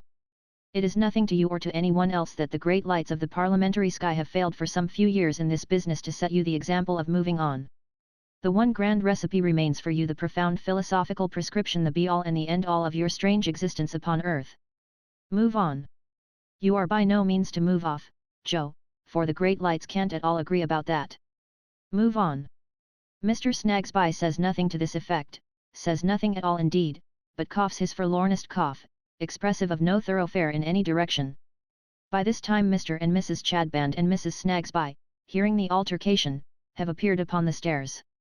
Guster having never left the end of the passage, the whole household are assembled. The simple question is, sir, says the constable, whether you know this boy. He says you do. Mrs. Snagsby, from her elevation, instantly cries out, no he don't. My little woman, says Mr. Snagsby, looking up the staircase. My love, permit me. Pray have a moment's patience, my dear. I do know something of this lad, and in what I know of him, I can't say that there's any harm, perhaps on the contrary, constable. To whom the law stationer relates his joyful and woeful experience, suppressing the half-crown fact. Well, says the constable, so far, it seems, he had grounds for what he said. When I took him into custody up in Holborn, he said you knew him. Upon that, a young man who was in the crowd said he was acquainted with you, and you were a respectable housekeeper, and if I'd call and make the inquiry, he'd appear. The young man don't seem inclined to keep his word, but oh! Here is the young man. Enter Mr. Guppy, who nods to Mr. Snagsby and touches his hat with the chivalry of clerkship to the ladies on the stairs. I was strolling away from the office just now when I found this row going on, says Mr. Guppy to the law stationer, and as your name was mentioned, I thought it was right the thing should be looked into.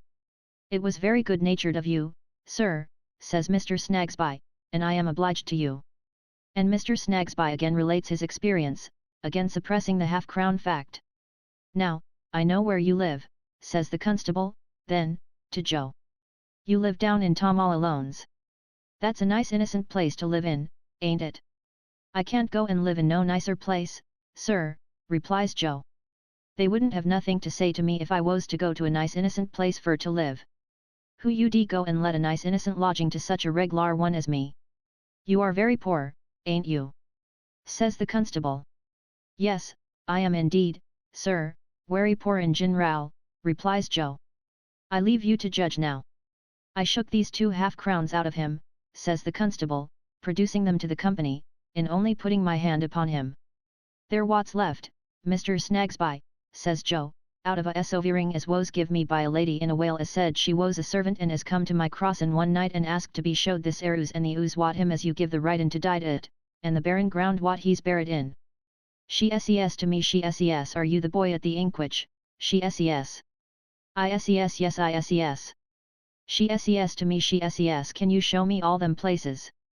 I ses yes I can I ses. And she ses to me do it and I done it and she give me a sovering and hooked it.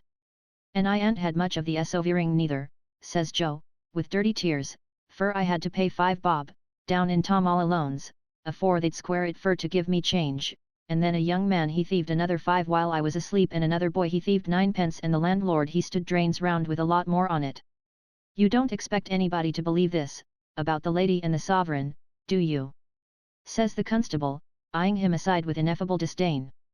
I don't know as I do, sir, replies Joe. I don't expect nothing at all, sir, much, but that's the true history on it. You see what he is? The constable observes to the audience. Well, Mr. Snagsby, if I don't lock him up this time, will you engage for his moving on? No. Cries Mrs. Snagsby from the stairs. My little woman. Pleads her husband. Constable, I have no doubt he'll move on. You know you really must do it, says Mr. Snagsby. I'm every ways agreeable, sir, says the hapless Joe. Do it, then, observes the constable. You know what you have got to do. Do it. And recollect you won't get off so easy next time. Catch hold of your money. Now, the sooner you're 5 mile off, the better for all parties. With this farewell hint and pointing generally to the setting sun as a likely place to move on to, the constable bids his auditors good afternoon and makes the echoes of Cook's Court perform slow music for him as he walks away on the shady side, carrying his iron-bound hat in his hand for a little ventilation. Now, Joe's improbable story concerning the lady and the sovereign has awakened more or less the curiosity of all the company. Mr. Guppy, who has an inquiring mind in matters of evidence and who has been suffering severely from the lassitude of the long vacation, takes that interest in the case that he enters on a regular cross-examination of the witness, which is found so interesting by the ladies that Mrs. Snagsby politely invites him to step upstairs and drink a cup of tea, if he will excuse the disarranged state of the tea table, consequent on their previous exertions. Mr. Guppy yielding his assent to this proposal, Joe is requested to follow into the drawing-room doorway, where Mr. Guppy takes him in hand as a witness, patting him into this shape, that shape, and the other shape like a butterman dealing with so much butter, and worrying him according to the best models. Nor is the examination unlike many such model displays, both in respect of its eliciting nothing and of its being lengthy, for Mr. Guppy is sensible of his talent, and Mrs. Snagsby feels not only that it gratifies her inquisitive disposition, but that it lifts her husband's establishment higher up in the law. During the progress of this keen encounter, the vessel Chadband, being merely engaged in the oil trade, gets aground and waits to be floated off. Well, says Mr. Guppy, either this boy sticks to it like cobbler's wax or there is something out of the common here that beats anything that ever came into my way at Kench and Carboy's. Mrs. Chadband whispers Mrs. Snagsby, who exclaims, you don't say so. 4 years. Replied Mrs. Chadband. Has known Kench and Carboy's office for years, Mrs. Snagsby triumphantly explains to Mr. Guppy. Mrs. Chadband this gentleman's wife Reverend Mr. Chadband. Oh, indeed. Says Mr. Guppy. Before I married my present husband, says Mrs. Chadband. Was you a party in anything, ma'am? Says Mr. Guppy, transferring his cross-examination. No. Not a party in anything, ma'am. Says Mr. Guppy. Mrs. Chadband shakes her head. Perhaps you were acquainted with somebody who was a party in something, ma'am. Says Mr. Guppy, who likes nothing better than to model his conversation on forensic principles. Not exactly that, either, replies Mrs. Chadband, humoring the joke with a hard-favored smile. Not exactly that, either. Repeats Mr. Guppy. Very good. Pray, ma'am, was it a lady of your acquaintance who had some transactions, we will not at present say what transactions, with Kench and Carboy's office, or was it a gentleman of your acquaintance? Take time, ma'am. We shall come to it presently. Man or woman, ma'am? Neither, says Mrs. Chadband as before. Oh. A child. Says Mr. Guppy, throwing on the admiring Mrs. Snagsby the regular acute professional eye which is thrown on British jurymen. Now, ma'am, perhaps you'll have the kindness to tell us what child. You have got it at last, sir, says Mrs. Chadband with another heart-favoured smile. Well, sir, it was before your time, most likely, judging from your appearance. I was left in charge of a child named Esther Summerson, who was put out in life by Messrs. Kench and Carboy. Miss Summerson, ma'am, cries Mr. Guppy, excited. I call her Esther Summerson, says Mrs. Chadband with austerity. There was no missing of the girl in my time. It was Esther. Esther, do this. Esther, do that, and she was made to do it. My dear ma'am, returns Mr. Guppy, moving across the small apartment, the humble individual who now addresses you received that young lady in London when she first came here from the establishment to which you have alluded. Allow me to have the pleasure of taking you by the hand. Mr. Chadband, at last seeing his opportunity, makes his accustomed signal and rises with a smoking head, which he dabs with his pocket handkerchief. Mrs. Snagsby whispers hush. My friends, says Chadband, we have partaken in moderation, which was certainly not the case so far as he was concerned, of the comforts which have been provided for us. May this house live upon the fatness of the land, may corn and wine be plentiful therein, may it grow, may it thrive, may it prosper, may it advance, may it proceed, may it press forward. But, my friends, have we partaken of anything else? We have. My friends, of what else have we partaken? Of spiritual profit? Yes. From whence have we derived that spiritual profit? My young friend, stand forth. Joe, thus apostrophized, gives a slouch backward, and another slouch forward, and another slouch to each side, and confronts the eloquent Chadband with evident doubts of his intentions. My young friend, says Chadband, you are to us a pearl, you are to us a diamond, you are to us a gem, you are to us a jewel. And why, my young friend? I don't know, replies Joe. I don't know nothink. My young friend, says Chadband, it is because you know nothing that you are to us a gem and jewel. For what are you, my young friend? Are you a beast of the field? No. A bird of the air? No. A fish of the sea or river? No. You are a human boy, my young friend. A human boy. Oh, glorious to be a human boy! And why glorious, my young friend? Because you are capable of receiving the lessons of wisdom, because you are capable of profiting by this discourse which I now deliver for your good, because you are not a stick, or a staff, or a stock, or a stone, or a post, or a pillar. O running stream of sparkling joy! To be a soaring human boy. And do you cool yourself in that stream now, my young friend? No. Why do you not cool yourself in that stream now? Because you are in a state of darkness, because you are in a state of obscurity, because you are in a state of sinfulness, because you are in a state of bondage. My young friend, what is bondage? Let us, in a spirit of love, inquire. At this threatening stage of the discourse, Joe, who seems to have been gradually going out of his mind, smears his right arm over his face and gives a terrible yawn. Mrs. Snagsby indignantly expresses her belief that he is a limb of the arch-fiend. My friends, says Mr. Chadband with his persecuted chin folding itself into its fat smile again as he looks round, it is right that I should be humbled, it is right that I should be tried, it is right that I should be mortified, it is right that I should be corrected. I stumbled, on Sabbath last, when I thought with pride of my 3 hours improving. The account is now favourably balanced, my creditor has accepted a composition. Oh, let us be joyful, joyful! Oh, let us be joyful! Great sensation on the part of Mrs. Snagsby. My friends, says Chadband, looking round him in conclusion, I will not proceed with my young friend now. Will you come tomorrow, my young friend, and inquire of this good lady where I am to be found to deliver a discourse unto you, and will you come like the thirsty swallow upon the next day, and upon the day after that, and upon the day after that, and upon many pleasant days, to hear discourses? This with a cow-like lightness. Joe, whose immediate object seems to be to get away on any terms, gives a shuffling nod. Mr. Guppy then throws him a penny, and Mrs. Snagsby calls to Guster to see him safely out of the house.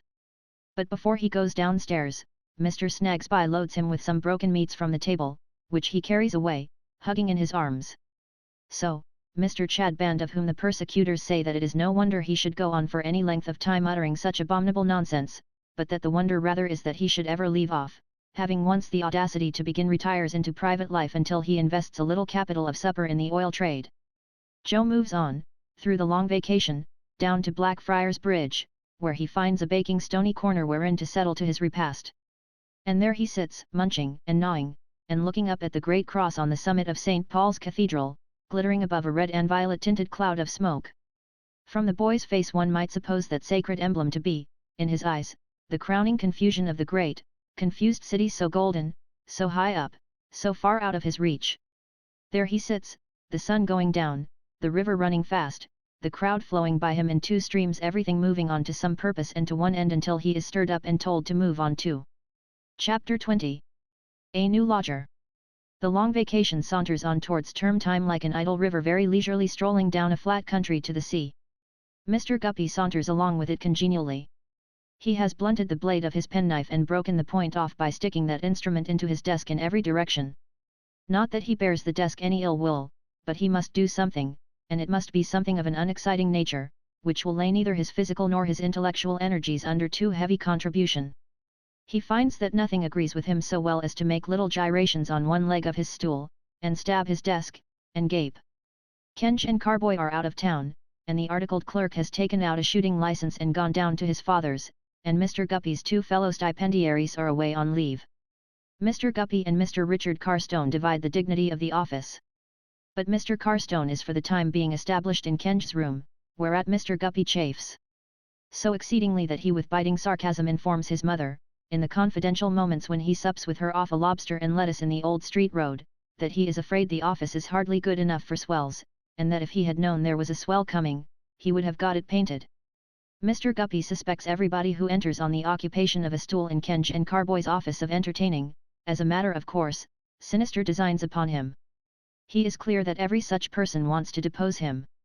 If he be ever asked how, why, when, or wherefore, he shuts up one eye and shakes his head. On the strength of these profound views, he in the most ingenious manner takes infinite pains to counterplot when there is no plot, and plays the deepest games of chess without any adversary. It is a source of much gratification to Mr. Guppy, therefore, to find the newcomer constantly poring over the papers in yarn-dis, for he well knows that nothing but confusion and failure can come of that. His satisfaction communicates itself to a third saunterer through the long vacation in Kench and Carboy's office, to wit, young Smallweed. Whether young Smallweed, metaphorically called small and eke chickweed, as it were jocularly to express a fledgling, was ever a boy is much doubted in Lincoln's Inn. He is now something under 15 and an old limb of the law. He is facetiously understood to entertain a passion for a lady at a cigar shop in the neighbourhood of Chancery Lane, and for her sake to have broken off a contract with another lady, to whom he had been engaged some years. He is a town-made article, of small stature and weazen features, but may be perceived from a considerable distance by means of his very tall hat. To become a Guppy is the object of his ambition. He dresses at that gentleman, by whom he is patronized, talks at him, walks at him, founds himself entirely on him. He is honoured with Mr. Guppy's particular confidence and occasionally advises him, from the deep wells of his experience, on difficult points in private life. Mr. Guppy has been lolling out of window all the morning after trying all the stools in succession and finding none of them easy, and after several times putting his head into the iron safe with a notion of cooling it. Mr. Smallweed has been twice dispatched for effervescent drinks, and has twice mixed them in the two official tumblers and stirred them up with the ruler. Mr. Guppy propounds for Mr. Smallweed's consideration the paradox that the more you drink the thirstier you are, and reclines his head upon the windowsill in a state of hopeless languor. While thus looking out into the shade of Old Square, Lincoln's Inn, surveying the intolerable bricks and mortar, Mr. Guppy becomes conscious of a manly whisker emerging from the cloistered walk below and turning itself up in the direction of his face. At the same time, a low whistle is wafted through the inn and a suppressed voice cries, "Hip! Guppy! Why, you don't mean it!" says Mr. Guppy, aroused. "Small! Here's Jobling." Small's head looks out of window too and nods to Jobling. "Where have you sprung up from?" inquires Mr. Guppy. "From the market gardens down by Deptford. I can't stand it any longer. I must enlist. I say. I wish you'd lend me half a crown. Upon my soul, I'm hungry." Jobling looks hungry and also has the appearance of having run to seed in the market gardens down by Deptford. "I say. Just throw out half a crown if you have got one to spare. I want to get some dinner. Will you come and dine with me?"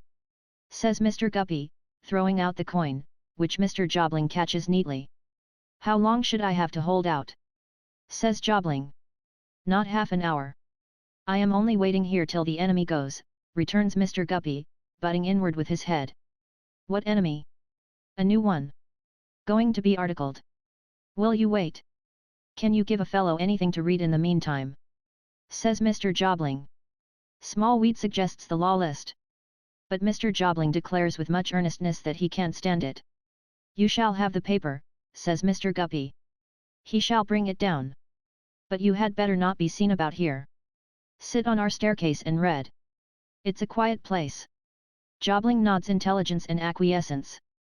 The sagacious Smallweed supplies him with the newspaper and occasionally drops his eye upon him from the landing as a precaution against his becoming disgusted with waiting and making an untimely departure.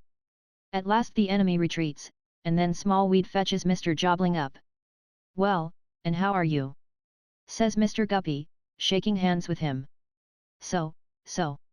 How are you? Mr. Guppy replying that he is not much to boast of, Mr. Jobling ventures on the question, how is she?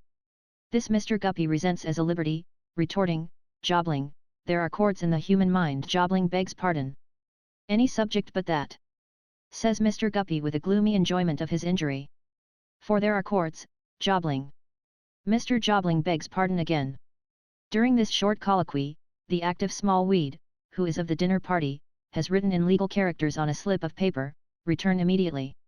This notification to all whom it may concern, he inserts in the letter box, and then putting on the tall hat at the angle of inclination at which Mr. Guppy wears his, informs his patron that they may now make themselves scarce. Accordingly they betake themselves to a neighbouring dining house, of the class known among its frequenters by the denomination slap bang, where the waitress, a bouncing young female of 40, is supposed to have made some impression on the susceptible Smallweed, of whom it may be remarked that he is a weird changeling to whom years are nothing. He stands precociously possessed of centuries of owlish wisdom. If he ever lay in a cradle, it seems as if he must have lain there in a tailcoat. He has an old eye, has Smallweed, and he drinks and smokes in a monkeyish way, and his neck is stiff in his collar, and he is never to be taken in, and he knows all about it, whatever it is. In short, in his bringing up he has been so nursed by law and equity that he has become a kind of fossil imp, to account for whose terrestrial existence it is reported at the public offices that his father was John Doe and his mother the only female member of the Roe family, also that his first long clothes were made from a blue bag. Into the dining house, unaffected by the seductive show in the window of artificially whitened cauliflowers and poultry, verdant baskets of peas, coolly blooming cucumbers, and joints ready for the spit, Mr. Smallweed leads the way. They know him there and defer to him. He has his favourite box, he bespeaks all the papers, he is down upon bald patriarchs, who keep them more than 10 minutes afterwards. It is of no use trying him with anything less than a full-sized bread or proposing to him any joint in cut unless it is in the very best cut. In the matter of gravy he is adamant. Conscious of his elfin power and submitting to his dread experience, Mr. Guppy consults him in the choice of that day's banquet, turning an appealing look towards him as the waitress repeats the catalogue of viands and saying, "What do you take, chick?" Chick, out of the profundity of his artfulness, preferring veal and ham and French beans, and don't you forget the stuffing, Polly. With an unearthly cock of his venerable eye, Mr. Guppy and Mr. Jobling give the like order. 3 pint pots of half and half are soup-rad. Quickly the waitress returns bearing what is apparently a model of the Tower of Babel but what is really a pile of plates and flat tin dish covers. Mr. Smallweed, approving of what is set before him, conveys intelligent benignity into his ancient eye and winks upon her. Then, amid a constant coming in, and going out, and running about, and a clatter of crockery, and a rumbling up and down of the machine which brings the nice cuts from the kitchen, and a shrill crying for more nice cuts down the speaking pipe, and a shrill reckoning of the cost of nice cuts that have been disposed of, and a general flush and steam of hot joints, cut and uncut, and a considerably heated atmosphere in which the soiled knives and tablecloths seem to break out spontaneously into eruptions of grease and blotches of beer, the legal triumvirate appease their appetites. Mr. Jobling is buttoned up closer than mere adornment might require. His hat presents at the rims a peculiar appearance of a glistening nature, as if it had been a favourite snail promenade. The same phenomenon is visible on some parts of his coat, and particularly at the seams. He has the faded appearance of a gentleman in embarrassed circumstances, even his light whiskers droop with something of a shabby air. His appetite is so vigorous that it suggests spare living for some little time back. He makes such a speedy end of his plate of veal and ham, bringing it to a close while his companions are yet midway in theirs, that Mr. Guppy proposes another. "Thank you, Guppy," says Mr. Jobling, I really don't know but what I will take another. Another being brought, he falls to with great goodwill. Mr. Guppy takes silent notice of him at intervals until he is halfway through this second plate and stops to take an enjoying pull at his pint pot of half and half, also renewed, and stretches out his legs and rubs his hands. Beholding him in which glow of contentment, Mr. Guppy says, "You are a man again, Tony." "Well, not quite yet," says Mr. Jobling. "Say, just born. Will you take any other vegetables? Grass? Peas? Summer cabbage?" "Thank you, Guppy," says Mr. Jobling. "I really don't know but what I will take summer cabbage." Order given, with the sarcastic addition, from Mr. Smallweed, of "without slugs, Polly." And cabbage produced. "I am growing up, Guppy," says Mr. Jobling, plying his knife and fork with a relishing steadiness. "Glad to hear it. In fact, I have just turned into my teens," says Mr. Jobling. He says no more until he has performed his task, which he achieves as Messrs. Guppy and Smallweed finish theirs, thus getting over the ground in excellent style and beating those two gentlemen easily by a veal and ham and a cabbage. "Now, Small," says Mr. Guppy, "what would you recommend about pastry?" "Marrow puddings," says Mr. Smallweed instantly. I, cries Mr. Jobling with an arch look. "You're there, are you?" "Thank you, Mr. Guppy, I don't know but what I will take a marrow pudding." 3 marrow puddings being produced, Mr. Jobling adds in a pleasant humour that he is coming of age fast. To these succeed, by command of Mr. Smallweed, 3 Cheshires, and to those 3 small rums. This apex of the entertainment happily reached, Mr. Jobling puts up his legs on the carpeted seat, having his own side of the box to himself, leans against the wall, and says, "I am grown up now, Guppy. I have arrived at maturity. What do you think, now," says Mr. Guppy, "about you don't mind Smallweed?" "Not the least in the world. I have the pleasure of drinking his good health." "Sir, to you," says Mr. Smallweed. "I was saying, what do you think now," pursues Mr. Guppy, "of enlisting?" "Why, what I may think after dinner," returns Mr. Jobling, "is one thing, my dear Guppy, and what I may think before dinner is another thing. Still, even after dinner, I ask myself the question, what am I to do? How am I to live? Il-fo manger, you know," says Mr. Jobling, pronouncing that word as if he meant a necessary fixture in an English stable. Il-fo manger. That's the French saying, and mangering is as necessary to me as it is to a Frenchman. Or more so. Mr. Smallweed is decidedly of opinion much more so. "If any man had told me," pursues Jobling, "even so lately as when you and I had the frisk down in Lincolnshire, Guppy, and drove over to see that house at Castle Wold." Mr. Smallweed corrects him, Chesney Wold. "Chesney Wold. I thank my honourable friend for that cheer. If any man had told me then that I should be as hard up at the present time as I literally find myself, I should have pitched into him," says Mr. Jobling, taking a little rum and water with an air of desperate resignation, "I should have let fly at his head." "Still, Tony, you were on the wrong side of the post then," remonstrates Mr. Guppy. "You were talking about nothing else in the gig." "Guppy," says Mr. Jobling, "I will not deny it. I was on the wrong side of the post. But I trusted to things coming round. That very popular trust in flat things coming round. Not in their being beaten round, or worked round, but in their coming round. As though a lunatic should trust in the world's coming triangular. I had confident expectations that things would come round and be all square," says Mr. Jobling with some vagueness of expression and perhaps of meaning too. "But I was disappointed. They never did. And when it came to creditors making rows at the office and to people that the office dealt with making complaints about dirty trifles of borrowed money, why there was an end of that connection. And of any new professional connection too, for if I was to give a reference tomorrow, it would be mentioned and would sew me up. Then what's a fellow to do? I have been keeping out of the way and living cheap down about the market gardens, but what's the use of living cheap when you have got no money? You might as well live dear. Better, Mr. Smallweed thinks. Certainly. It's the fashionable way, and fashion and whiskers have been my weaknesses, and I don't care who knows it," says Mr. Jobling. "They are great weaknesses, damn, sir, they are great. Well," proceeds Mr. Jobling after a defiant visit to his rum and water, "what can a fellow do, I ask you, but enlist?" Mr. Guppy comes more fully into the conversation to state what, in his opinion, a fellow can do. His manner is the gravely impressive manner of a man who has not committed himself in life otherwise than as he has become the victim of a tender sorrow of the heart. "Jobling," says Mr. Guppy, "myself and our mutual friend Smallweed." Mr. Smallweed modestly observes, "Gentlemen both. And drinks. Have had a little conversation on this matter more than once since you say, got the sack," cries Mr. Jobling bitterly. "Say it, Guppy. You mean it?" "No.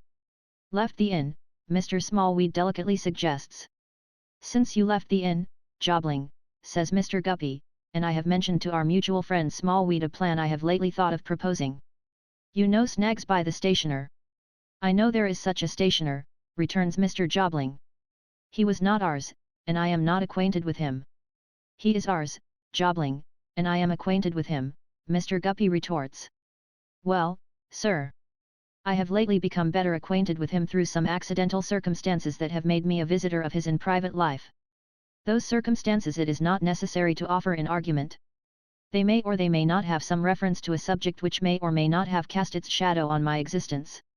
As it is Mr. Guppy's perplexing way with boastful misery to tempt his particular friends into this subject, and the moment they touch it, to turn on them with that trenchant severity about the chords in the human mind, both Mr. Jobling and Mr. Smallweed decline the pitfall by remaining silent. Such things may be, repeats Mr. Guppy, or they may not be. They are no part of the case.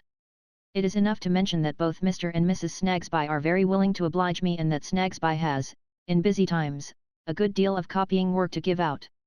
He has all Tulkinghorns, and an excellent business besides. I believe if our mutual friend Smallweed were put into the box, he could prove this." Mr. Smallweed nods and appears greedy to be sworn. "Now, gentlemen of the jury," says Mr. Guppy, "I mean, now, Jobling, you may say this is a poor prospect of a living. Granted. But it's better than nothing, and better than enlistment. You want time. There must be time for these late affairs to blow over. You might live through it on much worse terms than by writing for Snagsby." Mr. Jobling is about to interrupt when the sagacious Smallweed checks him with a dry cough and the words, "Hem. Shakespeare. There are two branches to this subject, Jobling," says Mr. Guppy. "That is the first. I come to the second. You know Crook, the Chancellor, across the lane?" "Come, Jobling," says Mr. Guppy in his encouraging cross-examination tone, "I think you know Crook, the Chancellor, across the lane." "I know him by sight," says Mr. Jobling.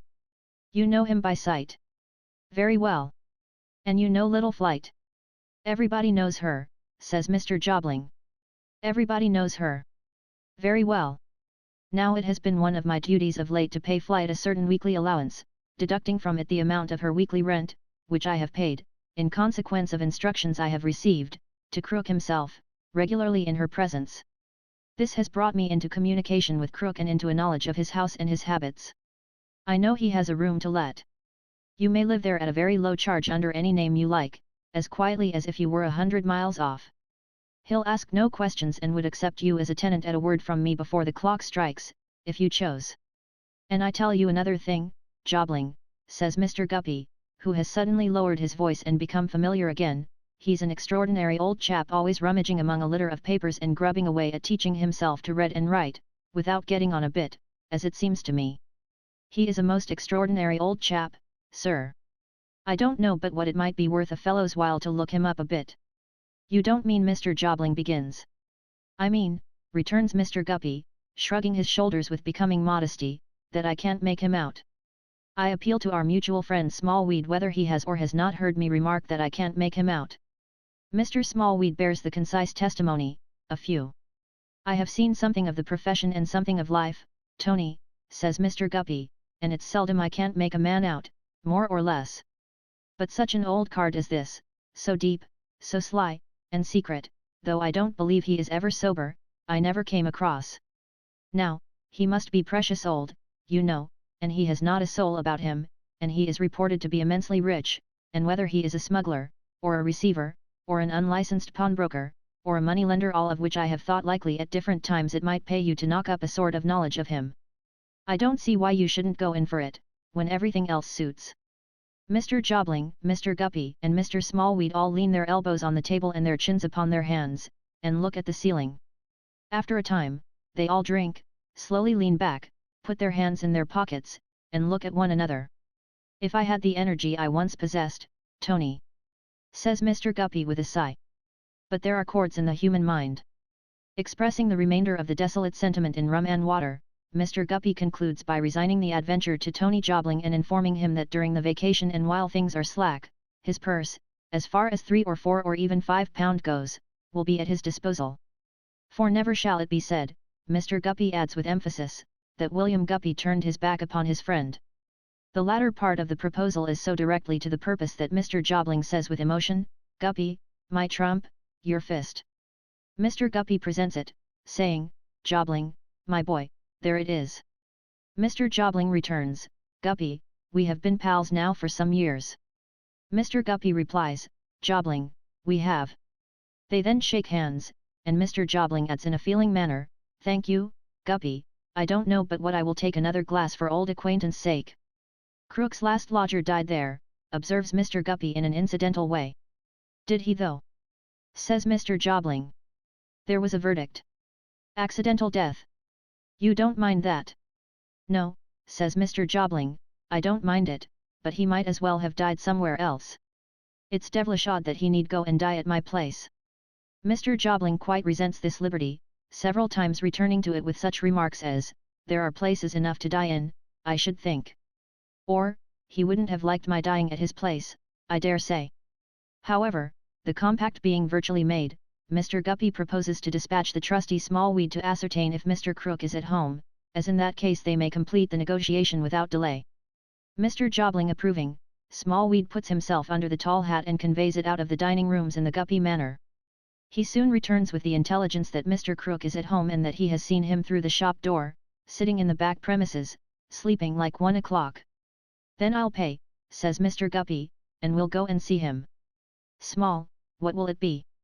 Mr. Smallweed, compelling the attendance of the waitress with one hitch of his eyelash, instantly replies as follows, "4 veals and hams is 3, and 4 potatoes is 3 and 4, and 1 summer cabbage is 3 and 6, and 3 marrows is 4 and 6, and 6 breads is 5, and 3 cheshires is 5 and 3, and 4 half pints of half and half is 6 and 3, and 4 small rums is 8 and 3, and 3 polis is 8 and 6. 8 and 6 and half a sovereign, Polly, and 18 pence out." Not at all excited by these stupendous calculations, Smallweed dismisses his friends with a cool nod and remains behind to take a little admiring notice of Polly, as opportunity may serve, and to read the daily papers, which are so very large in proportion to himself, shorn of his hat, that when he holds up the Times to run his eye over the columns, he seems to have retired for the night and to have disappeared under the bedclothes. Mr. Guppy and Mr. Jobling repair to the rag and bottle shop, where they find Crook still sleeping like 1 o'clock, that is to say, breathing stertorously with his chin upon his breast and quite insensible to any external sounds or even to gentle shaking. On the table beside him, among the usual lumber, stand an empty gin bottle and a glass. The unwholesome air is so stained with this liquor that even the green eyes of the cat upon her shelf, as they open and shut and glimmer on the visitors, look drunk. "Hold up here," says Mr. Guppy, giving the relaxed figure of the old man another shake. "Mr. Crook." "Hello, sir." But it would seem as easy to wake a bundle of old clothes with a spirituous heat smouldering in it. "Did you ever see such a stupor as he falls into, between drink and sleep?" says Mr. Guppy. "If this is his regular sleep," returns Jobling, rather alarmed, "it'll last a long time one of these days, I am thinking." "It's always more like a fit than a nap," says Mr. Guppy, shaking him again. "Hello, your lordship. Why, he might be robbed 50 times over. Open your eyes." After much ado, he opens them, but without appearing to see his visitors or any other objects. Though he crosses one leg on another, and folds his hands, and several times closes and opens his parched lips, he seems to all intents and purposes as insensible as before. "He is alive, at any rate," says Mr. Guppy. "How are you, my Lord Chancellor?" "I have brought a friend of mine, sir, on a little matter of business." The old man still sits, often smacking his dry lips without the least consciousness. After some minutes he makes an attempt to rise. They help him up, and he staggers against the wall and stares at them. "How do you do, Mr. Crook?" says Mr. Guppy in some discomfiture. "How do you do, sir? You are looking charming, Mr. Crook. I hope you are pretty well." The old man, in aiming a purposeless blow at Mr. Guppy, or at nothing, feebly swings himself round and comes with his face against the wall. So he remains for a minute or two, heaped up against it, and then staggers down the shop to the front door. The air, the movement in the court, the lapse of time, or the combination of these things recovers him. He comes back pretty steadily, adjusting his fur cap on his head and looking keenly at them. "Your servant, gentlemen, I've been dozing." "Hi. I am hard to wake, odd times." "Rather so, indeed, sir," responds Mr. Guppy. "What? You've been trying to do it, have you?" says the suspicious crook. "Only a little," Mr. Guppy explains. The old man's eye resting on the empty bottle, he takes it up, examines it, and slowly tilts it upside down. "I say!" he cries like the hobgoblin in the story. "Somebody's been making free here." "I assure you we found it so," says Mr. Guppy. "Would you allow me to get it filled for you?" "Yes, certainly I would," cries Crook in high glee. "Certainly I would. Don't mention it. Get it filled next door Soul's Arms, the Lord Chancellor's 14-penny. Bless you, they know me." He so presses the empty bottle upon Mr. Guppy that gentleman, with a nod to his friend, accepts the trust and hurries out and hurries in again with the bottle filled. The old man receives it in his arms like a beloved grandchild and pats it tenderly. "But, I say," he whispers, with his eyes screwed up, after tasting it, "this ain't the Lord Chancellor's 14-penny. This is 18-penny. "I thought you might like that better," says Mr. Guppy. "You're a nobleman, sir," returns Crook with another taste, and his hot breath seems to come towards them like a flame. "You're a baron of the land." Taking advantage of this auspicious moment, Mr. Guppy presents his friend under the impromptu name of Mr. Weevil and states the object of their visit. Crook, with his bottle under his arm, he never gets beyond a certain point of either drunkenness or sobriety, takes time to survey his proposed lodger and seems to approve of him. "You'd like to see the room, young man?" he says. "Ah! It's a good room. Been whitewashed. Been cleaned down with soft soap and soda. Hi! It's worth twice the rent, letting alone my company when you want it and such a cat to keep the mice away." Commending the room after this manner, the old man takes them upstairs, where indeed they do find it cleaner than it used to be and also containing some old articles of furniture which he has dug up from his inexhaustible stores. The terms are easily concluded, for the Lord Chancellor cannot be hard on Mr. Guppy, associated as he is with Kenj and Carboy, Yarndus, and other famous claims on his professional consideration, and it is agreed that Mr. Weevil shall take possession on the morrow. Mr. Weevil and Mr. Guppy then repair to Cook's Court, Curziter Street, where the personal introduction of the former to Mr. Snagsby is effected and, more important, the vote and interest of Mrs. Snagsby are secured. They then report progress to the eminent Smallweed, waiting at the office in his tall hat for that purpose, and separate, Mr. Guppy explaining that he would terminate his little entertainment by standing treat at the play, but that there are chords in the human mind which would render it a hollow mockery. On the morrow, in the dusk of evening, Mr. Weevil modestly appears at Crook's, by no means incommoded with luggage, and establishes himself in his new lodging, where the two eyes in the shutters stare at him in his sleep, as if they were full of wonder. On the following day Mr. Weevil, who is a handy good-for-nothing kind of young fellow, borrows a needle and thread of Miss Flight and a hammer of his landlord and goes to work devising apologies for window curtains, and knocking up apologies for shelves, and hanging up his 2 teacups, milk pot, and crockery sundries on a pennyworth of little hooks, like a shipwrecked sailor making the best of it. But what Mr. Weevil prizes most of all his few possessions, next after his light whiskers, for which he has an attachment that only whiskers can awaken in the breast of man, is a choice collection of copper-plate impressions from that truly national work, The Divinities of Albion, or Galaxy Gallery of British Beauty, representing ladies of title and fashion in every variety of smirk that art, combined with capital, is capable of producing. With these magnificent portraits, unworthily confined in a bandbox during his seclusion among the market gardens, he decorates his apartment, and as the Galaxy Gallery of British Beauty wears every variety of fancy dress, plays every variety of musical instrument, fondles every variety of dog, ogles every variety of prospect, and is backed up by every variety of flower pot and balustrade, the result is very imposing. But fashion is Mr. Weevil's, as it was Tony Jobling's, weakness.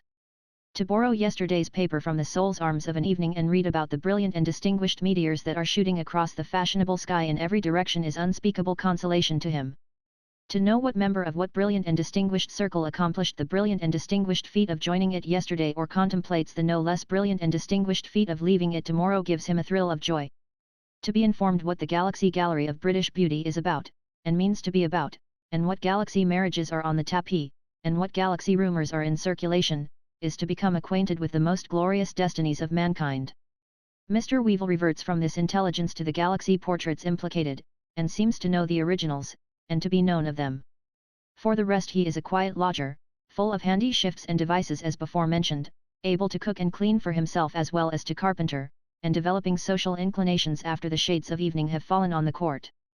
At those times, when he is not visited by Mr. Guppy or by a small light in his likeness quenched in a dark hat, he comes out of his dull room where he has inherited the deal wilderness of desk bespattered with a rain of ink and talks to crook or is very free, as they call it in the court, commendingly, with any one disposed for conversation. Wherefore, Mrs. Piper, who leads the court, is impelled to offer 2 remarks to Mrs. Perkins.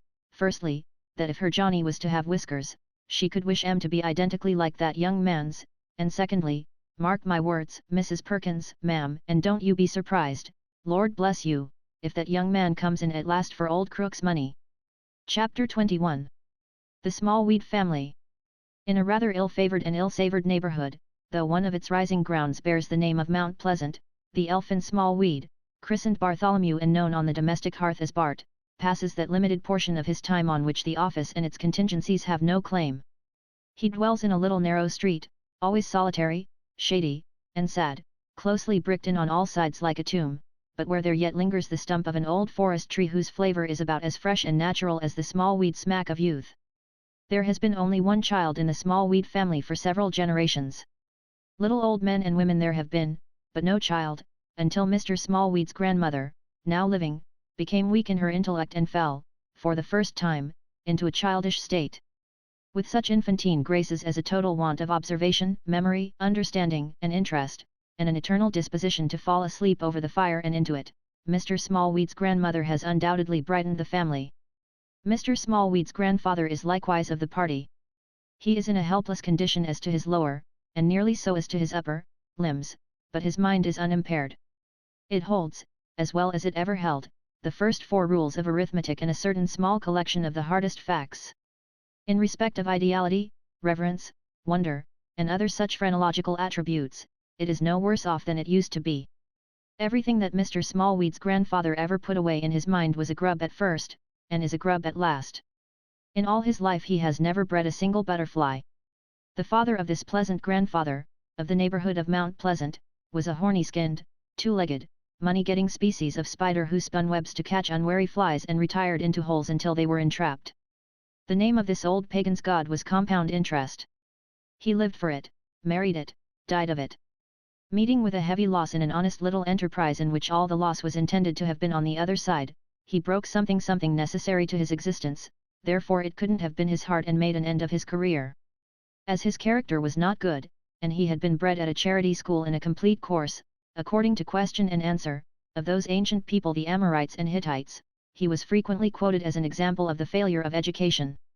His spirit shone through his son, to whom he had always preached of going out early in life and whom he made a clerk in a sharp scrivener's office at 12 years old. There the young gentleman improved his mind, which was of a lean and anxious character, and developing the family gifts, gradually elevated himself into the discounting profession. Going out early in life and marrying late, as his father had done before him, he too begot a lean and anxious-minded son, who in his turn, going out early in life and marrying late, became the father of Bartholomew and Judith Smallweed, twins. During the whole time consumed in the slow growth of this family tree, the house of Smallweed, always early to go out and late to marry, has strengthened itself in its practical character, has discarded all amusements, discountenanced all storybooks, fairy tales, fictions, and fables, and banished all levities whatsoever. Hence the gratifying fact that it has had no child born to it and that the complete little men and women whom it has produced have been observed to bear a likeness to old monkeys with something depressing on their minds. At the present time, in the dark little parlour certain feet below the level of the street, a grim, hard, uncouth parlour, only ornamented with the coarsest of baize table covers, and the hardest of sheet iron tea trays, and offering in its decorative character no bad allegorical representation of Grandfather Smallweed's mind seated in 2 black horsehair porter's chairs, one on each side of the fireplace, the superannuated Mr. and Mrs. Smallweed while away the rosy hours.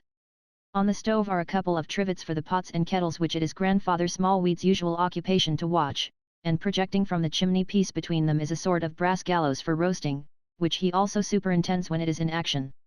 Under the venerable Mr. Smallweed's seat and guarded by his spindle legs is a drawer in his chair, reported to contain property to a fabulous amount. Beside him is a spare cushion with which he is always provided in order that he may have something to throw at the venerable partner of his respected age whenever she makes an allusion to money, a subject on which he is particularly sensitive. "And where's Bart?" Grandfather Smallweed inquires of Judy, Bart's twin sister. "He ain't come in yet," says Judy. "It's his tea time, isn't it?" "No." "How much do you mean to say it wants then?" 10 minutes. "Hey! 10 minutes!" Loud on the part of Judy. "Ho!" says Grandfather Smallweed. 10 minutes.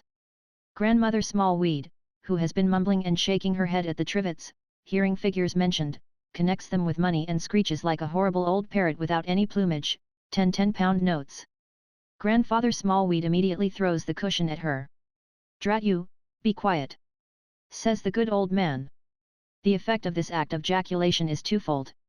It not only doubles up Mrs. Smallweed's head against the side of her porter's chair and causes her to present, when extricated by her granddaughter, a highly unbecoming state of cap, but the necessary exertion recoils on Mr. Smallweed himself, whom it throws back into his porter's chair like a broken puppet. The excellent old gentleman, being at these times a mere clothes bag with a black skull cap on the top of it, does not present a very animated appearance until he has undergone the two operations at the hands of his granddaughter of being shaken up like a great bottle and poked and punched like a great bolster. Some indication of a neck being developed in him by these means, he and the sharer of his life's evening again fronting one another in their two porters' chairs, like a couple of sentinels long forgotten on their post by the black sergeant, Death. Judy the twin is worthy company for these associates.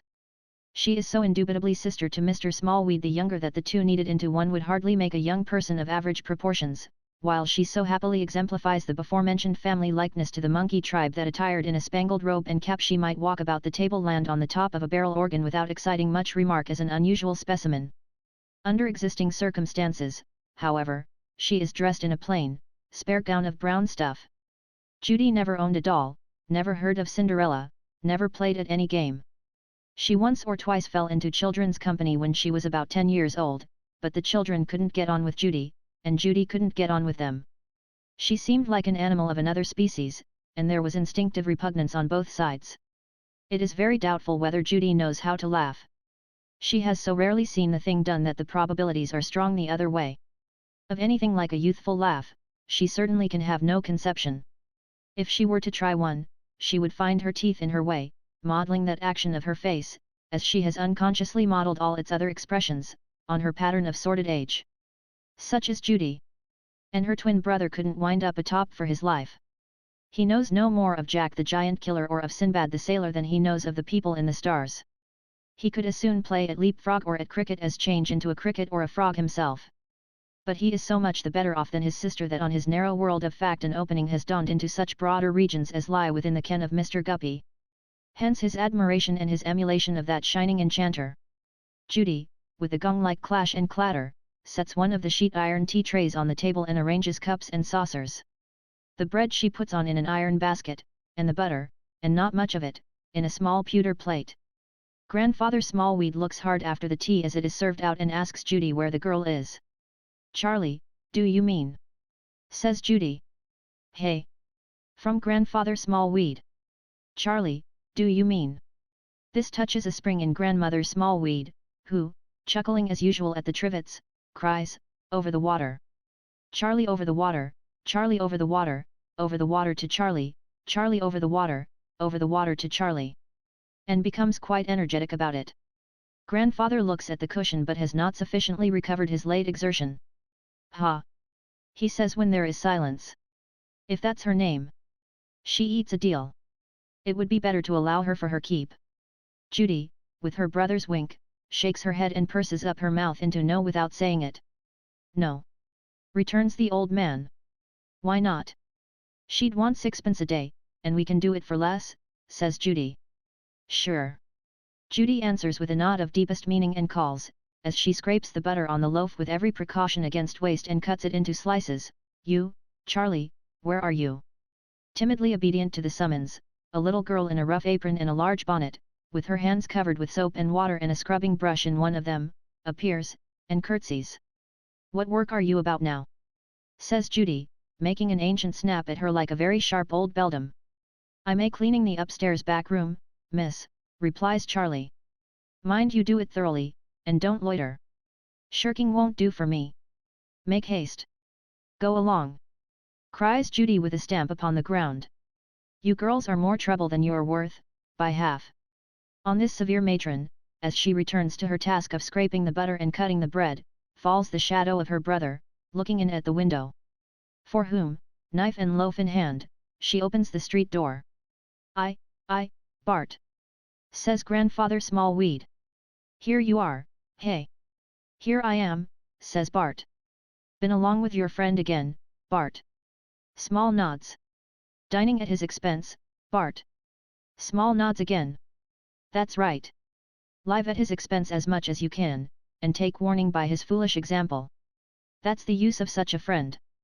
The only use you can put him to, says the venerable sage.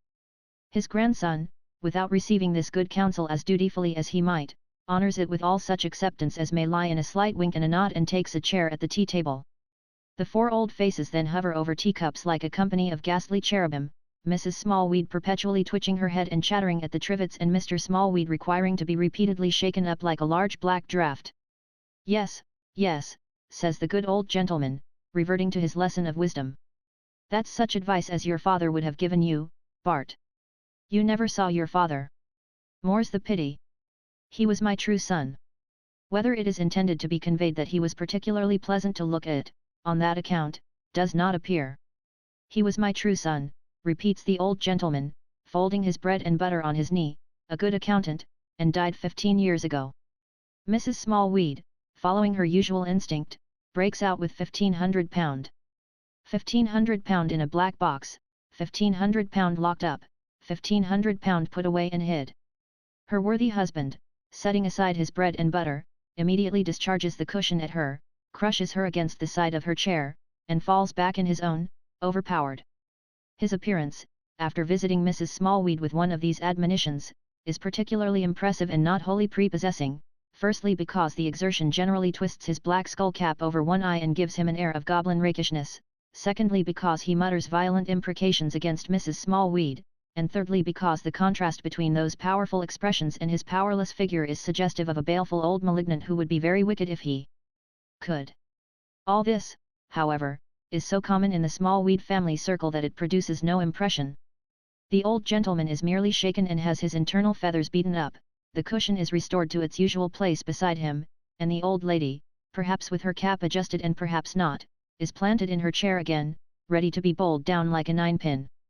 Some time elapses in the present instance before the old gentleman is sufficiently cool to resume his discourse, and even then he mixes it up with several edifying expletives addressed to the unconscious partner of his bosom, who holds communication with nothing on earth but the trivets.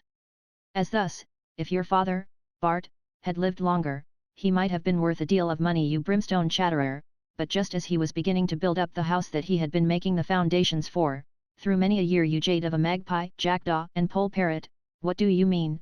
He took ill and died of a low fever, always being a sparing and a spare man, full of business care. I should like to throw a cat at you instead of a cushion, and I will too if you make such a confounded fool of yourself, and your mother, who was a prudent woman as dry as a chip, just dwindled away like touchwood after you and Judy were born. You are an old pig. You are a brimstone pig. You're a head of swine. Judy, not interested in what she has often heard, begins to collect in a basin various tributary streams of tea, from the bottoms of cups and saucers and from the bottom of the teapot for the little charwoman's evening meal. In like manner she gets together, in the iron bread basket, as many outside fragments and worn-down heels of loaves as the rigid economy of the house has left in existence. But your father and me were partners, Bart, says the old gentleman, and when I am gone, you and Judy will have all there is.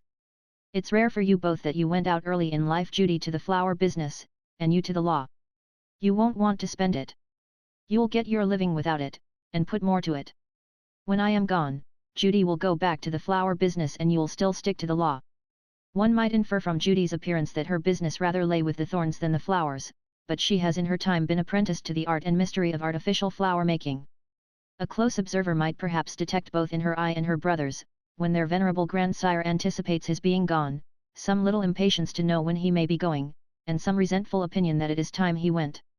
Now, if everybody has done, says Judy, completing her preparations, I'll have that girl into her tea. She would never leave off if she took it by herself in the kitchen. Charlie is accordingly introduced, and under a heavy fire of eyes, sits down to her basin and a druidical ruin of bread and butter. In the active superintendence of this young person, Judy Smallweed appears to attain a perfectly geological age and to date from the remotest periods. Her systematic manner of flying at her and pouncing on her, with or without pretense, whether or no, is wonderful, evincing an accomplishment in the art of girl driving seldom reached by the oldest practitioners.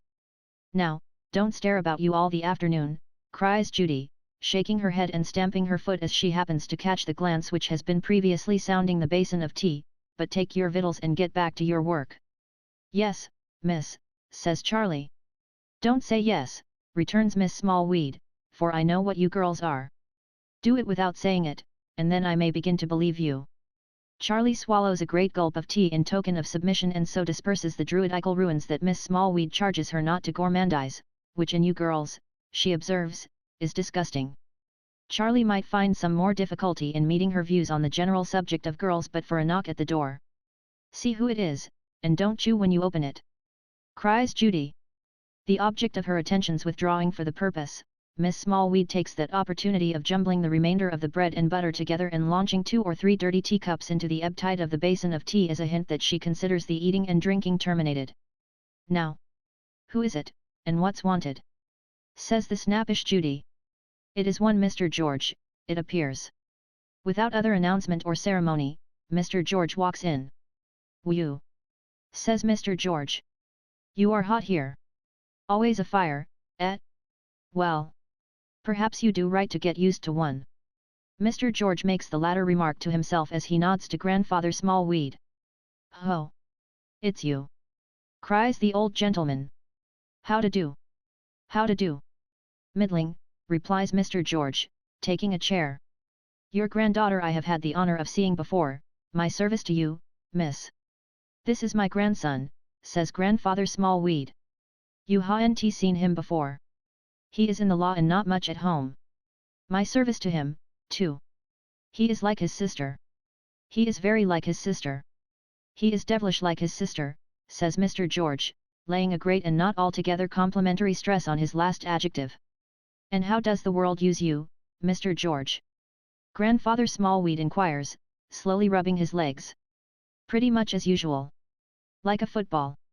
He is a swarthy brown man of 50, well-made, and good-looking, with crisp dark hair, bright eyes and a broad chest. His sinewy and powerful hands, as sunburnt as his face, have evidently been used to a pretty rough life. What is curious about him is that he sits forward on his chair as if he were, from long habit, allowing space for some dress or accoutrements that he has altogether laid aside. His step too is measured and heavy and would go well with a weighty clash and jingle of spurs. He is close-shaved now, but his mouth is set as if his upper lip had been for years familiar with a great moustache, and his manner of occasionally laying the open palm of his broad brown hand upon it is to the same effect. Altogether one might guess Mr. George to have been a trooper once upon a time. A special contrast Mr. George makes to the Smallweed family. Trooper was never yet billeted upon a household more unlike him. It is a broadsword to an oyster knife.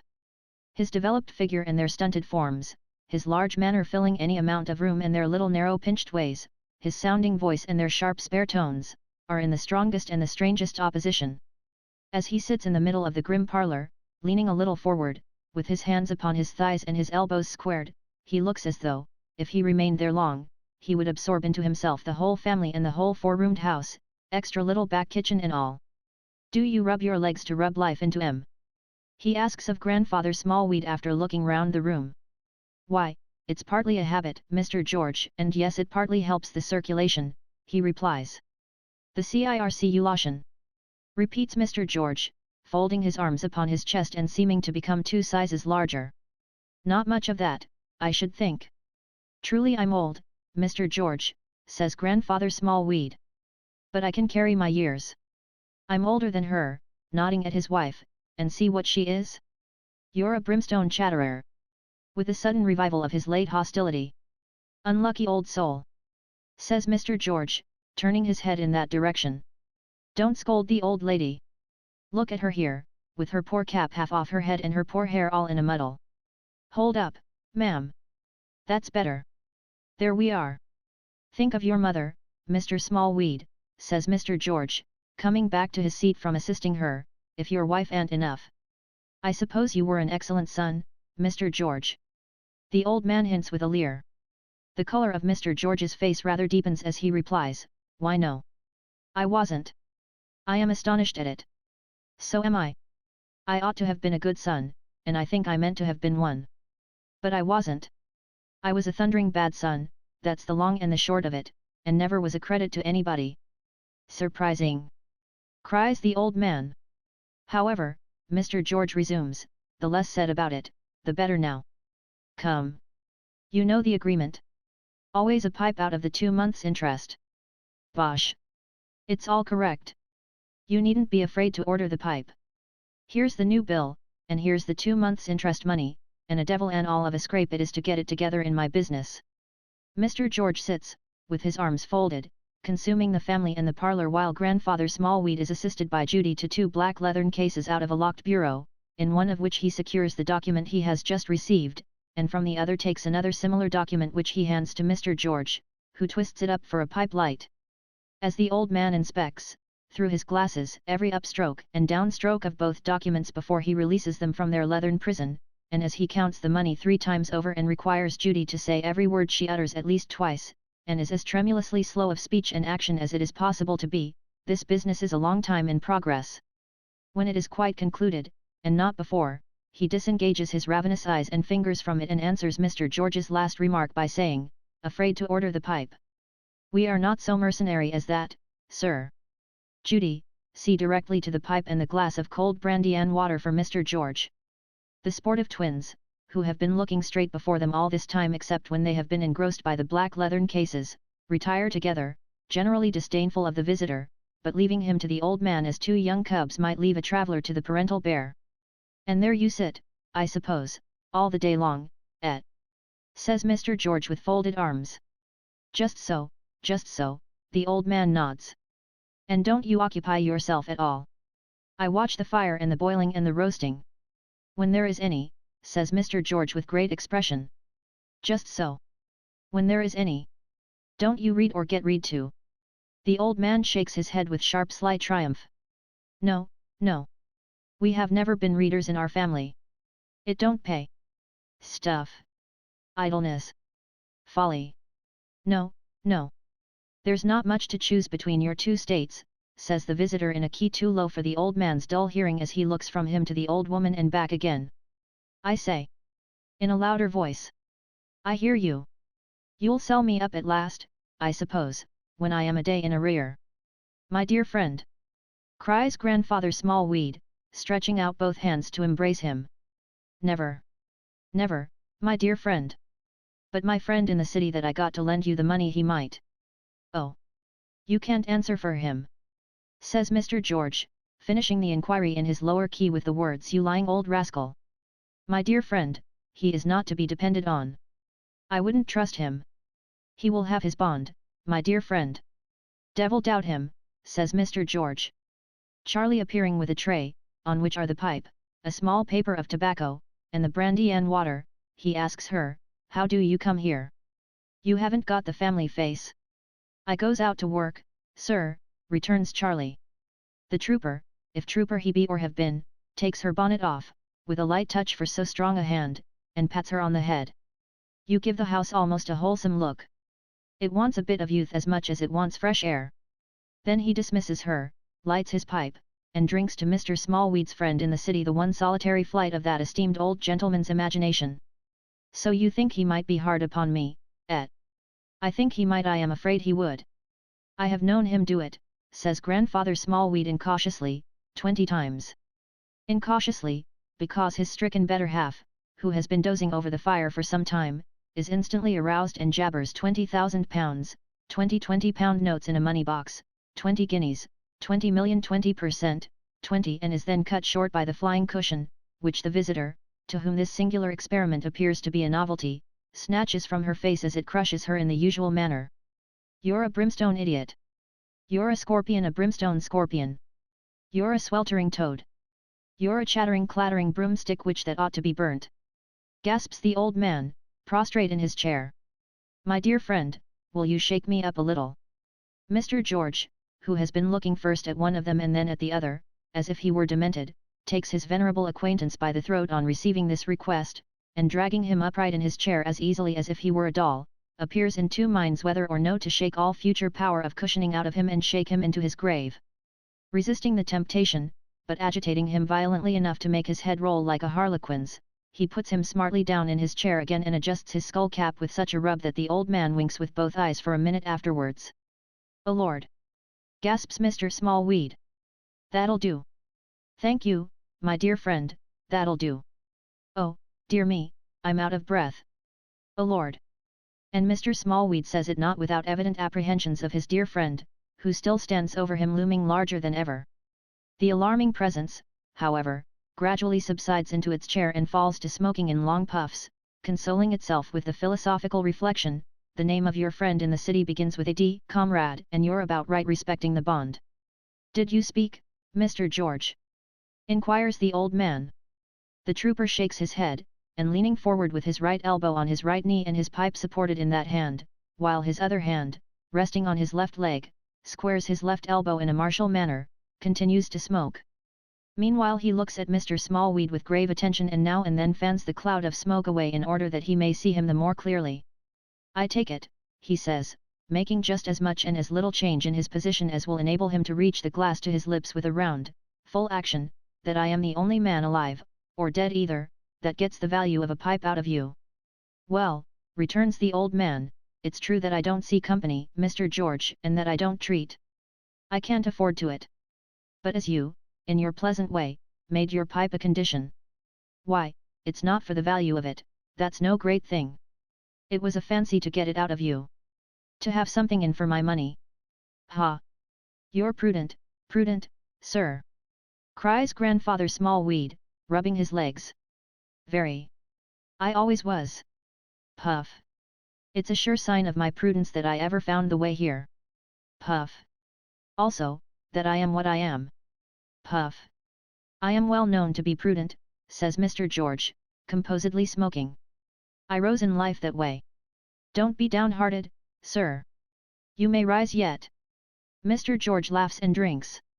"Ha'n't you no relations, now?"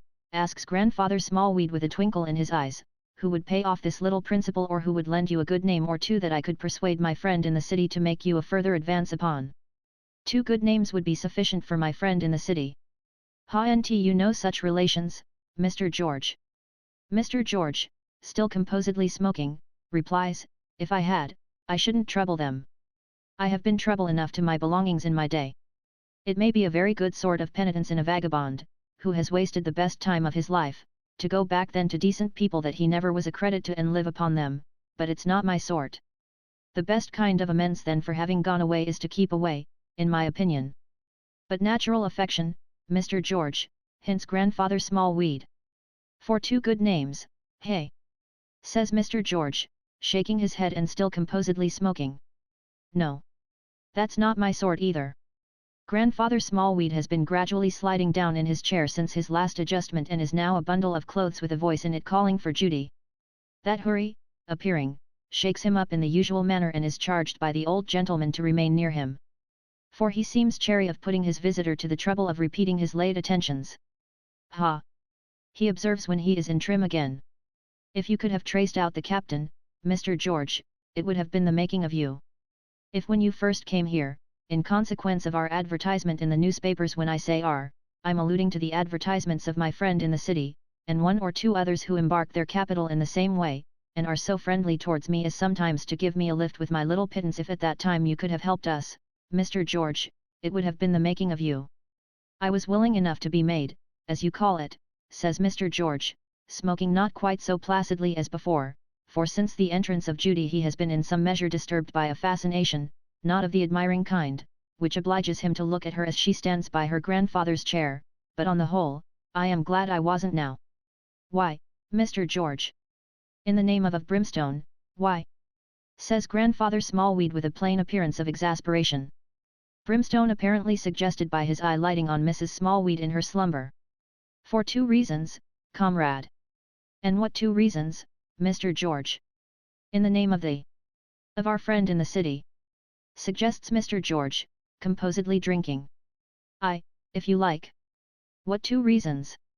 In the first place, returns Mr. George, but still looking at Judy as if she being so old and so like her grandfather it is indifferent which of the 2 he addresses, you gentlemen took me in. You advertised that Mr. Hawdon, Captain Hawdon, if you hold to the saying once a captain, always a captain, was to hear of something to his advantage. Well, returns the old man shrilly and sharply. Well, says Mr. George, smoking on. It wouldn't have been much to his advantage to have been clapped into prison by the whole bill and judgment trade of London. How do you know that? Some of his rich relations might have paid his debts or compounded for him. Besides, he had taken us in. He owed us immense sums all round. I would sooner have strangled him than had no return. If I sit here thinking of him, snarls the old man, holding up his impotent 10 fingers, I want to strangle him now. And in a sudden access of fury, he throws the cushion at the unoffending Mrs. Smallweed, but it passes harmlessly on one side of her chair. I don't need to be told, returns the trooper, taking his pipe from his lips for a moment and carrying his eyes back from following the progress of the cushion to the pipe bowl which is burning low, that he carried on heavily and went to ruin. I have been at his right hand many a day when he was charging upon ruin full gallop. I was with him when he was sick and well, rich and poor. I laid this hand upon him after he had run through everything and broken down everything beneath him when he held a pistol to his head. I wish he had let it off, says the benevolent old man, and blown his head into as many pieces as he owed pounds. That would have been a smash indeed, returns the trooper coolly. Anyway, he had been young, hopeful and handsome in the days gone by, and I am glad I never found him, when he was neither, to lead to a result so much to his advantage. That's reason number 1. I hope number 2's as good. Snarls the old man. Why, no. It's more of a selfish reason. If I had found him, I must have gone to the other world to look. He was there. How do you know he was there? He wasn't here. How do you know he wasn't here? Don't lose your temper as well as your money, says Mr. George, calmly knocking the ashes out of his pipe. He was drowned long before. I am convinced of it. He went over a ship's side. Whether intentionally or accidentally, I don't know. Perhaps your friend in the city does. Do you know what that tune is, Mr. Smallweed? He adds after breaking off to whistle one, accompanied on the table with the empty pipe. Tune? Replied the old man. No. We never have tunes here. That's the Dead March in Saul. They bury soldiers to it, so it's the natural end of the subject. Now, if your pretty granddaughter excuse me, Miss will condescend to take care of this pipe for 2 months, we shall save the cost of one next time. Good evening, Mr. Smallweed. My dear friend. The old man gives him both his hands. So you think your friend in the city will be hard upon me if I fall in a payment? Says the trooper, looking down upon him like a giant.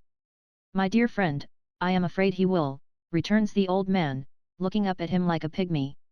Mr. George laughs, and with a glance at Mr. Smallweed and a parting salutation to the scornful Judy, strides out of the parlour, clashing imaginary sabres and other metallic appurtenances as he goes.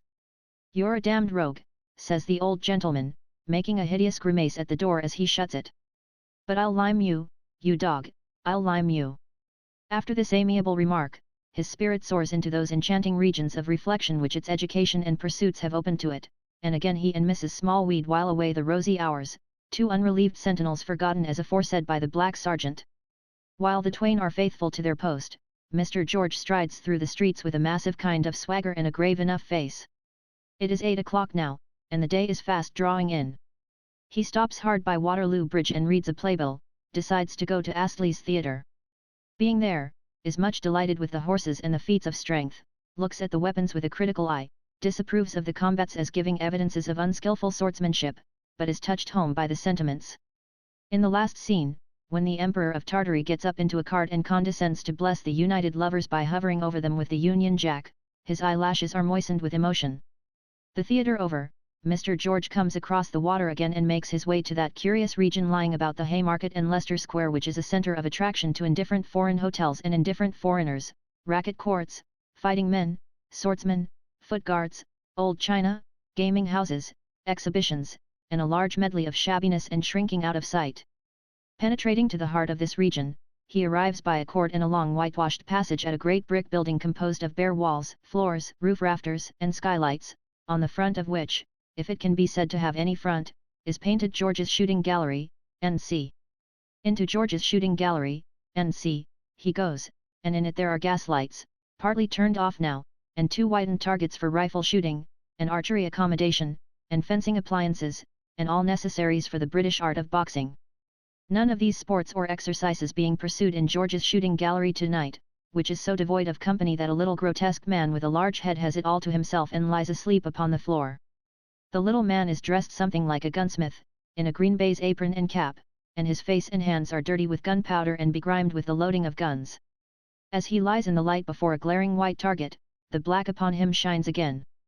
Not far off is the strong, rough, primitive table with a vice upon it at which he has been working. He is a little man with a face all crushed together, who appears, from a certain blue and speckled appearance that one of his cheeks presents, to have been blown up, in the way of business, at some odd time or times. "Phil," says the trooper in a quiet voice. "All right," cries Phil, scrambling to his feet. "Anything been doing?" "Flat as ever so much swipes," says Phil. 5 dozen rifle and a dozen pistol. As to aim." Phil gives a howl at the recollection. "Shut up shop, Phil." As Phil moves about to execute this order, it appears that he is lame, though able to move very quickly. On the speckled side of his face he has no eyebrow, and on the other side he has a bushy black one, which want of uniformity gives him a very singular and rather sinister appearance.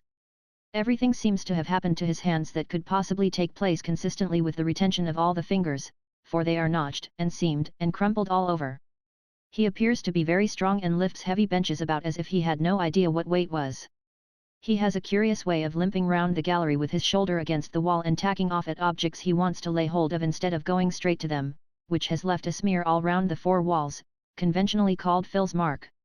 This custodian of George's gallery in George's absence concludes his proceedings, when he has locked the great doors and turned out all the lights but one, which he leaves to glimmer, by dragging out from a wooden cabin in a corner 2 mattresses and bedding. These being drawn to opposite ends of the gallery, the trooper makes his own bed and Phil makes his.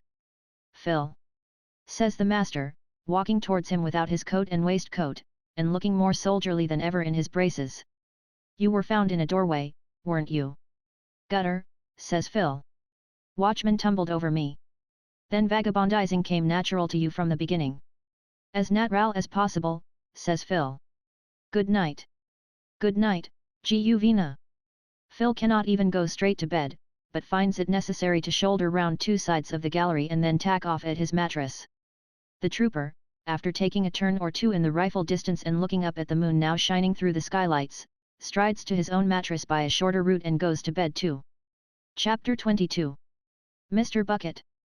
Allegory looks pretty cool in Lincoln's Inn Fields, though the evening is hot, for both Mr. Tulkinghorn's windows are wide open, and the room is lofty, gusty, and gloomy. These may not be desirable characteristics when November comes with fog and sleet or January with ice and snow, but they have their merits in the sultry long vacation weather. They enable allegory, though it has cheeks like peaches, and knees like bunches of blossoms, and rosy swellings for calves to its legs and muscles to its arms, to look tolerably cool tonight. Plenty of dust comes in at Mr. Tulkinghorn's windows, and plenty more has generated among his furniture and papers. It lies thick everywhere. When a breeze from the country that has lost its way takes fright and makes a blind hurry to rush out again, it flings as much dust in the eyes of allegory as the law or Mr. Tulkinghorn, one of its trustiest representatives, may scatter, on occasion, in the eyes of the laity. In his lowering magazine of dust, the universal article into which his papers and himself, and all his clients, and all things of earth, animate and inanimate, are resolving, Mr. Tulkinghorn sits at one of the open windows enjoying a bottle of old port. Though a hard-grained man, close, dry, and silent, he can enjoy old wine with the best. He has a priceless bin of port in some artful cellar under the fields, which is one of his many secrets.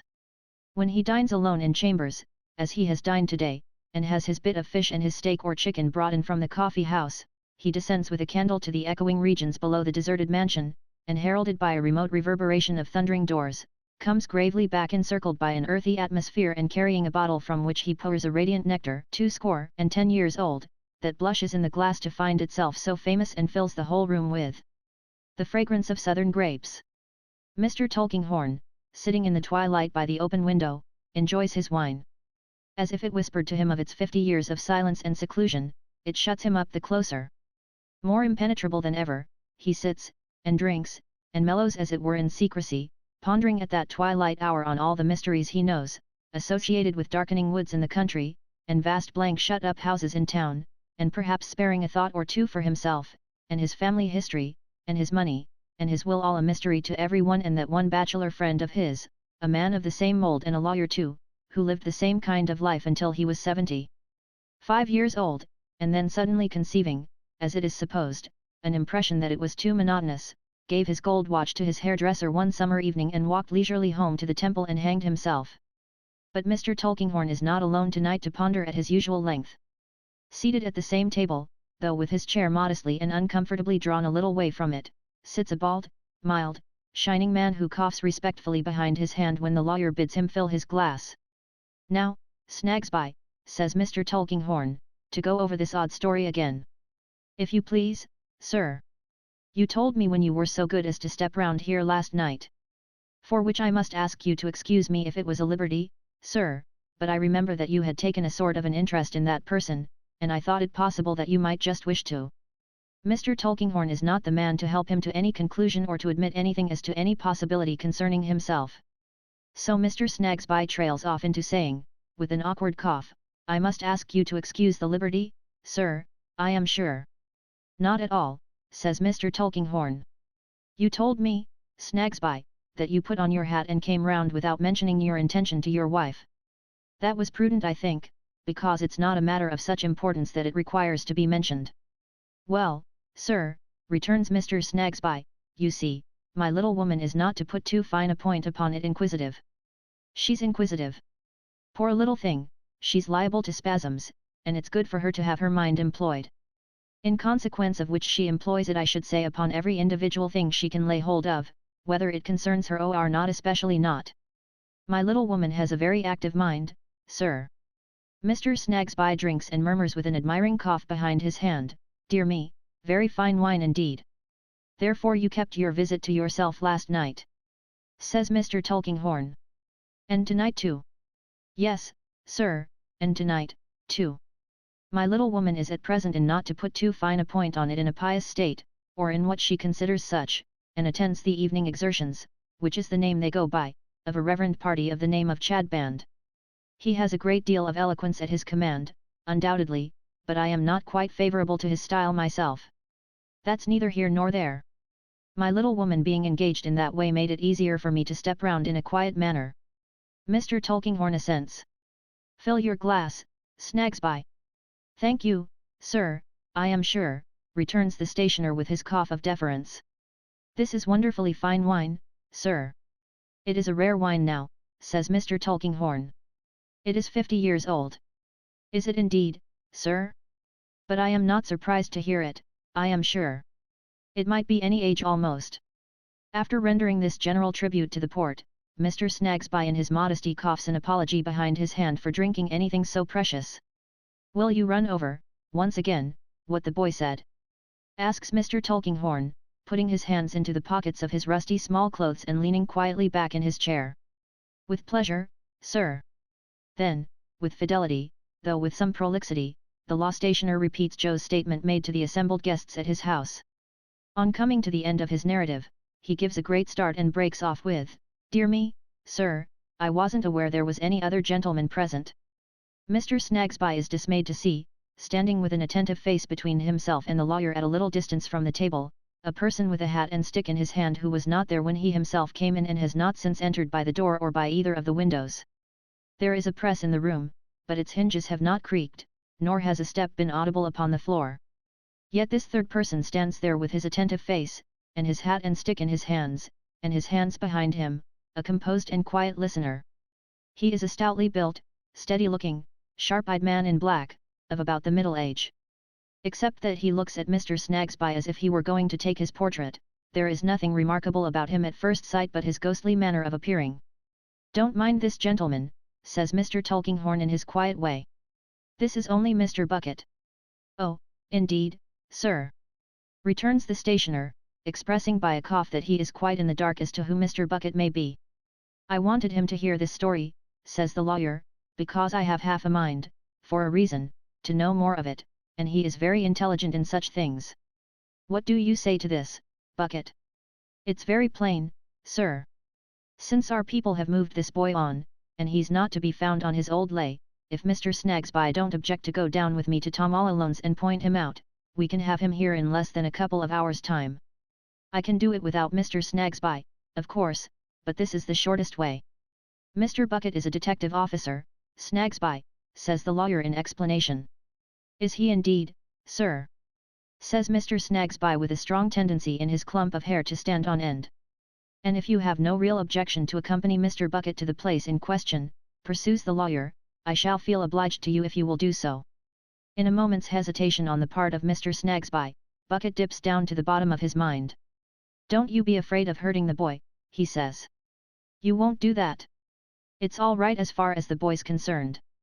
We shall only bring him here to ask him a question or so I want to put to him, and he'll be paid for his trouble and sent away again. It'll be a good job for him. I promise you, as a man, that you shall see the boy sent away all right. Don't you be afraid of hurting him, you ain't going to do that." "Very well, Mr. Tulkinghorn," cries Mr. Snagsby cheerfully. And reassured, since that's the case. "Yes. And looky here, Mr. Snagsby," resumes Bucket, taking him aside by the arm, tapping him familiarly on the breast, and speaking in a confidential tone. "You're a man of the world, you know, and a man of business, and a man of sense. That's what you are." "I am sure I am much obliged to you for your good opinion," returns the stationer with his cough of modesty, "but that's what you are, you know," says Bucket.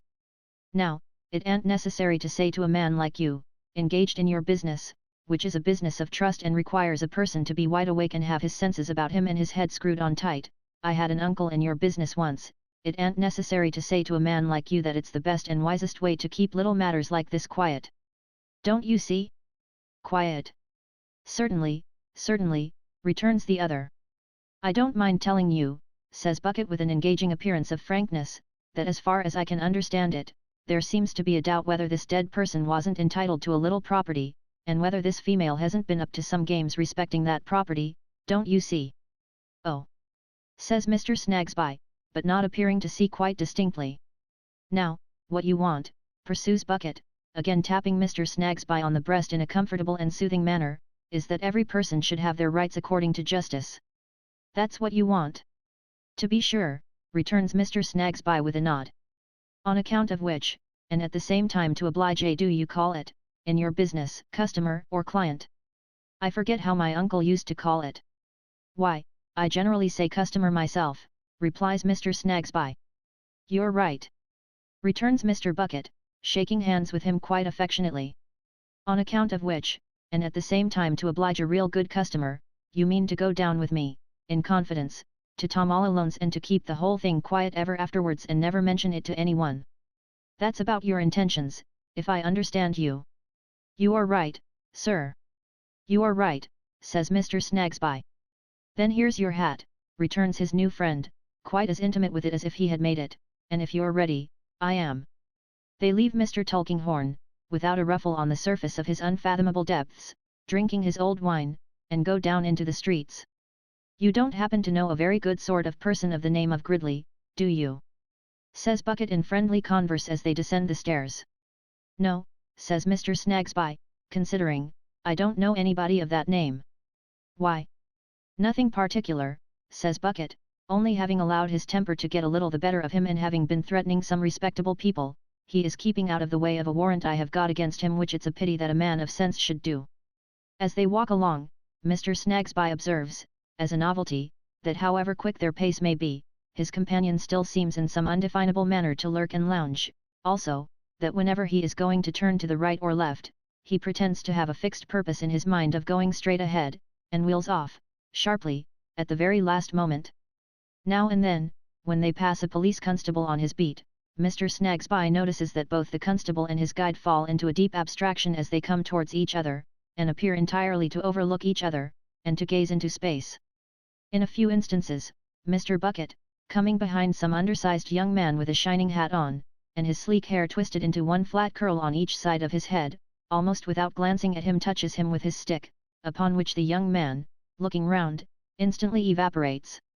For the most part Mr. Bucket notices things in general, with a face as unchanging as the great mourning ring on his little finger or the brooch, composed of not much diamond and a good deal of setting, which he wears in his shirt. When they come at last to Tom all Alone's, Mr. Bucket stops for a moment at the corner and takes a lighted bullseye from the constable on duty there, who then accompanies him with his own particular bullseye at his waist. Between his two conductors, Mr. Snagsby passes along the middle of a villainous street, undrained, unventilated, deep in black mud and corrupt water, though the roads are dry elsewhere and reeking with such smells and sights that he, who has lived in London all his life, can scarce believe his senses. Branching from this street and its heaps of ruins are other streets and courts so infamous that Mr. Snagsby sickens in body and mind and feels as if he were going every moment deeper down into the infernal gulf. "Draw off a bit here, Mr. Snagsby," says Bucket as a kind of shabby palanquin is borne towards them, surrounded by a noisy crowd. "Here's the fever coming up the street." As the unseen wretch goes by, the crowd, leaving that object of attraction, hovers round the three visitors like a dream of horrible faces and fades away up alleys and into ruins and behind walls, and with occasional cries and shrill whistles of warning, thenceforth flits about them until they leave the place. "Are those the fever houses, Darby?" Mr. Bucket coolly asks as he turns his bullseye on a line of stinking ruins. Darby replies that all them are, and further that in all, for months and months, the people have been down by dozens and have been carried out dead and dying like sheep with the rot. Bucket observing to Mr. Snagsby as they go on again that he looks a little poorly, Mr. Snagsby answers that he feels as if he couldn't breathe the dreadful air. There is inquiry made at various houses for a boy named Joe. As few people are known in Tom all Alone's by any Christian sign, there is much reference to Mr. Snagsby whether he means Carrots, or the Colonel, or Gallows, or Young Chisel, or Terrier Tip, or Lanky, or the Brick. Mr. Snagsby describes over and over again. There are conflicting opinions respecting the original of his picture. Some think it must be Carrots, some say the Brick. The Colonel is produced, but is not at all near the thing. Whenever Mr. Snagsby and his conductors are stationary, the crowd flows round, and from its squalid depths obsequious advice heaves up to Mr. Bucket. Whenever they move, and the angry bullseyes glare, it fades away and flits about them up the alleys, and in the ruins, and behind the walls, as before. At last there is a lair found out where Tuffy, or the tough subject, lays him down at night, and it is thought that the tough subject may be Joe. Comparison of notes between Mr. Snagsby and the proprietress of the house. A drunken face tied up in a black bundle, and flaring out of a heap of rags on the floor of a dog hutch which is her private apartment, leads to the establishment of this conclusion. Tuffy has gone to the doctor's to get a bottle of stuff for a sick woman, but will be here anon. "And who have we got here tonight?" says Mr. Bucket, opening another door and glaring in with his bullseye. "Two drunken men, eh? And two women?" The men are sound enough, turning back each sleeper's arm from his face to look at him. "Are these your good men, my dears?" "Yes, sir," returns one of the women. "They are our husbands." "Brickmakers, eh?" "Yes, sir." "What are you doing here? You don't belong to London?" "No, sir. We belong to Hertfordshire." "Whereabouts in Hertfordshire?" "St. Albans." "Come up on the tramp." "We walked up yesterday." "There's no work down with us at present, but we have done no good by coming here, and shall do none, I expect."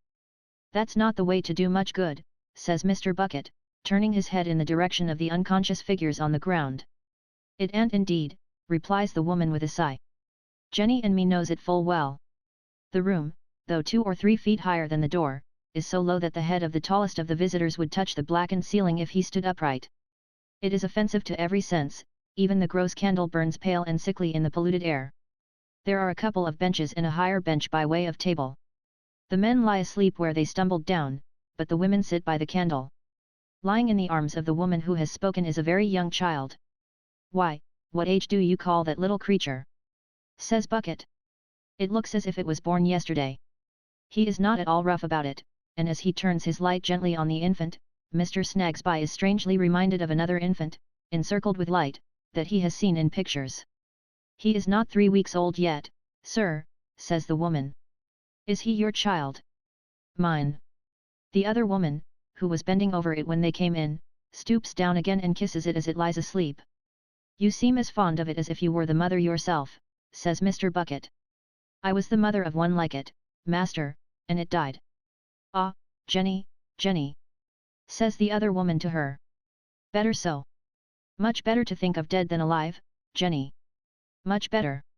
"Why, you ain't such an unnatural woman, I hope," returns Bucket sternly, "as to wish your own child dead." "God knows you are right, master," she returns. "I am not. I'd stand between it and death with my own life if I could, as true as any pretty lady." "Then don't talk in that wrong manner," says Mr. Bucket, mollified again. "Why do you do it?" "It's brought into my head, master," returns the woman, her eyes filling with tears, "when I look down at the child lying so. If it was never to wake no more, you'd think me mad, I should take on so. I know that very well. I was with Jenny when she lost hers, worn ti, Jenny, and I know how she grieved. But look around you at this place. Look at them," glancing at the sleepers on the ground. "Look at the boy you're waiting for, who's gone out to do me a good turn. Think of the children that your business lays with often and often, and that you see grow up. Well, well," says Mr. Bucket, "you train him respectable, and he'll be a comfort to you, and look after you in your old age, you know." "I mean to try hard," she answers, wiping her eyes. "But I have been thinking, being overtired tonight and not well with the ague, of all the many things that'll come in his way. My master will be against it, and he'll be beat, and see me beat, and made to fear his home, and perhaps to stray wild. If I work for him ever so much, and ever so hard, there's no one to help me, and if he should be turned bad spite of all I could do, and the time should come when I should sit by him in his sleep, made hard and changed, and it likely I should think of him as he lies in my lap now and wish he had died as Jenny's child died." "There, there," says Jenny. "Liz, you're tired and ill. Let me take him." In doing so, she displaces the mother's dress, but quickly readjusts it over the wounded and bruised bosom where the baby has been lying. "It's my dead child," says Jenny, walking up and down as she nurses, "that makes me love this child so dear, and it's my dead child that makes her love it so dear too, as even to think of its being taken away from her now. While she thinks that, I think what fortune would I give to have my darling back. But we mean the same thing, if we knew how to say it, us two mothers does in our poor hearts." As Mr. Snagsby blows his nose and coughs his cough of sympathy, a step is heard without. Mr. Bucket throws his light into the doorway and says to Mr. Snagsby, "Now, what do you say to Tuffy? Will he do?" "That's Joe," says Mr. Snagsby. Joe stands amazed in the disc of light, like a ragged figure in a magic lantern, trembling to think that he has offended against the law in not having moved on far enough. Mr. Snagsby, however, giving him the consolatory assurance, "It's only a job you will be paid for, Joe," he recovers, and on being taken outside by Mr. Bucket for a little private confabulation, tells his tale satisfactorily, though out of breath. "I have squared it with the lad," says Mr. Bucket, returning, "and it's all right. Now, Mr. Snagsby, we're ready for you." First, Joe has to complete his errand of good nature by handing over the physic he has been to get, which he delivers with the laconic verbal direction that it's to be all took directly. Secondly, Mr. Snagsby has to lay upon the table half a crown, his usual panacea for an immense variety of afflictions. Thirdly, Mr. Bucket has to take Joe by the arm a little above the elbow and walk him on before him, without which observance neither the tough subject nor any other subject could be professionally conducted to Lincoln's Inn Fields. These arrangements completed, they give the women good night and come out once more into Black and Foul Tom all alone's. By the noisome ways through which they descended into that pit, they gradually emerge from it, the crowd flitting and whistling and skulking about them until they come to the verge, where restoration of the bull's-eyes is made to Darby. Here the crowd, like a concourse of imprisoned demons, turns back, yelling, and is seen no more. Through the clearer and fresher streets, never so clear and fresh to Mr. Snagsby's mind as now, they walk and ride until they come to Mr. Tulkinghorn's gate. As they ascend the dim stairs, Mr. Tulkinghorn's chambers being on the first floor, Mr. Bucket mentions that he has the key of the outer door in his pocket and that there is no need to ring. For a man so expert in most things of that kind, Bucket takes time to open the door and makes some noise too. It may be that he sounds a note of preparation. Howbeit, they come at last into the hall, where a lamp is burning, and so into Mr. Tulkinghorn's usual room, the room where he drank his old wine tonight. He is not there, but his 2 old-fashioned candlesticks are, and the room is tolerably light. Mr. Bucket, still having his professional hold of Joe and appearing to Mr. Snagsby to possess an unlimited number of eyes, makes a little way into this room, when Joe starts and stops. "What's the matter?" says Bucket in a whisper. "There she is!" cries Joe. "Who?" "The lady." A female figure, closely veiled, stands in the middle of the room, where the light falls upon it. It is quite still and silent. The front of the figure is towards them, but it takes no notice of their entrance and remains like a statue. "Now, tell me," says Bucket aloud, "how you know that to be the lady." "I know the wail," replies Joe, staring, "and the bonnet, and the gown." "Be quite sure of what you say, tough," returns Bucket, narrowly observant of him. "Look again." "I am looking as hard as ever I can look," says Joe with starting eyes, "and that there's the wail, the bonnet, and the gown." "What about those rings you told me of?" asks Bucket. "Sparkling all over here," says Joe, rubbing the fingers of his left hand on the knuckles of his right without taking his eyes from the figure. The figure removes the right hand glove and shows the hand. "Now, what do you say to that?" asks Bucket. Joe shakes his head. "Not rings a bit like them. Not a hand like that." "What are you talking of?" says Bucket, evidently pleased though, and well pleased too. "Hand was a deal whiter, a deal delicater, and a deal smaller," returns Joe. "Why, you'll tell me I'm my own mother next," says Mr. Bucket. "Do you recollect the lady's voice?" "I think I does," says Joe. The figure speaks. "Was it at all like this?" "I will speak as long as you like if you are not sure." "Was it this voice, or at all like this voice?" Joe looks aghast at Mr. Bucket. "Not a bit." "Then, what," retorts that worthy, pointing to the figure, "did you say it was the lady for?" "'Cause," says Joe with a perplexed stare but without being at all shaken in his certainty, "'cause that there's the wail, the bonnet, and the gown. It is her and it and her. It and her hand, nor yet her rings, nor yet her wais. But that there's the wail, the bonnet, and the gown, and they're wore the same way what she wore 'em, and it's her height what she wos, and she give me a sovering and hooked it."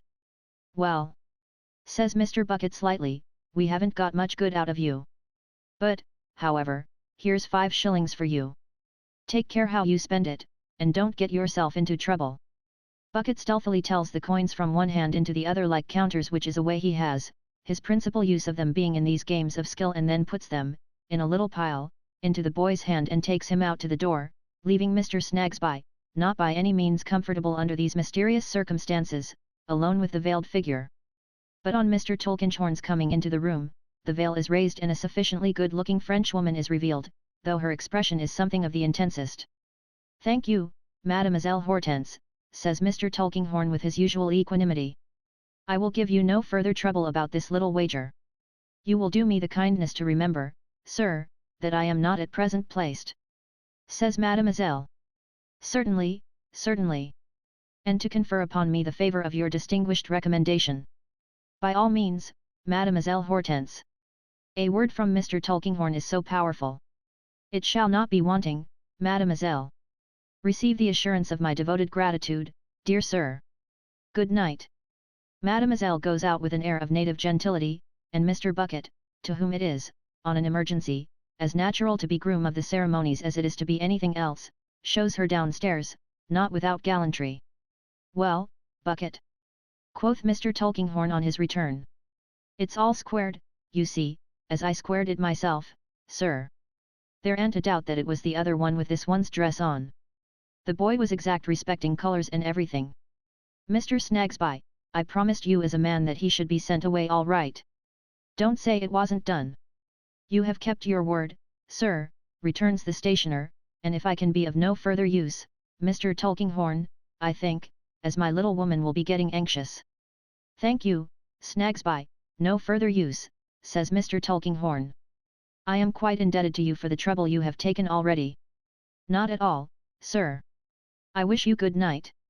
"You see, Mr. Snagsby," says Mr. Bucket, accompanying him to the door and shaking hands with him over and over again, what I like in you is that you're a man. It's of no use pumping, that's what you are. When you know you have done a right thing, you put it away, and it's done with and gone, and there's an end of it. That's what you do. That is certainly what I endeavour to do, sir, returns Mr. Snagsby. No, you don't do yourself justice. It ain't what you endeavour to do, says Mr. Bucket, shaking hands with him and blessing him in the tenderest manner, it's what you do. That's what I estimate in a man in your way of business.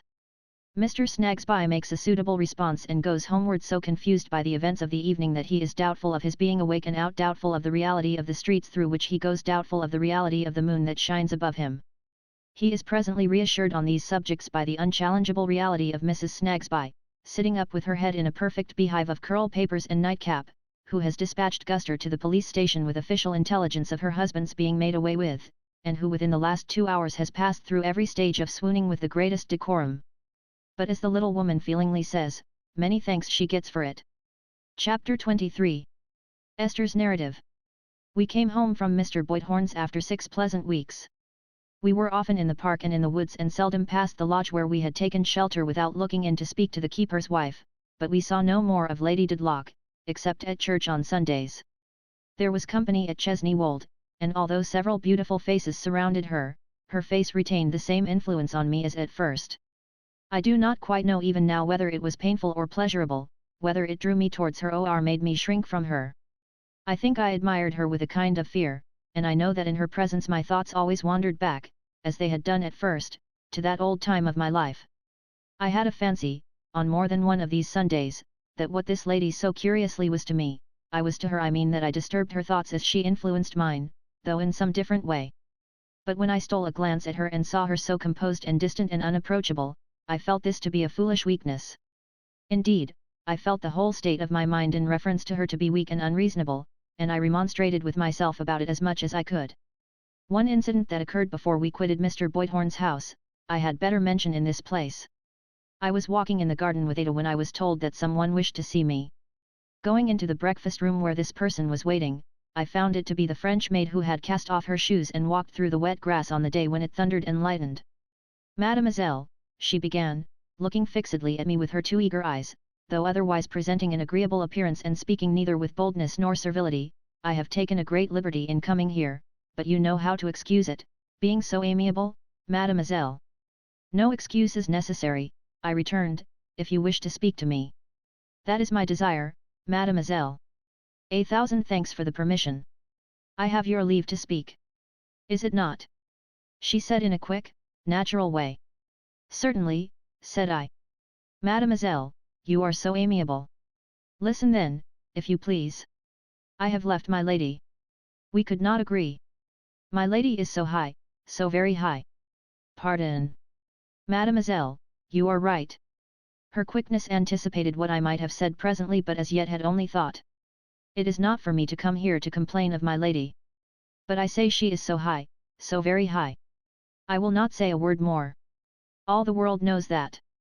Go on, if you please, said I. Assuredly, mademoiselle, I am thankful for your politeness.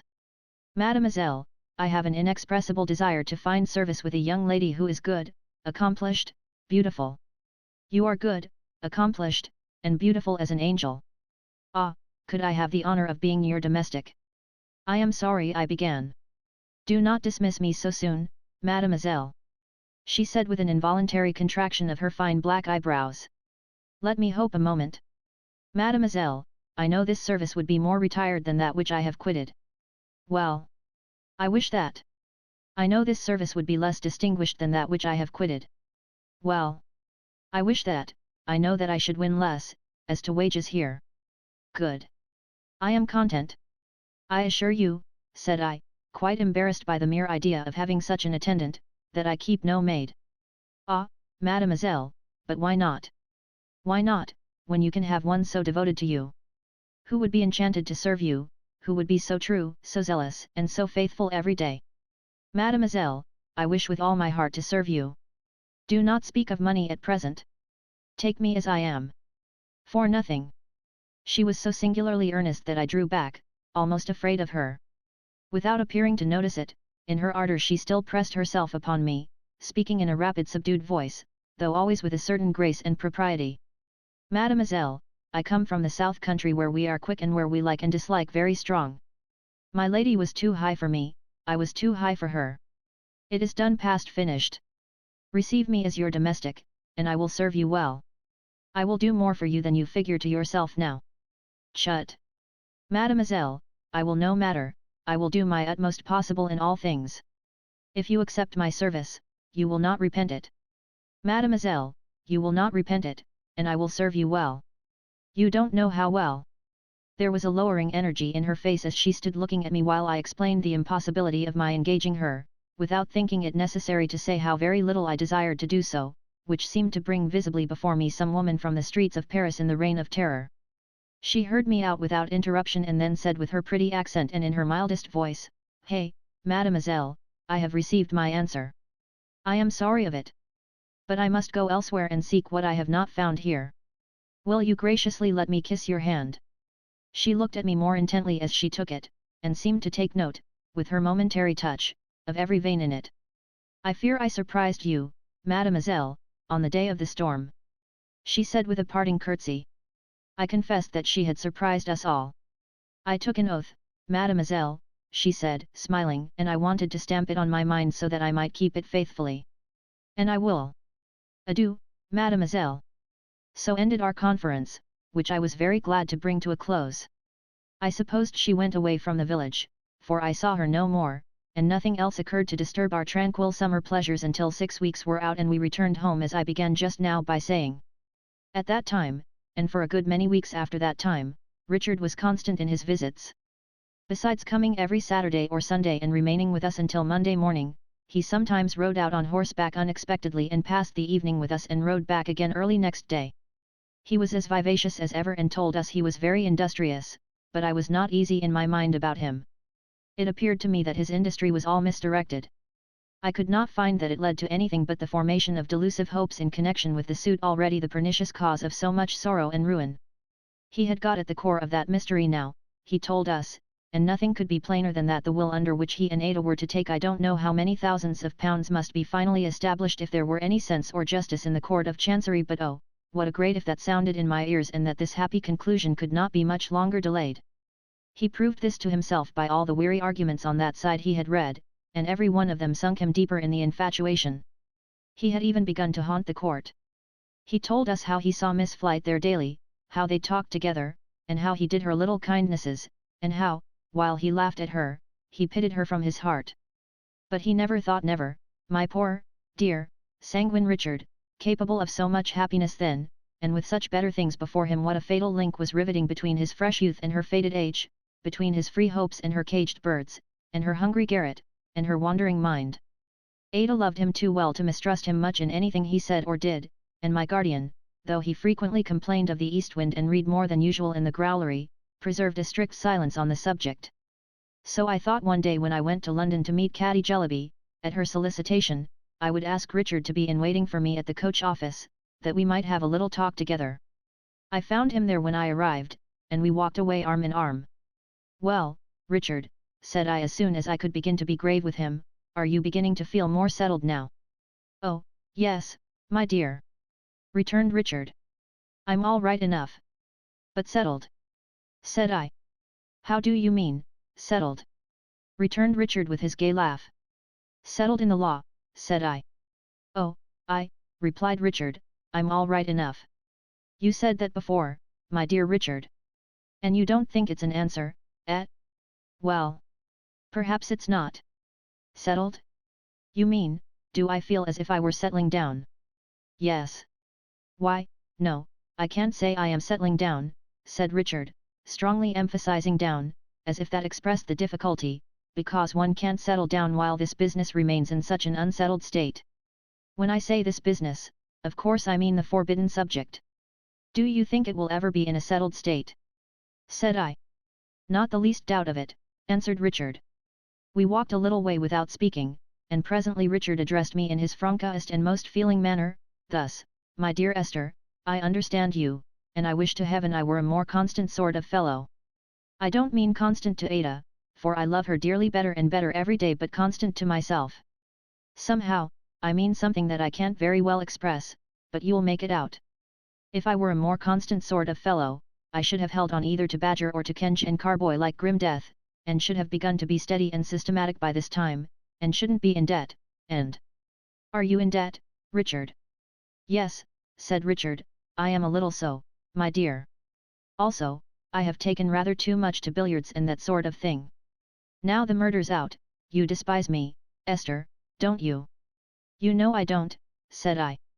You are kinder to me than I often am to myself, he returned.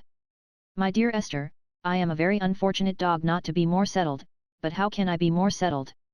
If you lived in an unfinished house, you couldn't settle down in it. If you were condemned to leave everything you undertook unfinished, you would find it hard to apply yourself to anything, and yet that's my unhappy case. I was born into this unfinished contention with all its chances and changes, and it began to unsettle me before I quite knew the difference between a suit at law and a suit of clothes, and it has gone on unsettling me ever since, and here I am now, conscious sometimes that I am but a worthless fellow to love my confiding cousin Ada. We were in a solitary place, and he put his hands before his eyes and sobbed as he said the words. Oh, Richard! Said I. Do not be so moved. You have a noble nature, and Ada's love may make you worthier every day. I know, my dear, he replied, pressing my arm, I know all that. You mustn't mind my being a little soft now, for I have had all this upon my mind for a long time, and have often meant to speak to you, and have sometimes wanted opportunity and sometimes courage. I know what the thought of Ada ought to do for me, but it doesn't do it. I am too unsettled even for that. I love her most devotedly, and yet I do her wrong, in doing myself wrong, every day and hour. But it can't last forever. We shall come on for a final hearing and get judgment in our favor, and then you and Ada shall see what I can really be. It had given me a pang to hear him sob and see the tears start out between his fingers, but that was infinitely less affecting to me than the hopeful animation with which he said these words. I have looked well into the papers, Esther. I have been deep in them for months, he continued, recovering his cheerfulness in a moment, and you may rely upon it that we shall come out triumphant. As to years of delay, there has been no want of them, heaven knows. And there is the greater probability of our bringing the matter to a speedy close. In fact, it's on the paper now. It will be all right at last, and then you shall see. Recalling how he had just now placed Messrs. Kench and Carboy in the same category with Mr. Badger, I asked him when he intended to be articled in Lincoln's Inn. There again. I think not at all, Esther, he returned with an effort. I fancy I have had enough of it. Having worked at Yarndis and Yarndis like a galley slave, I have slaked my thirst for the law and satisfied myself that I shouldn't like it. Besides, I find it unsettles me more and more to be so constantly upon the scene of action. So what, continued Richard, confident again by this time, do I naturally turn my thoughts to? I can't imagine, said I. Don't look so serious, returned Richard, because it's the best thing I can do, my dear Esther, I am certain. It's not as if I wanted a profession for life. These proceedings will come to a termination, and then I am provided for. No. I look upon it as a pursuit which is in its nature more or less unsettled, and therefore suited to my temporary condition, I may say, precisely suited. What is it that I naturally turn my thoughts to? I looked at him and shook my head. What, said Richard, in a tone of perfect conviction, but the army. The army? Said I. The army, of course. What I have to do is to get a commission, and there I am, you know. Said Richard. And then he showed me, proved by elaborate calculations in his pocket-book, that supposing he had contracted, say, £200 of debt in 6 months out of the army, and that he contracted no debt at all within a corresponding period in the army as to which he had quite made up his mind, this step must involve a saving of £400 in a year, or £2,000 in 5 years, which was a considerable sum. And then he spoke so ingenuously and sincerely of the sacrifice he made in withdrawing himself for a time from Ada, and of the earnestness with which he aspired, as in thought he always did, I know full well, to repay her love, and to ensure her happiness, and to conquer what was amiss in himself, and to acquire the very soul of decision, that he made my heart ache keenly, sorely. For, I thought, how would this end, how could this end, when so soon and so surely all his manly qualities were touched by the fatal blight that ruined everything it rested on? I spoke to Richard with all the earnestness I felt, and all the hope I could not quite feel then, and implored him for Ada's sake not to put any trust in Chancery. To all I said, Richard readily assented, riding over the court and everything else in his easy way and drawing the brightest pictures of the character he was to settle into, alas, when the grievous suit should loose its hold upon him. We had a long talk, but it always came back to that, in substance. At last we came to Soho Square, where Caddy Jellyby had appointed to wait for me, as a quiet place in the neighbourhood of Newman Street. Caddy was in the garden in the centre and hurried out as soon as I appeared. After a few cheerful words, Richard left us together. "Prince has a pupil over the way, Esther," said Caddy, "and got the key for us. So if you will walk round and round here with me, we can lock ourselves in and I can tell you comfortably what I wanted to see your dear good face about." "Very well, my dear," said I. "Nothing could be better." So Caddy, after affectionately squeezing the dear good face as she called it, locked the gate, and took my arm, and we began to walk round the garden very cosily. "You see, Esther," said Caddy, who thoroughly enjoyed a little confidence, "after you spoke to me about its being wrong to marry without Ma's knowledge, or even to keep Ma long in the dark respecting our engagement, though I don't believe Ma cares much for me, I must say I thought it right to mention your opinions to Prince. In the first place because I want to profit by everything you tell me, and in the second place because I have no secrets from Prince. I hope he approved, Caddy." "Oh, my dear. I assure you he would approve of anything you could say. You have no idea what an opinion he has of you." "Indeed, Esther, it's enough to make anybody but me jealous," said Caddy, laughing and shaking her head, "but it only makes me joyful, for you are the first friend I ever had, and the best friend I ever can have, and nobody can respect and love you too much to please me." "Upon my word, Caddy," said I, "you are in the general conspiracy to keep me in a good humour." "Well, my dear. Well, I am going to tell you," replied Caddy, crossing her hands confidentially upon my arm. "So we talked a good deal about it, and so I said to Prince, 'Prince, as Miss Summerson.'" "I hope you didn't say Miss Summerson." "No, I didn't," cried Caddy, greatly pleased and with the brightest of faces. "I said, Esther.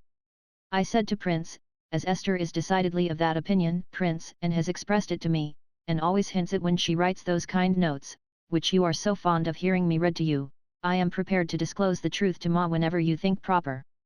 And I think, Prince," said I, "that Esther thinks that I should be in a better, and truer, and more honourable position altogether if you did the same to your papa."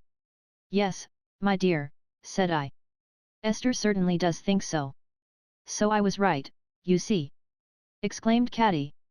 Well, this troubled Prince a good deal, not because he had the least doubt about it, but because he is so considerate of the feelings of old Mr. Turveydrop, and he had his apprehensions that old Mr. Turveydrop might break his heart, or faint away, or be very much overcome in some affecting manner or other if he made such an announcement. He feared old Mr. Turveydrop might consider it undutiful and might receive too great a shock. For old Mr. Turveydrop's deportment is very beautiful, you know, Esther, said Caddy, and his feelings are extremely sensitive. Are they, my dear? Oh, extremely sensitive. Prince says so. Now, this has caused my darling child, I didn't mean to use the expression to you, Esther, Caddy apologized, her face suffused with blushes, but I generally call Prince my darling child. I laughed, and Caddy laughed and blushed, and went on. This has caused him, Esther. Caused whom, my dear? Oh, you tiresome thing! Said Caddy, laughing, with her pretty face on fire. My darling child, if you insist upon it. This has caused him weeks of uneasiness and has made him delay, from day to day, in a very anxious manner. At last he said to me, Caddy, if Miss Summerson, who is a great favourite with my father, could be prevailed upon to be present when I broke the subject, I think I could do it. So I promised I would ask you. And I made up my mind, besides, said Caddy, looking at me hopefully but timidly, that if you consented, I would ask you afterwards to come with me to Ma. This is what I meant when I said in my note that I had a great favour and a great assistance to beg of you. And if you thought you could grant it, Esther, we should both be very grateful. Let me see, Caddy, said I, pretending to consider. Really, I think I could do a greater thing than that if the need were pressing. I am at your service and the darling child's, my dear, whenever you like. Caddy was quite transported by this reply of mine, being, I believe, as susceptible to the least kindness or encouragement as any tender heart that ever beat in this world, and after another turn or two round the garden, during which she put on an entirely new pair of gloves and made herself as resplendent as possible that she might do no avoidable discredit to the master of deportment, we went to Newman Street direct. Prince was teaching, of course. We found him engaged with a not very hopeful pupil, a stubborn little girl with a sulky forehead, a deep voice, and an inanimate, dissatisfied mamma whose case was certainly not rendered more hopeful by the confusion into which we threw her preceptor. The lesson at last came to an end, after proceeding as discordantly as possible, and when the little girl had changed her shoes and had had her white muslin extinguished in shawls, she was taken away. After a few words of preparation, we then went in search of Mr. Turveydrop, whom we found, grouped with his hat and gloves, as a model of deportment, on the sofa in his private apartment, the only comfortable room in the house. He appeared to have dressed at his leisure in the intervals of a light collation, and his dressing case, brushes, and so forth, all of quite an elegant kind, lay about. Father, Miss Summerson, Miss Jellyby. Charmed. Enchanted. Said Mr. Turveydrop, rising with his high-shouldered bow. Permit me. Handing chairs. Be seated. Kissing the tips of his left fingers. Overjoyed. Shutting his eyes and rolling. My little retreat is made a paradise. Recomposing himself on the sofa like the second gentleman in Europe. Again you find us, Miss Summerson, said he, using our little arts to polish. Again the sex stimulates us and rewards us by the condescension of its lovely presence. It is much in these times, and we have made an awfully degenerating business of it since the days of His Royal Highness the Prince Regent, my patron, if I may presume to say so, to experience that deportment is not wholly trodden under foot by mechanics. That it can yet bask in the smile of beauty, my dear madam. I said nothing, which I thought a suitable reply, and he took a pinch of snuff. My dear son, said Mr. Turveydrop, you have 4 schools this afternoon. I would recommend a hasty sandwich. Thank you, father, returned Prince, I will be sure to be punctual. My dear father, may I beg you to prepare your mind for what I am going to say? Good heaven! Exclaimed the model, pale and aghast as Prince and Caddy, hand in hand, bent down before him. What is this? Is this lunacy? Or what is this? Father, returned Prince with great submission, I love this young lady, and we are engaged. Engaged? Cried Mr. Turveydrop, reclining on the sofa and shutting out the sight with his hand. An arrow launched at my brain by my own child. We have been engaged for some time, father, faltered Prince, and Miss Summerson, hearing of it, advised that we should declare the fact to you and was so very kind as to attend on the present occasion. Miss Jellyby is a young lady who deeply respects you, father. Mr. Turveydrop uttered a groan. No, pray don't. Pray don't, father, urged his son. Miss Jellyby is a young lady who deeply respects you, and our first desire is to consider your comfort. Mr. Turveydrop sobbed. No, pray don't, father, cried his son. Boy, said Mr. Turveydrop, it is well that your sainted mother is spared this pang. Strike deep, and spare not. Strike home, sir, strike home. Pray don't say so, father, implored Prince, in tears. It goes to my heart. I do assure you, father, that our first wish and intention is to consider your comfort. Caroline and I do not forget our duty. What is my duty is Caroline's, as we have often said together, and with your approval and consent, father, we will devote ourselves to making your life agreeable. Strike home, murmured Mr. Turveydrop. Strike home. But he seemed to listen, I thought, too. My dear father, returned Prince, we well know what little comforts you are accustomed to and have a right to, and it will always be our study and our pride to provide those before anything.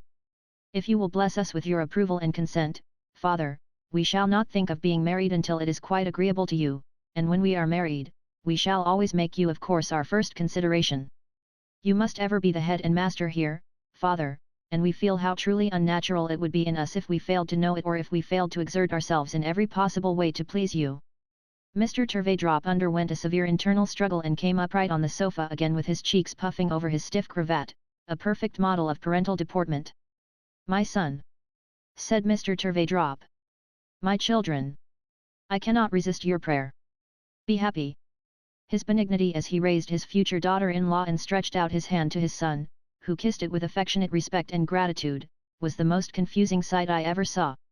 My children, said Mr. Turveydrop, paternally encircling Caddy with his left arm as she sat beside him, and putting his right hand gracefully on his hip. "My son and daughter, your happiness shall be my care. I will watch over you. You shall always live with me, meaning, of course, I will always live with you. This house is henceforth as much yours as mine, consider it your home. May you long live to share it with me." The power of his deportment was such that they really were as much overcome with thankfulness as if, instead of quartering himself upon them for the rest of his life, he were making some munificent sacrifice in their favour. "For myself, my children," said Mr. Turveydrop, "I am falling into the sere and yellow leaf, and it is impossible to say how long the last feeble traces of gentlemanly deportment may linger in this weaving and spinning age. But, so long, I will do my duty to society and will show myself, as usual, about town. My wants are few and simple. My little apartment here, my few essentials for the toilet, my frugal morning meal, and my little dinner will suffice. I charge your dutiful affection with the supply of these requirements, and I charge myself with all the rest." They were overpowered afresh by his uncommon generosity. "My son," said Mr. Turveydrop, "for those little points in which you are deficient, points of deportment, which are born with a man, which may be improved by cultivation, but can never be originated, you may still rely on me. I have been faithful to my post since the days of His Royal Highness the Prince Regent, and I will not desert it now. No, my son. If you have ever contemplated your father's poor position with a feeling of pride, you may rest assured that he will do nothing to tarnish it. For yourself, Prince, whose character is different, we cannot be all alike, nor is it advisable that we should work, be industrious, earn money, and extend the connection as much as possible. That you may depend I will do, dear father, with all my heart," replied Prince. "I have no doubt of it," said Mr. Turveydrop. "Your qualities are not shining, my dear child, but they are steady and useful. And to both of you, my children, I would merely observe, in the spirit of a sainted woman on whose path I had the happiness of casting, I believe, some ray of light, take care of the establishment, take care of my simple wants, and bless you both." Old Mr. Turveydrop then became so very gallant, in honour of the occasion, that I told Caddy we must really go to Thavies Inn at once if we were to go at all that day. So we took our departure after a very loving farewell between Caddy and her betrothed, and during our walk she was so happy and so full of old Mr. Turveydrop's praises that I would not have said a word in his disparagement for any consideration. The house in Thavies Inn had bills in the windows announcing that it was to let, and it looked dirtier and gloomier and ghastlier than ever. The name of poor Mr. Jellyby had appeared in the list of bankrupts but a day or two before, and he was shut up in the dining room with two gentlemen in a heap of blue bags, account books, and papers, making the most desperate endeavours to understand his affairs. They appeared to me to be quite beyond his comprehension, for when Caddy took me into the dining room by mistake and we came upon Mr. Jellyby in his spectacles, forlornly fenced into a corner by the great dining table and the two gentlemen, he seemed to have given up the whole thing and to be speechless and insensible. Going upstairs to Mrs. Jellyby's room, the children were all screaming in the kitchen, and there was no servant to be seen. We found that lady in the midst of a voluminous correspondence, opening, reading, and sorting letters, with a great accumulation of torn covers on the floor. She was so preoccupied that at first she did not know me, though she sat looking at me with that curious, bright-eyed, far-off look of hers. "Ah! Miss Summerson!" she said at last. "I was thinking of something so different. I hope you are well. I am happy to see you. Mr. Yarndis and Miss Clare quite well." I hoped in return that Mr. Jellyby was quite well. "Why, not quite, my dear," said Mrs. Jellyby in the calmest manner. "He has been unfortunate in his affairs and is a little out of spirits. Happily for me, I am so much engaged that I have no time to think about it. We have, at the present moment, 170 families, Miss Summerson, averaging 5 persons in each, either gone or going to the left bank of the Niger. I thought of the one family so near us who were neither gone nor going to the left bank of the Niger, and wondered how she could be so placid." "You have brought Caddy back, I see," observed Mrs. Jellyby with a glance at her daughter. "It has become quite a novelty to see her here. She has almost deserted her old employment and in fact obliges me to employ a boy." "I am sure, Ma," began Caddy. "Now you know, Caddy," her mother mildly interposed, "that I do employ a boy, who is now at his dinner. What is the use of your contradicting?" "I was not going to contradict, Ma," returned Caddy. "I was only going to say that surely you wouldn't have me be a mere drudge all my life." "I believe, my dear," said Mrs. Jellyby, still opening her letters, casting her bright eyes smilingly over them, and sorting them as she spoke, that you have a business example before you in your mother. Besides, a mere drudge? If you had any sympathy with the destinies of the human race, it would raise you high above any such idea. But you have none. I have often told you, Catty, you have no such sympathy. Not if it's Africa, Ma, I have not. Of course you have not. Now, if I were not happily so much engaged, Miss Summerson, said Mrs. Jellyby, sweetly casting her eyes for a moment on me and considering where to put the particular letter she had just opened, this would distress and disappoint me. But I have so much to think of, in connection with Borrioboola, and it is so necessary I should concentrate myself that there is my remedy, you see. As Catty gave me a glance of entreaty, and as Mrs. Jellyby was looking far away into Africa straight through my bonnet and head, I thought it a good opportunity to come to the subject of my visit and to attract Mrs. Jellyby's attention. Perhaps, I began, you will wonder what has brought me here to interrupt you. I am always delighted to see Miss Summerson, said Mrs. Jellyby, pursuing her employment with a placid smile. Though I wish, and she shook her head, she was more interested in the Borrioboolan project. I have come with Catty, said I, because Catty justly thinks she ought not to have a secret from her mother and fancies I shall encourage and aid her, though I am sure I don't know how, in imparting one. Catty, said Mrs. Jellyby, pausing for a moment in her occupation and then serenely pursuing it after shaking her head, you are going to tell me some nonsense. Catty untied the strings of her bonnet, took her bonnet off, and letting it dangle on the floor by the strings, and crying heartily, said, Ma, I am engaged. Oh, you ridiculous child! Observed Mrs. Jellyby with an abstracted air as she looked over the dispatch last opened, what a goose you are! I am engaged, Ma, sobbed Catty, to young Mr. Turveydrop, at the Academy, and old Mr. Turveydrop, who is a very gentlemanly man indeed, has given his consent, and I beg and pray you'll give us yours, Ma, because I never could be happy without it. I never could. Sobbed Catty, quite forgetful of her general complainings and of everything but her natural affection.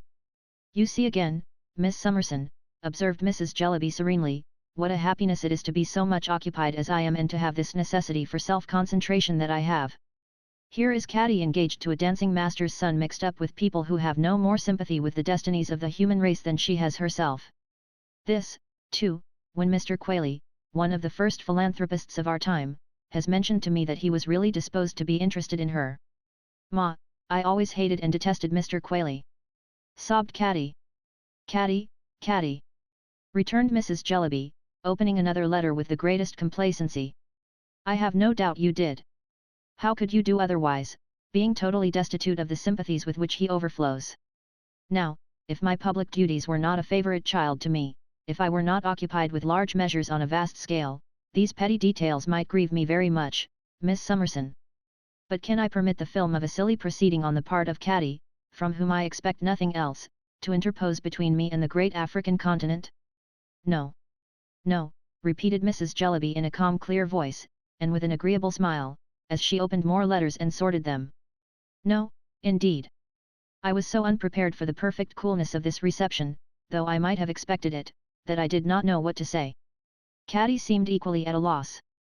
Mrs. Jellyby continued to open and sort letters and to repeat occasionally in quite a charming tone of voice and with a smile of perfect composure, no, indeed.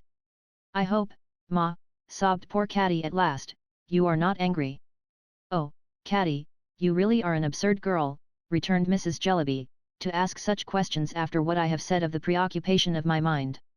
And I hope, Ma, you give us your consent and wish us well. Said Catty. You are a nonsensical child to have done anything of this kind, said Mrs. Jellyby, and a degenerate child, when you might have devoted yourself to the great public measure. But the step is taken, and I have engaged a boy, and there is no more to be said. Now, pray, Catty, said Mrs. Jellyby, for Catty was kissing her, don't delay me in my work, but let me clear off this heavy batch of papers before the afternoon post comes in. I thought I could not do better than take my leave. I was detained for a moment by Catty's saying, you won't object to my bringing him to see you, Ma? Oh, dear me, Catty, cried Mrs. Jellyby, who had relapsed into that distant contemplation, have you begun again? Bring whom? Him, Ma. Catty, Catty, said Mrs. Jellyby, quite weary of such little matters. Then you must bring him some evening which is not a parent society night, or a branch night, or a ramification night. You must accommodate the visit to the demands upon my time. My dear Miss Summerson, it was very kind of you to come here to help out this silly chit. Goodbye. When I tell you that I have 58 new letters from manufacturing families anxious to understand the details of the native and coffee cultivation question this morning, I need not apologize for having very little leisure. I was not surprised by Caddy's being in low spirits when we went downstairs, or by her sobbing afresh on my neck, or by her saying she would far rather have been scolded than treated with such indifference, or by her confiding to me that she was so poor in clothes that how she was ever to be married creditably she didn't know. I gradually cheered her up by dwelling on the many things she would do for her unfortunate father and for Peepee when she had a home of her own, and finally we went downstairs into the damp dark kitchen, where Peepee and his little brothers and sisters were groveling on the stone floor and where we had such a game of play with them that to prevent myself from being quite torn to pieces I was obliged to fall back on my fairy tales. From time to time I heard loud voices in the parlour overhead, and occasionally a violent tumbling about of the furniture. The last effect I am afraid was caused by poor Mr. Jellyby's breaking away from the dining table and making rushes at the window with the intention of throwing himself into the area whenever he made any new attempt to understand his affairs. As I rode quietly home at night after the day's bustle, I thought a good deal of Caddy's engagement and felt confirmed in my hopes, in spite of the elder Mr. Turveydrop, that she would be the happier and better for it. And if there seemed to be but a slender chance of her and her husband ever finding out what the model of deportment really was, why that was all for the best too, and who would wish them to be wiser? I did not wish them to be any wiser and indeed was half ashamed of not entirely believing in him myself. And I looked up at the stars, and thought about travellers in distant countries and the stars they saw, and hoped I might always be so blessed and happy as to be useful to someone in my small way. They were so glad to see me when I got home, as they always were, that I could have sat down and cried for joy if that had not been a method of making myself disagreeable. Everybody in the house, from the lowest to the highest, showed me such a bright face of welcome, and spoke so cheerily, and was so happy to do anything for me, that I suppose there never was such a fortunate little creature in the world. We got into such a chatty state that night, through Ada and my guardian drawing me out to tell them all about Caddy, that I went on prosing for a length of time. At last I got up to my own room, quite red to think how I had been holding forth, and then I heard a soft tap at my door. So I said, "Come in." And there came in a pretty little girl, neatly dressed in mourning, who dropped a curtsy. "If you please, miss," said the little girl in a soft voice, "I am Charlie." "Why, so you are," said I, stooping down in astonishment and giving her a kiss. "How glad am I to see you, Charlie." "If you please, miss," pursued Charlie in the same soft voice, "I'm your maid." "Charlie." "If you please, miss, I'm a present to you, with Mr. Yarndist's love." I sat down with my hand on Charlie's neck and looked at Charlie. "And oh, miss," says Charlie, clapping her hands, with the tears starting down her dimpled cheeks, "Tom's at school, if you please, and learning so good. And little Emma, she's with Mrs. Blinder, miss, being took such care of. And Tom, he would have been at school and Emma, she would have been left with Mrs. Blinder and me, I should have been here all a deal sooner, miss, only Mr. Yarndist thought that Tom and Emma and me had better get a little used to parting first, we was so small. Don't cry, if you please, miss." "I can't help it, Charlie." "No, miss, nor I can't help it," says Charlie. "And if you please, miss, Mr. Yarndist's love, and he thinks you'll like to teach me now and then. And if you please, Tom and Emma and me is to see each other once a month. And I'm so happy and so thankful, miss," cried Charlie with a heaving heart, "and I'll try to be such a good maid." "Oh, Charlie dear, never forget who did all this." "No, miss, I never will. Nor Tom won't. Nor yet Emma. It was all you, miss. I have known nothing of it. It was Mr. Yarndis, Charlie." "Yes, miss, but it was all done for the love of you and that you might be my mistress." "If you please, miss, I am a little present with his love, and it was all done for the love of you. Me and Tom was to be sure to remember it." Charlie dried her eyes and entered on her functions, going in her matronly little way about and about the room and folding up everything she could lay her hands upon. Presently Charlie came creeping back to my side and said, "Oh, don't cry, if you please, miss." And I said again, "I can't help it, Charlie." And Charlie said again, "No, miss, nor I can't help it." And so, after all, I did cry for joy indeed, and so did she. Chapter 24. An appeal case. As soon as Richard and I had held the conversation of which I have given an account, Richard communicated the state of his mind to Mr. Jarndyce. I doubt if my guardian were altogether taken by surprise when he received the representation, though it caused him much uneasiness and disappointment. He and Richard were often closeted together, late at night and early in the morning, and passed whole days in London, and had innumerable appointments with Mr. Kenge, and laboured through a quantity of disagreeable business. While they were thus employed, my guardian, though he underwent considerable inconvenience from the state of the wind and rubbed his head so constantly that not a single hair upon it ever rested in its right place, was as genial with Ada and me as at any other time, but maintained a steady reserve on these matters. And as our utmost endeavours could only elicit from Richard himself sweeping assurances that everything was going on capitally and that it really was all right at last, our anxiety was not much relieved by him.